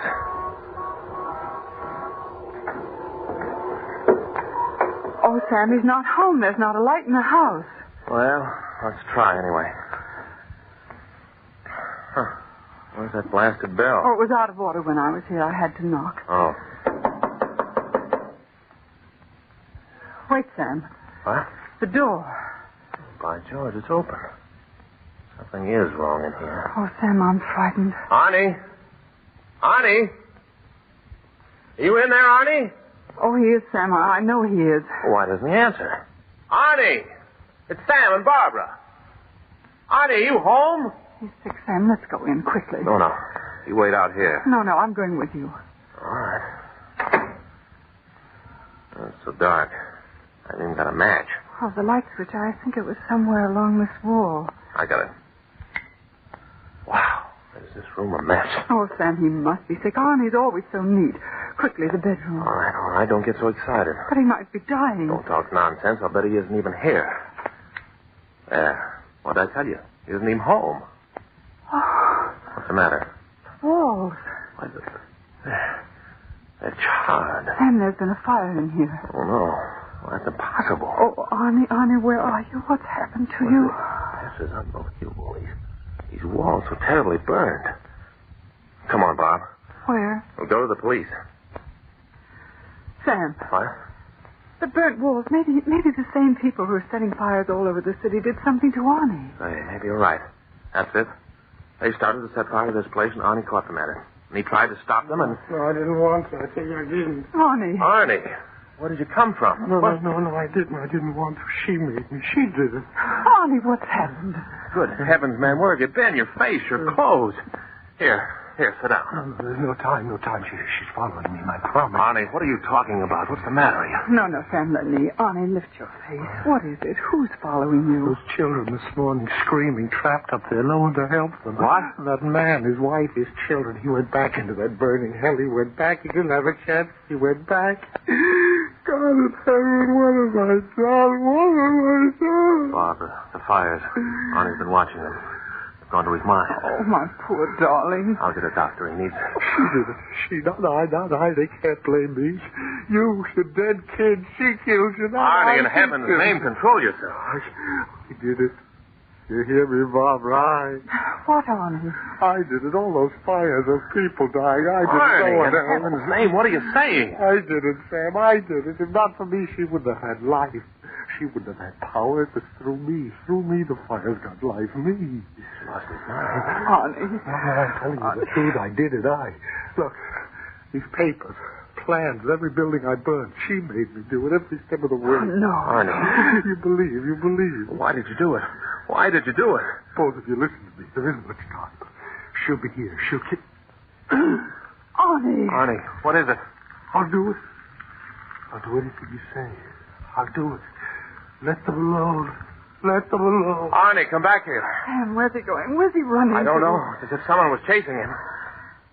Sam, look.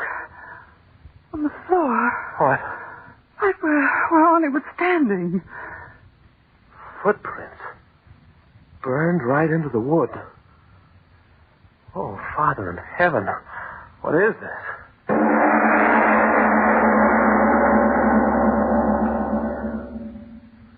I tell you, Mr. Mayor, I'm telling the truth. Every word I've told you is the truth. My dear young man, the story's preposterous. How about it, Commissioner? Could any one man be responsible for all these fires? Absolutely not. A physical impossibility. But I tell you, he's confessed. Arnie's my friend. He wouldn't lie to me. I tell you, the man was driven to it by some horrible thing. What are you talking about? If I told you, you wouldn't believe me. But believe this much. As sure as we're all in this room, Arnie Douglas had something to do with those terrible fires. But you heard what the Commissioner said. I don't care what the Commissioner said. While you're just sitting here, more fires are being started. More lives are in danger.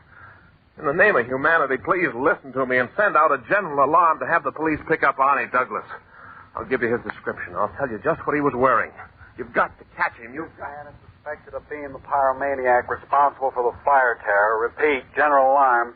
Be on the lookout for a man by the name of Arnie Douglas, height 5 feet 10, weight 175 pounds, light hair, blue eyes.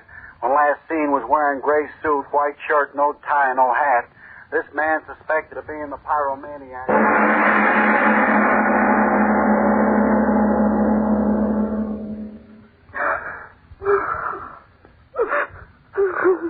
Please, Barbara. That won't help any. Arnie, what will they do to him? Oh, tell me, Sam. Nobody's blaming Arnie. It was some kind of madness, that's all. Those horrible burning footprints. No. Don't talk about them. We never saw them. We just imagined it, that's all. Where have they got Arnie? What are they doing to him? He's in the mayor's office, the fire chief, and about a dozen others. They're questioning him. They don't believe that he himself could have set all those fires. I want to see him. I want to talk to him.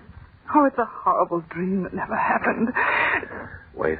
The mayor wants to see you in his office right away. All right. Come on, dear. All right. Well, come right in, folks. Mayor Halstead, where's Arnie? Where is he? What have you done with him? Now, young woman, sit right here. Everything's going to be all right. Mr. Mayor, what's happened? Where's Arnie Douglas? Safe and sound, locked up in the next room. What did he say? Why don't you tell us? Oh, he confessed setting the fires all right. Didn't he, Commissioner? Yeah, there's the signed confession, but if you ask me, he didn't mean a thing. Oh, a young fella like that one never could or would set fire to as many places as burned down. I tell you, I don't believe he had a thing to do with it.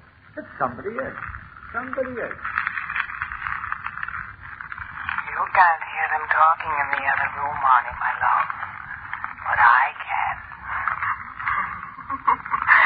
One of them is saying that he doesn't believe you did it, my love. But you did do it, didn't you? Mercy. Have mercy. Yes, my love. I will have mercy. Confessions. You signed confessions. They'll want to lock you away behind iron bars. Oh, but they'll never do that, my love. I'm taking you with me to be part of me. Always. Come close to me, beloved. Close. No. Stay away from me. Stay away from me. Stay out! What's that? I don't know. It's Arnie! Look, under that door. Smoke, Mother in Heaven. There's something burning in there. That young fella. He's locked up in there. Arnie! Let me in. Let me in. The key, quick. Here's the key. Good. Quickly, Sam, quickly.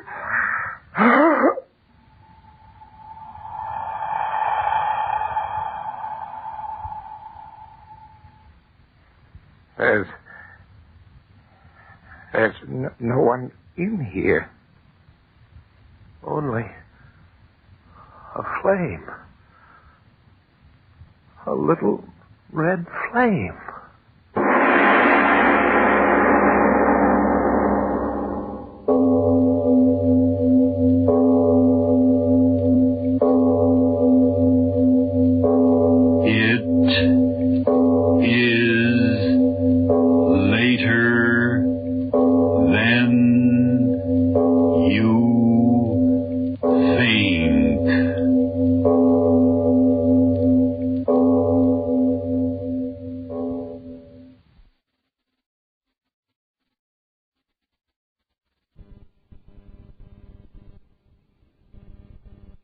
Ironized Yeast presents Lights Out.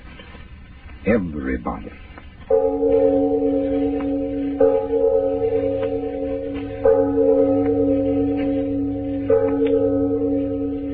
It is later than you think.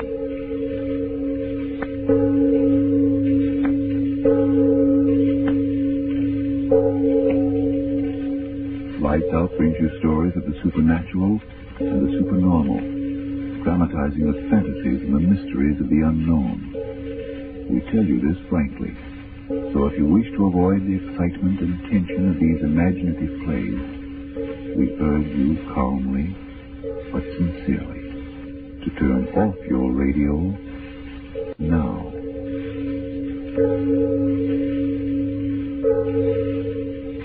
This is Arch Oboler. Someone asked me what's the most frightening thing in the world. My answer was the familiar. A common everyday thing which suddenly is no longer commonplace. A shutter banging on a windy night when you're all alone. Or your house cat suddenly walking up to you and looking at you with eyes full of nameless cruelties. Yes, the most frightening thing in the world is the familiar, suddenly unfamiliar. And that's what our story tonight is about. After a few words from Mr. Martin. I want you folks to know why ironized yeast has been so amazingly helpful to people who, simply from lack of enough vitamin B1 and iron, had been weak, underweight, and jittery. You see, ironized yeast helps two ways. It gives you both vitamin B1 and iron. So, if more of these two vital substances is what you need to help you look and feel your old-time, happy, peppy self, to do your work with ease and really enjoy your fun, then get pleasant little ironized yeast tablets right away.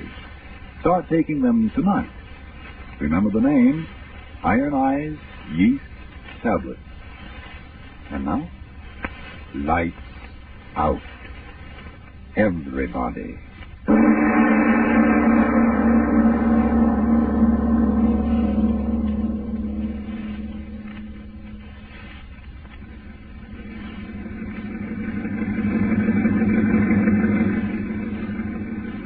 What's the matter with you, Sue? Can't you go any faster? I got my foot all the way down, boss. This here roller just can't make no time. Shut your mouth.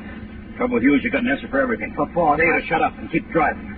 Son of a gun, you talk too much. You'll get me there late and I'll break your neck. Well, that old tire blew out. Well, the tire blew out. What do those guys care if the tire blew out?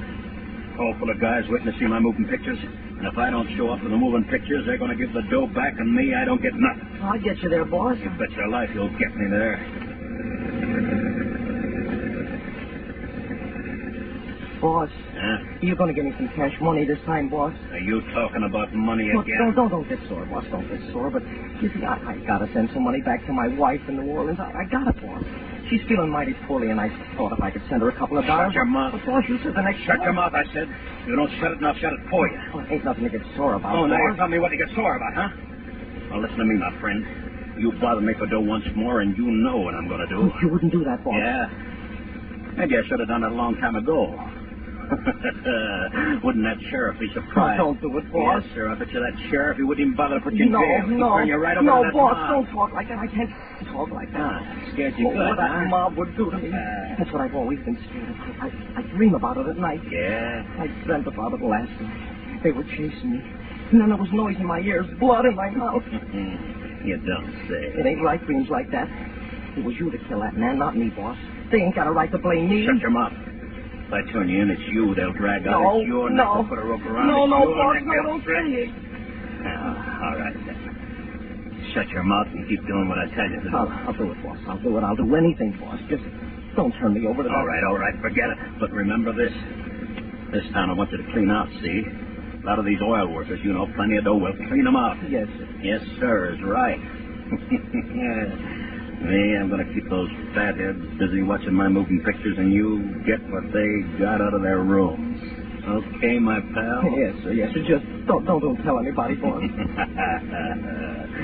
Got you good and scared, huh? That's the way I like it when they work for me. Scared. Plenty scared.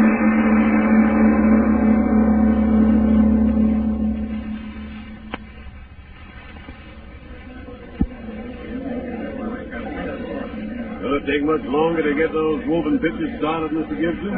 Just a minute. The boys sure getting impatient out there. All right. I got to get the film ready, don't I? Yeah. Hope he ain't going to disappoint the boys, Mr. Gibson. Huh? What do you mean? Well, the boys around here ain't had a real show for a long time. And they sure be mighty mad if your movies didn't kind of add up to what they want. Don't you worry. They're going to get their dough worth. Oh, how about it, Slu? Yes, sir. You must make quite a bit of money, don't you, Mr. Gibson? Driving this outfit around from tank town to tank town, giving your Little, it's no good. Me, I'm a poor man. I don't make hardly enough to pay Slu here.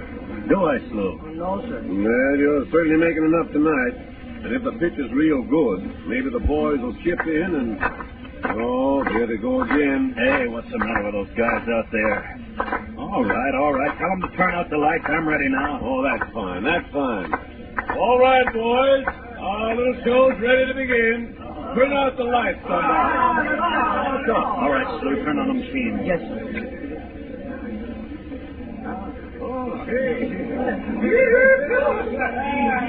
Well, I better go up front and enjoy myself. I hope it's good. You betcha.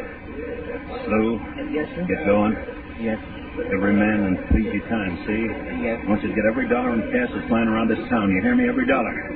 If you don't, maybe those dreams you've been having are going to come true. Now get going.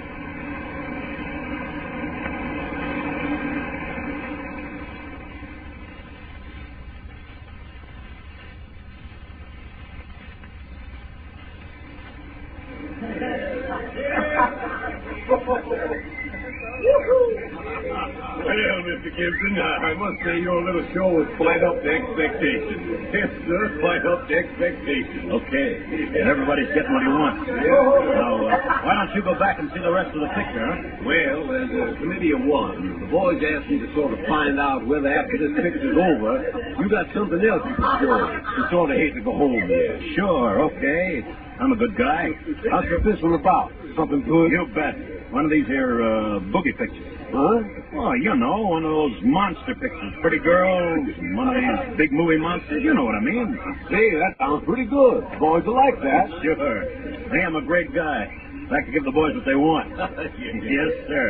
The longer the boys stay here tonight, the better I like it. Yes, sir.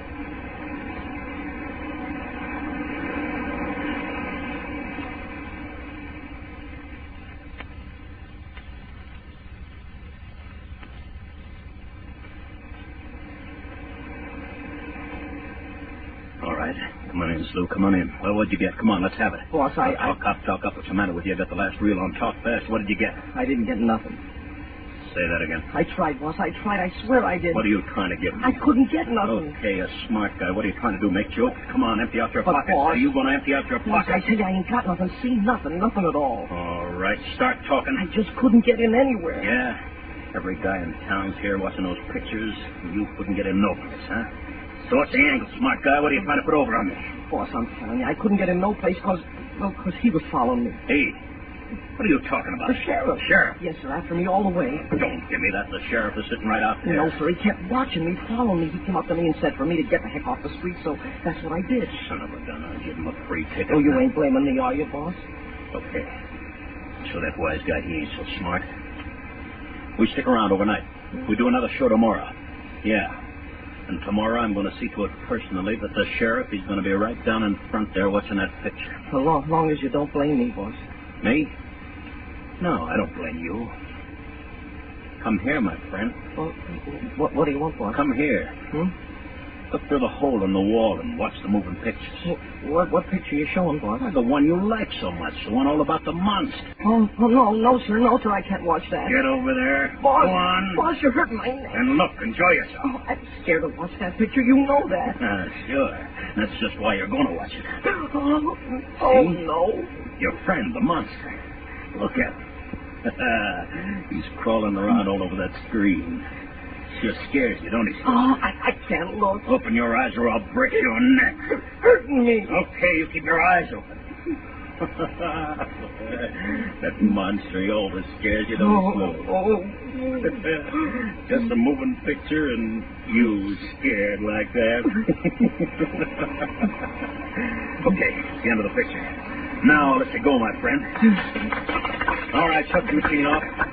Go ahead, you ain't scared to do that, are you? No.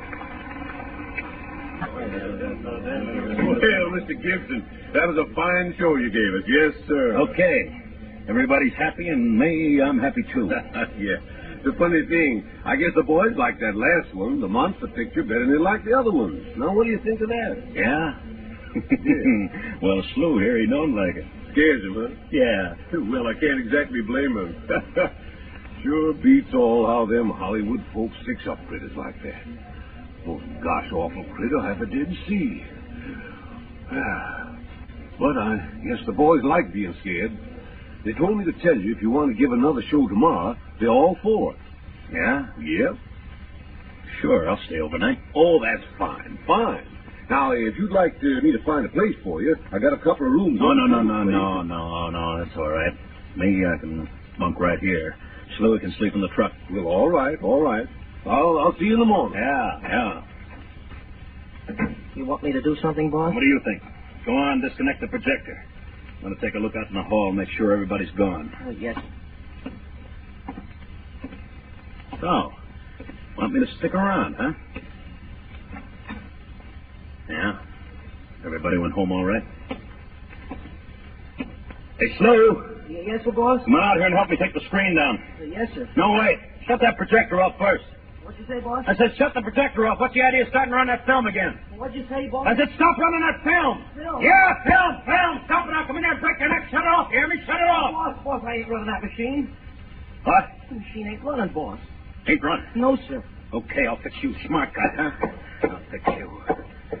I'll show you to make jokes with me. Boss, what's the matter? I ain't done nothing. Tell me you ain't running that projector. I'll break But your neck. Look for yourself. It ain't running. Ain't running? What's the matter, boss? It is running. It's got to be running. But it ain't, boss. You can see it ain't. Boss, what's the matter with you? What's the matter? Look out there. Where? Out there on the screen. Oh. You see it too? That monster from the picture. But the machine ain't running. No. Not even filming. Boss, what's throwing that picture on the screen? Look. It's moving. It ain't on the screen, but it's coming off. It's coming down the aisle.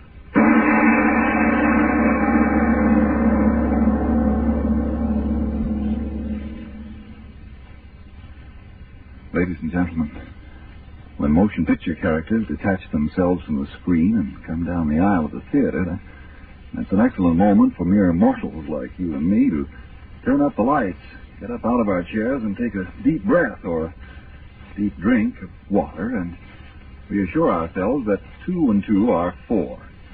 And speaking of such facts, it's a sad fact that today thousands of Americans are short on 2 vitally needed substances, vitamin B1 and iron. And what frequently happens? Listen. Do eat your dinner, dear. There's everything you like. Eat? Oh, gosh, I just don't feel like eating. Oh, dear, you worry me so. You're getting so thin and on edge. I wish I knew how to help you. Oh, I'm just worn out. I just don't know what to do. Listen.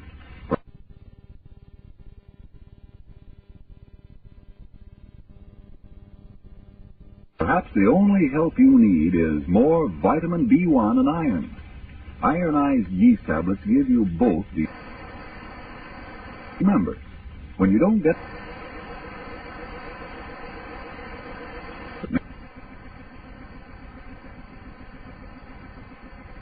And when you don't get enough iron out of your food, you may be weak, pale, always tired.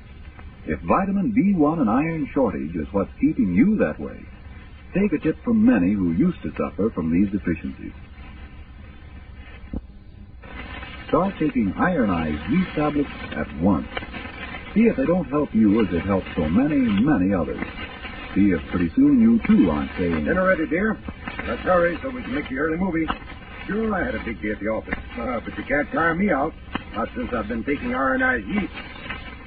And now back to Lights Out. The thing has come off the screen and Mike's assistant moans in his fright.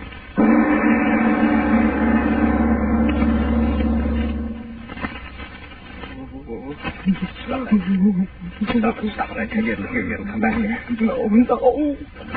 I swear it don't. It can't be alive. Yes, there it is.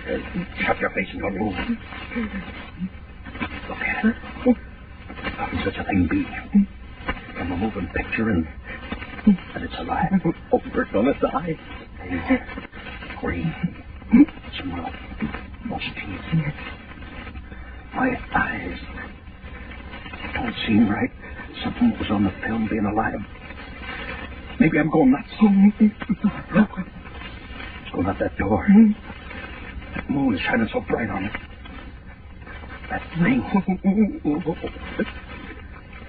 It's gone. Come on, we gotta get out of here quick. Help me pack up the things. I can't. I'm going to get out here. I'm going to break your neck. I'll turn you over to the sheriff and the mob. No, you wouldn't do that. Help me get that projector in the box. Gotta get out of here quick. Yes. Yeah, quick. Be slow. Did you see what I saw? It ain't going to come back, is it, boss? It ain't going to come back. How should I know? Don't know nothing, I tell you. Things don't make no sense no more. Come off the screen like it was alive. Crawled out of that door like it was alive, and it ain't nothing but a moving picture. No, nothing don't make no sense no more. That camera film, drop it. Oh, what? You don't think I want that anymore, do you? That monster film? No. All right. Stop it. You gotta get those things on the truck. I've never been so scared. Scared. Who cares what you are? Gotta get the stuff out of here. I'm too scared to go out there. The truck will get so far away that they're... Everybody, come on, quick. What's the matter? Come on, men. Quick. It's slow. Gotta get out of here. They must have seen that monster.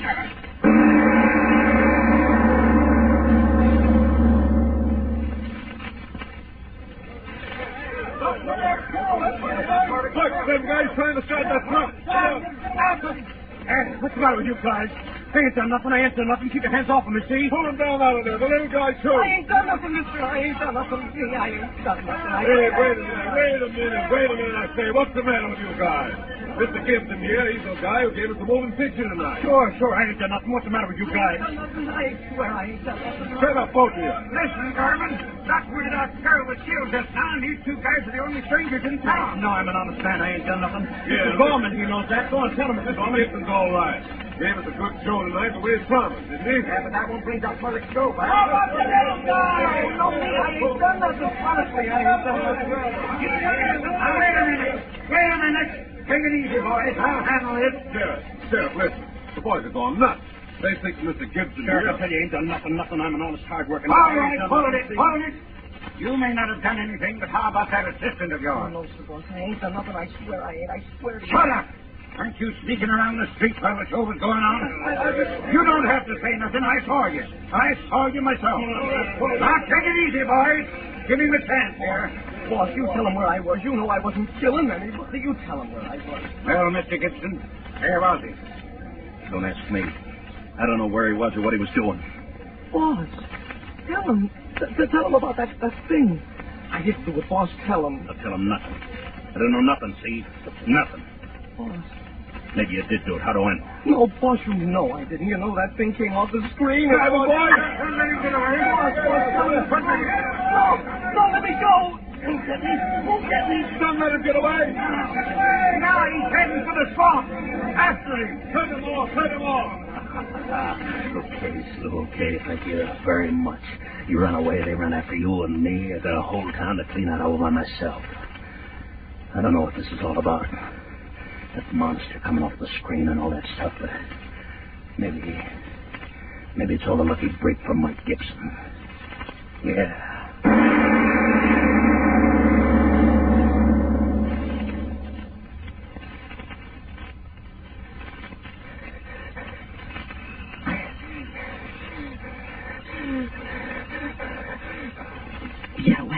Gotta get away.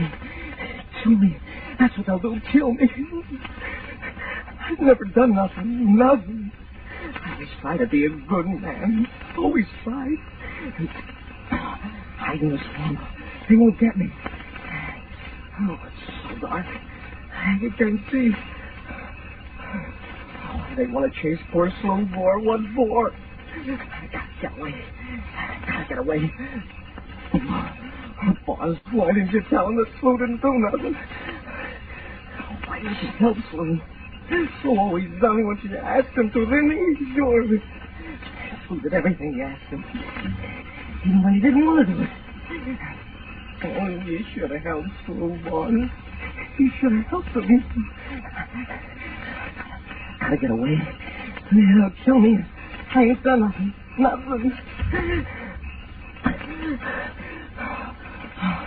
I'm tired. I can't get staring at me. I gotta rest.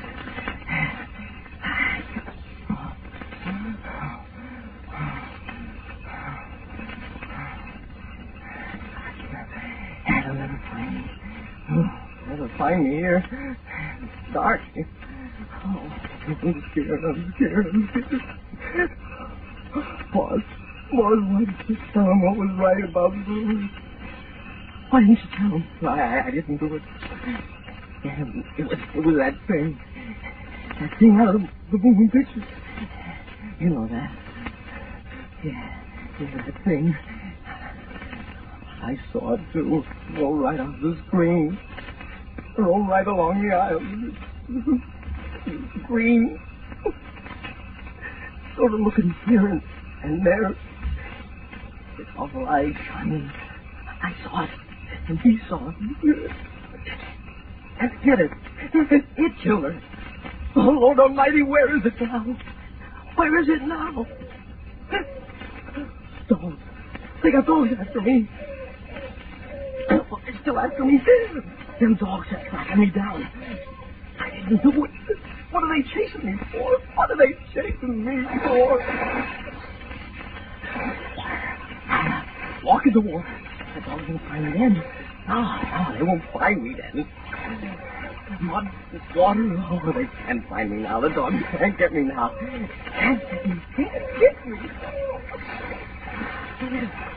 won't get me. No, not me. I ain't never hurt nobody. If I stole it was because he made me do it. The boss, yeah, he made me do it. I had to do what he said. Oh, I've never been strong. You can't kill a man for not being strong. I dreamed about it. No, but I won't die like that. No, not me. I want to live. I got a right to live.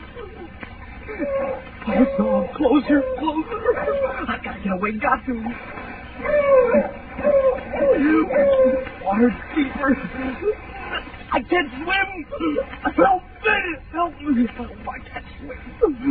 Oh, listen to me. Listen, oh. The monster. Ask the boss will tell you. Oh, I can't swim. Water's carrying me. Oh, I can't swim.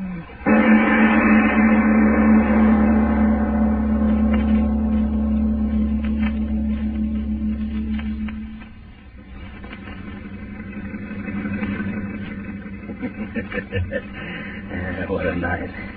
Yeah, but me, I did all right. Wise guys run off. I made a cleanup. Those wise guys open their eyes when they come home and find out I clean them out. Yeah. You blasted motor, you keep going. Gotta get out of here. Yeah, a long way out of here by morning. Hey, shooting. I bet you that's the other slough. Yeah. Nice going, Mike. Getting rid of slough and making yourself a nice piece of change. Yeah. That's been a crazy night. Even got me talking to myself. Those funny things I see, that monster crawling off the screen. Nah, I didn't see it. Nobody saw it. Something I thought I saw. Yeah, just something I thought I saw. Sure, it's only in my head. The thing was on the film. It can't come off the film. You throw it on the screen. There's nothing but the light. Sure. That's it. What I saw was in my head. Oh, you... Go ahead and miss. Now I'm going to get you a new truck. Yeah, you bet your life. Brand new truck. The smart guys running off after Slew. They got Slew and I got all their dough out of their banks. Monster. What's the matter with me? Yes, sure was funny. Yeah, but I saw it crawling down the aisle. Oh, no, I never saw it. Slew, Slew. Gotta get me a new assistant now. Oh, that oughtn't be too hard. Assistants. They take the rap and I take the cash. Hey, what the heck is that? Get out of the way, you. What in the... Blasted headlights, I can't see a thing. Hey, you, get out of the way. Get out of the way. Dog. Big dog running ahead of the truck. Get out of the way, you blasted dog. No, dog, it's that thing. The thing out of the moving picture running ahead of me. Can't be. Can't, but it is. The thing out of the film. All right, I'll show you. I'll run it down. Run it down. Faster, truck. Gotta go faster, faster, faster. Gotta kill it. They got her. They'll blame me. Everywhere I go, they'll blame me. Come on. Faster. Faster, faster, faster, faster. Wait there. Faster. There, stop. Waiting for me. All right. I'll get you now. It's not it. It's a wall. Brakes. It's a wall. I can't stop. I can't.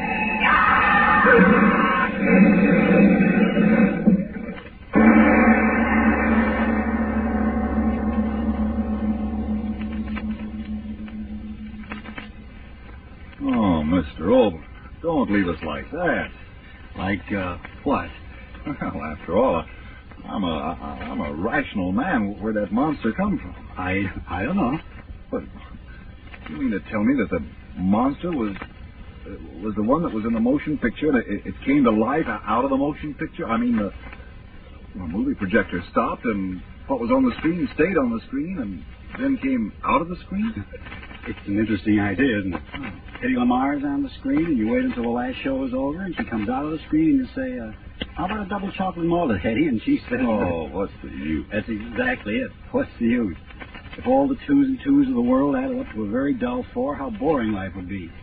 And if life is boring, at least we can let our imagination have fun. Now, for example, next week's play, in it. But you speak first, Frank, and then I'll go on with some more of this imagination tangent.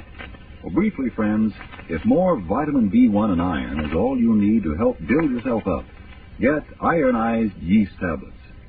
Now, there are many cases where a rundown condition may be due to a serious organic disturbance, and if you're in doubt, see your doctor. But if, like so many men and women nowadays, you simply need more vitamin B1 and iron, remember, ironized yeast has been so successful in such cases that it's sold on this no-risk, money-back basis.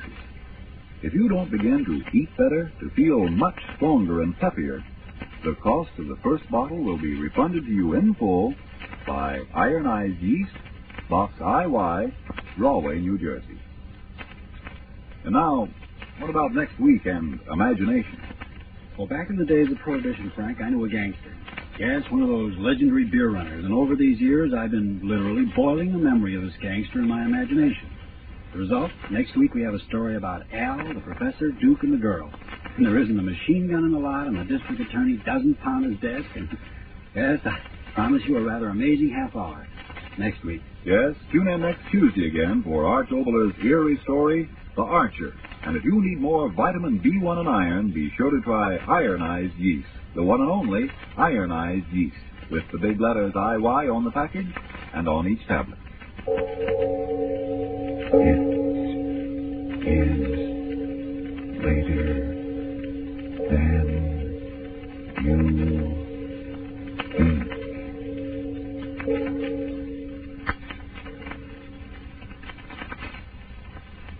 White shoe season is just around the corner, and with shoe rationing in effect, you'll want to take extra good care of your white shoes this year. So keep them clean with Energine Shoe White. It's made with the whitest pigment obtainable, spreads over shoes easily, dries evenly, helps to keep your white shoes in good appearance, in good wearing condition all the time. For the best of care for the white shoes you wear, remember Energine Shoe White. This is the Columbia Broadcasting System. Ironized Yeast presents Lights Out. Everybody.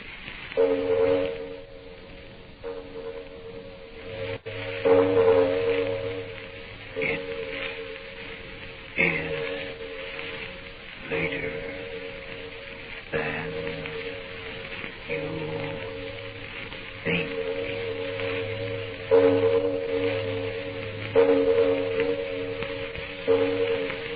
Lights Out brings you stories of the supernatural and the supernormal, dramatizing the fantasies and the mysteries of the unknown. We tell you this frankly, so if you wish to avoid the excitement and tension of these imaginative plays, we urge you calmly, but sincerely, to turn off your radio now. This is Arch Obler. I want to urge you particularly to stay with us after the play is over tonight, for a reason you won't regret. Today we have a simple story, as simple as a bullet hole through a man's heart or a knife to his heart. But first, Frank Martin. Why do we hear more and more about the importance of vitamin B1 and iron?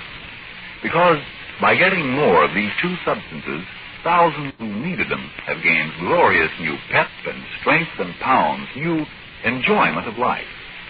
And remember, friends, ironized yeast tablets give you both these vital substances. So, if more vitamin B1 and iron is what you need, and if these deficiencies are making you thin and weak, jittery and tired out, get ironized yeast tablets right away. Start taking them tonight. See if you're not surprised at the wonderful difference in the way you look and feel and act. That's right. It's the one and only ironized yeast tablets you want. And now, lights out. Everybody.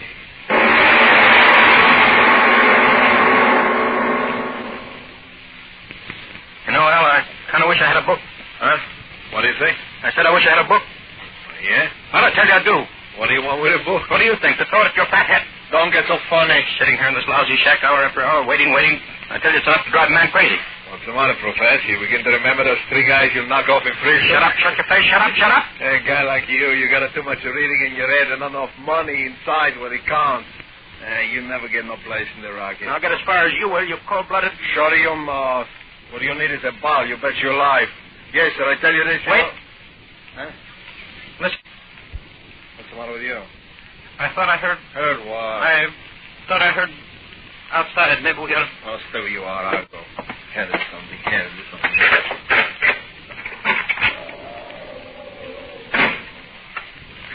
Nobody there. I thought I heard... You hear nothing, see nothing.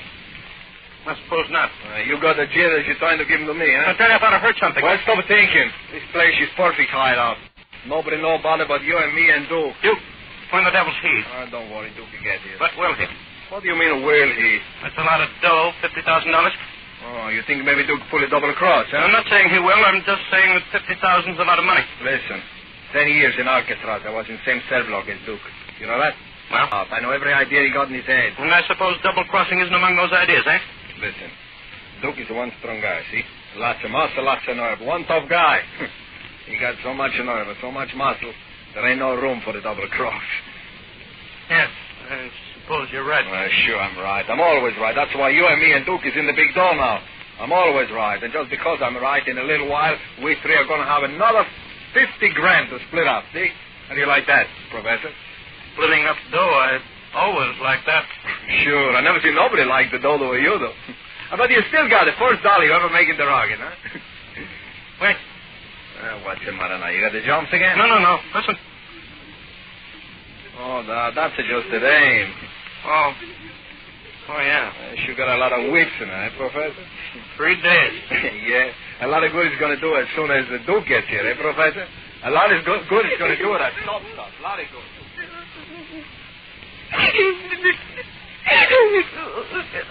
I gotta stop crying. I gotta.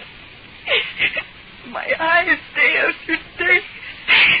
How many days has it been? It's so dark in here. If I could only have a little light, just a little. I gotta stop crying. I gotta think. What's the use of thinking? They'll kill me. They'll kill me. I know they will if they don't listen to me. I don't want to die. I don't want to die. Crying. That dame's making me sick. Why don't you stop? Been going on like that for days. Don't worry, Professor. She stops crying pretty soon. You bet your life. You wait till Duke gets here with a 50 grand. Yeah? And maybe he won't. Oh, what do you mean he won't? The boss said he pays 50 grand for knocking off this double-crossing dame. And 50 grand is what we're going to get. 50 grand? Yeah, and a cheap at the price. Say, if that dame blew off her mouth like she says she's going to do, the boss is going up to Alcatraz for 20 years. 50 grand for saving 20 years out of a guy's life. Plenty cheap, I bet you lie. But that dame, she's got a lot of friends. What difference that make to us? Nobody ever tied us up with the others we knock off for boss before, did they? No. You leave it to the dude. He's one smart guy. When he finds the shack over the river, he find a gold mine. You knock him on the head, you drop him in the river, under the ground they go. They never come up again. Bet you lie. Yes, that's true. They never do come up, do they? No, not in 1,000 years. The river on this ground, she runs deep and fast. Nobody we ever throw in ever come up again. Nobody.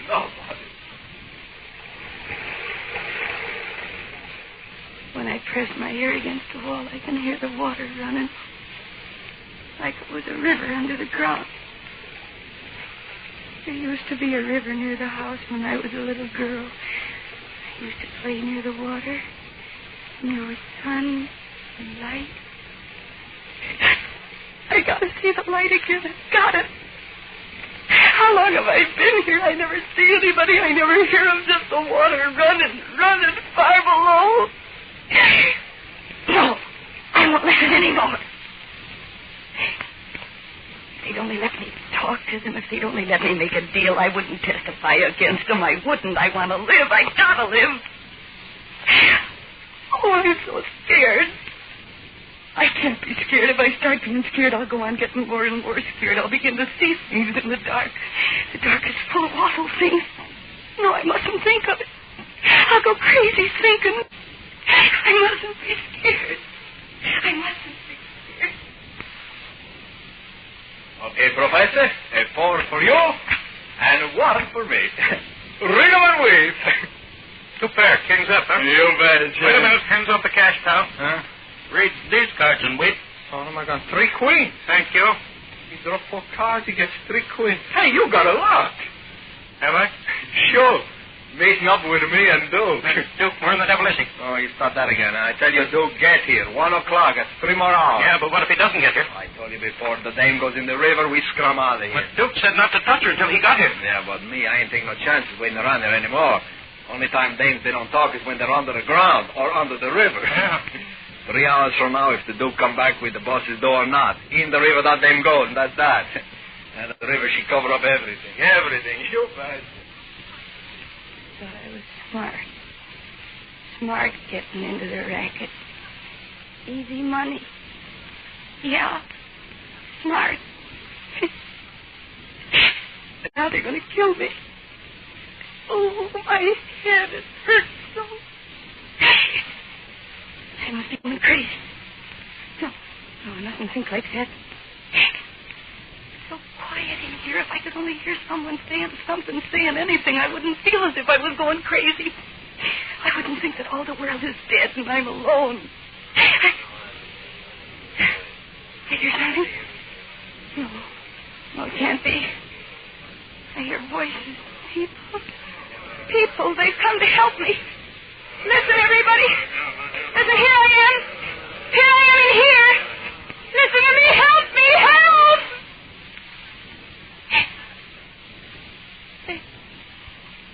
They've gone. There's nobody. In my head. It was all in my head. I'm going crazy. I am. Oh, help me, somebody. Help me. I gotta get out of here where it's light, where the sun's shining. Listen to me, somebody. I'm going crazy here in the dark. Help me. Help me. Help me.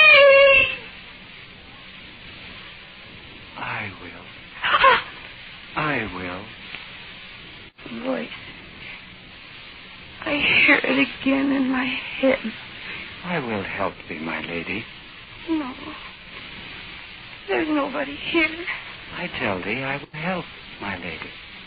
There's nobody here. I know there isn't. No door open, no light. I come to thee from darkness. There's nobody here. I know. No, the place is so small. You're not here. Here. No. There's no one. No one. I tell thee, I will help thee. But I hear that voice so clear. Look before thee, my lady. The fear should not be thine. I can't quite make out. Who are you? My name, perhaps thou hast heard the name before, is Philippe de Martival. Philippe de... Oh! Her senses have left her. Let her so. There's bloody work to do.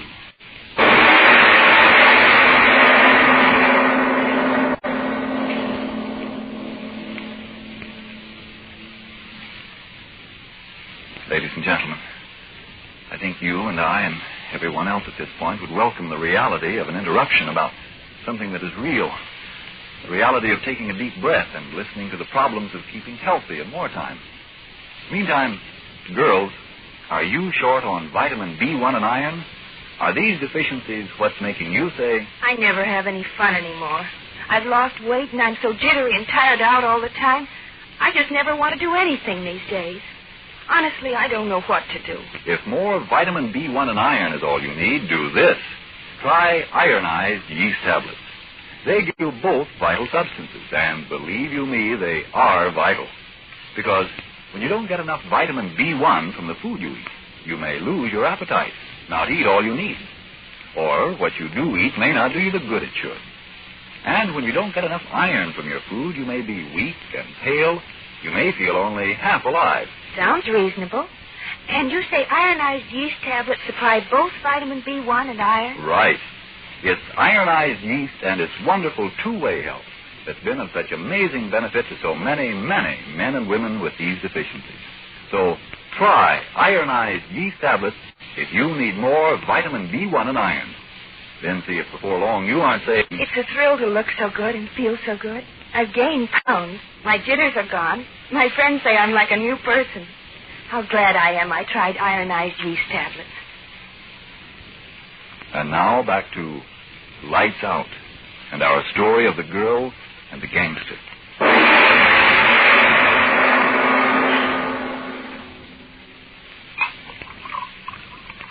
What's the matter, Professor? You think you're going to find nerve in the bottle? And drink with her, please. Okay. He said he'd be here by 1 o'clock. He were. It's half an hour to 1 now. So there's still a half hour. Something went wrong. I mean, it's something wrong in your head. Duke will be here. I bet you 10 grand on that. But 1 o'clock? It's 30 minutes from now, so shut up your face and quit squawking. You're making a mistake. No, wait, where are you going? Out to the road. Too much yelling here. No, wait, don't go. You greasy rat, you're running out on me. I haven't got nerve, huh?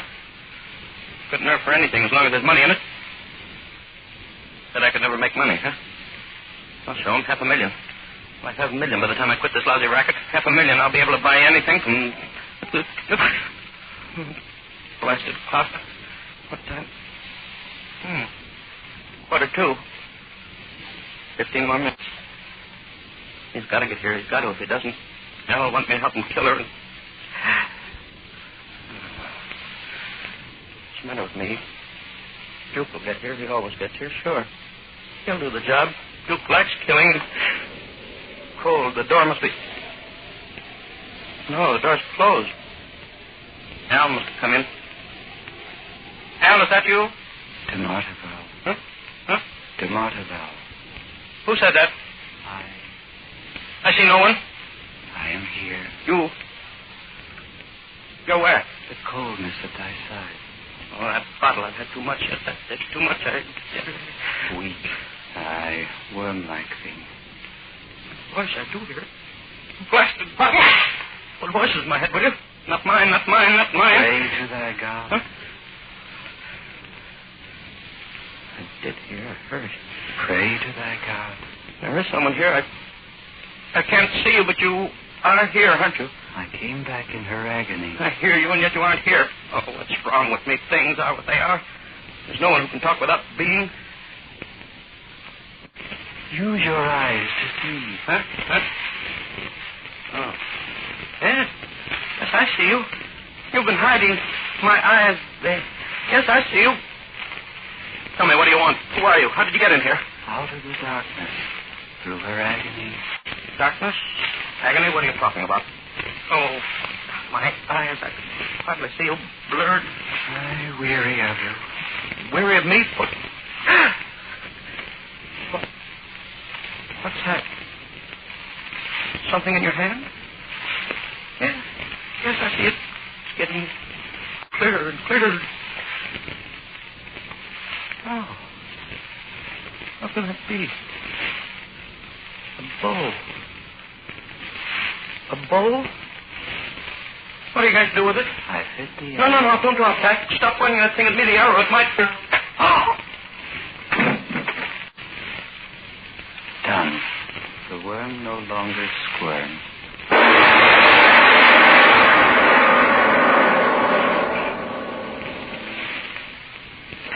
Hey, Professor, I think the Duke is coming. I begin to see the headlights of a car down the road about a mile away. Hey, Professor, what's the matter? You don't... Well, he ain't here, eh, Professor? In the other room, I bet, hiding under the bed, eh? Well, I think I go in and... And nothing. What's the use? What? Wind. The door, she's shut. What's the matter with me? Me, I don't get a jump. I'm afraid of nothing. Hey, Professor, come on out of the room there. Wake up, I want to talk to you. There is little time for talk. Who said that? Professor, that you? Oh, yeah, I see you. What for you hide on the floor? Come on, you get up. Get up or I kick your face in. Come on, get up. Professor, who do that to you? Deanderthal. Stand where you are. Yes. I got a gun on you. Stand still, I kill you. Yes. All right, now, wise guy. I'm going to find out what you look like. Come on in closer to the line. No. Listen, smart guy. I don't know how you get in here. I don't know what your racket is. You listen to me. My name is unsettling. Maybe you hear that name before, huh? No. No, yes. Talk a word. Who are you? What are you doing here? Come on across to the line. I grow weary. You grow what? What are you talking about? Come on close to the light, I tell you. And now keep your hands up. Up, I tell you. What do you think you're doing? Keep them up, I tell you. You're crazy. I'm going to die on you. I'll blow you full of holes. What's the thing is on your hand? Drop it, I tell you. Drop it. Okay.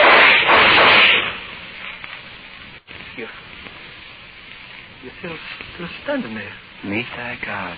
Meet my... What's the matter with you? What do you set up for? Who are you? I get it. You got a bulletproof vest on, huh? Okay, wise guy, you ain't got no vest on your head. I'm gonna blow it. No, wait. What you do? Wait a minute. Put down that...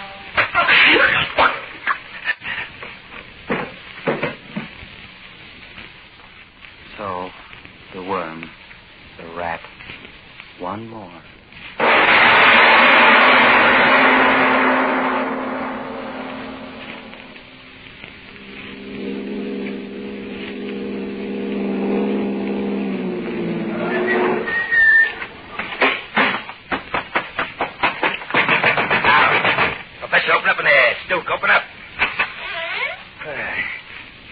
time you guys woke up. Well, what's the matter with you guys? Why don't you put on some light? Put on some light? Yeah, that's what I said, lights. Now, where are you? Me, I'm here. What's the matter with you guys? Saving dough and kerosene or something? Come on, light the lamps. We can see. Oh, yeah? Since one of you guys owls. Now, quit the gagging and put on some lights. We gotta work fast. It is time. Oh, yeah, that's what you think. We gotta knock off the dame and get out of here quick. There is time. What are you guys doing? Putting on a brother act? I say we gotta get out of here quick. And I mean quick. Well, maybe you guys want to fry in the chair, but I don't. There is a time. Stop saying that! What's the matter with you guys? There is time. Oh, I get it. You've been pouring the stuff down here, the both of you. Why, you're so stiff you don't know whether you're coming or going. Coming or going? You lousy rats. I ought to blow the both of you apart. Me, I'm doing all the work. And what are you guys doing? Filling your insides full of cheap liquor like a couple of bindle snips. Now, come on. Get out your rod and let's get this over with. Get this over with? Yeah, over with the dame. We gotta get rid of her quick. Rid of her quick? Stop jabbering every word I say back at me. You hopheads. The boss gave me the dough, $50,000. Now, we gotta get that dame into the river and quick. Dame? Yeah, dame. That squealing, double-crossing dame. Well, maybe you guys don't remember why we came out here. Maybe you think you came out here for a gin party, huh? Now, come on. Get out your gat and let's get going and get rid of that twist. No. What do you mean, no? Say, wait a minute. You guys can't be that drunk. You're up to something. All right. Let's have it. Well, let's have it. What are you up to? What are you trying to pull? Come on, let's have a light in here. I can see what you mugs are looking like. Well, are you deep? Light a candle. Light? Okay, I'll light one myself. But I'm warning you, mugs, don't start nothing. My rod works in the dark just as well as yours. Where's that candle? Well, answer me. Where's the candle? Okay. Just wait till I get a light. I'll make you guys talk. Yeah. Here it is. This is a match. Yeah. Now I'm going to see what's eating you guys. Okay, now, Al, I want you... Al, we're up. Oh, there you are. What are you doing standing there against the wall? Yeah, you, Professor. What's the matter with you guys? Why don't you say something? Well, quit staring at me without saying nothing. Okay, I'll come over there, and I'll show you. Al. Professor. Throats. Who did it to you, Al? Who did it? What? The Neanderthal. Who said that? Answer me, who said that? I see you standing there. I see you. You did this to Al and the Professor. You did it. Why? Why did you do it? No, stand where you are. I got a gat on you. Now talk fast or I'll blow you apart. Come on, tell me why you did it. I came through her agony out of the darkness. What? What'd you say? When you died, I returned. I died? You expect to knock me off too, huh? Stay where you are. That'll stop you. You're going to kill me too, huh? Well, why don't you do it now? You're still standing there. Hush, don't you? You're dead. Like they're dead. But they talked to me when I came in before. And they must have been dead then. How could they have... No, stay back, I tell you. You're dead. And they're dead. And dead don't talk. Don't move. What are you pointing at me? What are you going to do with that thing? Don't point it at me. I ain't done nothing. I ain't...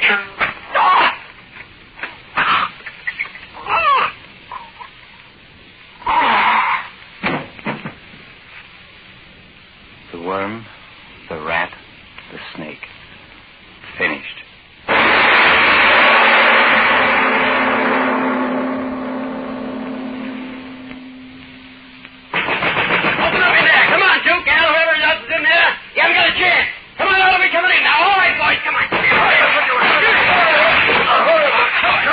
Boys, there they are. Put them up, you.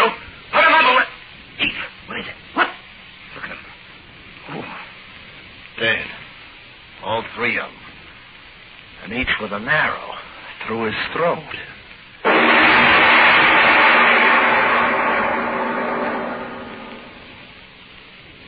Doctor, How is she? It's all right, Mr. Martyrs. Your daughter's going to be all right. Nothing physically wrong. Thank heaven. It was most fortunate the police got there when they did. Another few hours and the horror of that darkness in her mind... Well, I repeat, it was most fortunate. But I heard through the door. You're referring to her cries. Let me assure you that it's nothing. It was nothing but hysteria, a reaction to her horrible experience, that's all. But she'll be all right, you can believe me. My poor little Ruthie. I hadn't seen her for years. And to find her again this way. Oh, Mr. Martyrs, there's something I would like to ask you if you don't mind. So? What is it, Doctor? In her hysteria, your daughter kept repeating a name. I've been wondering whether you can think of any reason for her saying it. Name? Name? What name? She kept saying it over and over again. I'm not quite sure, but I think it was... Yes, it was Philippe de Martival. Philippe de Martival? Yes.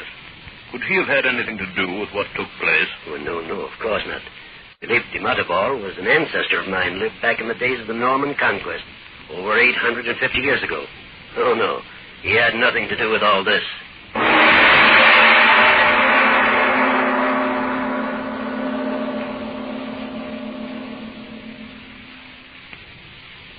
Ladies and gentlemen, my name is Claudette Colbert.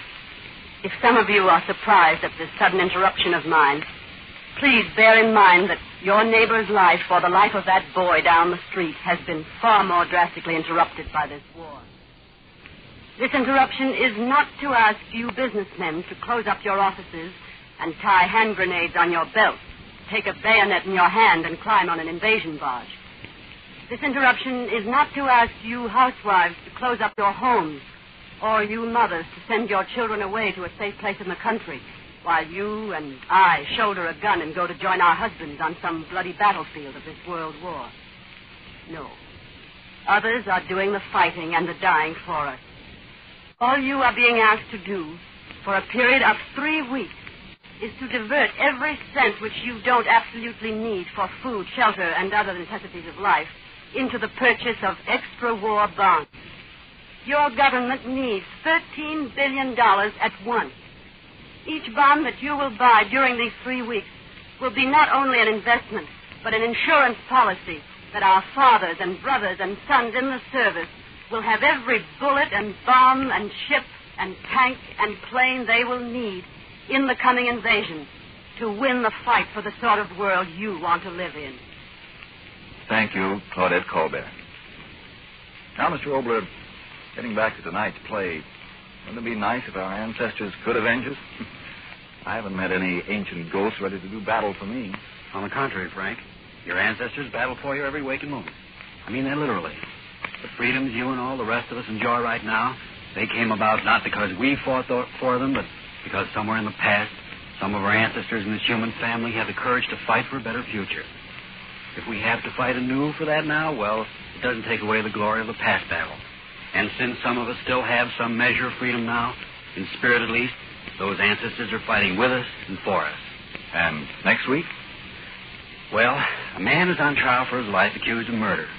As he waits for the jury to come in, he tries to reason out the events which led him into the predicament.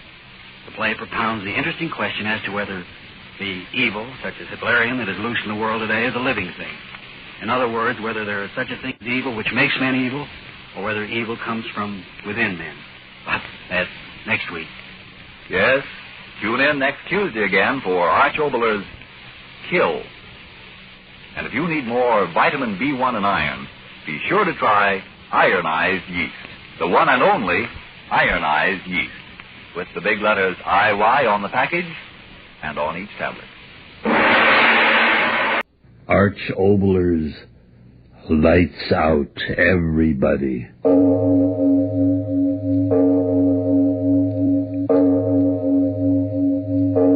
It is later than you think.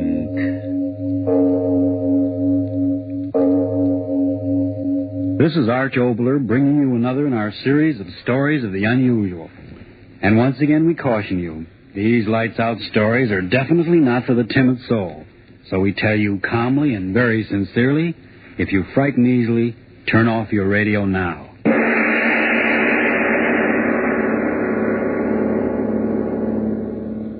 The The voice you are about to hear is that of the thoughts of one Darrell Hall, accused murderer. He sits in a courtroom awaiting the return of a jury which is to decide whether he is to live or die. And as he waits, the thoughts in his mind seethe and swirl, guilty, not guilty, guilty, not guilty. Oh, why don't I stop thinking those words? Words those jurymen are saying. He's guilty. He's not guilty. He's guilty. Not guilty. No, Guilty. no, I've not got to guilty. stop thinking of what's going on in that room. The jurymen, I've got to stop thinking of them. I've got to keep my head clear. I've got to figure things out. When did all this start? Yes, I remember. That night Wayne and I were sitting in my room talking about dreams. I remember he said... Oh, come on, Darrell. Don't expect me to believe that one. I'm certainly telling you the truth. A fellow with your imagination wasting his time teaching biology to a bunch of co-ed nitwits? No, sir. You should be writing fiction. Well, I assure you, my dear Wayne, I've told you the truth. Here. Are you really serious? I am. You actually mean that in all your life you've never had a dream? Never. Not even when you were a child? To my knowledge, I've never had a dream in all my life. Well, how do you like that? I like it very well. I close my eyes, oblivion. And then I wake up. No nightmare hangovers, thank you. No, wait a minute, Darrell. Let me get this straight. You mean you've never even had a dream after, eating a Welsh rarebit at midnight or surrounding a dozen green apples or anything like that? Believe me, Wayne, I've never had a dream of any shape, form, or description in all my life. A dream to me is just a word, something that happens to other people, but never to me. But everyone was a dream. Well, just so happens that my subconscious doesn't work that way. I tell you again, I've never dreamt. Oh, what do you know about that? It's just unbelievable. I tell you, unbelievable. Yes, that's what he said. It was unbelievable. Unbelievable that I'd never dreamt. And then after a while, he went away and left me there. It was early evening, but I remember that somehow, strangely, I was very tired. I sat down in the easy chair. Oh, I was so tired. I closed my eyes. I slept. And then it happened. A strange murmuring in my head. Yes, that's how it started. A murmuring as if in warning. And then in the darkness around me, strange faces lifting and falling. White faces, faces without hope. Their eyes full of horror. Their white bloodless lips pleading wordlessly in a way that made the heart in me cry out in pity. And suddenly I knew I was asleep and dreaming. Yes, dreaming for the first time in my life, and these faces I was seeing were things of a dream. And even as I knew that, the dream was gone. Blackness. And yet I knew that I was still asleep, and in me there was a terrible feeling of foreboding, of a horror to come in that dream. What? How? I didn't know, but I wanted to stop sleeping. I wanted to open my eyes quickly before... And then I saw her. In my dream, I tell you, I saw her moving slowly toward me out of the darkness that was my dream. At first, a white wraith-like thing, and then I saw it was a woman. Yes, the body of a woman, but the face... That face... Gross. Unclean. The thick, bestial brows. The wrinkles of... The lecherous writhings of thin crimson lips that lifted from teeth bright and pointed and flecked with blood. Closer, closer to me, and then she spoke. One word. Kill. Yes, that's what she said, kill. And as she said it, she moved closer. Her hands went out in her eyes. And in my dream, I screamed... I awoke. I remember just at that second the clock on the mantel began striking. 5, 6, 7. I counted each chime in happiness, since the hearing of it meant that I was awake out of the horror of that dream. When the clock had stopped chiming, I sat there. My one thought was, if that's dreaming, may I never dream again. I heard a sound. What was that? I sat still, afraid to move. And then I laughed. It was my own heart. My own heart still pounding with fright at what I had seen in my first dream. Oh, why do I sit here thinking of what has been? The jury in there, they've got to hang me, got to hang me. He's guilty, not guilty. No, Guilty, no, not guilty. no, I mustn't Guilty, think of them. not Better guilty. to keep my thoughts on how it all started. Better to figure things out. Where was I? Yes. Sitting there listening to the beat of my heart, thinking of the horror of that dream. And then suddenly that wordless, pitiful murmur I heard in my dream was whispering in my head again. As quickly as it began, it was gone. How could this be? I was awake. This was no dream. Then why had I heard that same sound that had come from those pitiful white faces that had floated before me while I slept? Why? I heard it, a sound behind me. Who?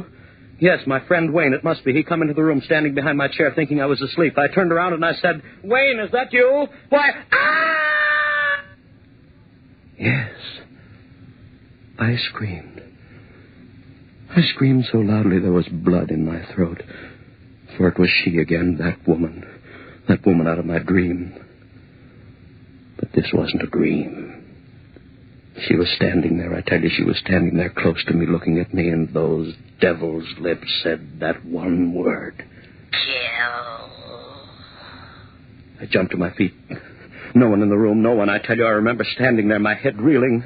Who was she? Where had she come from? But there was no one in the room. Had there been anyone there? I didn't sleep that night. And by morning I had it all figured out. 2 dreams, that's what it had been. And the second had been more vivid than the first. Yes, of course, I had never dreamed before, and of course my first dream would seem reality. And yet, some measure of uncertainty remained with me. Mary saw it in my face when I had dinner with her that night. I remember she said... Gerald, do you mind if I ask you something? What a question. Of course not. Is there something wrong? You mean with the dinner? Why, you know this is my favorite restaurant. With you, dear. Has something gone wrong at the university? Why do you ask that? The worry in your eyes. Oh? What is it, dear? Oh, nothing important. Changed your mind about loving me? Mary. Oh. Then tell me what it is, please. All right. It's really nothing to concern yourself over, just a dream. Dream? Darrell, you dreamt? Yes, last night. Oh, how marvelous. Now you're normal even when you sleep. That's right, isn't it? I'm back to normalcy, am I not? Oh, and here I thought from the expression on your face that it was something really important. Oh, yeah, it's funny, isn't it? And I suppose in your first dream you dreamt of the glorious, seductive woman? Well, didn't you? No, Mary. Oh, so you had a nightmare. If you don't mind, let's not talk about it anymore. Shall we have our dessert now? I suggest the hot green apple pie with cheese and... Gerald, was it as bad as all that? Horrible. Oh, that's cruel. Your very first dream, an unhappy one. Oh, well, I'm sure that if you dream again, you've more interesting times ahead. Oh, Darrell, look at the time. 7:01, and we promised the Armstrongs we'd pick them up at 7:15. Darrell, what is it? Your face. Do you hear it? Hear what? You do hear it, don't you, the voices? Voices? Darrell, what are you talking about? Why, the people in this restaurant are most well behaved. Gone. Just the way it was before. Oh, Darrell, please. If it's a joke, please tell it to me. Darrell, what is it? What are you staring at? What's behind my chair? What's there? Darrell, tell me what. Darrell, the table. Why did you throw over the table? Darrell, what is it? What is it? Why did you scream? Why?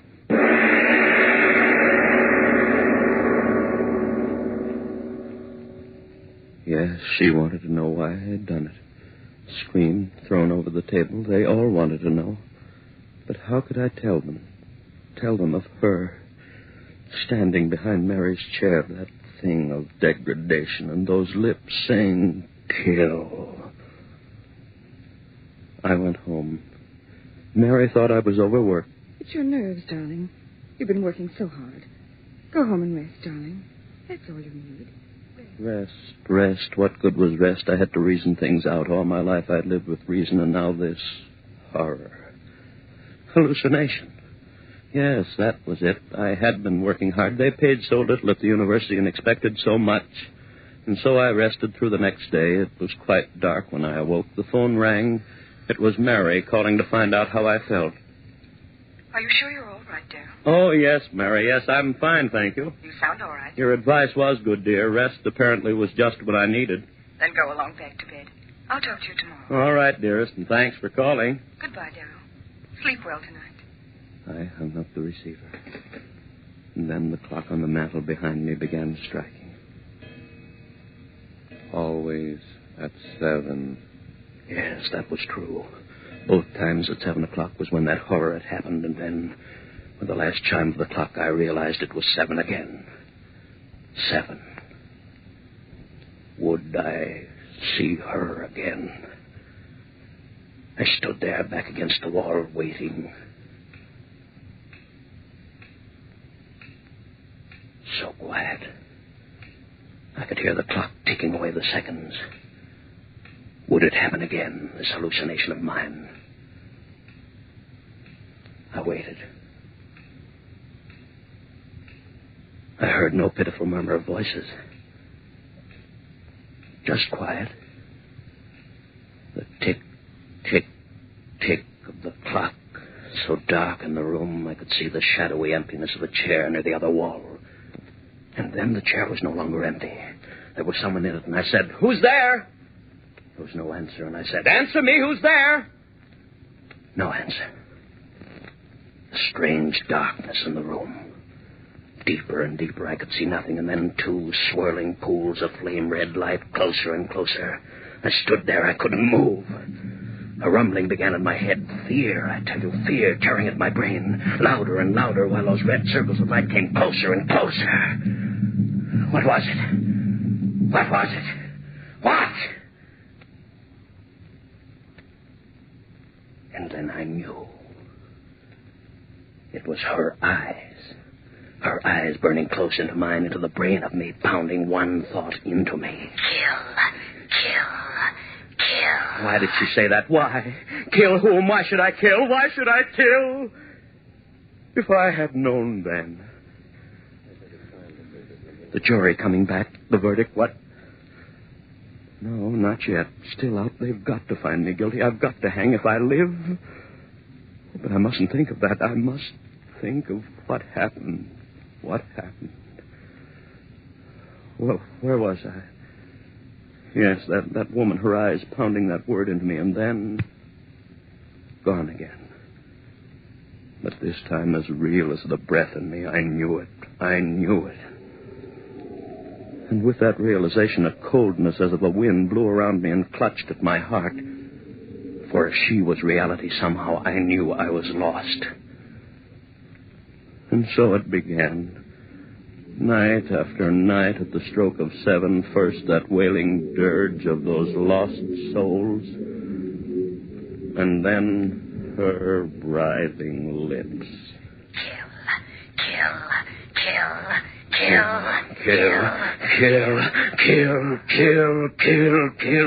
Those words began pounding in my head so that even when she wasn't there, I heard them. I hid in my rooms. I didn't go out. People would see this madness that had come over me. I went nowhere. And soon I knew they were talking of me, my friends. I tell you, I don't know what's come over Daryl. Hides in his rooms, won't even talk to me. Something is wrong. And Mary. Please, Daryl, you've got to let me see you. Just talking over the phone. Oh, Daryl, what's wrong? What's wrong? And night after night, the horror of... And the greater horror of... Kill. Mary pleaded with me. Daryl, if you love me, please let me see you, talk to you. Come over to my house tonight, please, Daryl. Perhaps I can help you. Please, darling, please. I didn't want to go, but I went. That night, perhaps she could help. Yes, help me understand the madness of those wailing voices and drifting white faces. Understand the horror of that woman and that maddening word.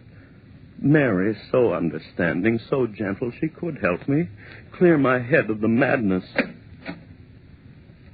Oh, Daryl, you're here at last. Mary, help me. You will help me. Oh, Daryl, you're fit. Mary, Don't talk yet. Sit here. I'm Rest. sane, Mary. Believe me, I'm sane. Of course, dearest. Of course you are. It's that madness outside of me, those white drifting faces moaning Rest, at me, darling. and that woman out of hell. Mm-hmm. Her eyes and her lips telling me to... The time? What time is it? Why, 7. Daryl, what is it? I didn't know. I lost track. I've got to get out of here. Daryl, wait. Don't go. Don't. Too late. Daryl, what is it? You hear them, don't you, Mary? I'll call a doctor. Listen to them. Their voices are so loud tonight. Listen, Mary. Listen, Oh, listen. don't. You hear them. There's You no one must here. hear them. What are they saying? Louder and louder, trying to tell me something. What are you saying out there? What are you telling me? Daryl, stop. They're gone. Face's voice is gone. Now she'll be here. Daryl, please. You're frightening me. You hear her, Mary? You hear her? No. No. Louder Daryl, and louder. please. I can't see her, but I hear her. Where is she? Thing out of hell. Go back, I tell you, back. Louder and louder. Make her stop, Mary. Make her stop pounding in my head. Stop it. Stop it. Eat ever you. What do you want of me? Stop it. Stop. Stop it. I can't stand it anymore. Yes, go away and I'll kill.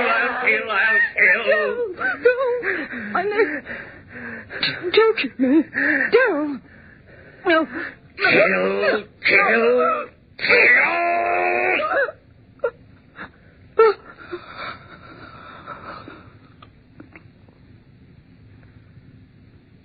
Mary.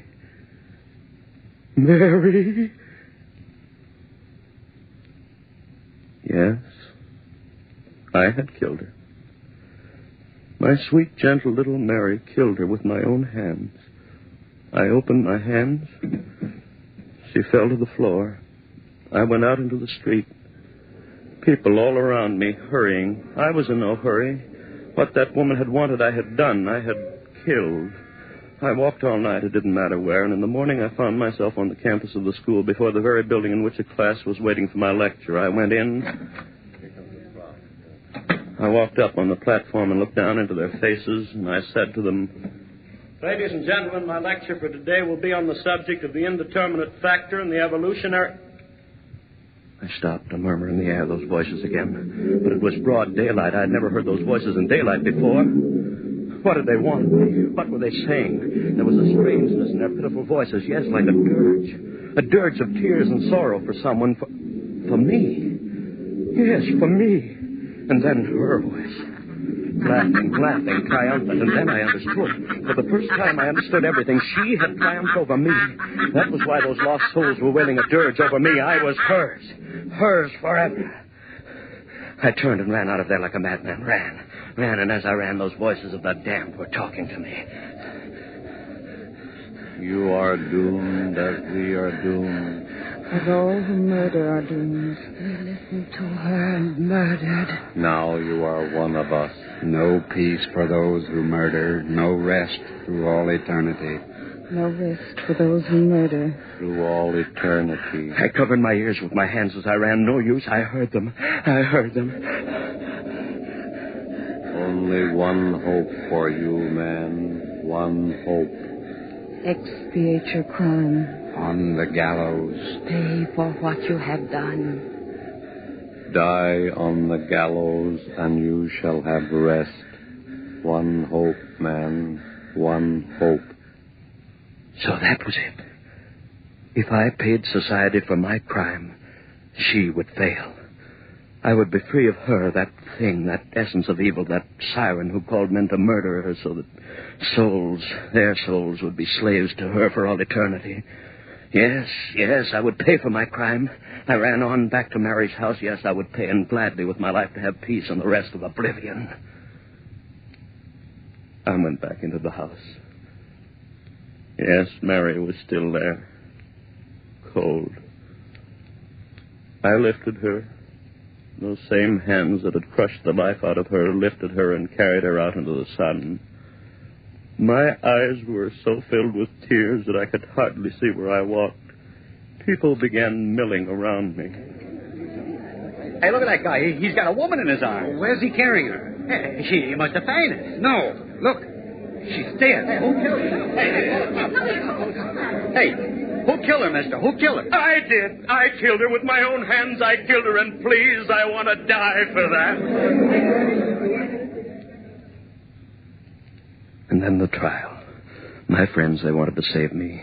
Clever attorneys, insanity commissions, and twists of the laws. But I wanted to die. I tell you, I had to die. If they set me free, if I lived and died as most men die, whose death they call a natural one, then she would have me.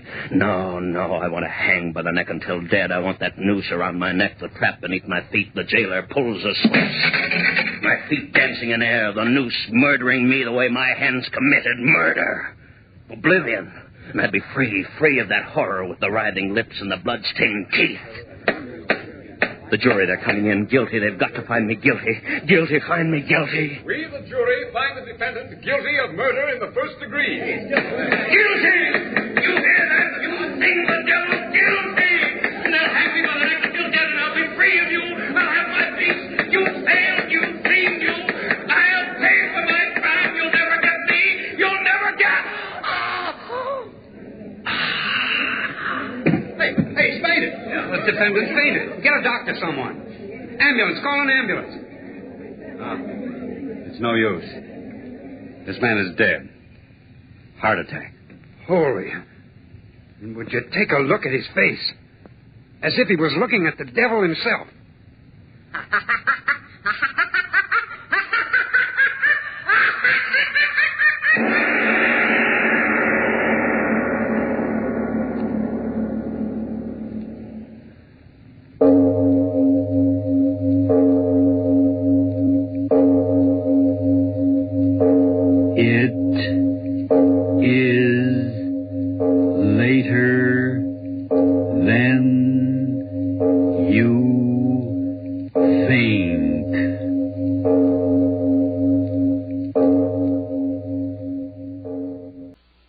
Ironized Yeast presents Lights Out. Everybody. It is later than you think. Lights Out brings you stories of the supernatural and the supernormal, dramatizing the fantasies and the mysteries of the unknown. We tell you this frankly. So if you wish to avoid the excitement and tension of these imaginative plays, we urge you calmly but sincerely to turn off your radio now. This is Arch Obler. Tonight a story that's literally out of this world. But first, Frank Martin. If you're wondering what's keeping you underweight, jittery, tired out so much of the time, please listen carefully. Maybe you simply have a deficiency of vitamin B1 and iron. If that's it, try ironized yeast tablets. They're the amazing little tablets that have been of such astonishing benefit to so many, many other people with these deficiencies. You see, pleasant little ironized yeast tablets supply both vitamin B1 and iron. No wonder so many men and women who were short on these substances today thank ironized yeast for glorious new pep and strength and needed pounds, new fun out of life. And now, lights out. Everybody.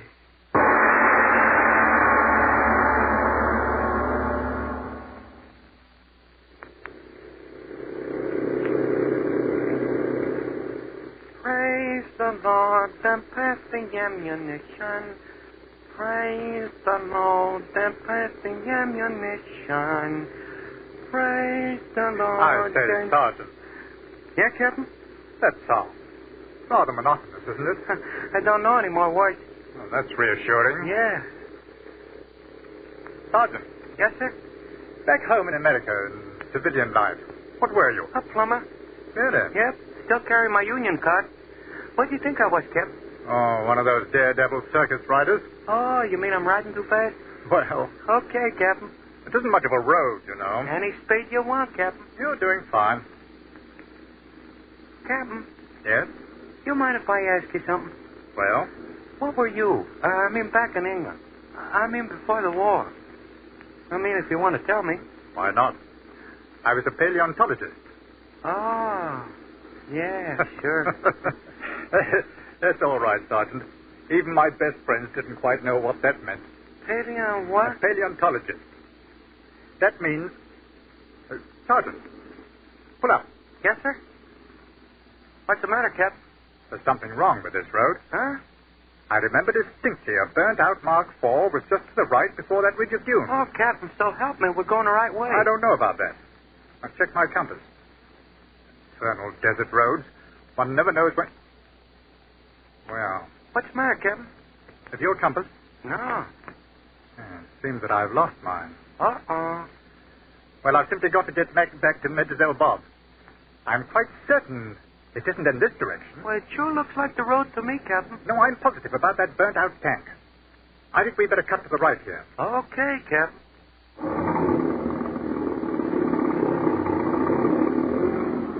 Hardly do to find ourselves back in Mr. Rommel's lines now, would it? Maybe we will anyway. What's that? Well, I don't know about this road, sir. You'll have to trust to my judgment, Sergeant. Yes, sir? Why so slow? Well, this road don't look so kosher to me. What does that mean? Well, the Jerry's might have fixed it up with a few landmines. Nonsense.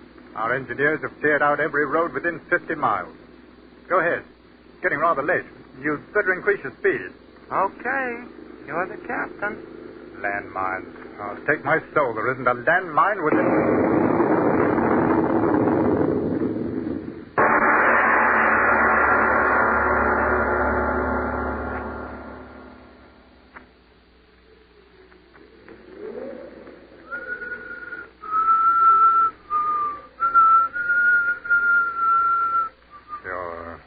Feeling all right?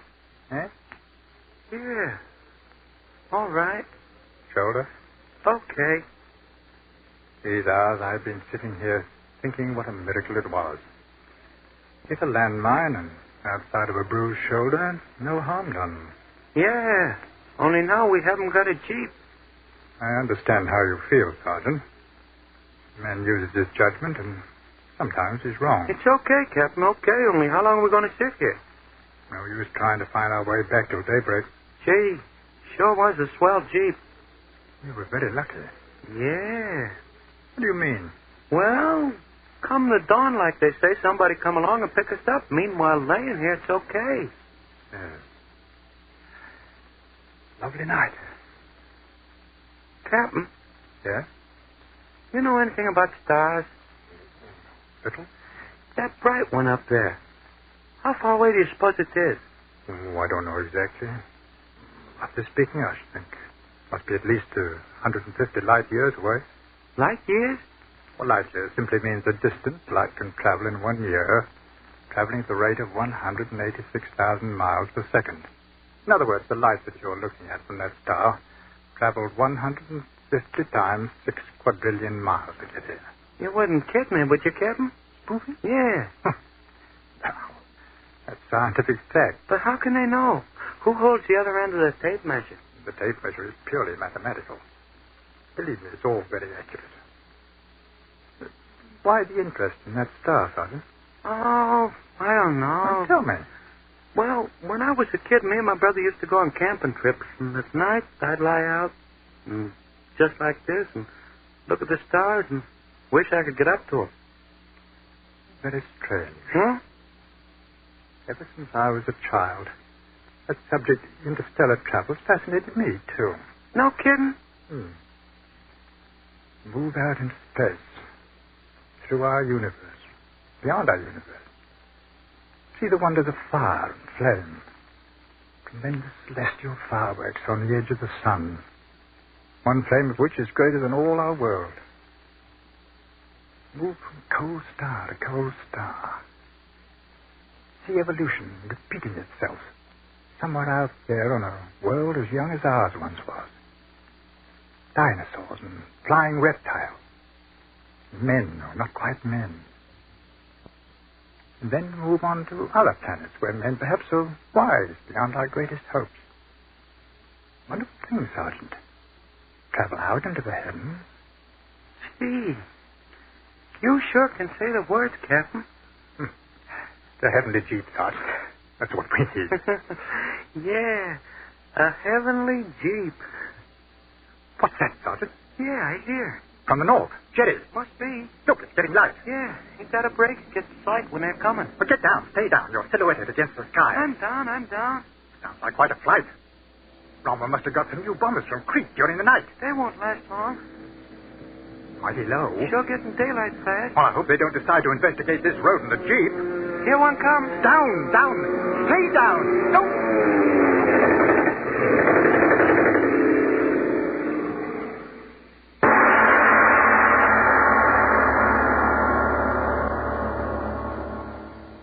Captain. Who's calling? It's me. Captain, where are you? I don't know. Yeah. So dark. Sergeant. I see you. Yeah. I see you, Captain. Why is it so dark? What happened? I don't remember. Where are we? I don't know. I can't see too well. We were on the sand. Hiding. Were we hiding? Yes, I remember the Stuka. Yeah. It dove down on us, machine gun.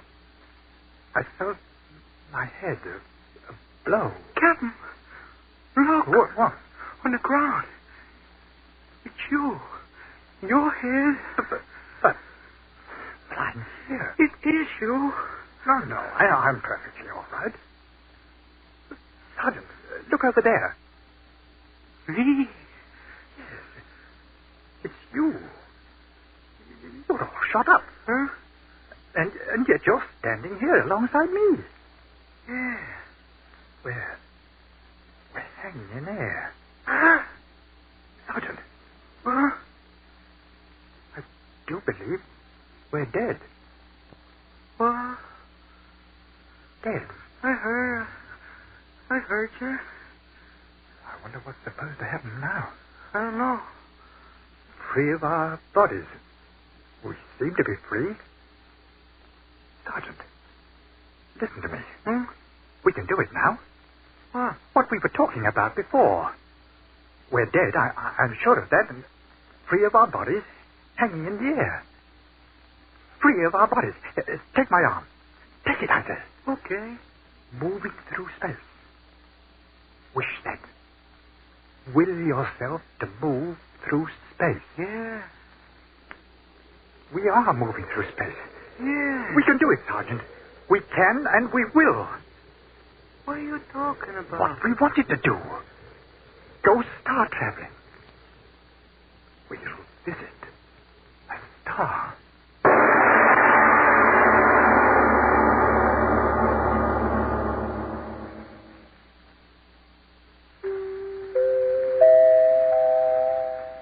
Ladies and gentlemen, we leave our lights-out story of Heavenly Jeep for just a moment now to eavesdrop on a telephone call. Hello? Yes, Edie. Why am I crying? It's Bob. I just know he'll never invite me out again. I was so cross with him. Oh, Edie, I don't know what to do. I'm so tired most of the time. I'm losing weight and I've lost my pep.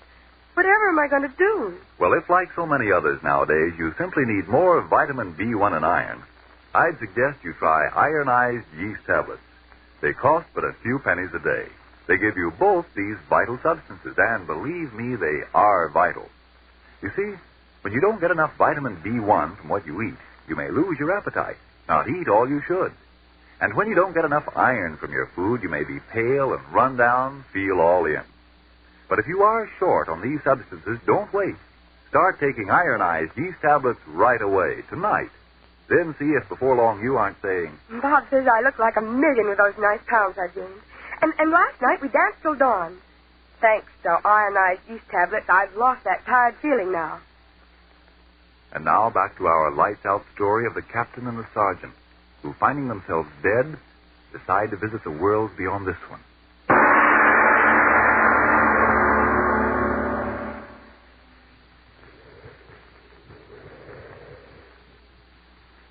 Sergeant, are you all right? I guess so, yeah. Higher. Higher. Captain, you got to tell me how fast we're going. How fast? Stars. Look at them. So big. Now look back. What's that? Don't you No. Look, Europe, Africa. The world. Hanging like a little globe. Smaller, smaller. That's how fast we're going. Speed of light. No, speed of thought. But we're dead. No, don't think that. Think of this, man. Star traveling. Who's ever done it before? Whoever will. We're traveling to the stars. Look at them. Billions on billions. World without end. Which one should we go to, Sergeant? Which one? Sergeant, I'm talking to you. Why, what? Who? Who are you? Woman. Please, I'm frightened. Who are you? But the sergeant, where's he? I don't know. I don't know anything. I'm frightened. I don't know where. Oh, it's all right. Now, don't be frightened. Hold on to my hand. I'm Captain James Wood. I was stationed near El Bazaar. Jerry's strafed us, sir. I'm very certain that I'm dead. Dead? Yes. Then What happened to you? Think, please. It's important. Talk to me. I was standing in the field back of the vestry house. I heard the sound of a plane. Where? Where do you live? Outside of Lee. When did it happen? Just a little while ago. The bomb. I heard it. And I didn't. I must be dead, too. I think so. Where are we going? Why am I with you? I don't know. We're someplace out in space. And I think we're moving so quickly. Why? What were you thinking about as it happened? I don't know what you mean. I mean, back at your home, before the bomb. What were you thinking about just then? I don't quite remember. It's important. Tell me. I think I was looking at the stars. Yes? And thinking how nice it would be to be able to go home to them. Yes? Oh, is that why? Yes, I think it is. Oh. Captain. Who? Sergeant. Right here. Where? Here, up in here. Who is he? Oh, he got hurt with me, Sergeant Berg. Pleased to meet you. Captain, what goes here? I'm scared. I am, too. And yet, Miss... what is your name? Anne Harford. Miss Harford, you understand, don't you? The sergeant and I were talking about star traveling, and that's what you were thinking about when you got blitzed. And that's where we're going. Right to that star. You do understand? I'm trying to. Dead and going higher and higher to a star.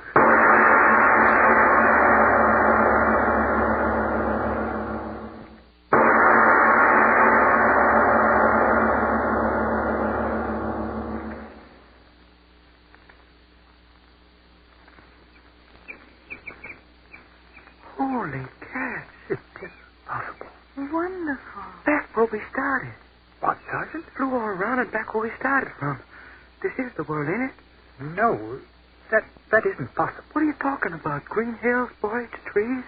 It is the earth. Yes, it must be. We're back on the earth. I don't think so. Huh? Why do you say that, Captain? We left the earth. My senses told me that. Sergeant, you remember. The earth behind us. Smaller and smaller. The continents outlined, remember? But this, where are we now? Where do we know? I don't know. And yet I think I do. A place that's just like where we came from, but another world. You hear me? Another world. Huh? You realize the miracle of it?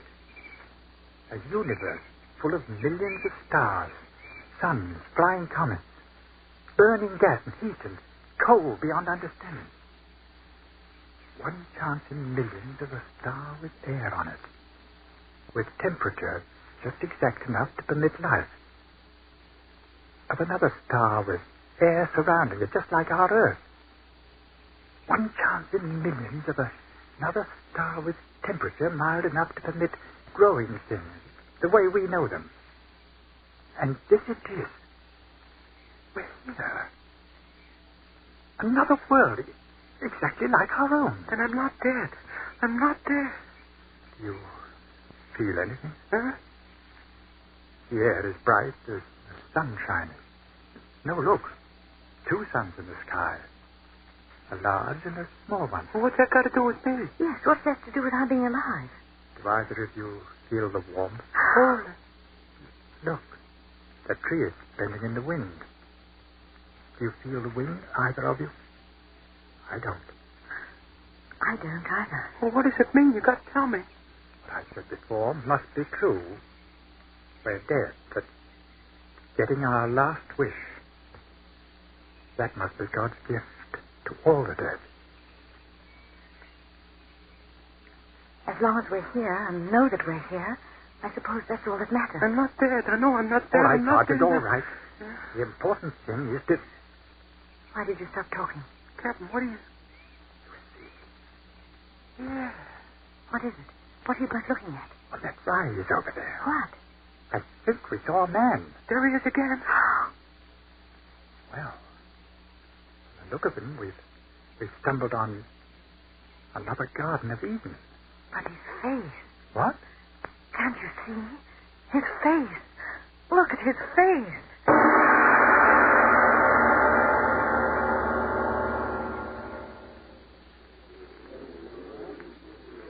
Hey, you. We're talking to you. Don't you understand words? Who are you?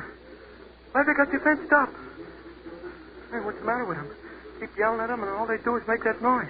This fence. Why is it all around the field? Why is it around them?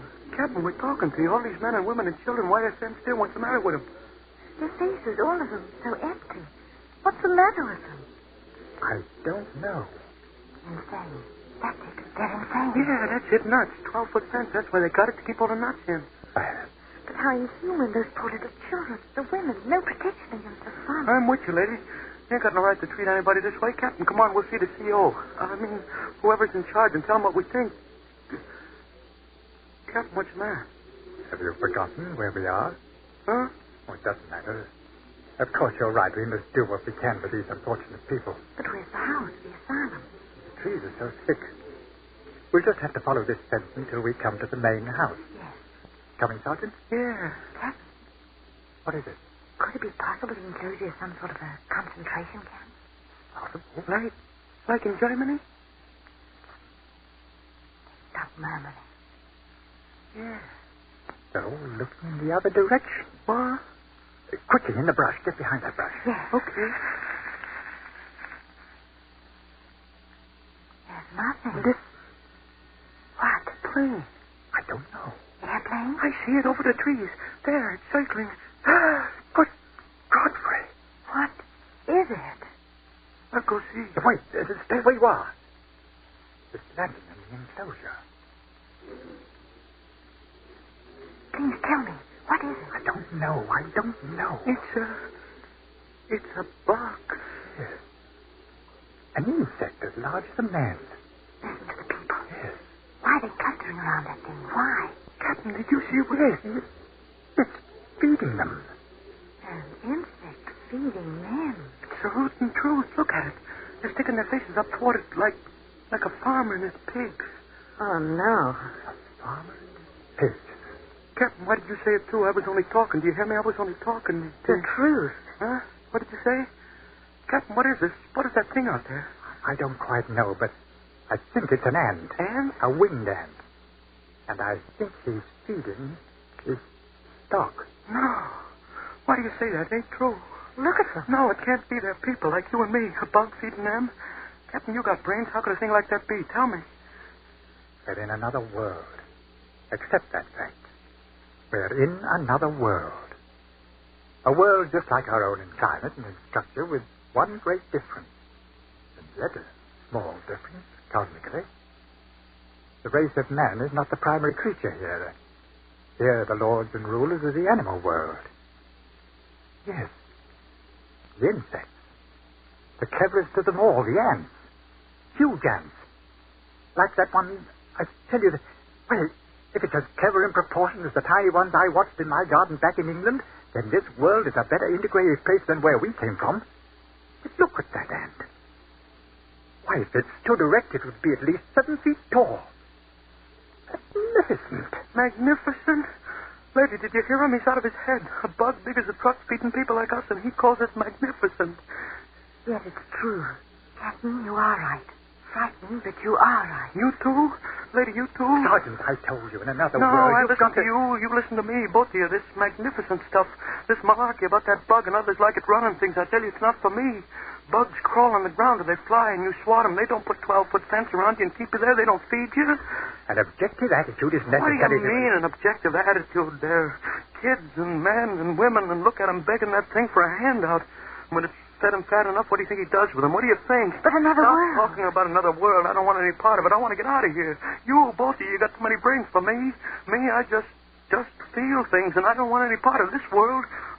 I'm tired, and I want to go back where I belong. It's a cockeyed world, all right, but at least there it's a man's world, and a man's got a fighting chance. Sergeant, stay down. No, I won't stay down. This place with its super concentration camp and people like pigs, it's not for me. I want to get out of here. I don't have to be here. I'm not dead. Do you hear me? I'm not dead. I'm not dead. I'm not dead. I'm not dead. I'm not dead. I'm not dead. No, I'm not dead. Sure. I'm not dead. Take it easy. You're all right. Huh? Relax, Sergeant. I'll have you back in the base hospital in a few moments. Where? Captain Wood? Yeah, Captain Wood. Where? We had to bury him out there. The Stuka that straight, you did a pretty complete job. Now, don't try to talk. Lucky the ambulance driver took the wrong turn of the road or we'd never have found you. Another hour out there and we'd have to check you off, too. Between the hot sun and the ants. Ants? Yeah.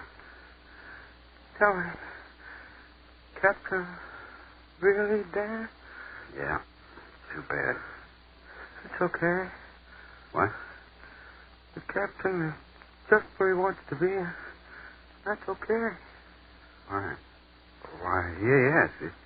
We gave him a decent burial. He'll rest in peace. That's where you're wrong. What? Him and his guy, they won't rest. They got too many brains to stay quiet dead. They'll keep on, what did he call it? Star traveling. Yeah.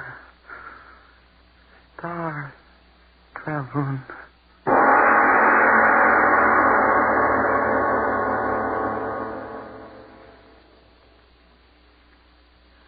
Now, Mr. Obler, I must say, a pleasant prospect. What do you mean?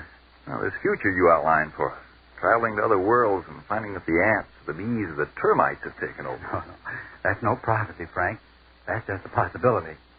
But before talking about those possibilities, a brief word from you.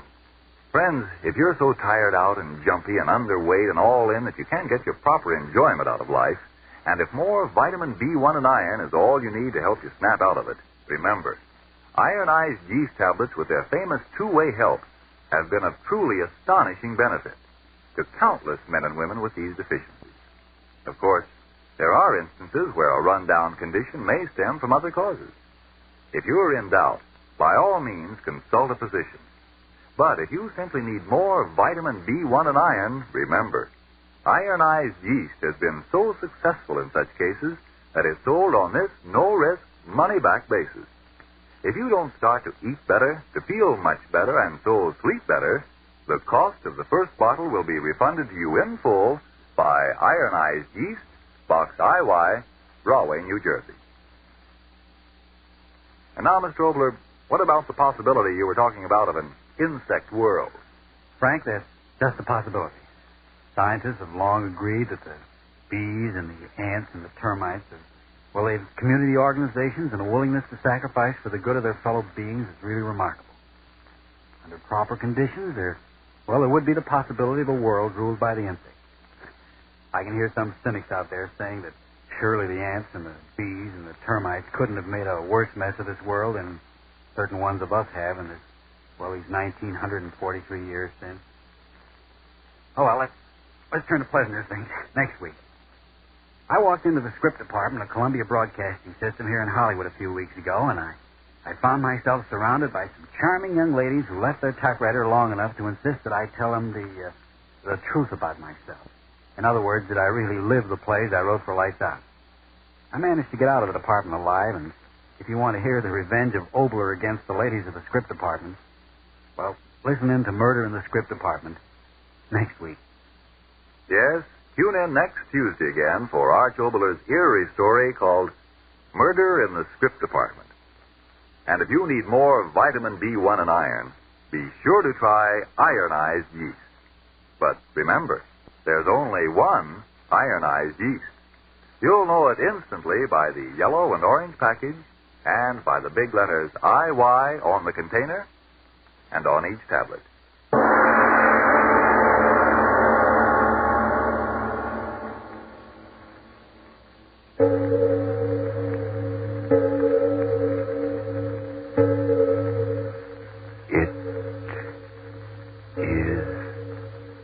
Later than you think.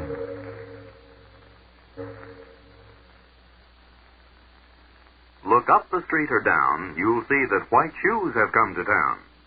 And because of shoe rationing, folks are using Energine Shoe White to help give those white shoes the best of care. So keep white shoes looking better longer. Buy Energine Shoe White. This is the Columbia Arch Obler's Lights Out, Everybody.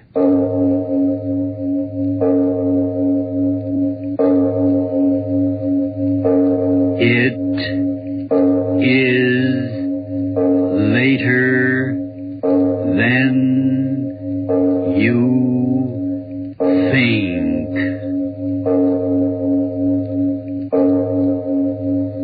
This is Arch Obler bringing you another in our series of stories of the unusual. And once again we caution you, these lights out stories are definitely not for the timid soul.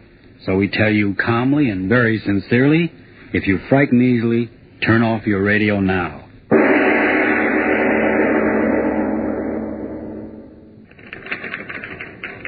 Oh, what time is it? 10 minutes more. Gee, it's been a long day, hasn't it? I'll say so. If I never see another script or typewriter, it'll be too soon. You were the one who wanted to get into radio. Radio. Sitting at a typewriter 8 hours a day, making stencils. You were the one who said it'd be a shortcut. Some director'd walk into the script department, see you behind that typewriter, and say, where you been all my life? Mary, stop it, will you? You think you're so cute, I don't see anyone whining. Bernice, Mary. After all, this is a place of business. Yes, ma'am. I don't like to be the disciplinarian, but this is the third time that I found you quarreling with each other rather than working. We weren't quarreling. Perhaps not, but it sounded like it. You're setting a very unfortunate example for the other girls. I'm going to ask both of you a simple question. Do you or do you not want to continue working here? We do. Yes, of course we do. Very well. No more of this nonsense, then. There's a script that must be mimeographed first thing tomorrow morning, so the stencils will have to be out tonight. It shouldn't take you long. What's the matter with you girls? Have you any objections to working late tonight? Oh, no, I'd love it. Very well. All right, the rest of you girls, time to go home. Yes, I'd love to stay overtime if I could type over her dead body. Hush, hush, she'll hear you. Here's the script, girls. 20 pages. Divided up between yourselves. Yes, ma'am? When you're through, leave the stencils on my desk and lock the door behind you. Yes, ma'am. Well, good night. Don't forget to turn out the lights as you go. Yes, ma'am. All right, girls, let's get out of here quickly so that Bernice and Mary can finish their work. Of all the knock-kneed, blab-eared, long-necked, pot-heeled... Oh, stop it, will you? Let's type the darn thing off and get out of here. Well, what do you know? What's the matter? Look at the script we're supposed to type. Lights out. One of those things. Yeah. So what? I don't like to type them. They scare me. Are you kidding? Typing's typing no matter what you're typing. Well, not if it's one of those lights-out plays. Blood and people dying and murderers and worms. Ooh. Forget it. Just words on paper. It scares me. Type with your eyes closed. Oh, here, listen to this. Note to the sound department. At this point in the play, I want the sound of a body being turned inside out.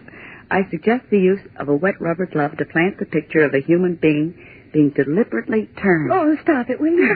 For Pete's sake. It's only a sound effect. I was just reading. Oh, will you type your script and let me type this? Don't go reading any of it out loud. All right. I wonder what kind of a screwball he is. Who? The fellow who writes these plays, you know. Arch Obler? Yeah. Oh, I like him. Well, what are you talking about? You never even met him. Well, I like him anyway. But you just finished saying you don't like this. I like his other plays. You know, the ones he does for the government.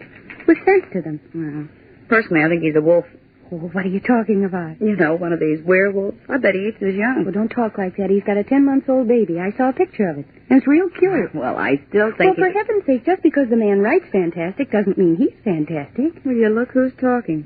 Why, you're even afraid to type him. What are you afraid of, that the ghost will pop out of the pages and turn you inside out? Oh, stop it, will you, if you don't stop it? All right, let's type. Oh. How do you like that?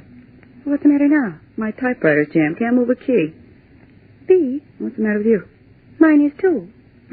My typewriter is, too. Like the fella said, c'est la guerre. Everything's falling apart. Suppose we'll have to use one of the other machines, just when I was getting comfortable. I'll use Anita's. Here, I'm going to use Evelyn's. She won't care what I do with it. She's going to be a wave anyway. Mary, this one's jammed, too. Yeah, so's Evelyn's. I'll try Elle's machine. She's always boasting about how fast it is. Why, it's jammed, too. Well, so's this one. Well, what do you know? What is it, the typewriter gremlin? Mary, what's the matter? Your face. Let's get out of here. What's the matter? Let's get out of here. We've got overtime. I tell you, let's go home. Well, just because a typewriter jams up is no reason to have a fit. Well, I'm getting out of here, and you better come with me. Oh, you're crazy running out. What's come over you? What? Bernice! What's the matter with you now? What are you standing at the door with your back to me for? Stay or go? Bernice, come here quick. Oh, for Pete's sake. What's the matter with you? What are you standing there for with your hand on the knob? It's locked. What? Locked. Oh, you are crazy. Let me at it. Let me try. Why is it locked? Because some screwball janitor thought everybody'd left and locked the door, that's all. Say, somebody out there, let us out of here. We're locked in, hey! It won't do any good. That's what you say. I'll wake the dead. Hey, are you deep or deaf or whatever it is? Somebody get a key and let us out. Hey, we're not slave labor. Let us out.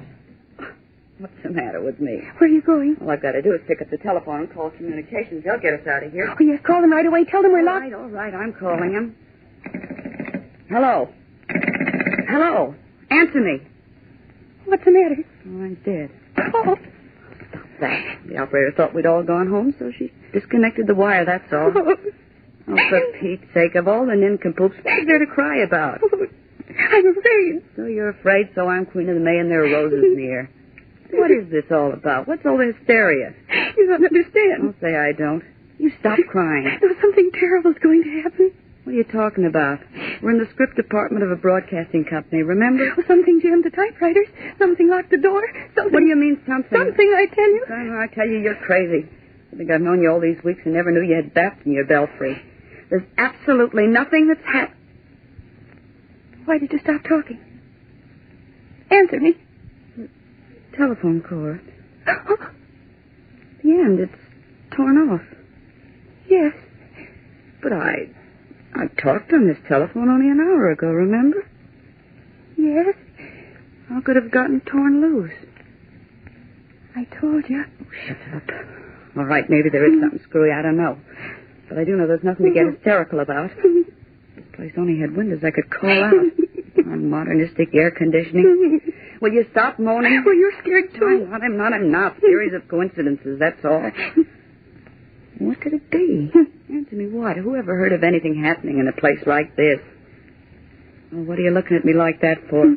This is no haunted house. You and me and a lot of other girls work here, remember? So if we're locked in and have to stay here all night, so what? The door's locked from the outside.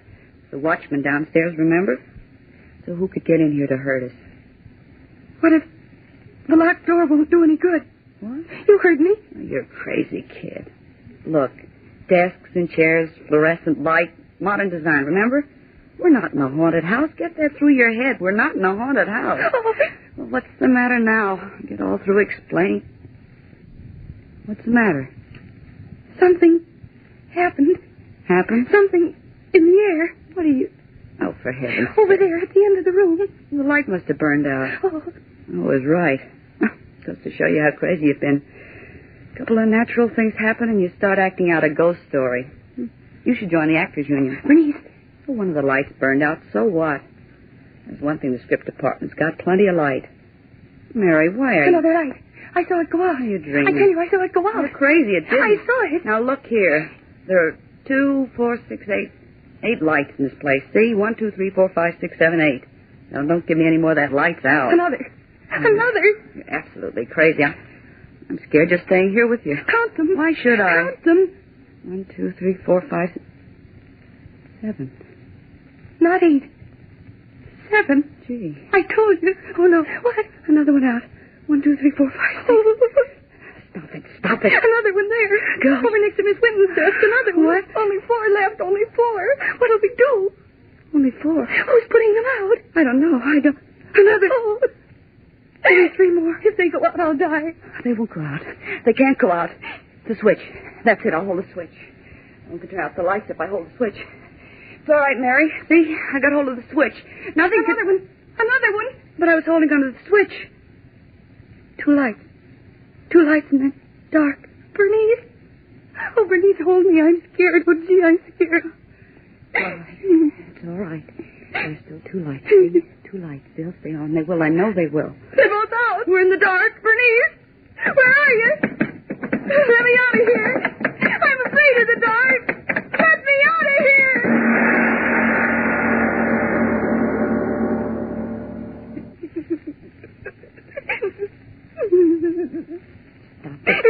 Stop it. Isn't it bad enough without you driving me crazy? What's the good of your crying? There's a reason. There must be for this. Everything's got a reason. I know it. I can't stand it. I can't. Those blackout candles. Stop crying and let me think. Miss Winton had some blackout candles in her desk. I know she did. Oh, don't leave me alone. Don't leave me in the dark, Bernice. Will you stop it? I found them. Candles, matches. There. 3 candles like this one. And this one. See? Plenty of light now. Who's there? Nobody. There's a reason for everything, I tell you. I know what it is. What? The electricians, that's it. The electricians didn't know we were up here, and they were testing the lights. They'll go on any minute. Wait and see. You think so? Of course. Look, what'd I tell you? There they go on again. Look at the ceiling. Oh, no. Green. The light now is green. Green. All the lights. Green. You lied to me. You said it was the electricians. Look at the light. It's green. It makes your face look green. You look dead. Your hair is dead. You'll be dead and I'll be dead. We'll be dead. Stop it. You're not going to drive me crazy. Just because there's something wrong with the electricity. You look around. Everything's all right. Nothing's wrong here. Nothing. Is that typing? I heard typing. So I. Typing? Just must have imagined. Typewriter. Look at the typewriter. Typing. And there's no one. Who's typing? Who's typing?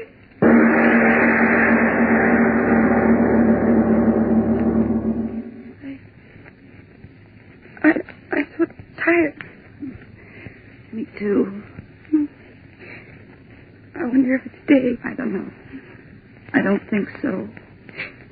Sooner or later, someone will come along. It'll be too late. Don't say that. Nothing's happened this last hour, has it? Nothing. It will. When I get out of here, I never want to talk to you as long as I live. As long as you live. Stop talking like that, or do I have... Don't hurt me. I'm not hurting you. No one's going to hurt you. Or me. Trick. It's some kind of a trick. The typewriters. Electric ones, aren't they? Power. Something. It's got to be a trick. You don't believe it, do you? Believe what? There's something in this room with us. Where? I don't know. But it's here. What are you trying to do?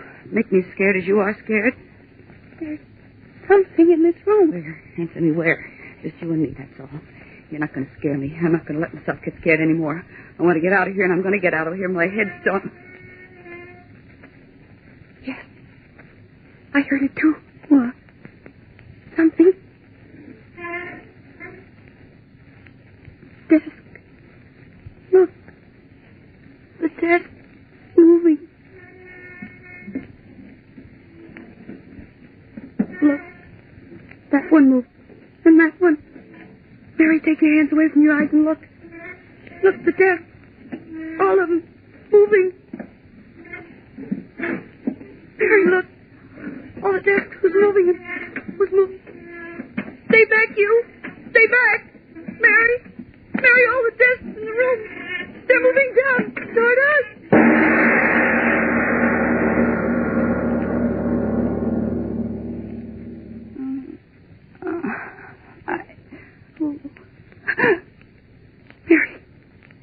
Open your eyes, open your eyes. Please. You're not dead. You can't see. I'm all right. Oh. I thought... I'm all right. But what happened? You fainted. Did I? Yeah. The desks. They're all around. All around. You're the one who's scared now, aren't you? Right. I am. I'm not. Not scared. You? No. It's very nice. Oh, what's very nice? You know. What? I don't know what you're talking about. You know. I don't know. Tell me. So warm. What's warm? The sun. So warm. Sitting in the sun. What? Nice when the sun is warm, isn't it? I always wanted to sit in the sun. Oh, no. You can sit in the sun if you want to, Bernice. It's all right. Mary. You don't have to shout. We'll go home soon. As soon as the sun goes down. We'll go home. Oh, Mary. I was scared before. Wonderful the way it is now. Out here in the sun. There's no reason to be scared when you're sitting in the sun. Oh, Mary, I'd rather you'd be afraid. Do you hear me? I'd rather you'd be afraid. No. The sun. There is no sun. We're right here where we were in the office. And the light is still green, and the desks are moved all in around us. And we can't get out. Mary, be scared. Please stop looking at me the way you are and be scared. You say we're not sitting in the sun? No. You must be crazy, Bernice. Because we are sitting in the sun. Are you crazy, Bernice? All right. If that's what you want. We are sitting in the sun, dear. I knew it. I used to be so scared. Now I'm all right. You were right before. When you said there was someone in the room. There is. I can't see anyone. But there is someone. The sun is so nice. First the typewriters. And then the lights. And then the moving desk. And now waiting. Who's waiting? It's waiting. Will we go home soon? Yes. When? Soon. I think very soon. I was very scared. Yes. When you get scared enough, you can't get scared anymore. The sun is very nice. I think I'm getting that scared now myself. You hear something? What? Something? There's nothing. No, there is something. I told you. Listen to me. Who's here with us? Who? Answer me. What do you want of us? Please answer me. What do you want of us?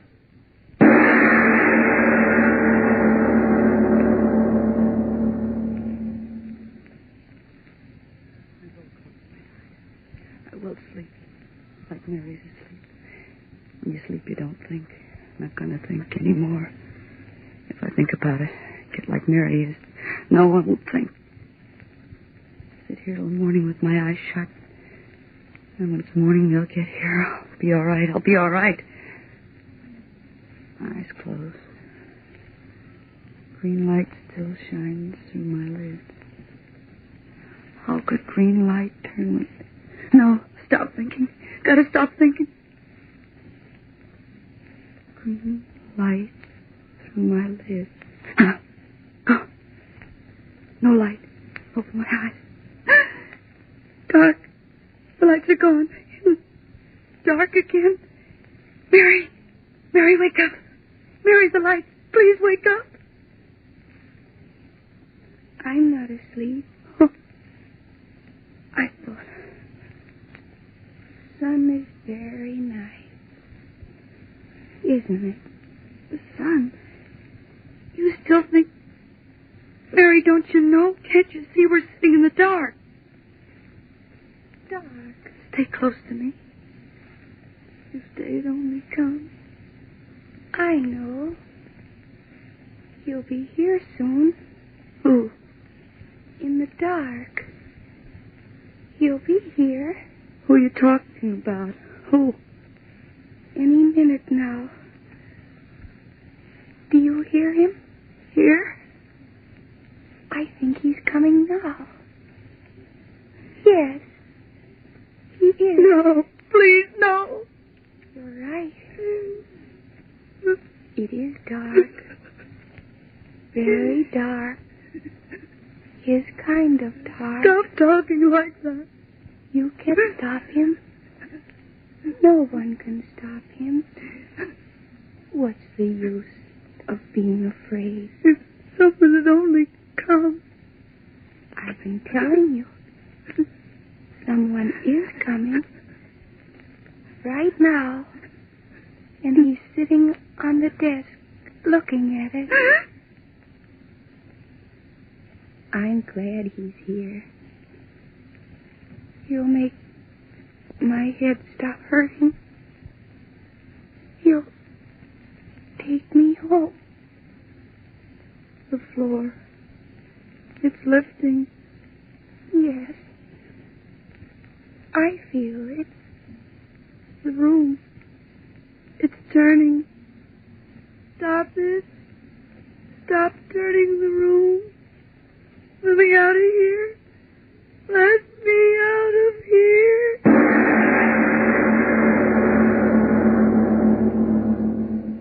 Total of 15 Axis planes shot down in the Mediterranean theater of war. So much for the war news. Now the news of local interest to you early morning listeners. If you've been wondering why those dishes in the kitchen started to dance last night, the answer is an earth trembler, earthquake to you, of 5 seconds duration.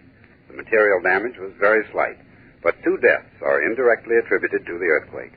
Bernice Saxton and Mirabelle Pressler, employed by the broadcasting company, were found dead this morning in the script department, where they'd been doing overtime work. Cause of the death is believed to have been heart failure induced by fright. The girls had been accidentally locked in the office, and when there was a failure of electric power followed by earthquake, it is believed the young women were frightened to death. This concludes our morning broadcast.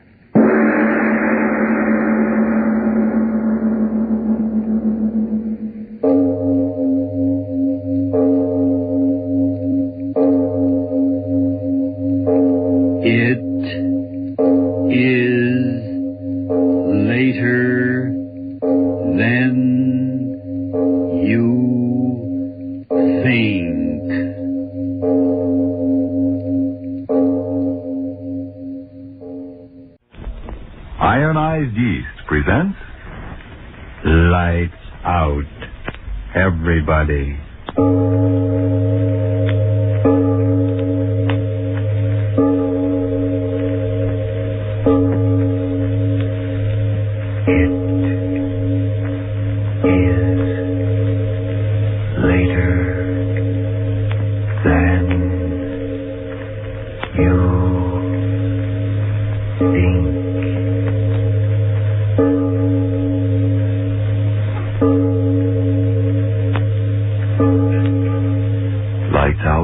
Stories of the supernatural and the supernormal, dramatizing the fantasies and the mysteries of the unknown. We tell you this frankly, so if you wish to avoid the excitement and tension of these imaginative plays, we urge you calmly, but sincerely, to turn off your radio now. This is Arch Obler. And these days, the jungles are full of the whine of machine gun bullets and with 25 caliber automatic rifles. There was a time, though, when the sound in the jungle was that of insects and the raucous call of jungle birds. Men went into the tropical forest for high adventures or to make money. It's of these times that our story is tonight. And now? Lights out. Everybody.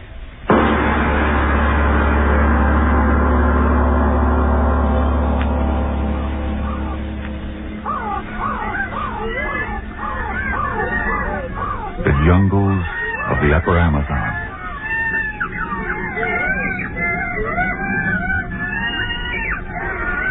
Dixie! Hey, Dixie! You don't have to shout. I hear you. Hey, Dixie, look. Hey, look at this. Look at this one. Look at it, I tell you. Another butterfly. Yeah, look at these wings. Look at them. Better if it had wings big as an airplane to take us out of this hellhole. I bet I'll get 10 francs for this one. If we get out of the jungle alive. Oh, I'll get out. Aye. You mean we? You wouldn't leave me here? Don't worry, Dixie. You get in this with me and you'll get out of it with me. It's good to sit down. Until the ants begin to eat you. Oh, cut it out, will you? Can't you do anything but sing the blues? I suppose I should be happy. Should sing a song because the sun is burning me up, because the insects bite me, because I'm here in this devil's hole half the world away from my home. Cut it out. Think I like it any better than you do? It's our only chance, see? Catching these bugs is our only chance to get the door and get out of here. But the sun... You think the sun's any colder working in the mines? You think the sun's any colder sitting out there on the beach tearing your heart out every time you see a boat heading back? Tell you, Dixie, the jungle's the only chance we have to get out of here, and by the devil, I'm taking it. Yeah, you're right. I know it's as you say. Our only chance. Sure it is. Now snap out of it. Another couple of days like this one, and we'll have caught enough of these bugs to head back to the coast. But will we get through? Listen, Dixie, when I say I'm getting out of here, I'm getting out. But the natives say... Cut it out, I tell you. Nothing's going to stop me. But if we do get out, how do we know that Mr. Renat will buy the butterflies? Listen, he said he would, didn't he? Oh, what a man says. Yeah? Well, why shouldn't he buy them? Gives us a franc a piece and then sells them all over the world for plenty of dough. But who would waste money on such things? Don't you know nothing?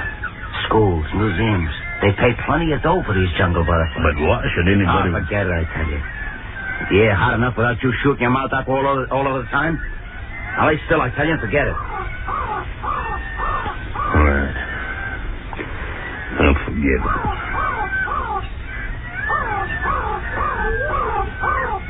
Joe, I seen you laugh to yourself. Why do you laugh? I was just thinking. What? I think of what you said before about a butterfly with wings like an aeroplane. Yeah? Funny, ain't it? Two big guys like you and me. Guys that shot the works from arson and murder. Both of us depended on what? To get us out of the jungle and back to where we came from. Handful of blue and red and purple butterflies. Yeah, that's the way it is. Funny, ain't it? If anybody told me a couple of years ago that I'd be chasing bugs, I'd have slugged them.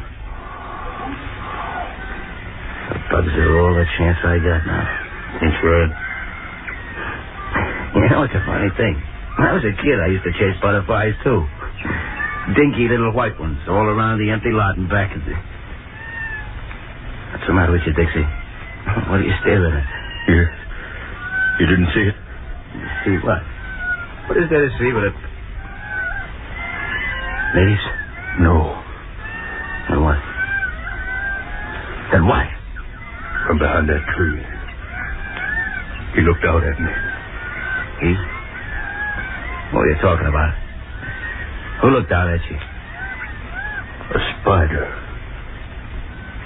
And I think it was as large as a dog.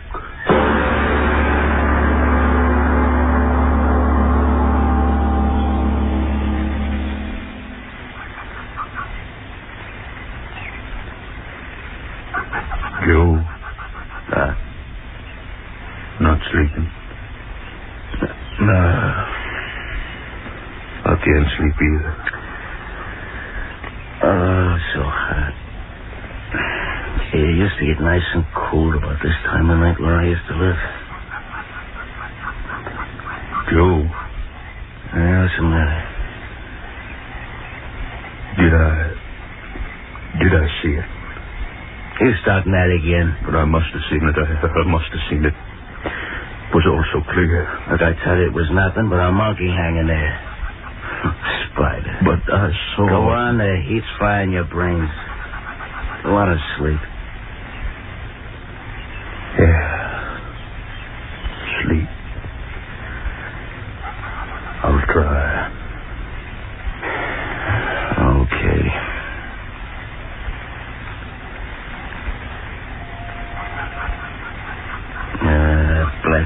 Mosquito got it under the netting. You get it? You get it? No. I got it. Another one? There's a hole in the netting. What's the matter? I might as well get up and fix it. Blasted stuff is falling apart with mildew. Joe. What do you want? Don't go too close to the edge of that clearing. What are you talking about? I'm just going to fix the netting so that... Joe, what? Joe, what is it? Joe! Okay. Yeah, but you screamed. Yeah.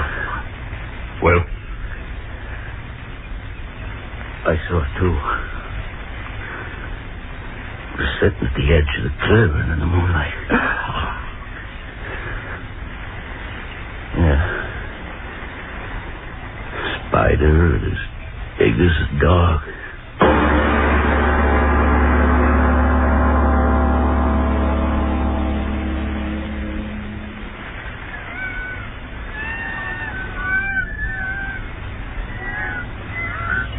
Tighter. Pull the line tighter. Yeah, I got it. Okay, come on, out of the tree now. All right. Now, watch yourself. Don't shake that tree too much. That trapdoor's set on a hair trigger. Yeah. Now it's done. Yeah. That cage ain't strong enough to hold it. You can run a knife through it. But what if it doesn't come here again? Here by the tree the last 2 nights, wasn't it? Yeah, but what... So it'll do it again. Only this time it's going to stay by the tree. But what if the trap fails? Don't start that again. I'll tell you, one jerk in the spine from where we're sitting, the whole cage will fall right on him. Then, my friend, our troubles are all over. I tell you, Joe, I'm afraid. Afraid of what? Getting out of here and getting someplace where we can live like men? You afraid of making money? Money? Listen, for a spider that big, I could get enough cash to float home with silk shirts on our back. Think of it. A spider that big? We'll clean up with it. No, Joe, no. I say let's get away from here. Oh, scared you, Dixie, huh? Well, it don't me.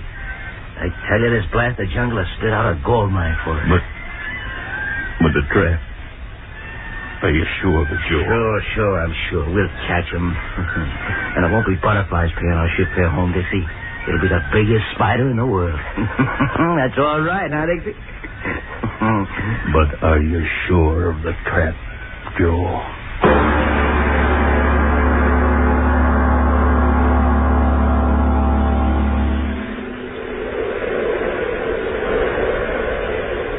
The wind's strong tonight. Yeah. I wonder what time it is. Stars are gone. Getting up morning. Yeah. It was always earlier before. The trap frightened them away. What do spiders know about traps? You said yourself they're clever. Don't be a fool. But you said yourself... Just talking, that's all. There's a fear in me. Cold and sharp as if... Wait. Huh? The edge of the clearing. It's coming. Stay quiet. Joe, let him go. Quiet or I'll kill you. Don't pull a trap. Quiet. It's looking at us. Another step and it'll be right under it. There. I got it. Oh, look at it, Dixie. It's right. And it's mine. The biggest spider in creation. I'll get all the money I need. Oh. Well, Dixie, what's the matter with you? Come on, why don't you say something? Trapped. And it doesn't move. Just looks at us.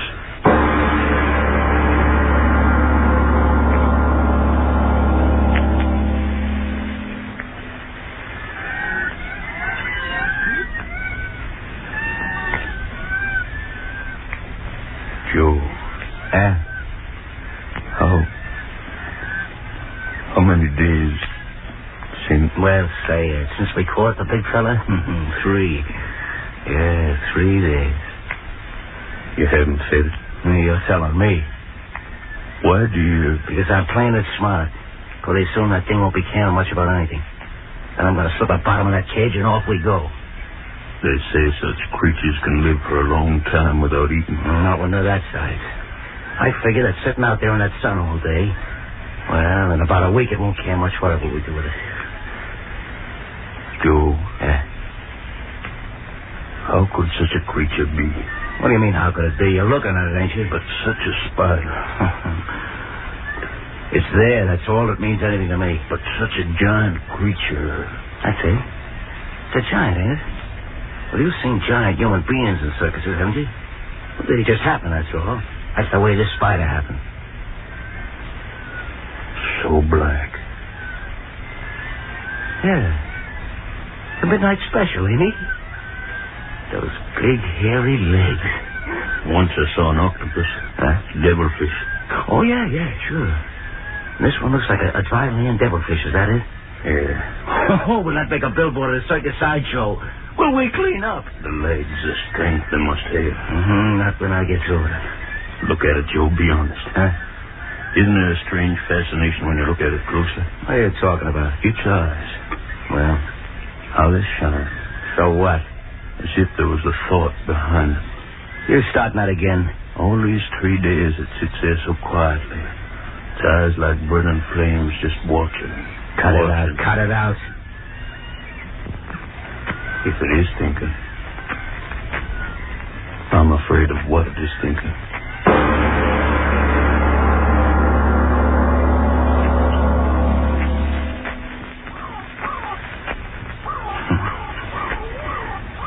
How do you know, Spider?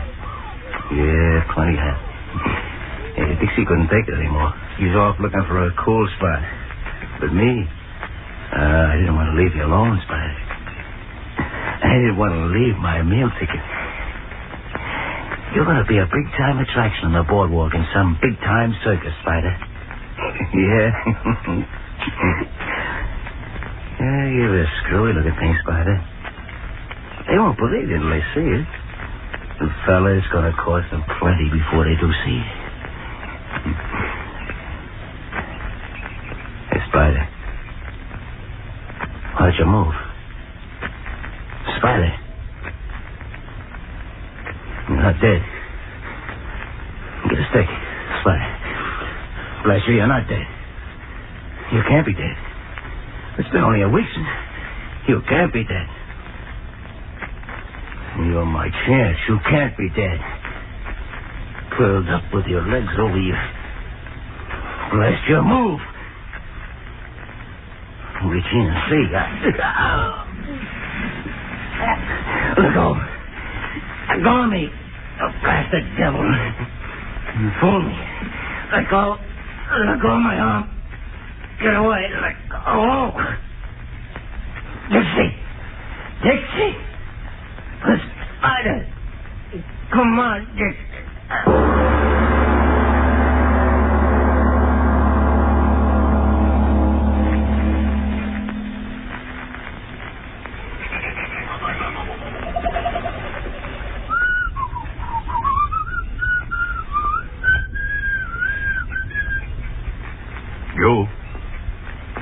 Joe, where are you? Joe? Oh, the sound suddenly so quiet. Joe? Where's the man? He said he'd be here. He said... Buddy, what? Dried up. What? Joe? Joe, come quickly. I found a body. Joe, come quickly. Must see who?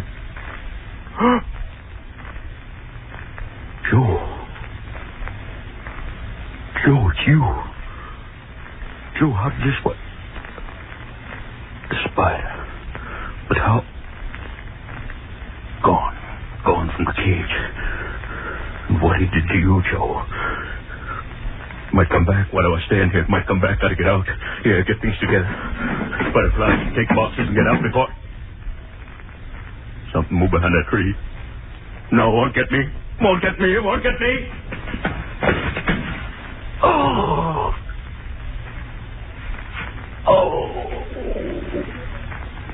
My foot pushed it. Must have broken my... Oh, gotta get away. Oh, gotta get away. Gotta get away. Gotta get away.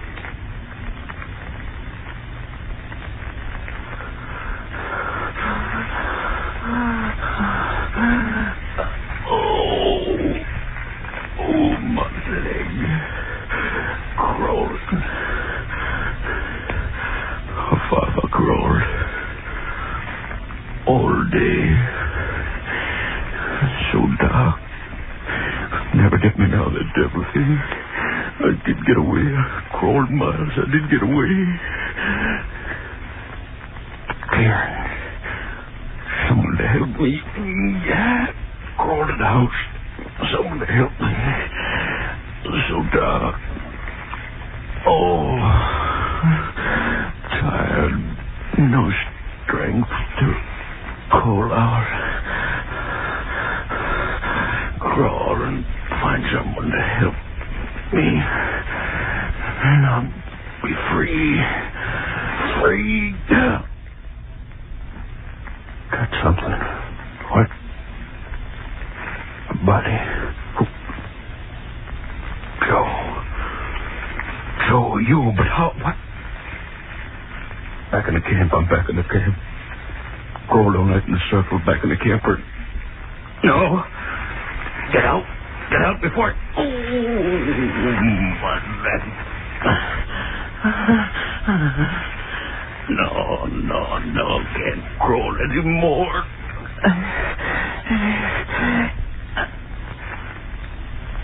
That sound. What? Behind me. It's behind me, waiting to jump on my back. No, don't! Nothing. Isn't there? If I could only crawl again, if I could only get away before... The moon coming up bright. Now I'll see what... Not here. Only you, Joe. Empty flesh over there in the moonlight. Blast you to the devil, Joe. You brought me here. You was right that you died, but that spider won't get me, not me. It's gone now. My leg will get better. I will get away. Yes, I will. Spider, come back. Oh, no. No closer. No closer. No. Going back. Well, what? On Joe. Crawling over him. But Joe is dead. What is the spider going to... Spinning a web over him. Turning him around and around like a fly. Covering him with that thick silk.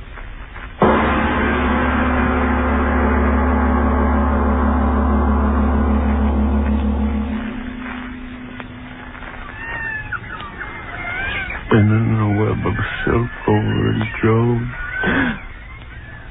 Sleep? Sun. Morning. It is morning. I'm alive. Someone coming. Get a hide. Who? So heavy a walk it can't be that devil spider. It must be one of the savages here. Help me. See who? Joe. It is Joe alive. Joe, I'm here. Joe, I'm here. Wait for me. Joe, why do you stand there? I must have had a dream. All that happened, here's a dream. Last night was such a funny nightmare to tell you. Joe, why do you just stand there? Why do you just look at me? Your eyes, the sun shines in them, they hurt me. Don't look at me like that, Joe. Your eyes so dark, so big. I say closer, my friend, come closer. I have such a happy thing to tell you. Closer. I hear you. I like what your eyes are singing to me, Joe. Yes, I come closer. You keep telling me that happy thing. Yeah. I'm close to you now, Joe. Tell me what your eyes... Your hand. Why do you grab my arm? Your other hand, my other arm. Why do your fingers hold my arm so tight they hurt me? Another arm on my shoulder, Joe. Another arm holding my neck. Joe, so many arms. How can it be? Joe, it is you. I see your face, but your eyes bigger and bigger. Sun so strong in my head, burning my head inside. Is that why I see such crazy things, Joe? Joe, why don't you say something? Your eyes bigger and bigger, burning into my head. Now your face is changing. Joe, it is you. Then why doesn't your face... Joe, that sound, your face, your arms... Spider...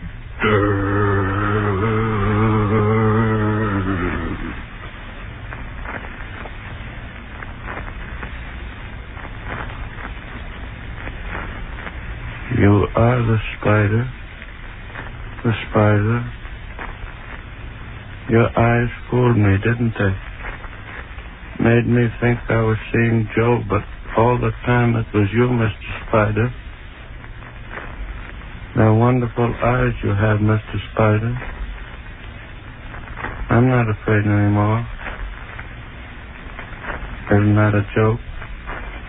Your black arm pulled me close. I see the poison dripping from your fangs, but I'm not afraid. It's very funny.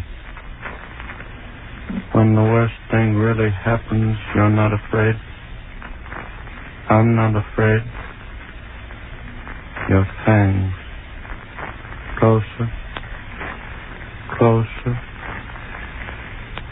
I'm not afraid. Bite deep. Bite deep.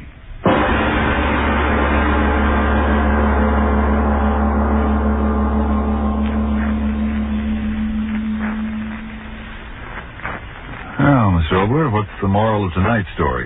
Stay away from spiders? Yes, especially from black widows. No, Frank, our story tonight was just in fun, which reminds me of vacations, of which few of us are going to have any this year. And speaking of vacations, I'd like to tell you about a very amazing vacation I once had, visiting haunted houses. And after that vacation, I was badly in need of something our government wants very much these days. Nurses. Now, here's some facts, and please listen because they concern each of you. Unless the nurse power of the entire nation is reinforced by the enrollment of 65,000 students in the schools of nursing for 1943, all of us face a real threat to civilian health. Therefore, beginning immediately and continuing through the spring and summer months, nursing must be considered America's #1 woman power shortage. I'd like to say some words that the government said. 65,000 young women must dedicate their lives so that others might live. Now about haunted houses. Well, I visited all the legendary haunts up in New England, but, well, I went through the moss-covered old piles and creaky-floored structures and weather-beaten homes and all the places where the souls of the unhappy departed are supposed to walk through the night. What happened? I caught a violent cold and met a little old lady. Oh, who's she? Well, you'll meet her next week in a play titled Little Old Lady. And to all of you, a very, very cordial invitation to an amazing little old lady next week. Yes, tune in next Tuesday again for Arch Obler's eerie story, Little Old Lady. It is later than you think. Ironized Yeast presents Lights Out. Everybody.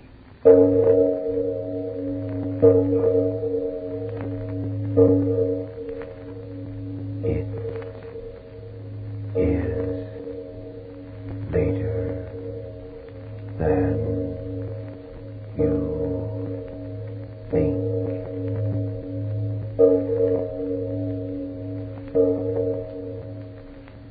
Lights Out brings you stories of the supernatural and the supernormal, dramatizing with fantasies and the mysteries of the unknown. We tell you this frankly, so if you wish to avoid the excitement and tension of these imaginative plays, we urge you calmly but sincerely to turn off your radio now. This is Arch Obler. Tonight, a strange story about ordinary people. Two girls just like you or your daughter or the girl who works next to you in the office. But first, Frank Martin. Worried because you're underweight and frazzled out? Miserable because you lack the pep and strength and energy you need these busy days? Well, cheer up. Very possibly you simply need more vitamin B1 and iron than you're getting from your food. And pleasant little ironized yeast tablets supply both of these vital substances. They've been of amazing benefit to thousands with these deficiencies. Gains of glorious new pep and strength and needed pounds within just a few short weeks are nothing unusual. That's right, ironized yeast tablets. And now, lights out, everybody.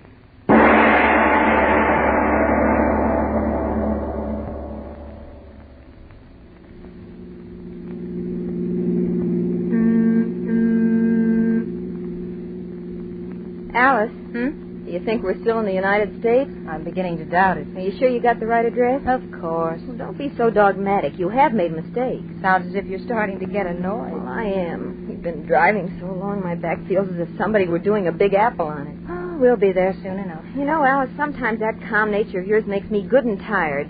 You sound as if you want to quarrel. Oh, I'm sorry. It's just that, I looked forward to this vacation for weeks, and now that it's happening, well, it isn't so much fun. Oh, wait till you get to my Aunt Harriet's. You can curl up in the alfalfa and sleep for days. Sleep. Oh, that's a lovely word. Just imagine, sleeping as long as you want without having to worry about making an 8 o'clock class. Perfect. But are you sure you know where your Aunt Harriet lives? I've run out of synonyms for her. Of course I do. Oh, I just like to reassure myself. I certainly hope she has soft bed. Oh, and that reminds me, you did send her that letter that we're coming. No. Say that again? No, I didn't send the letter. You mean to say that she doesn't even know that we're coming to stay with her? Well, I decided it'd be more fun if we sort of surprised her. Well, of all the brainstorms, walking in on somebody you haven't seen for 10 years and expecting her to welcome you. She's my only aunt, isn't she? But maybe she won't have room for us. Don't be silly. I told you Aunt Harriet lives alone and likes it. Well, maybe she won't like it if we barge in on her. Don't be silly. Of course we'll be welcome. From what I've heard, she's a little old darling. When you were 8, she was a darling. For all you know, she's taken the welcome mat in years ago. Hey, wait a minute.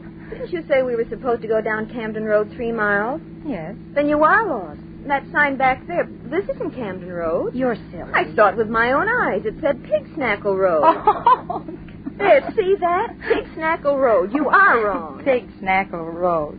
That's too good to be true. Are you crazy, laughing at a name of a place when you haven't got any idea where you are in my back? Don't be silly. I'm sure we'll find... Hey, there. There it is. There's what? The edge of the world? Oh, no, the crossroad. The entrance to Aunt Harriet's place ought to be just a little bit beyond it. That's what you say. Yes. There it is. Here we turn here. Turn. Hey, wait a minute. What are you trying to do, turn over? Oh, it won't be long now. You're telling me. This is no road. It's a cow path. Aunt Harriet likes privacy. I remember Dad and Mother used to say that. Another 100 feet on this road, and I won't need a bed. I'll need a stretcher. Come on, slow down. I knew it.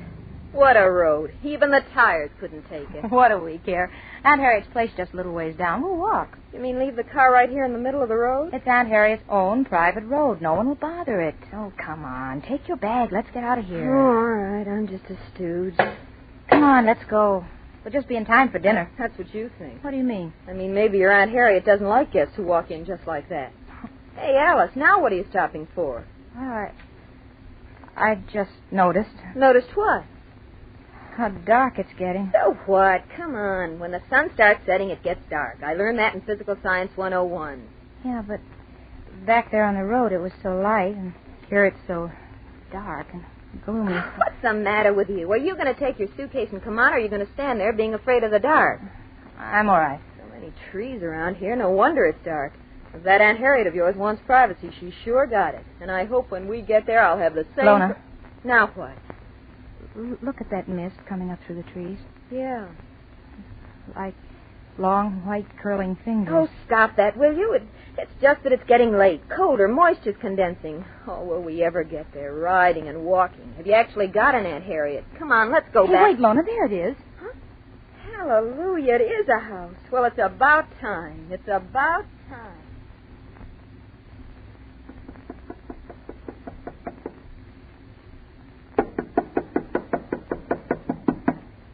Harder, Alice. Knock harder. I can't. It hurts my knuckles. Oh, let me.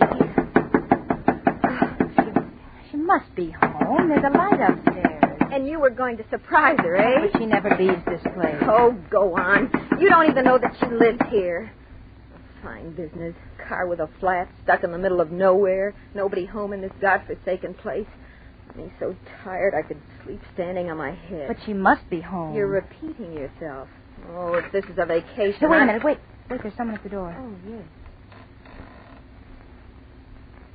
Yes? Oh, what do you want? I'm looking for... are you Miss Saugus? Yes. Oh, what do you want? Well, then you are Aunt Harriet. Hallelujah again. Who's calling me Aunt Harriet? Oh, I say, who are you? Well, I'm Alice. Alice Preston. Alice? Oh, yes, bless my soul. I know you. Come in. Hallelujah, we're here. Come in. Close the door. Oh, Aunt Harriet, you don't know how glad I am to see you. Did we have a time getting here? Yes. Come right in here. There, Lona. I told you we'd be welcome. She didn't even ask who I was. Now, put your things down here and sit down and make yourself comfortable. Thanks. Aunt Harriet, this is my girlfriend, Lona Stevens. We room together at the university, and I asked her to come along with me. It's all right, my child. It's all right. Anyone's welcome. Anyone at all. Oh, that's very kind of you, Aunt Harriet. I hope you won't mind my calling you that, but Alice always... There, my child. It's all right. A name's a name. Now, sit here and be comfortable. I'll get some tea. Oh, no, really, Aunt Harriet. Wow. Apparently your Aunt Harriet does what she wants to do. Doesn't she? Oh, well, as long as we're here. Like something out of a museum, isn't it? What? The house, the furnishings. Look at the chairs and that sofa. Are they prehistoric or are they prehistoric? Yeah, I didn't think she was so old. Oh, you mean your aunt? Yes. Oh, well, after all, in 10 years, living alone out in this godforsaken place, I sort of think she's nice. Do you? Taking us right in and not asking us all sorts of silly questions. That's the kind of relative to have. You know, if I were to go barging in on any of mine, first they'd give me a 3rd degree on how come I was away from school, and then they'd give me another 3rd degree on how long I was going to stay. Lona. What's the matter? Back there in the shadows. What is... I don't... It's something moving. Why, it's a dog. Oh? Why, no, it's a cat. Cat?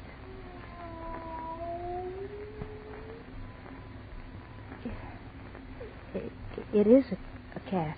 Not a cat. Look at the size of it. Tiger. Lona, what'll we do? Don't move. If we do, it'll... Now, here's your tea, young lady. Nice, warm tea. Just what you need. Aunt Harriet. What's the matter? What? Oh, he frightened you. What is it? You got eyes, haven't you? Well, yes, It's so dark in that corner we can't hardly tell. It's not a tiger, is it? Don't talk nonsense. Oh, what is it? He shouldn't be here at all. It's much too early for him. Aunt Harriet, didn't you hear me? I asked you what it is. Oh, what do you think he is? Well, it can't be a cat. Why, he's as big as a police dog. dog. All right, come upstairs. I'll show you to your room. Now, this way. I'll show you to Aunt your Harriet, room. I don't... Come along. I say, now, come along up these stairs. Come on, Alice. Oh, why don't Come on, we better do as she says. All right.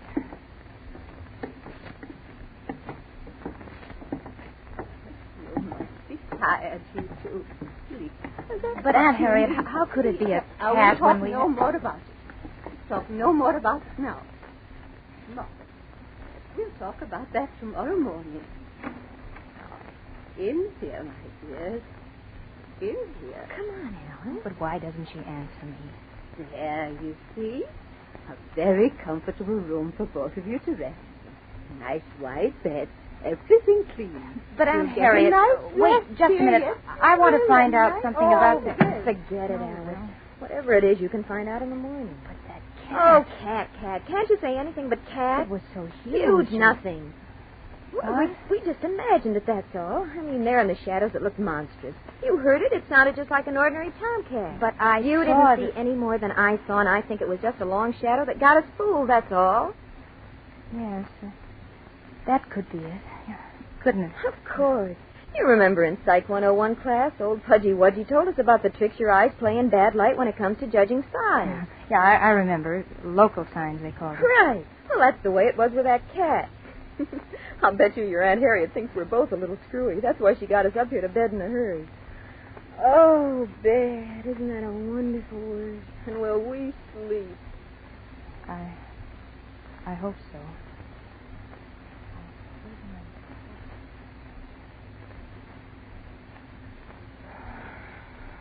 Alice. What? You're not sleeping either, are you? No. I wanted to talk to you for hours, but I wasn't sure. I thought you were asleep. Somehow I can't. Me neither. I can't understand why. I'm the one who was crying how tired I was. The bed's so comfortable. The house is quiet enough. The house. Huh? Maybe that's why we can't sleep. What do you mean? Well, there's something about the house. What? Something oppressive that won't let us sleep. Oh, you're crazy. No, I'm not. It's just that we're too tired to sleep, that's all. Yes, that's it. Too tired, nerves on edge. No, I've been lying here for hours trying to figure it out. Now I know. Will you stop talking like that? Don't you feel it, Lona?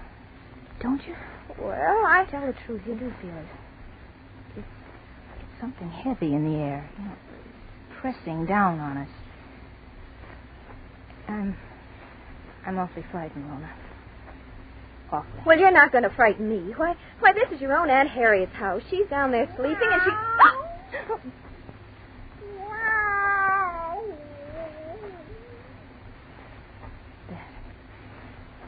That cat. Yeah. It sounds huge, doesn't it? That's because it's so quiet in the house. Lona, there's another one. I tell you, there's two of them. Lona, listen to them. They're not ordinary cats. Listen to them.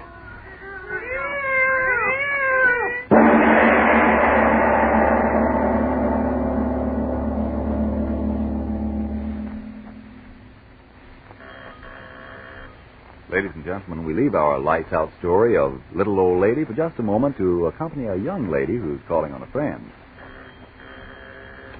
Hey, Sue, how about taking a walk? It's a wonderful day. Not me. I'm too tired. I don't know where you get all your pep. I'm always tired. I'm losing weight. I can't sleep. What can be wrong with me? Very possibly you simply need more vitamin B1 and iron. You see, when you don't get enough vitamin B1 from your food, you may lose your appetite, not eat all you need to keep your weight and strength up to par. And when you don't get enough iron from your food, you may be weak and pale and feel frazzled out. But if I don't get enough of those things from my food, how can I get them? Ironized yeast tablets supply both vitamin B1 and iron. Thus, ironized yeast helps two ways in these deficiencies. Helps you two ways to regain weight and pep and sparkle. So, if you need more vitamin B1 and iron, get ironized yeast tablets right away. Tonight. See if soon you aren't saying... Talk about pep. I'm fairly bursting with it now I've regained this nice weight. My, but I'm glad I tried ironized yeast tablets. And now back to our lights out story of Little Old Lady.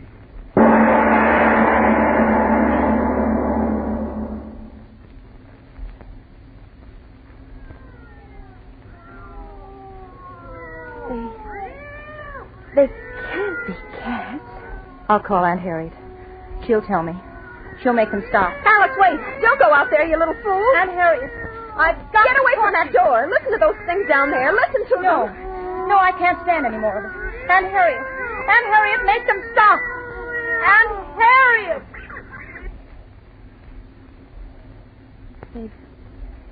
They've gone. What were they? Could two cats make all that noise? Aunt Harriet, why don't you come in here? No, Alice, don't open that door. Oh, but Aunt Harriet, why doesn't she answer me? She must know what it's all about. Why doesn't she? Wait. What? Listen. Someone's coming up the stairs. Yes. My Aunt Harriet? It's not quite like footsteps. The cat. Maybe. The door? Cats can't open doors.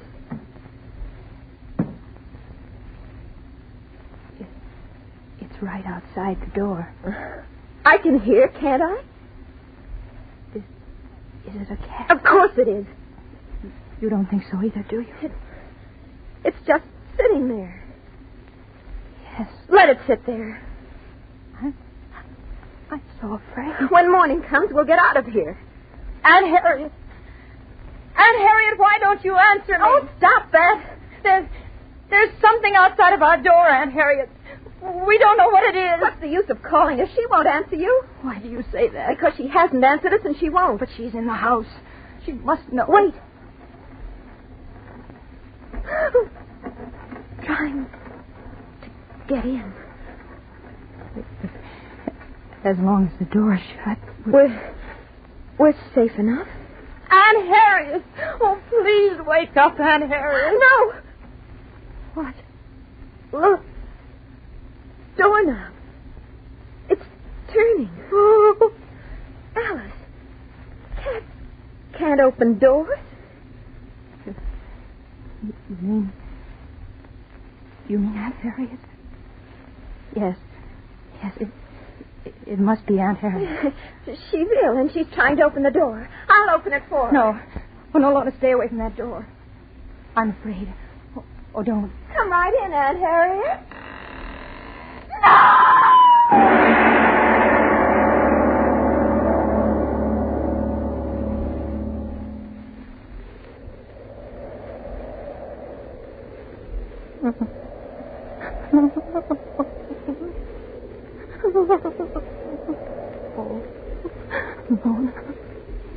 Lona, I've got to get help. I've got to. Oh, my arm. I can't stand pain. I've got to. Oh, it's so thick. I'm lost. And I've got to get help. Someone's got to help me.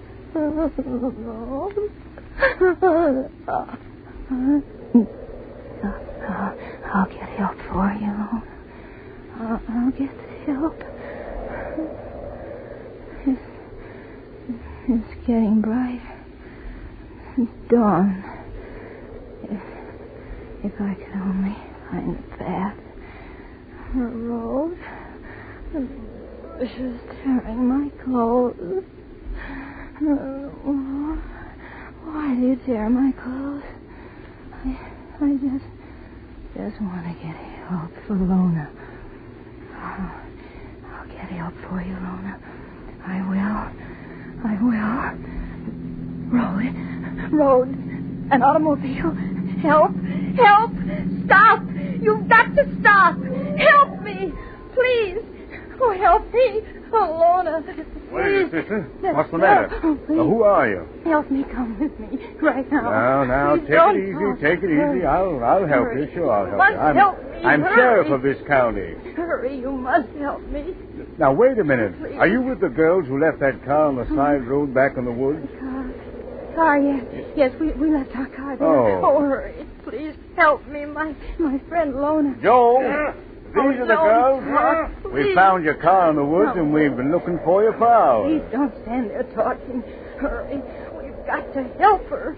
It's killing her. Killing her? Joe, did you hear what she said? Don't talk. Hurry. Hurry, come with me.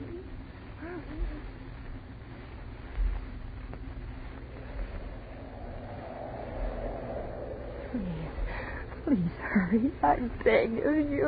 All right. Now take it easy, sister. This is the house, ain't it? Yes. Oh, yes, this is the place. The old soldier's house. Yeah. Try the door, Joe. Hurry. It's open, Sheriff. Push it. Let's go. Upstairs. She's upstairs. Nobody down here, Sheriff. All right, let's get up there. I don't know what this is all about, but I'm soon going to find out. Lona, we're coming for you. Lona, we're coming. Hey, what room is it, Sheriff? Right here, that room. That room right there. Hurry. It's killing her. Get your gun out, Joe. Please. Door's partly open. Well, Okay, go kick in, it open. Please. Watch yourself. Be careful, Joe. Sheriff! Sit, you stay here. Lona. Lorna. Sheriff, there's nobody in this room. Lorna. Huh? Look for yourself. Please. Well, now, what Lorna. Lorna, where are you? Now, wait a minute, sister. Are you sure that... Yes. Yes, she was here. Right here. And it came in the door and jumped at her. I turned. I ran. I jumped out of the window. Hey, this window ain't broke. But I tell you, I went through it. See my arm. Yeah. But there's no one in here. Oh, The bed, why, it ain't even messed up. Oh, Did you say you two were sleeping, sister? We were. Oh, no. Where are you? What has it done with you? Oh, Aunt Harriet. Huh? She'll know. Or has it killed her, too? Sheriff, come quick, bring the girl. Oh, come along, sister. Joe, what is it? Look in there. Aunt Harriet. Old lady sitting on the rocker and knitting. Oh, Aunt Harriet. Lorna, where is she? What happened? Oh, Aunt Harriet, please tell me. Yeah, tell us all. And might I ask what this is all about? Aunt Harriet, what's the matter? Didn't you hear anything? Lorna, that horrible cat thing. What did it do to her? Answer me, what did it do? Would you gentlemen tell me who is this hysterical young girl? Aunt Harriet. Now, look here. Don't you know who this girl is? Certainly do not. But, Aunt Harriet, I'm Alice. I came here with Lorna, don't you remember? You must be mistaken. I've been alone all night. You hear that, Joe? No, I was here. Lorna and I did come here. It's a horrible joke, that's what it is. Aunt Harriet, please tell him you're just joking. Lorna, where is she? I don't know what you're talking about. I never saw you before in all my life. No. Oh, no, that's not true, Aunt Harriet. Now, wait a minute. I've had about enough of this out of you, sister. Chasing up here with all that bunkum about cats and killings and all that. No. Everything. You better come along with us. Everything I said to you was true. It was true. Joe, take her other arm. No, let go of me. Come on now. Please, Don't Aunt raise Harriet, a fuss. don't let them take me away. Come on, Those sister. horrible cat things. I tell you, there were two of them here. Come on. Don't let them take me Now, away. don't mind her, old lady. We'll take care of her. Yes, take good care of her. Cracked little thing. Now, come on, sister. No. Wait. Look at her teeth as she laughs. Look at her teeth. Mother in heaven, they're cat's teeth. And their hands, their claws. No. Stay away from me. Grab her, Joe. Stop, you. Let me go. Stop like that. Let me go. Oh, in my arms. Get her, Joe. She's getting away.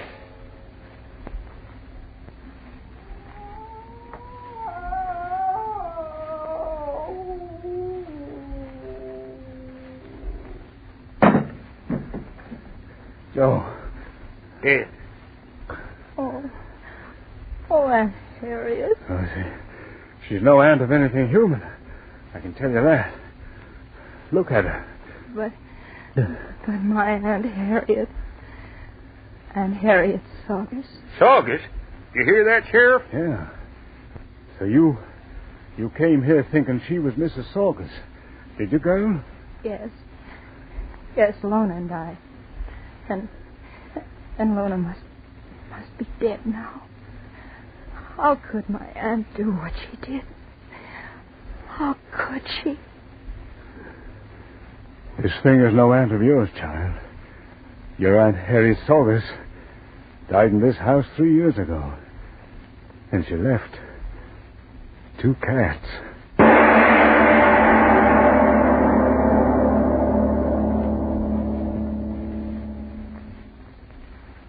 My dear Mr. Obler. Oh, come, Frank. Don't tell me you don't believe tonight's story.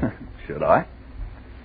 Frank, did you ever hear of lycanthropy? The who? Lycanthropy. I was looking it up just then. That's why I didn't answer you. It's a form of illusion in which the person imagines he's a wolf. Oh, yeah. Main Street's full of them. Now, seriously. Only a handful of years ago, it was the firm belief of many people that certain human beings could turn into animals. But more of that in just a moment. Friends, if more vitamin B1 and iron is all you need to help build yourself up, get ironized yeast tablets. Of course, there are cases where a rundown condition may be due to other causes. If in doubt, see your doctor. But if vitamin B1 and iron shortage is your trouble, remember, ironized yeast has been so successful in such cases that it's sold on this no-risk, money-back basis. If you don't begin to eat better, to look and feel stronger, peppier, and more alive, the cost of the first bottle will be refunded to you in full by Ironized Yeast, Box IY, Rahway, New Jersey. Now, Mr. Obler, what about those wolves? Do you think that people can turn into wolves and And poor fish? No. But under certain provocations, the human mind can certainly transform itself into many peculiar forms. Even we who are normal, haven't we met women who are catty, men who are brave as lions, and others who made you wonder whether they were men or mice? But even if you've had some doubt about people turning into animals, there's no doubt about what waste kitchen fats turn into. Oh, what a transition. But seriously, what every American wants is the news that Berlin has fallen, that the stars and stripes are flying over Tokyo. And ladies, you, Mrs. Johnson, wrote me last week, and you, Mrs. Stauffer, and all the rest of you. There is a vital part which only you can play in that final victory. Only you can furnish the kitchen fats which are needed so desperately to make explosives. Now, with the loss of most of our sources of supply in the Pacific, Uncle Sam must look to you for the fats our plants must have. You and only you can supply them. Now, you say you can't save enough to count now that meat and fats are rationed? Then listen to this. As little as 1 tablespoon of fat a day amounts to a pound in a month. That pound of waste fat will send to Hitler and Hirohito with your compliments a half pound of dynamite, 10 rounds from an airplane cannon, 4 anti-aircraft shells. And mind you, the government doesn't want them until they're too dark or too strong for your further use. Then and only then, pour them into a smooth-edged can, sell them to your butcher, and within 3 weeks' time, they'll be in a munitions plant on their way to the fighting fronts to do their vital share for victory. Make your waste kitchen fats to your butcher the first thing tomorrow morning, so our boys can give your answer to the Japs and Nazis at the earliest possible moment. Now, Frank, let's talk about next week's story. Next week, just an experiment, an entirely different type of lights-out story. An entirely different approach. There's love and a boy and a girl in it. Now, it's a story I did a very long time ago to a rather limited audience. And I know that you, 13 millions who listen to Lights Out, will enjoy The Ugliest Man in the World next week. Yes, tune in next Tuesday again for Arch Obler's eerie story, The Ugliest Man in the World. And if you need more vitamin B1 and iron, be sure to try ironized yeast. But remember, there's only one ironized yeast. You'll know it instantly by the yellow and orange package and by the big letters IY on the container and on each tablet. It's only the beginning of the white shoe season, but it's never too soon to start caring for your white shoes to keep them in good wearing condition. So clean your shoes with Energine Shoe White. It's made with the very whitest pigment obtainable, only the very whitest. It spreads over shoes evenly, dries easily, helps keep your shoes looking their whitest and best longer. So buy Energine Shoe White. This is the Columbia Broadcasting System. Ironized Yeast presents Lights Out, Everybody.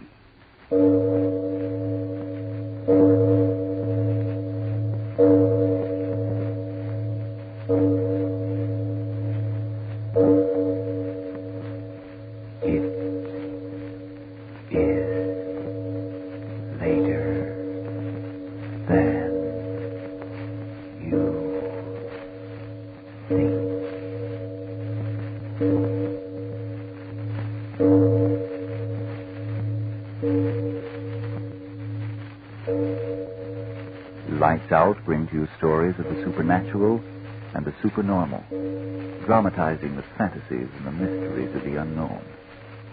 We tell you this frankly, so if you wish to avoid the excitement and tension of these imaginative plays, we urge you calmly, but sincerely, to turn off your radio now.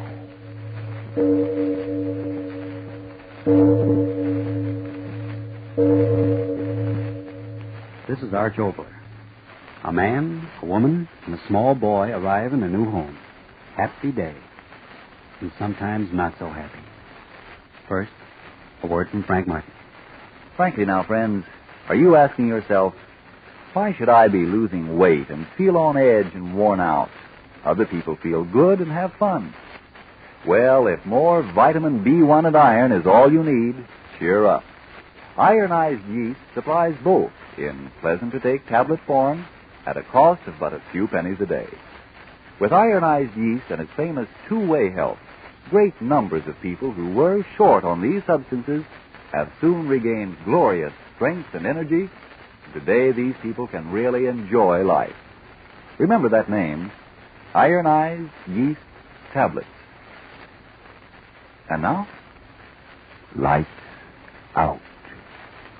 Everybody.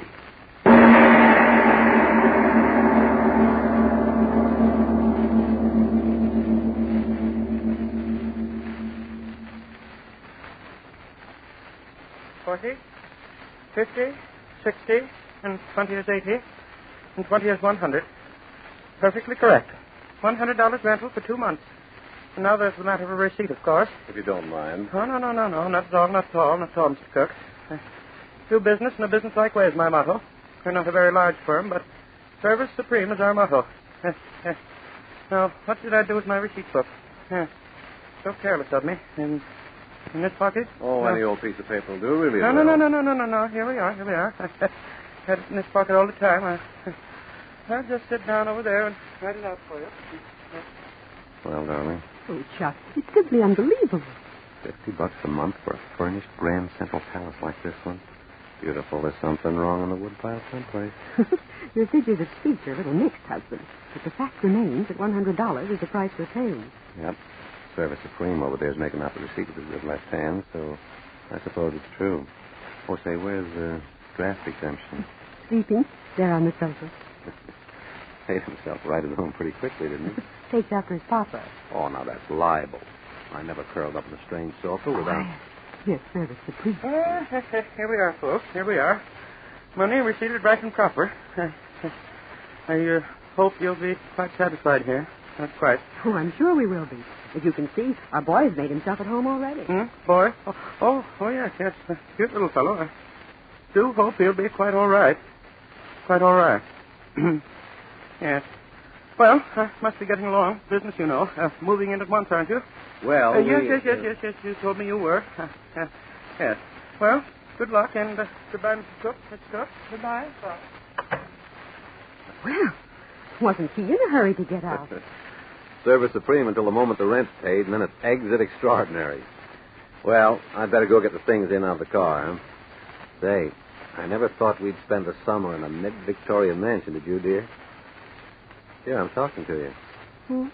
Oh, I'm sorry. Why the pensive look? What are you thinking about? That's what that man said. What man? Oh, you mean Service Supreme? Yes.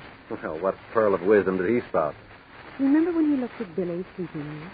Sure. He said, I do hope he'll be all right. Yeah, so he did. So what?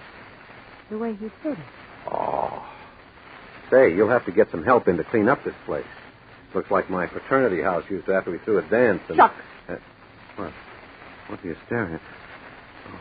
What are you doing here? Phew, fella, you startled us. What are you doing here? Oh, Chuck, he must be the caretaker the real estate man told us about. Oh, yeah. You sure. answer me. Chuck, what's the matter with that man? What? Look here, old man. You don't have to throw any catfits. We rented this place from Service Supreme. What's his name? Mr. Hawkins, that real estate man up in town. Rented? Sure. Here's the receipt. $100 for the next 2 months. 2 months? Yeah. Oh, I know it isn't much, but that's all the fellow wanted, and so that's all he got. Of course, with all due respect to your caretaker. Oh, you are the caretaker, aren't you? Yes, I. Oh, good. Then I can speak freely. Well, as I was saying, the rental doesn't seem like much, but after all, big as it is, this is a pretty crummy old place. Chuck. Well, it is. And that real estate fellow said there hadn't been anyone living here regularly for 20 years since those people, what's their name, all died. So I figured at the price. Reynolds. Huh? What'd you say? What'd you say? I don't know. I'm frightened. Reynolds, Mr. and Mrs. and Paula. Oh, Reynolds. Yeah, they're the people that lived here, aren't they? Mr. Hughes' real estate said something about Get out of here. What? Get out of here. Chuck. You hear me? Now, wait a minute. Get out. Wait a minute. Out. You do not Oh, belong wait now. here. We rented Get this place, out of you know. here. No one belongs here. Why? No one. It is mine. What do you... Mine, 20 years, Now, mine. stop waving your arms Get around, out. old man. Stop Get it. out. You've got to go. Stop you. All Wake of up, you. Billy. This You can wake up place the is dead. mine. He's making enough Mine, noise. I tell you. Now, You've look got here, to old get man. out. My house, mine. Nobody. We've Chuck, he's sick. Catch him. Old man. Old man. Chuck, he's not. No, just passed out, I guess. Wonder where some water is. Feel it? He's coming to. Thought he popped a valve or something the way it was blowing off. Give me a hand. We'll put him on that other sofa. Take your hands off of me. Huh? Take your hands Oh, off now of look me. here, old man. We just want to help you. Your hands off of me. Oh, Chuck, help him get up. No. I am all right. I will live longer than anybody. You will have to get out. You will have to get out. Hey, now, wait a minute, old man. Can you imagine that, old duck? Running off like that. We did get a bargain. A house and entertainment by a cracked nut, all for $50 a month. But why was he so furious? Don't ask me. I'm no psychiatrist. Oh, well, let's not let the old crackpot spoil things. No. I'll slip him a few bucks in the morning. He'll be all right. Mm-hmm. Now, let's wake up that snoozing son of ours and... Chuck, look. Huh? He is awake. Why, you little rascal, you. How long have you been sitting there watching, young man? A long time. Where are we, Dad? I'll tell you, Billy. We're in a great, big, beautiful house where you and I and Father are going to have a good time for the next 2 months. Isn't that good news? Well, why don't you answer your mother, Billy? Aren't you glad we're going to be staying here in the country? Dad, Yes, son. please, let's get out of here. I'm awful scared.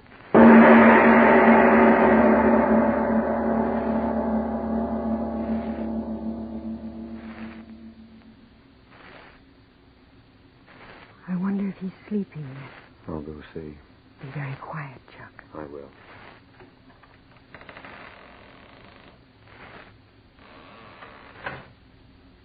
Well, Like the proverbial cherub. Chuck, keep your voice down. Oh, that air of ours is sleeping so deeply it'll take Sousa's band to wake him up. Maybe we should have let him sleep with us this one night. And have him grow up into a lily that falls over the side of his own shadow? Oh, no, Mrs. Cook. He sleeps in that room and likes it. Anyway, he's deep in sleep, so that's that. And here I go. Boy, stretching out feels good. You know, it's going to take at least 2 bands to wake me up tonight. Lock all the doors Mm-hmm. and the windows? Yeah. Are you sure? Oh, now listen, honey. Oh, please tell me. I am telling you. This house is locked up tighter than a hoosgow. Shutters, doors, everything. I can tell you that crazy old coot decides to come back to continue his oration. You'll have to use a hacksaw to get in. I wish it was morning. Hmm? You could sort of straighten things out with him. After all, he is the caretaker. Oh, forget it. We rented the place from the accredited agents, and the old boy doesn't like it. Well, that's too bad. Let's go to sleep. But, Chuck, Oh, Anne. but I want to know, What? why should he have gotten so excited? It's been worrying me. I don't know. Maybe because he thinks we'll mean more work. 20 years alone. Huh? What'd you say? I was just wondering why this place hadn't been rented or sold all these years. I don't know. Could it be What? nothing? Say, are you thinking of... Oh, that's nonsense. Is it? Sure. Just because a house is big and old and hasn't been lived in for a long time doesn't mean that... Oh, I tell you, that storybook stuff. Chuck. What? Why did Billy say that he was frightened? Oh, he's just a little kid. Well, isn't it possible that young children are closer To what? to things that aren't of this world? Ann Cook. I was just thinking. Well, stop thinking things like that. All the screwy ideas you get in the middle of the night, in the middle of nowhere. Now, come on. Go to sleep. Boy, you give me the jitters, too. Save the ghost talk for tomorrow morning when the sun's shining. It's a little dark and dismal and weird right now to be talking about ghosts. Chuck, listen.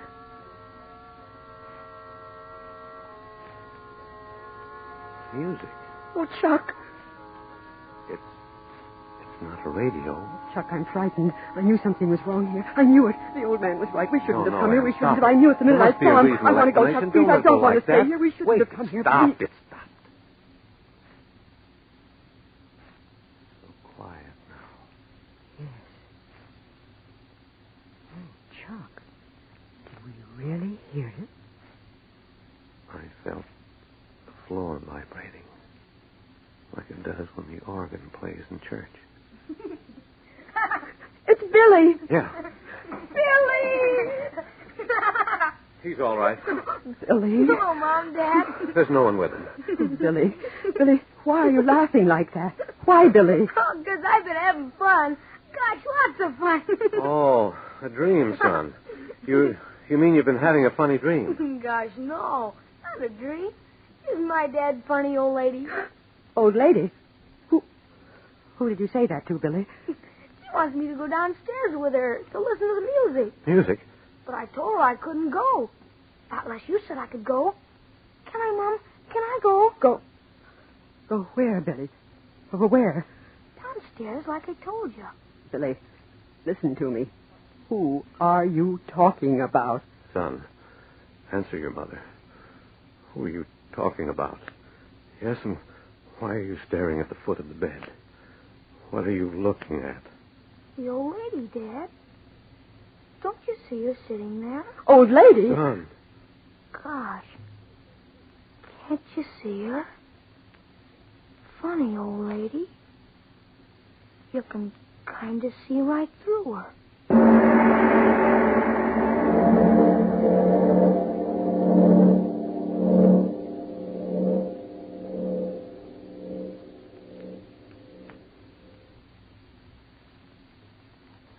Ladies and gentlemen, we leave our lights-out story of Oregon for just a moment now to look in on a cheerier scene. It's a sparkling, clean American kitchen. And the lady of the house is saying, There. Dishes all done. House all cleaned up. Now I can do my victory garden before time to fix the children's lunch. Where do you get your pep? I'm so worn out these days, it takes me all day just to do my housework. I'm losing weight. I can't eat properly. Even washing the dishes tires me out, and there's no help to be had. No, we have to help ourselves these days. And that's what I did when I felt the way you do. I found out I needed more vitamin B1 and iron. So I took ironized yeast tablets. They supply both vitamin B1 and iron, you know. But how could just those two things make so much difference? That's easily explained. When you don't get enough vitamin B1 from your food, you may lose your appetite, not eat enough to keep up your weight and strength. And when you don't get enough iron from what you eat, you may be weak and pale and all in. And ironized yeast supplies both vitamin B1 and iron? Right. So if you're short on these vital substances, don't wait. Go to your druggist this very night and say, A bottle of ironized yeast tablets, please. And now back to tonight's Lights Out.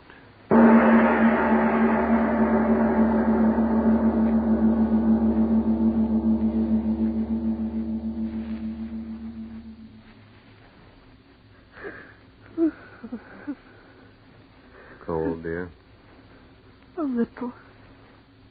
Let me get this around you. Kind of a wind blowing in from someplace. We should have stayed upstairs.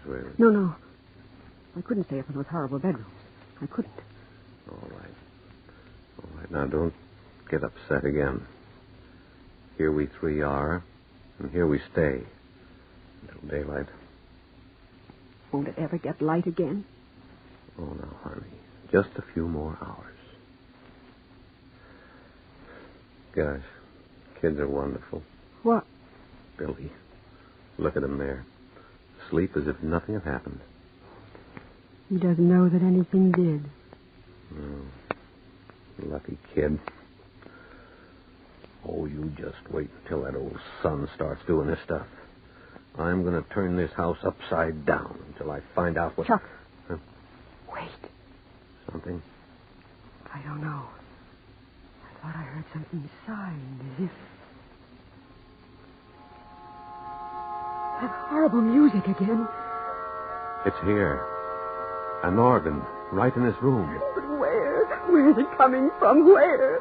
I don't know. Oh, I can't stand it. I can't. Don't make them stop it. Oh, you Organs dearest, playing. No please, one control can yourself. stop it. You'll wake up the boy, Stop honey. saying that. Mom. Billy, he's up. Mom, come to me, Mom. Yes, Billy. Yes, Billy boy, yes. What is it? That funny music. Where is it coming from, Mom? I don't know. But, Mom... It's all right, son. Stay here by me. That's the boy. Won't it ever stop? Oh, daylight ever come. I wish we wasn't here. Chuck, it's getting darker. It's all right. Just the dark before the dawn. You know. Dad, it's getting light. And the music's dying away. Light. But what a strange light. Anne, is there something wrong with my eyes? No. I see it, too. Do you? The wall over there. A light growing on it. Oh, Chuck, I'm afraid. You've got to get out of here. Quickly. Yes. No. Wait. That wall. The light's gone through it. Beyond it. There's a room there now. A room. Yes. Yes, I see it, too. Oh, Chuck, what is this? Mother, what are you afraid of? And there's someone sitting in that room. Yes. It's a girl. I see her so clearly. And yet, somehow it isn't real, is it? Look at the way she's dressed. So strangely. So clear. And yet it's more like a picture on the wall. No depth. The flatness of the picture. Chuck, look. There's a man coming into that terrible light. By George, it's he. What? Don't you recognize him, the old caretaker? Yes. But now he isn't so old. Oh, get me out of here. No, wait. We don't dare go. Not yet. Pictures on the wall. And yet not pictures. He's going closer to her. I see it. Hello, Paula. He's talking. Oh. And yet he hasn't substance, flesh. I know he hasn't. Oh, it's you, Mr. Elvis. Yeah, Pictures Paula. talking as if... Am I insane? You know, Mr. Elvis, and Mother doesn't like to have me talk with you. Because I am a gardener. Oh, Chuck, Billy. Don't talk. Whatever's the reason, Mr. Elvis, you shouldn't come in here when Mother's away. Bless your mother. Mr. Elvis, I say bless her. I've got nothing, so I'm not good enough. please go. Your papa, before he died, he promised me money. Plenty money for all I did for him. I'm sorry you didn't Your leave it. mother. It wasn't in the will. How could she give it to Your you? papa, Mr. Reynolds, he promised me. Reynolds, they're the people that own this place. But Mr. Hawkins said they'd all been dead for 20 years. You drive me out too, eh? No, please. If I had the money your papa promised me, you wouldn't tell me to go. Maybe you would love me. Don't.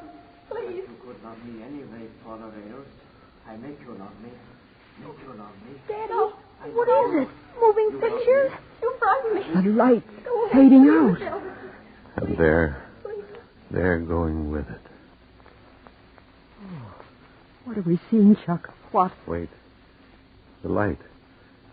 It's coming back. Don't look, Billy boy. Here, put your head against Mother. And look. He killed her. Oh, Chuck. Standing over her. That horrible look on his face. Chuck, another woman's coming in. The mother. Turning toward her. Chuck, he's going to kill her, too. I can't move. I want to scream. I can't.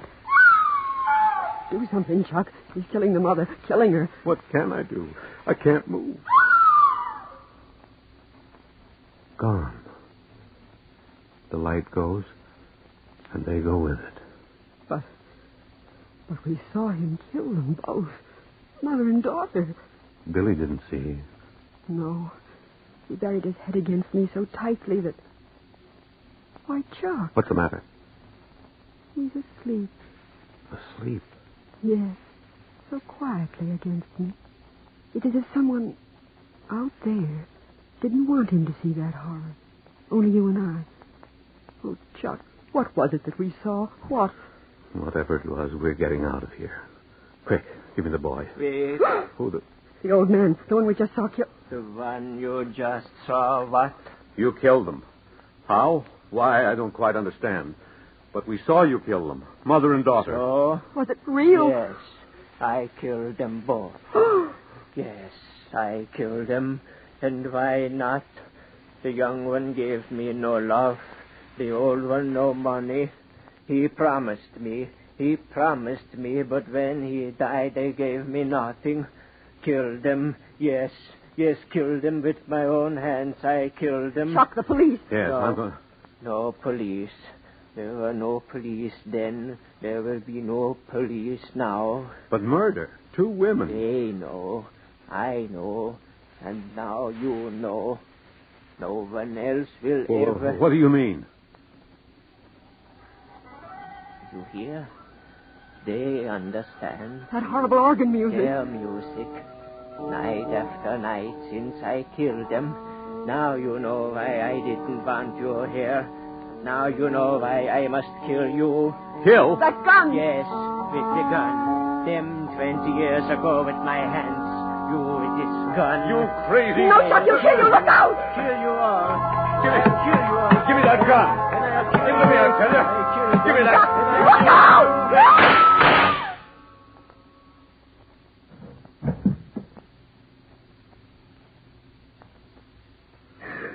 Chuck?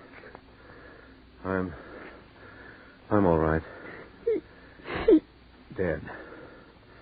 I had my hand on the gun, and then it seemed to turn in my hand toward him.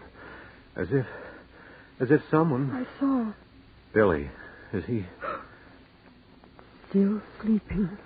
Sleeping. Through all that. Blessed sleep. The wall! It's falling out!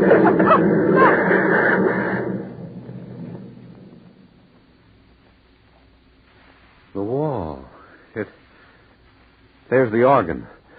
The organ that was playing. And women. 2 women sitting at the keyboard. No, Chuck. Don't go closer. Oh, no. Chuck, what is it? No. I was wrong, Anne. Wrong? Not women. Not anymore. 2 skeletons in dresses. Oh. I think I know now. He killed them 20 years ago. Then walled up their bodies in there with the organ. But what we saw, the music, how could it... Anne, look. They're crumbling. Bones into dust.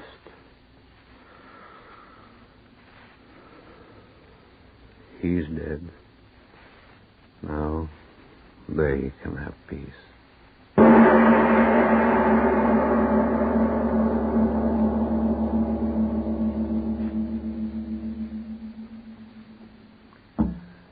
Well, Mr. Obler? Well, Mr. Martin? If you want a rational explanation of the return of the dead, don't expect it from me. I conceive the stories, I write them, but if you want facts, don't expect them from me tonight. I suggest the Encyclopedia Britannica or, a visit to that old lady around the corner who says she talks with ghosts. As to whether the dead can return, once again I say we don't know, and perhaps it's better that we don't. Which reminds me of the future and reminds me of next week. Have you ever heard of alter ego, Frank?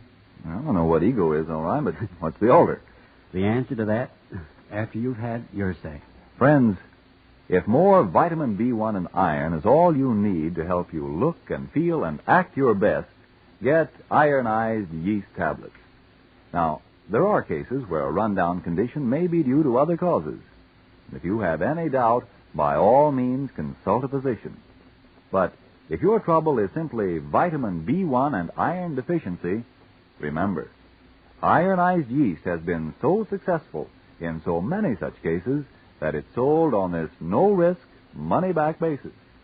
If you don't begin to eat better, to look and feel much stronger, peppier, and more alive, the cost of the first bottle will be refunded to you in full by Ironized Yeast, Box IY, Rahway, New Jersey. Now, Mr. Obler, what's that about alter ego? Oh, wait a minute. Isn't that the play you did a number of years ago with Betty Davis, which caused such a furor? Right. Good memory, Frank. That was a long time ago, and so many of my friends here in Hollywood, including the illustrious Betty D. herself, have asked me to do it again that we're going to do it once more. Alter Ego, the story of a girl's other amazing self. But that's next week. Yes, tune in next Tuesday again for Arch Obler's eerie story, Alter Ego. And if you need more vitamin B1 and iron, be sure to try ironized yeast. But remember, there's only one ironized yeast. You'll know it instantly by the yellow and orange package and by the big letters IY on the container and on each tablet.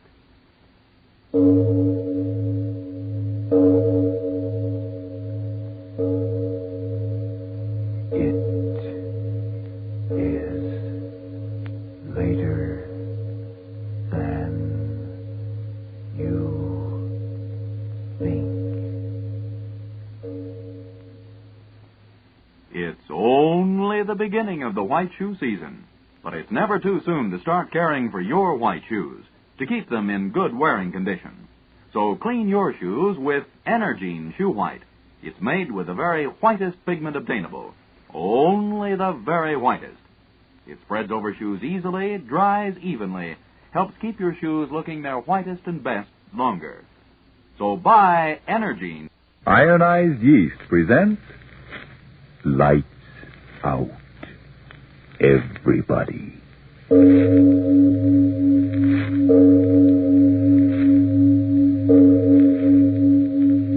It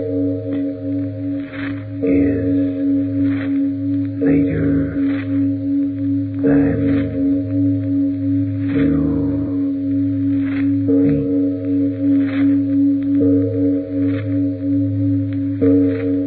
Lights Out brings you stories of the supernatural and the supernormal, dramatizing the fantasies and the mysteries of the unknown. We tell you this frankly, so if you wish to avoid the excitement and tension of these imaginative plays, we urge you calmly but sincerely to turn off your radio now.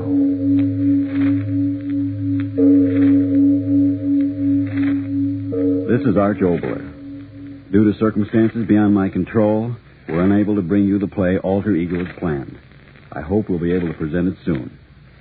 You know, someone once said that one disease of mankind would never be visible under a microscope, no matter how powerful. The disease, jealousy. And that's our story for tonight. Prelude to Murder. But first, Frank Martin. What would you give to be able to breeze through your work and really enjoy your fun? Well, if you're short on vitamin B1 and iron, if that's why you're underweight, often feeling jittery and tired out, get ironized yeast tablets. They supply both vitamin B1 and iron. Their famous two-way help has benefited numbers of people who were short on these substances. So if you need more vitamin B1 and iron, don't wait.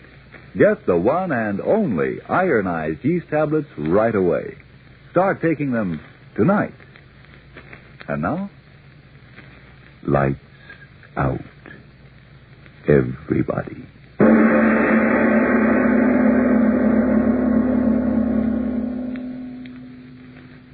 It is said that for every word a man speaks, he speaks another word within his mind that only he himself can hear.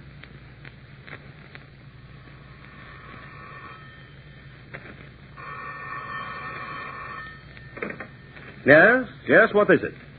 Oh, it is you. What do you want? No, I have not changed my mind. I said I am not interested. I tell you, I do not care if they offer me $1 million. My orchestra will not play for those stupid pigs. Goodbye. Fools.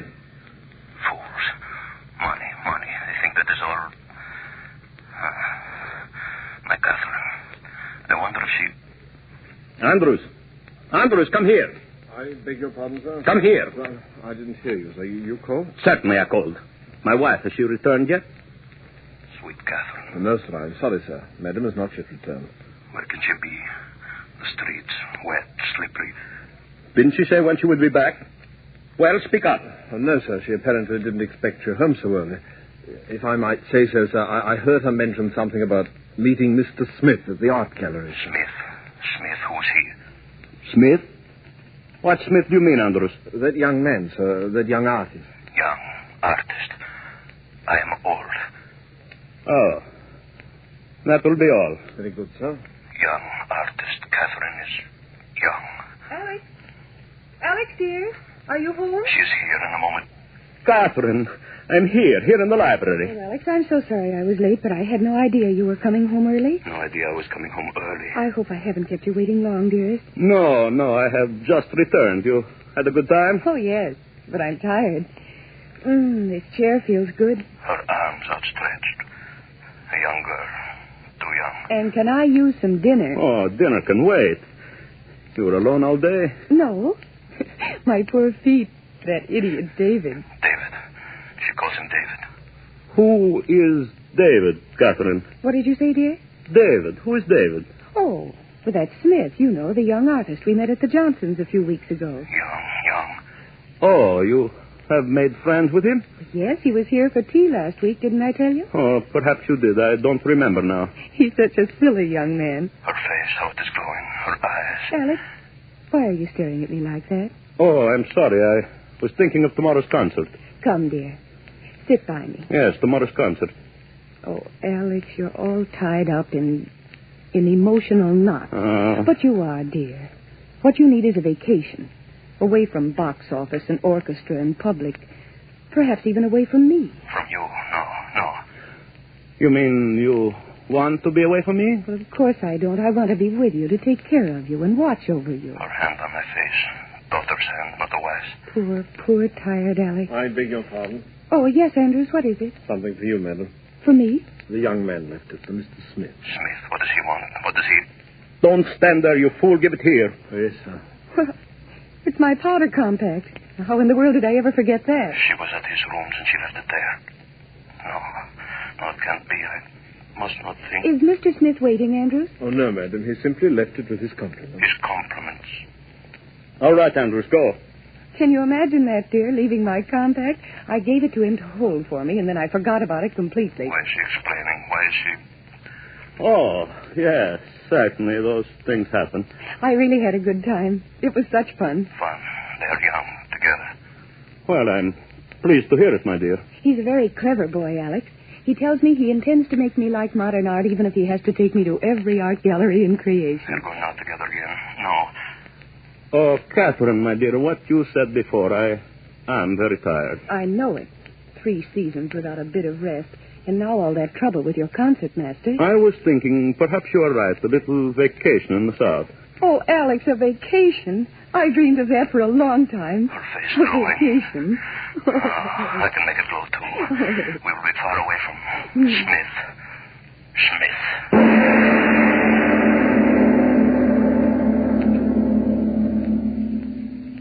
No, David.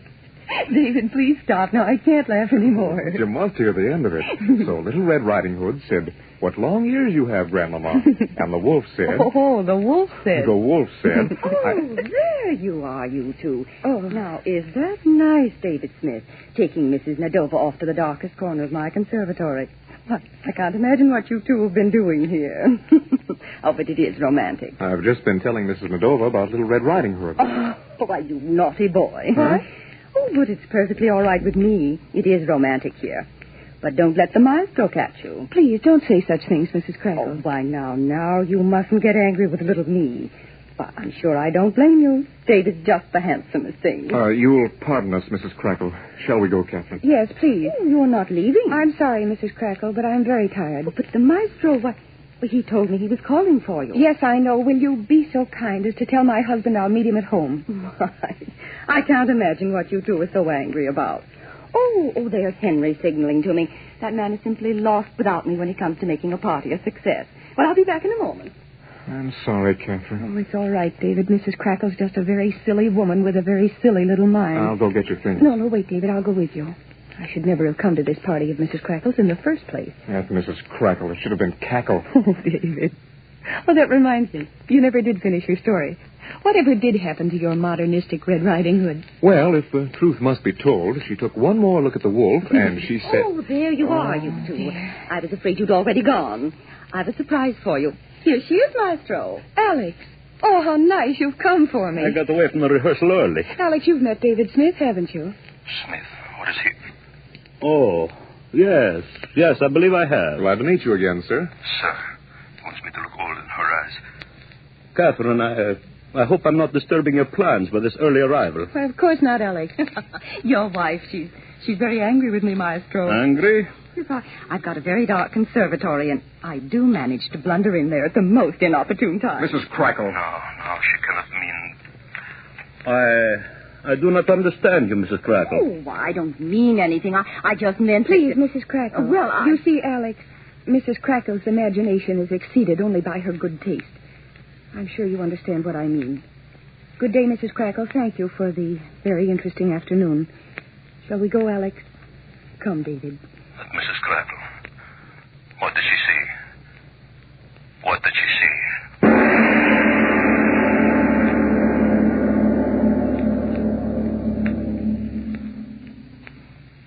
That will be all, Marie. Good night. Oh. Alex?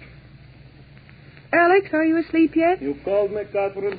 Yes, I was wondering whether you were in bed yet. No, I am not very sleepy tonight. Oh, don't stand there in the doorway, dear. Come on in. You know, I haven't seen much of you in these last few days. Catherine, so lovely, so young. No, it cannot be. Come, Alex. Thank you, my dear. Now, you sit yourself right down here and tell me all that's happened today. Did you hear from Brudnoff? Are you going to do his concerto next week? Alex, you look so distinguished in that dressing gown. You really ought to wear it when you conduct a concert.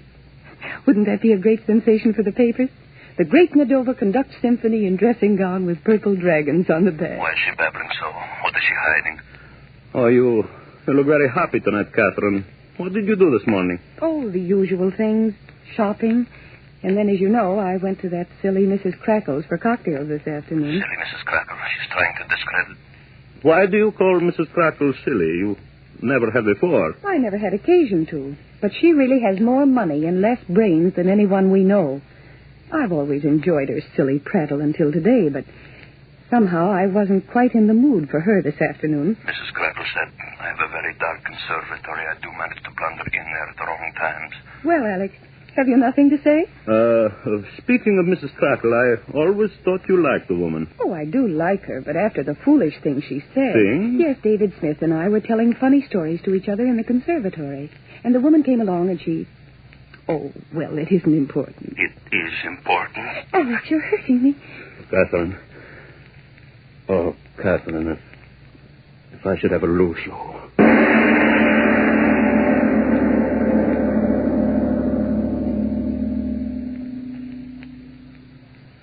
Now, remember, Joseph, everything must be in order by Saturday. Our plane leaves at midnight. You understand? Midnight. Yes, Maestro. The luggage, all is in order? Oh, yes, Maestro. Oh, by the way, Maestro, I wired Washington this morning. Oh, so? Did you cable Schumann? Yes, Maestro. I said you would be pleased to accept his invitation to conduct the Philharmonic and that you expected to be in Buenos Aires not later than the 1st of September.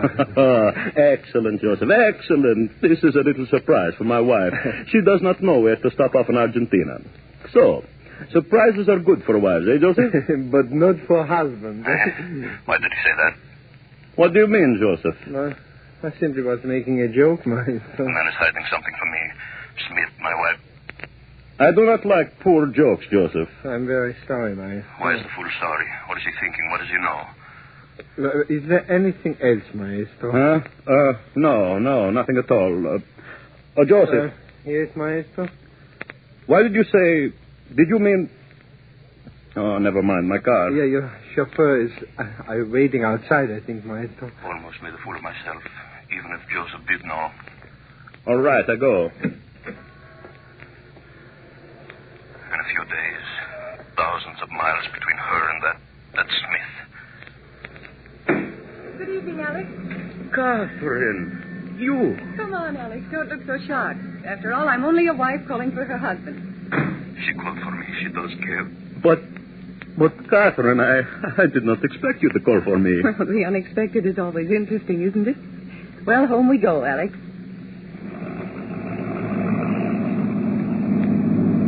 My suspicions. How foolish they have been. Well, Alex, aren't you going to say something? Oh, I am so happy to see you. I do not know what to say. Here I did not expect to see you until I reach home, and then to find you waiting for me. Oh, my little Catherine. Next week it will be like a second honeymoon. The two of us on the plane, the quiet days. Alex, that's why I wanted to see you. Have you the tickets yet? No, there was some little trouble about the reservations. Joseph will have them Saturday. Why do you ask? Alex, do you mind very much if we don't go for another month? Not go. I want to stay in town for at least another 30 days. She wants to stay at Smith. That's Smith. I'm sure it won't be too difficult to change the arrangements. You see, Alex, I completely forgot about the orphanage, and I simply must be here for the charity drive. They're depending on me. You do understand, don't you? Orphanage. Smith. Alex, didn't you hear me? Oh, yes, of course. I understand. We will make other arrangements. Oh, you are good to me. Good to you. I'm a good fool. Why don't you say something, Alex? Are you very disappointed? No, it is not important. We will go later. Catherine, I, too, have something I want to tell you. Well, this is a day of surprises. Surprise. Joseph says the husband, too, can be surprised. Well, I'm waiting. What is it, dear? I am buying you a little present. Alex. There. I made her forget him already. Drive to Tiffany's, my dear. Tiffany. Alex Nadova, what are you up to? Only yesterday I saw the most beautiful turquoise I have ever seen. It had the bright blueness of your eyes. Catherine, I want you to have it. Oh, Alex. We will have it fitted into a ring, and you will wear it upon your finger, and perhaps when you look at it once in a while, you will think of me, your Alex. My dearest Alex. There, I made her happy. Oh, my Catherine, I'm an old man. There will never be another like you, and I must not lose you to anyone. No, I must not lose you.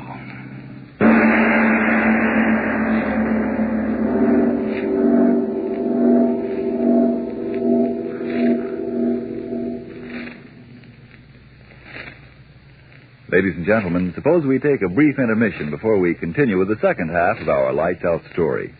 The story of a man consumed with an overpowering jealousy. Let's leave this tale of the mysterious workings of the human mind for just a moment to visit a perfectly normal American family. A husband is returning home from a day at business, and he says, Mildred, is supper ready? I'm as hungry as a bear. Everything's ready, honey. My, it's wonderful to have you with an appetite and full of pep again. You know, I must have needed more vitamin B1 and iron, like you said. Since I've been taking ironized yeast tablets, I'm starting to feel like a new man. Yes, friends, lots of people who simply because they were deficient in vitamin B1 and iron were weak and jittery, underweight, and felt all in. Today, thank ironized yeast for helping them gain glorious strength and energy and needed pounds. You see, when you don't get enough vitamin B1 from your food, you may lose your appetite, not eat all you need to keep your normal weight and strength. And when you don't get enough iron from your food, you may be weak and pale, feel only half alive. Pleasant little ironized yeast tablets give you more vitamin B1 plus more iron. So, if you're short on these substances, go to your druggist this very night and say, a bottle of ironized yeast tablets, please. And now back to our Lights Out story of Prelude to Murder.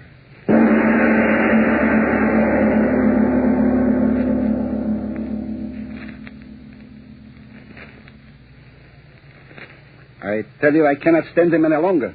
Woof, woof, woof, all the time. He is not a man, he's a bear. My dear Wilkstein, you must be patient with the maestro. You know he's not himself these days. Am I to blame if one day he goes on a vacation, then the next day he does not go on a vacation? I tell you, I am an artist, not a blacksmith. Did you hear him before? Well, Wilkstein, he barks. You are not a violinist. You are a fiddler. A fiddler, me, Maximilian Blickstein, who for 5 years was under the great Toscanini himself. I tell you, Joseph... Here he comes. Oh, yeah. Please, Joseph. Don't tell him I was complaining. Please. No, of course. Good evening, Maestro. Good evening, Maestro. We thought you had left already. Heads together. What were they? No, gentlemen. No, I'm still here. Go right ahead, Blickstein. Ahead? Yes. Why stop at a very interesting conversation I saw you having with Joseph? I wasn't talking. I mean, nothing important. He's frightened. What was he whispering? Catherine Smith. Speak up, Blickstein. Why are you so nervous? What were you saying? Maestro was nothing at all. He was simply inquiring into the state of health of your wife. Yeah, your wife. I heard she was not feeling well. I was asking Joseph how she felt. It was of Catherine. They are lying. There's something about her I do not... Yes, Maestro, that is what it was. Madame Medova. Oh, your sudden solicitude into the state of health of my wife touches me deeply, gentlemen. Good night, Maestro. Good night, sir. Good night, Maestro. They begin to whisper about me behind my back. Everybody whispering. Catherine and that Smith.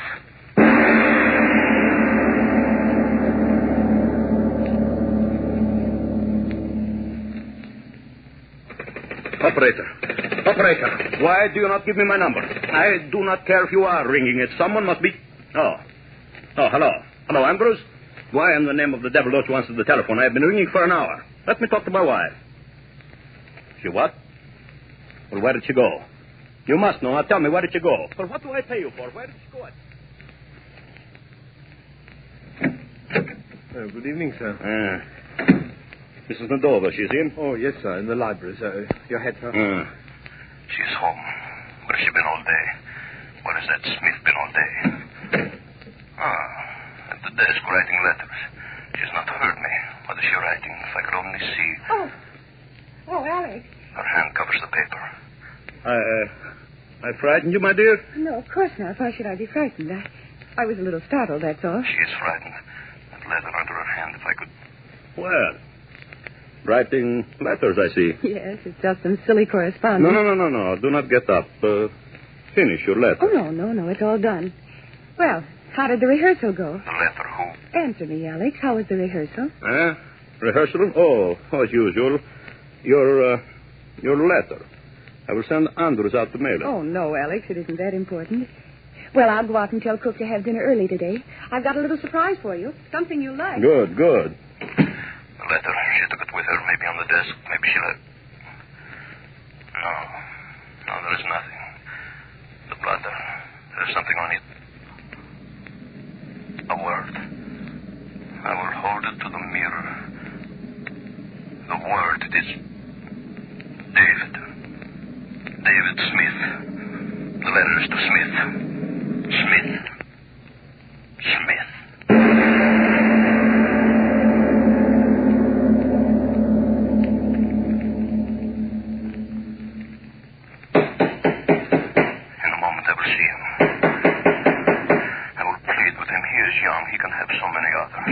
Yes? Why, Mr. Nadoro. Young. I am sorry to disturb you. Disturb me? Not at all. This is a pleasant surprise. Won't you come in, sir? Let me have your hat and coat. Keep your hands off me. No. I'm only going to stay a few moments. Oh, just as you say, sir. Won't you step into my studio? You'll have to pardon the looks of the place, but you can't expect much better from a man who lives alone. Alone? My wife? Oh, there we are. You know, sir, this is the first time I've ever been alone with you. Of course, I see Mrs. Medova. You see my wife quite often, I understand. Yes. I don't know why she wastes her time with me, but I guess I amuse her. She laughs at me. How about a drink? I must be sure that desk there, letters. I said, how about a drink, sir?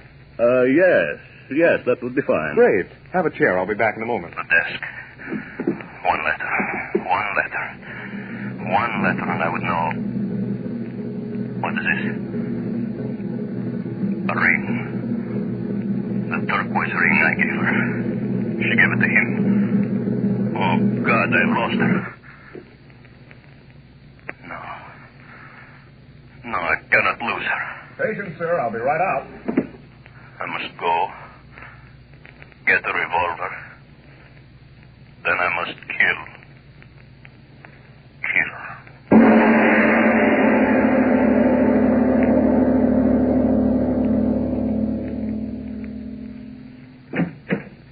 Oh, Maestro.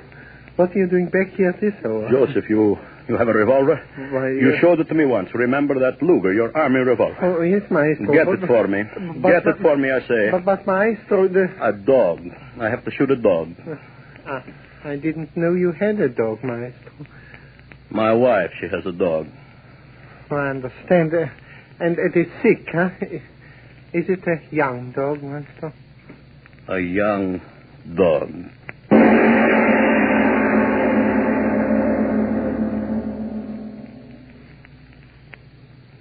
Why, Mr. Nadova, where did you go? I came back with the drinks and... Mr. Nadova, is something wrong? Revolver in my pocket. I said, is there something wrong, Mr. Nadova? What can be wrong? Oh, I'm glad to hear that, sir. Well, when I came out there before and found you gone, I couldn't imagine what had happened. I never saw a better disappearing act in my life. Soon he will stop laughing. Do you mind telling me what happened? I was called away. Well, you're not going to disappear again without a drink, are you, sir? This time I'm not leaving so quickly. We will finish our business. Business? That word sounds foreboding. Why do I stand here talking to him, the gun in my pocket? I'll take your coat if you don't mind. This time I'll hide it so you won't get away so easily. He's young. Many women would love him. You should have left her to me. What'll it be, sir? A bullet between your eyes. Did you say something? I didn't quite hear you. Drink with him? Why not? It will be his last. Whiskey and soda. Oh, fine. Yeah, here you are, sir. It's not very good whiskey, but it's all I can afford right now. Next time you call on me, I expect to do better. The ring in the drawer. You expect to do better. Aren't you going to drink it, sir? Drink? Yes. Yes, I shall drink. To death. And I'll drink with you a toast to your beautiful wife. Your glass. I'll kill him now. Mr. Nadova, what's wrong? Your face. Open the door. Let her in. Her? You fool, don't stand there. Let her in. Well, sure.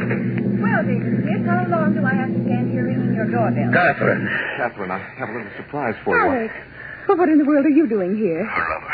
She will see him die. Alex, you're looking so strangely, darling. Don't you feel well? I think you ought to sit down, Mr. Nadova. Well, Alex, what's wrong? Here, sit down. Alex, you're not well. Why didn't you come straight home? Her hands on me, lying hands. Water, David. Get some water. Yes. Alex, what is it? Shall I call a doctor? What's wrong? When he comes back with the water, standing over Oh, me. Alex, say something.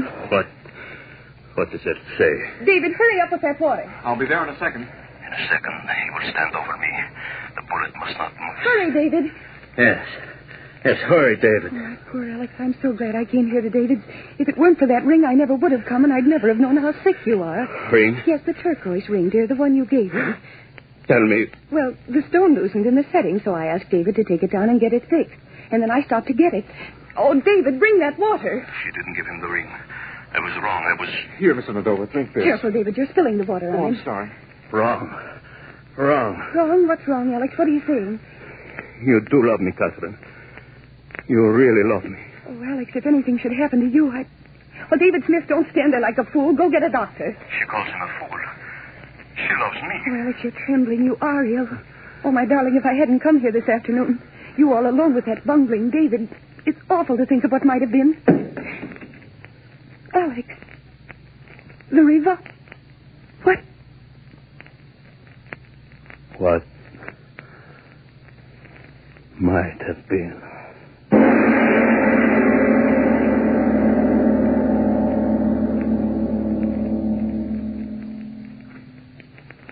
Well, Mr. Obler, what might have been? Potent words, Frank.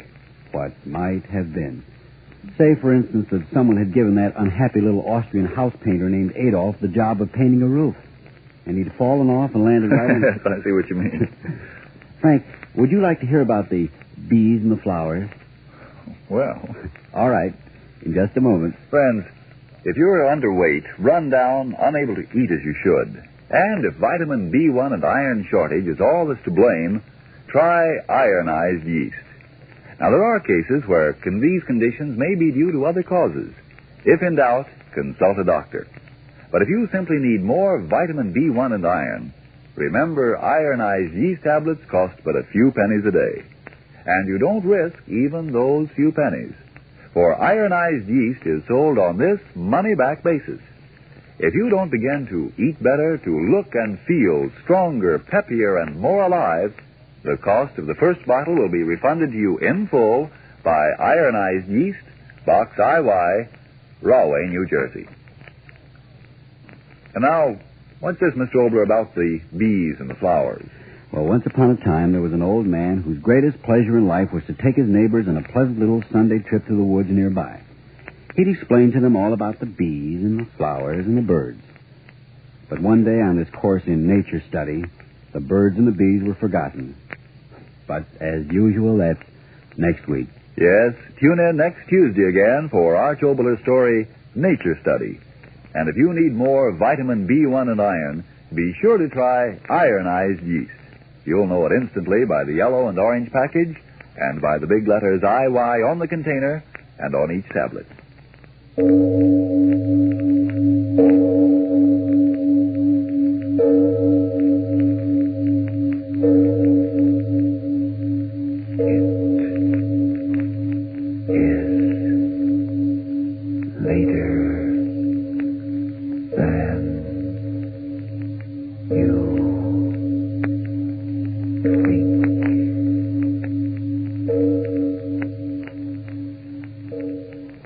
It's only the beginning of the white shoe season, but it's never too soon to start caring for your white shoes, to keep them in good wearing condition.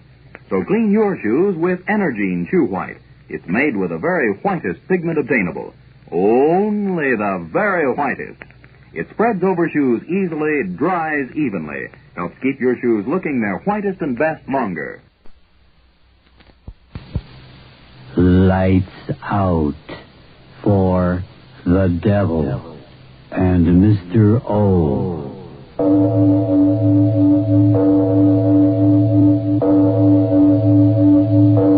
It is later than you think.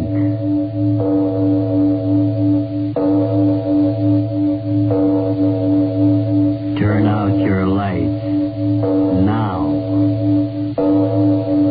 We bring you stories of the supernatural and the supernormal, dramatizing the fantasies and the mysteries of the unknown. We tell you this frankly so that if you wish to avoid the excitement and tension of these imaginative plays, we urge you calmly but sincerely to turn off your radio now. This is Mr. O. Arch Obler. Nature Study is the title of our story. Nature Study. That's a charming pastime, the wonders of nature and all its infinite variety. But the most varied and fantastic subject of all, I think, is the nature of man and woman, the saint in them, the devil in them. And now, if you haven't already done so, turn off your lights for Nature Study.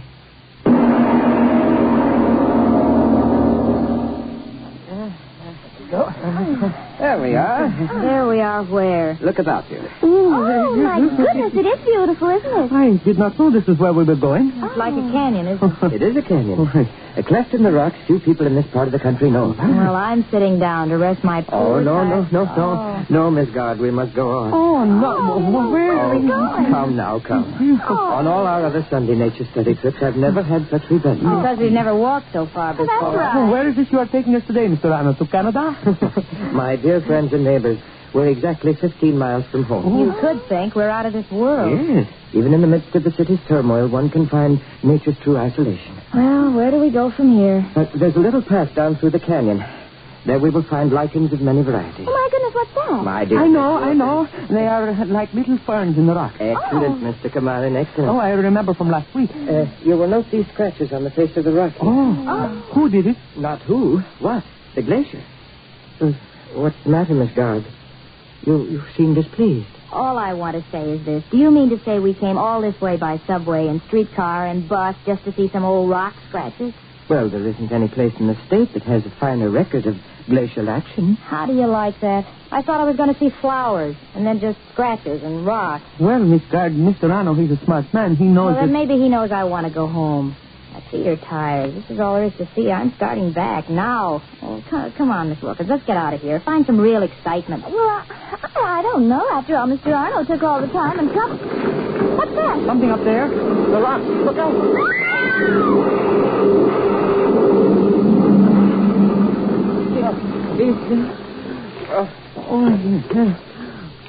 Miss Wilkins.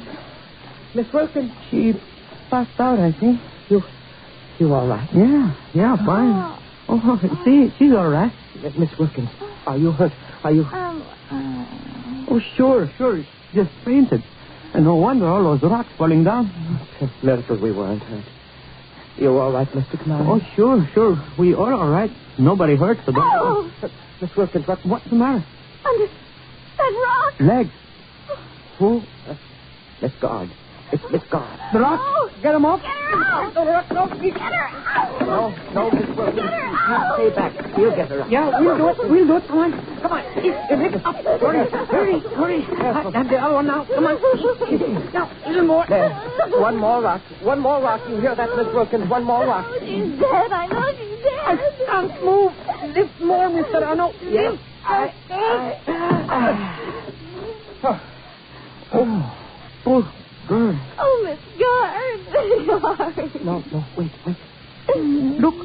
Miss Wilkins, be quiet. Miss Guard, she's still alive. Alive? But how can... She's trying to talk. Yes, Miss Guard, I'm here. I'm listening. Yes, what is it? I don't know. I'm sorry, I can't understand you, Miss Guard. What are you trying to tell us? Yes, what, Miss Guard, what? I can't die without Telling what?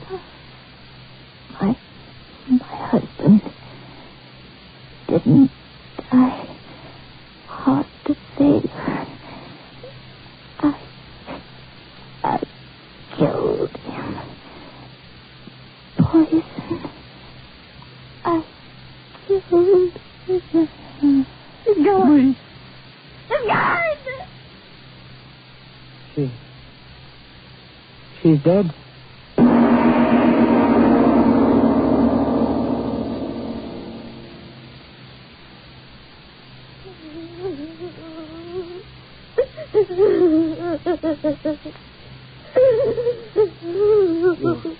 You feel better now, Miss Wilkins?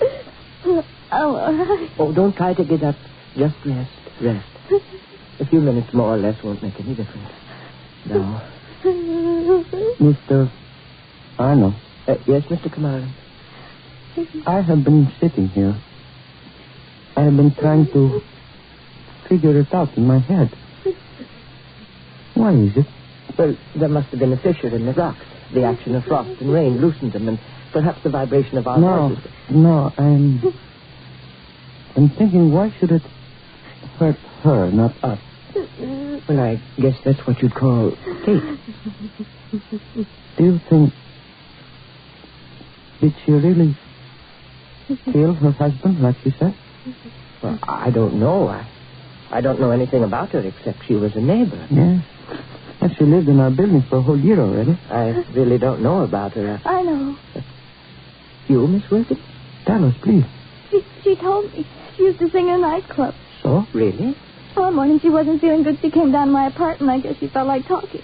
She told me she used to work in this nightclub, and then she married this rich fellow, lots older than she was, lots of money, and she married him, and she didn't like him very much, and all of a sudden he died. Oh. Did she tell you that there was anything unusual about his death? No.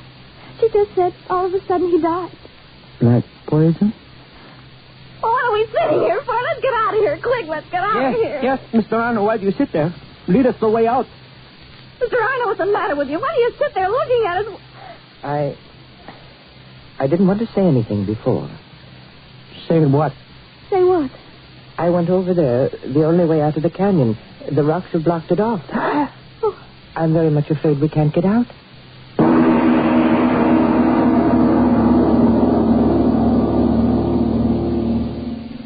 It's It's no use talking to me, Mr. Arnold. But it's so dangerous. Dangerous? What is dangerous? I climb up. The rocks are like stairs. I pull up over the top and I am up. Oh, but I insist it's dangerous. That tumble of rocks. Miss Wilkins, am I not right? Well, we just can't wait in here forever, and I'm sure that Mr. Kamaran knows what he's doing. That is a very smart girl.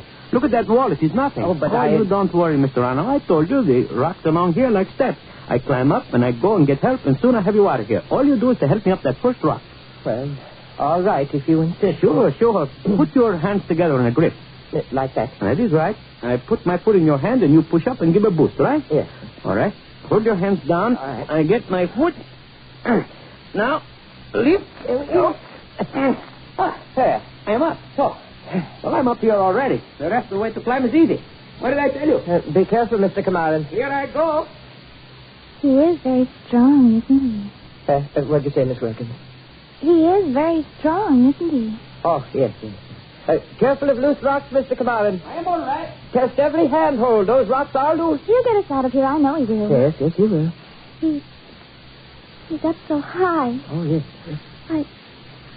I just can't watch anymore. Well, he only has a few more feet to go, and he'll be over the edge. You're doing very well, Miss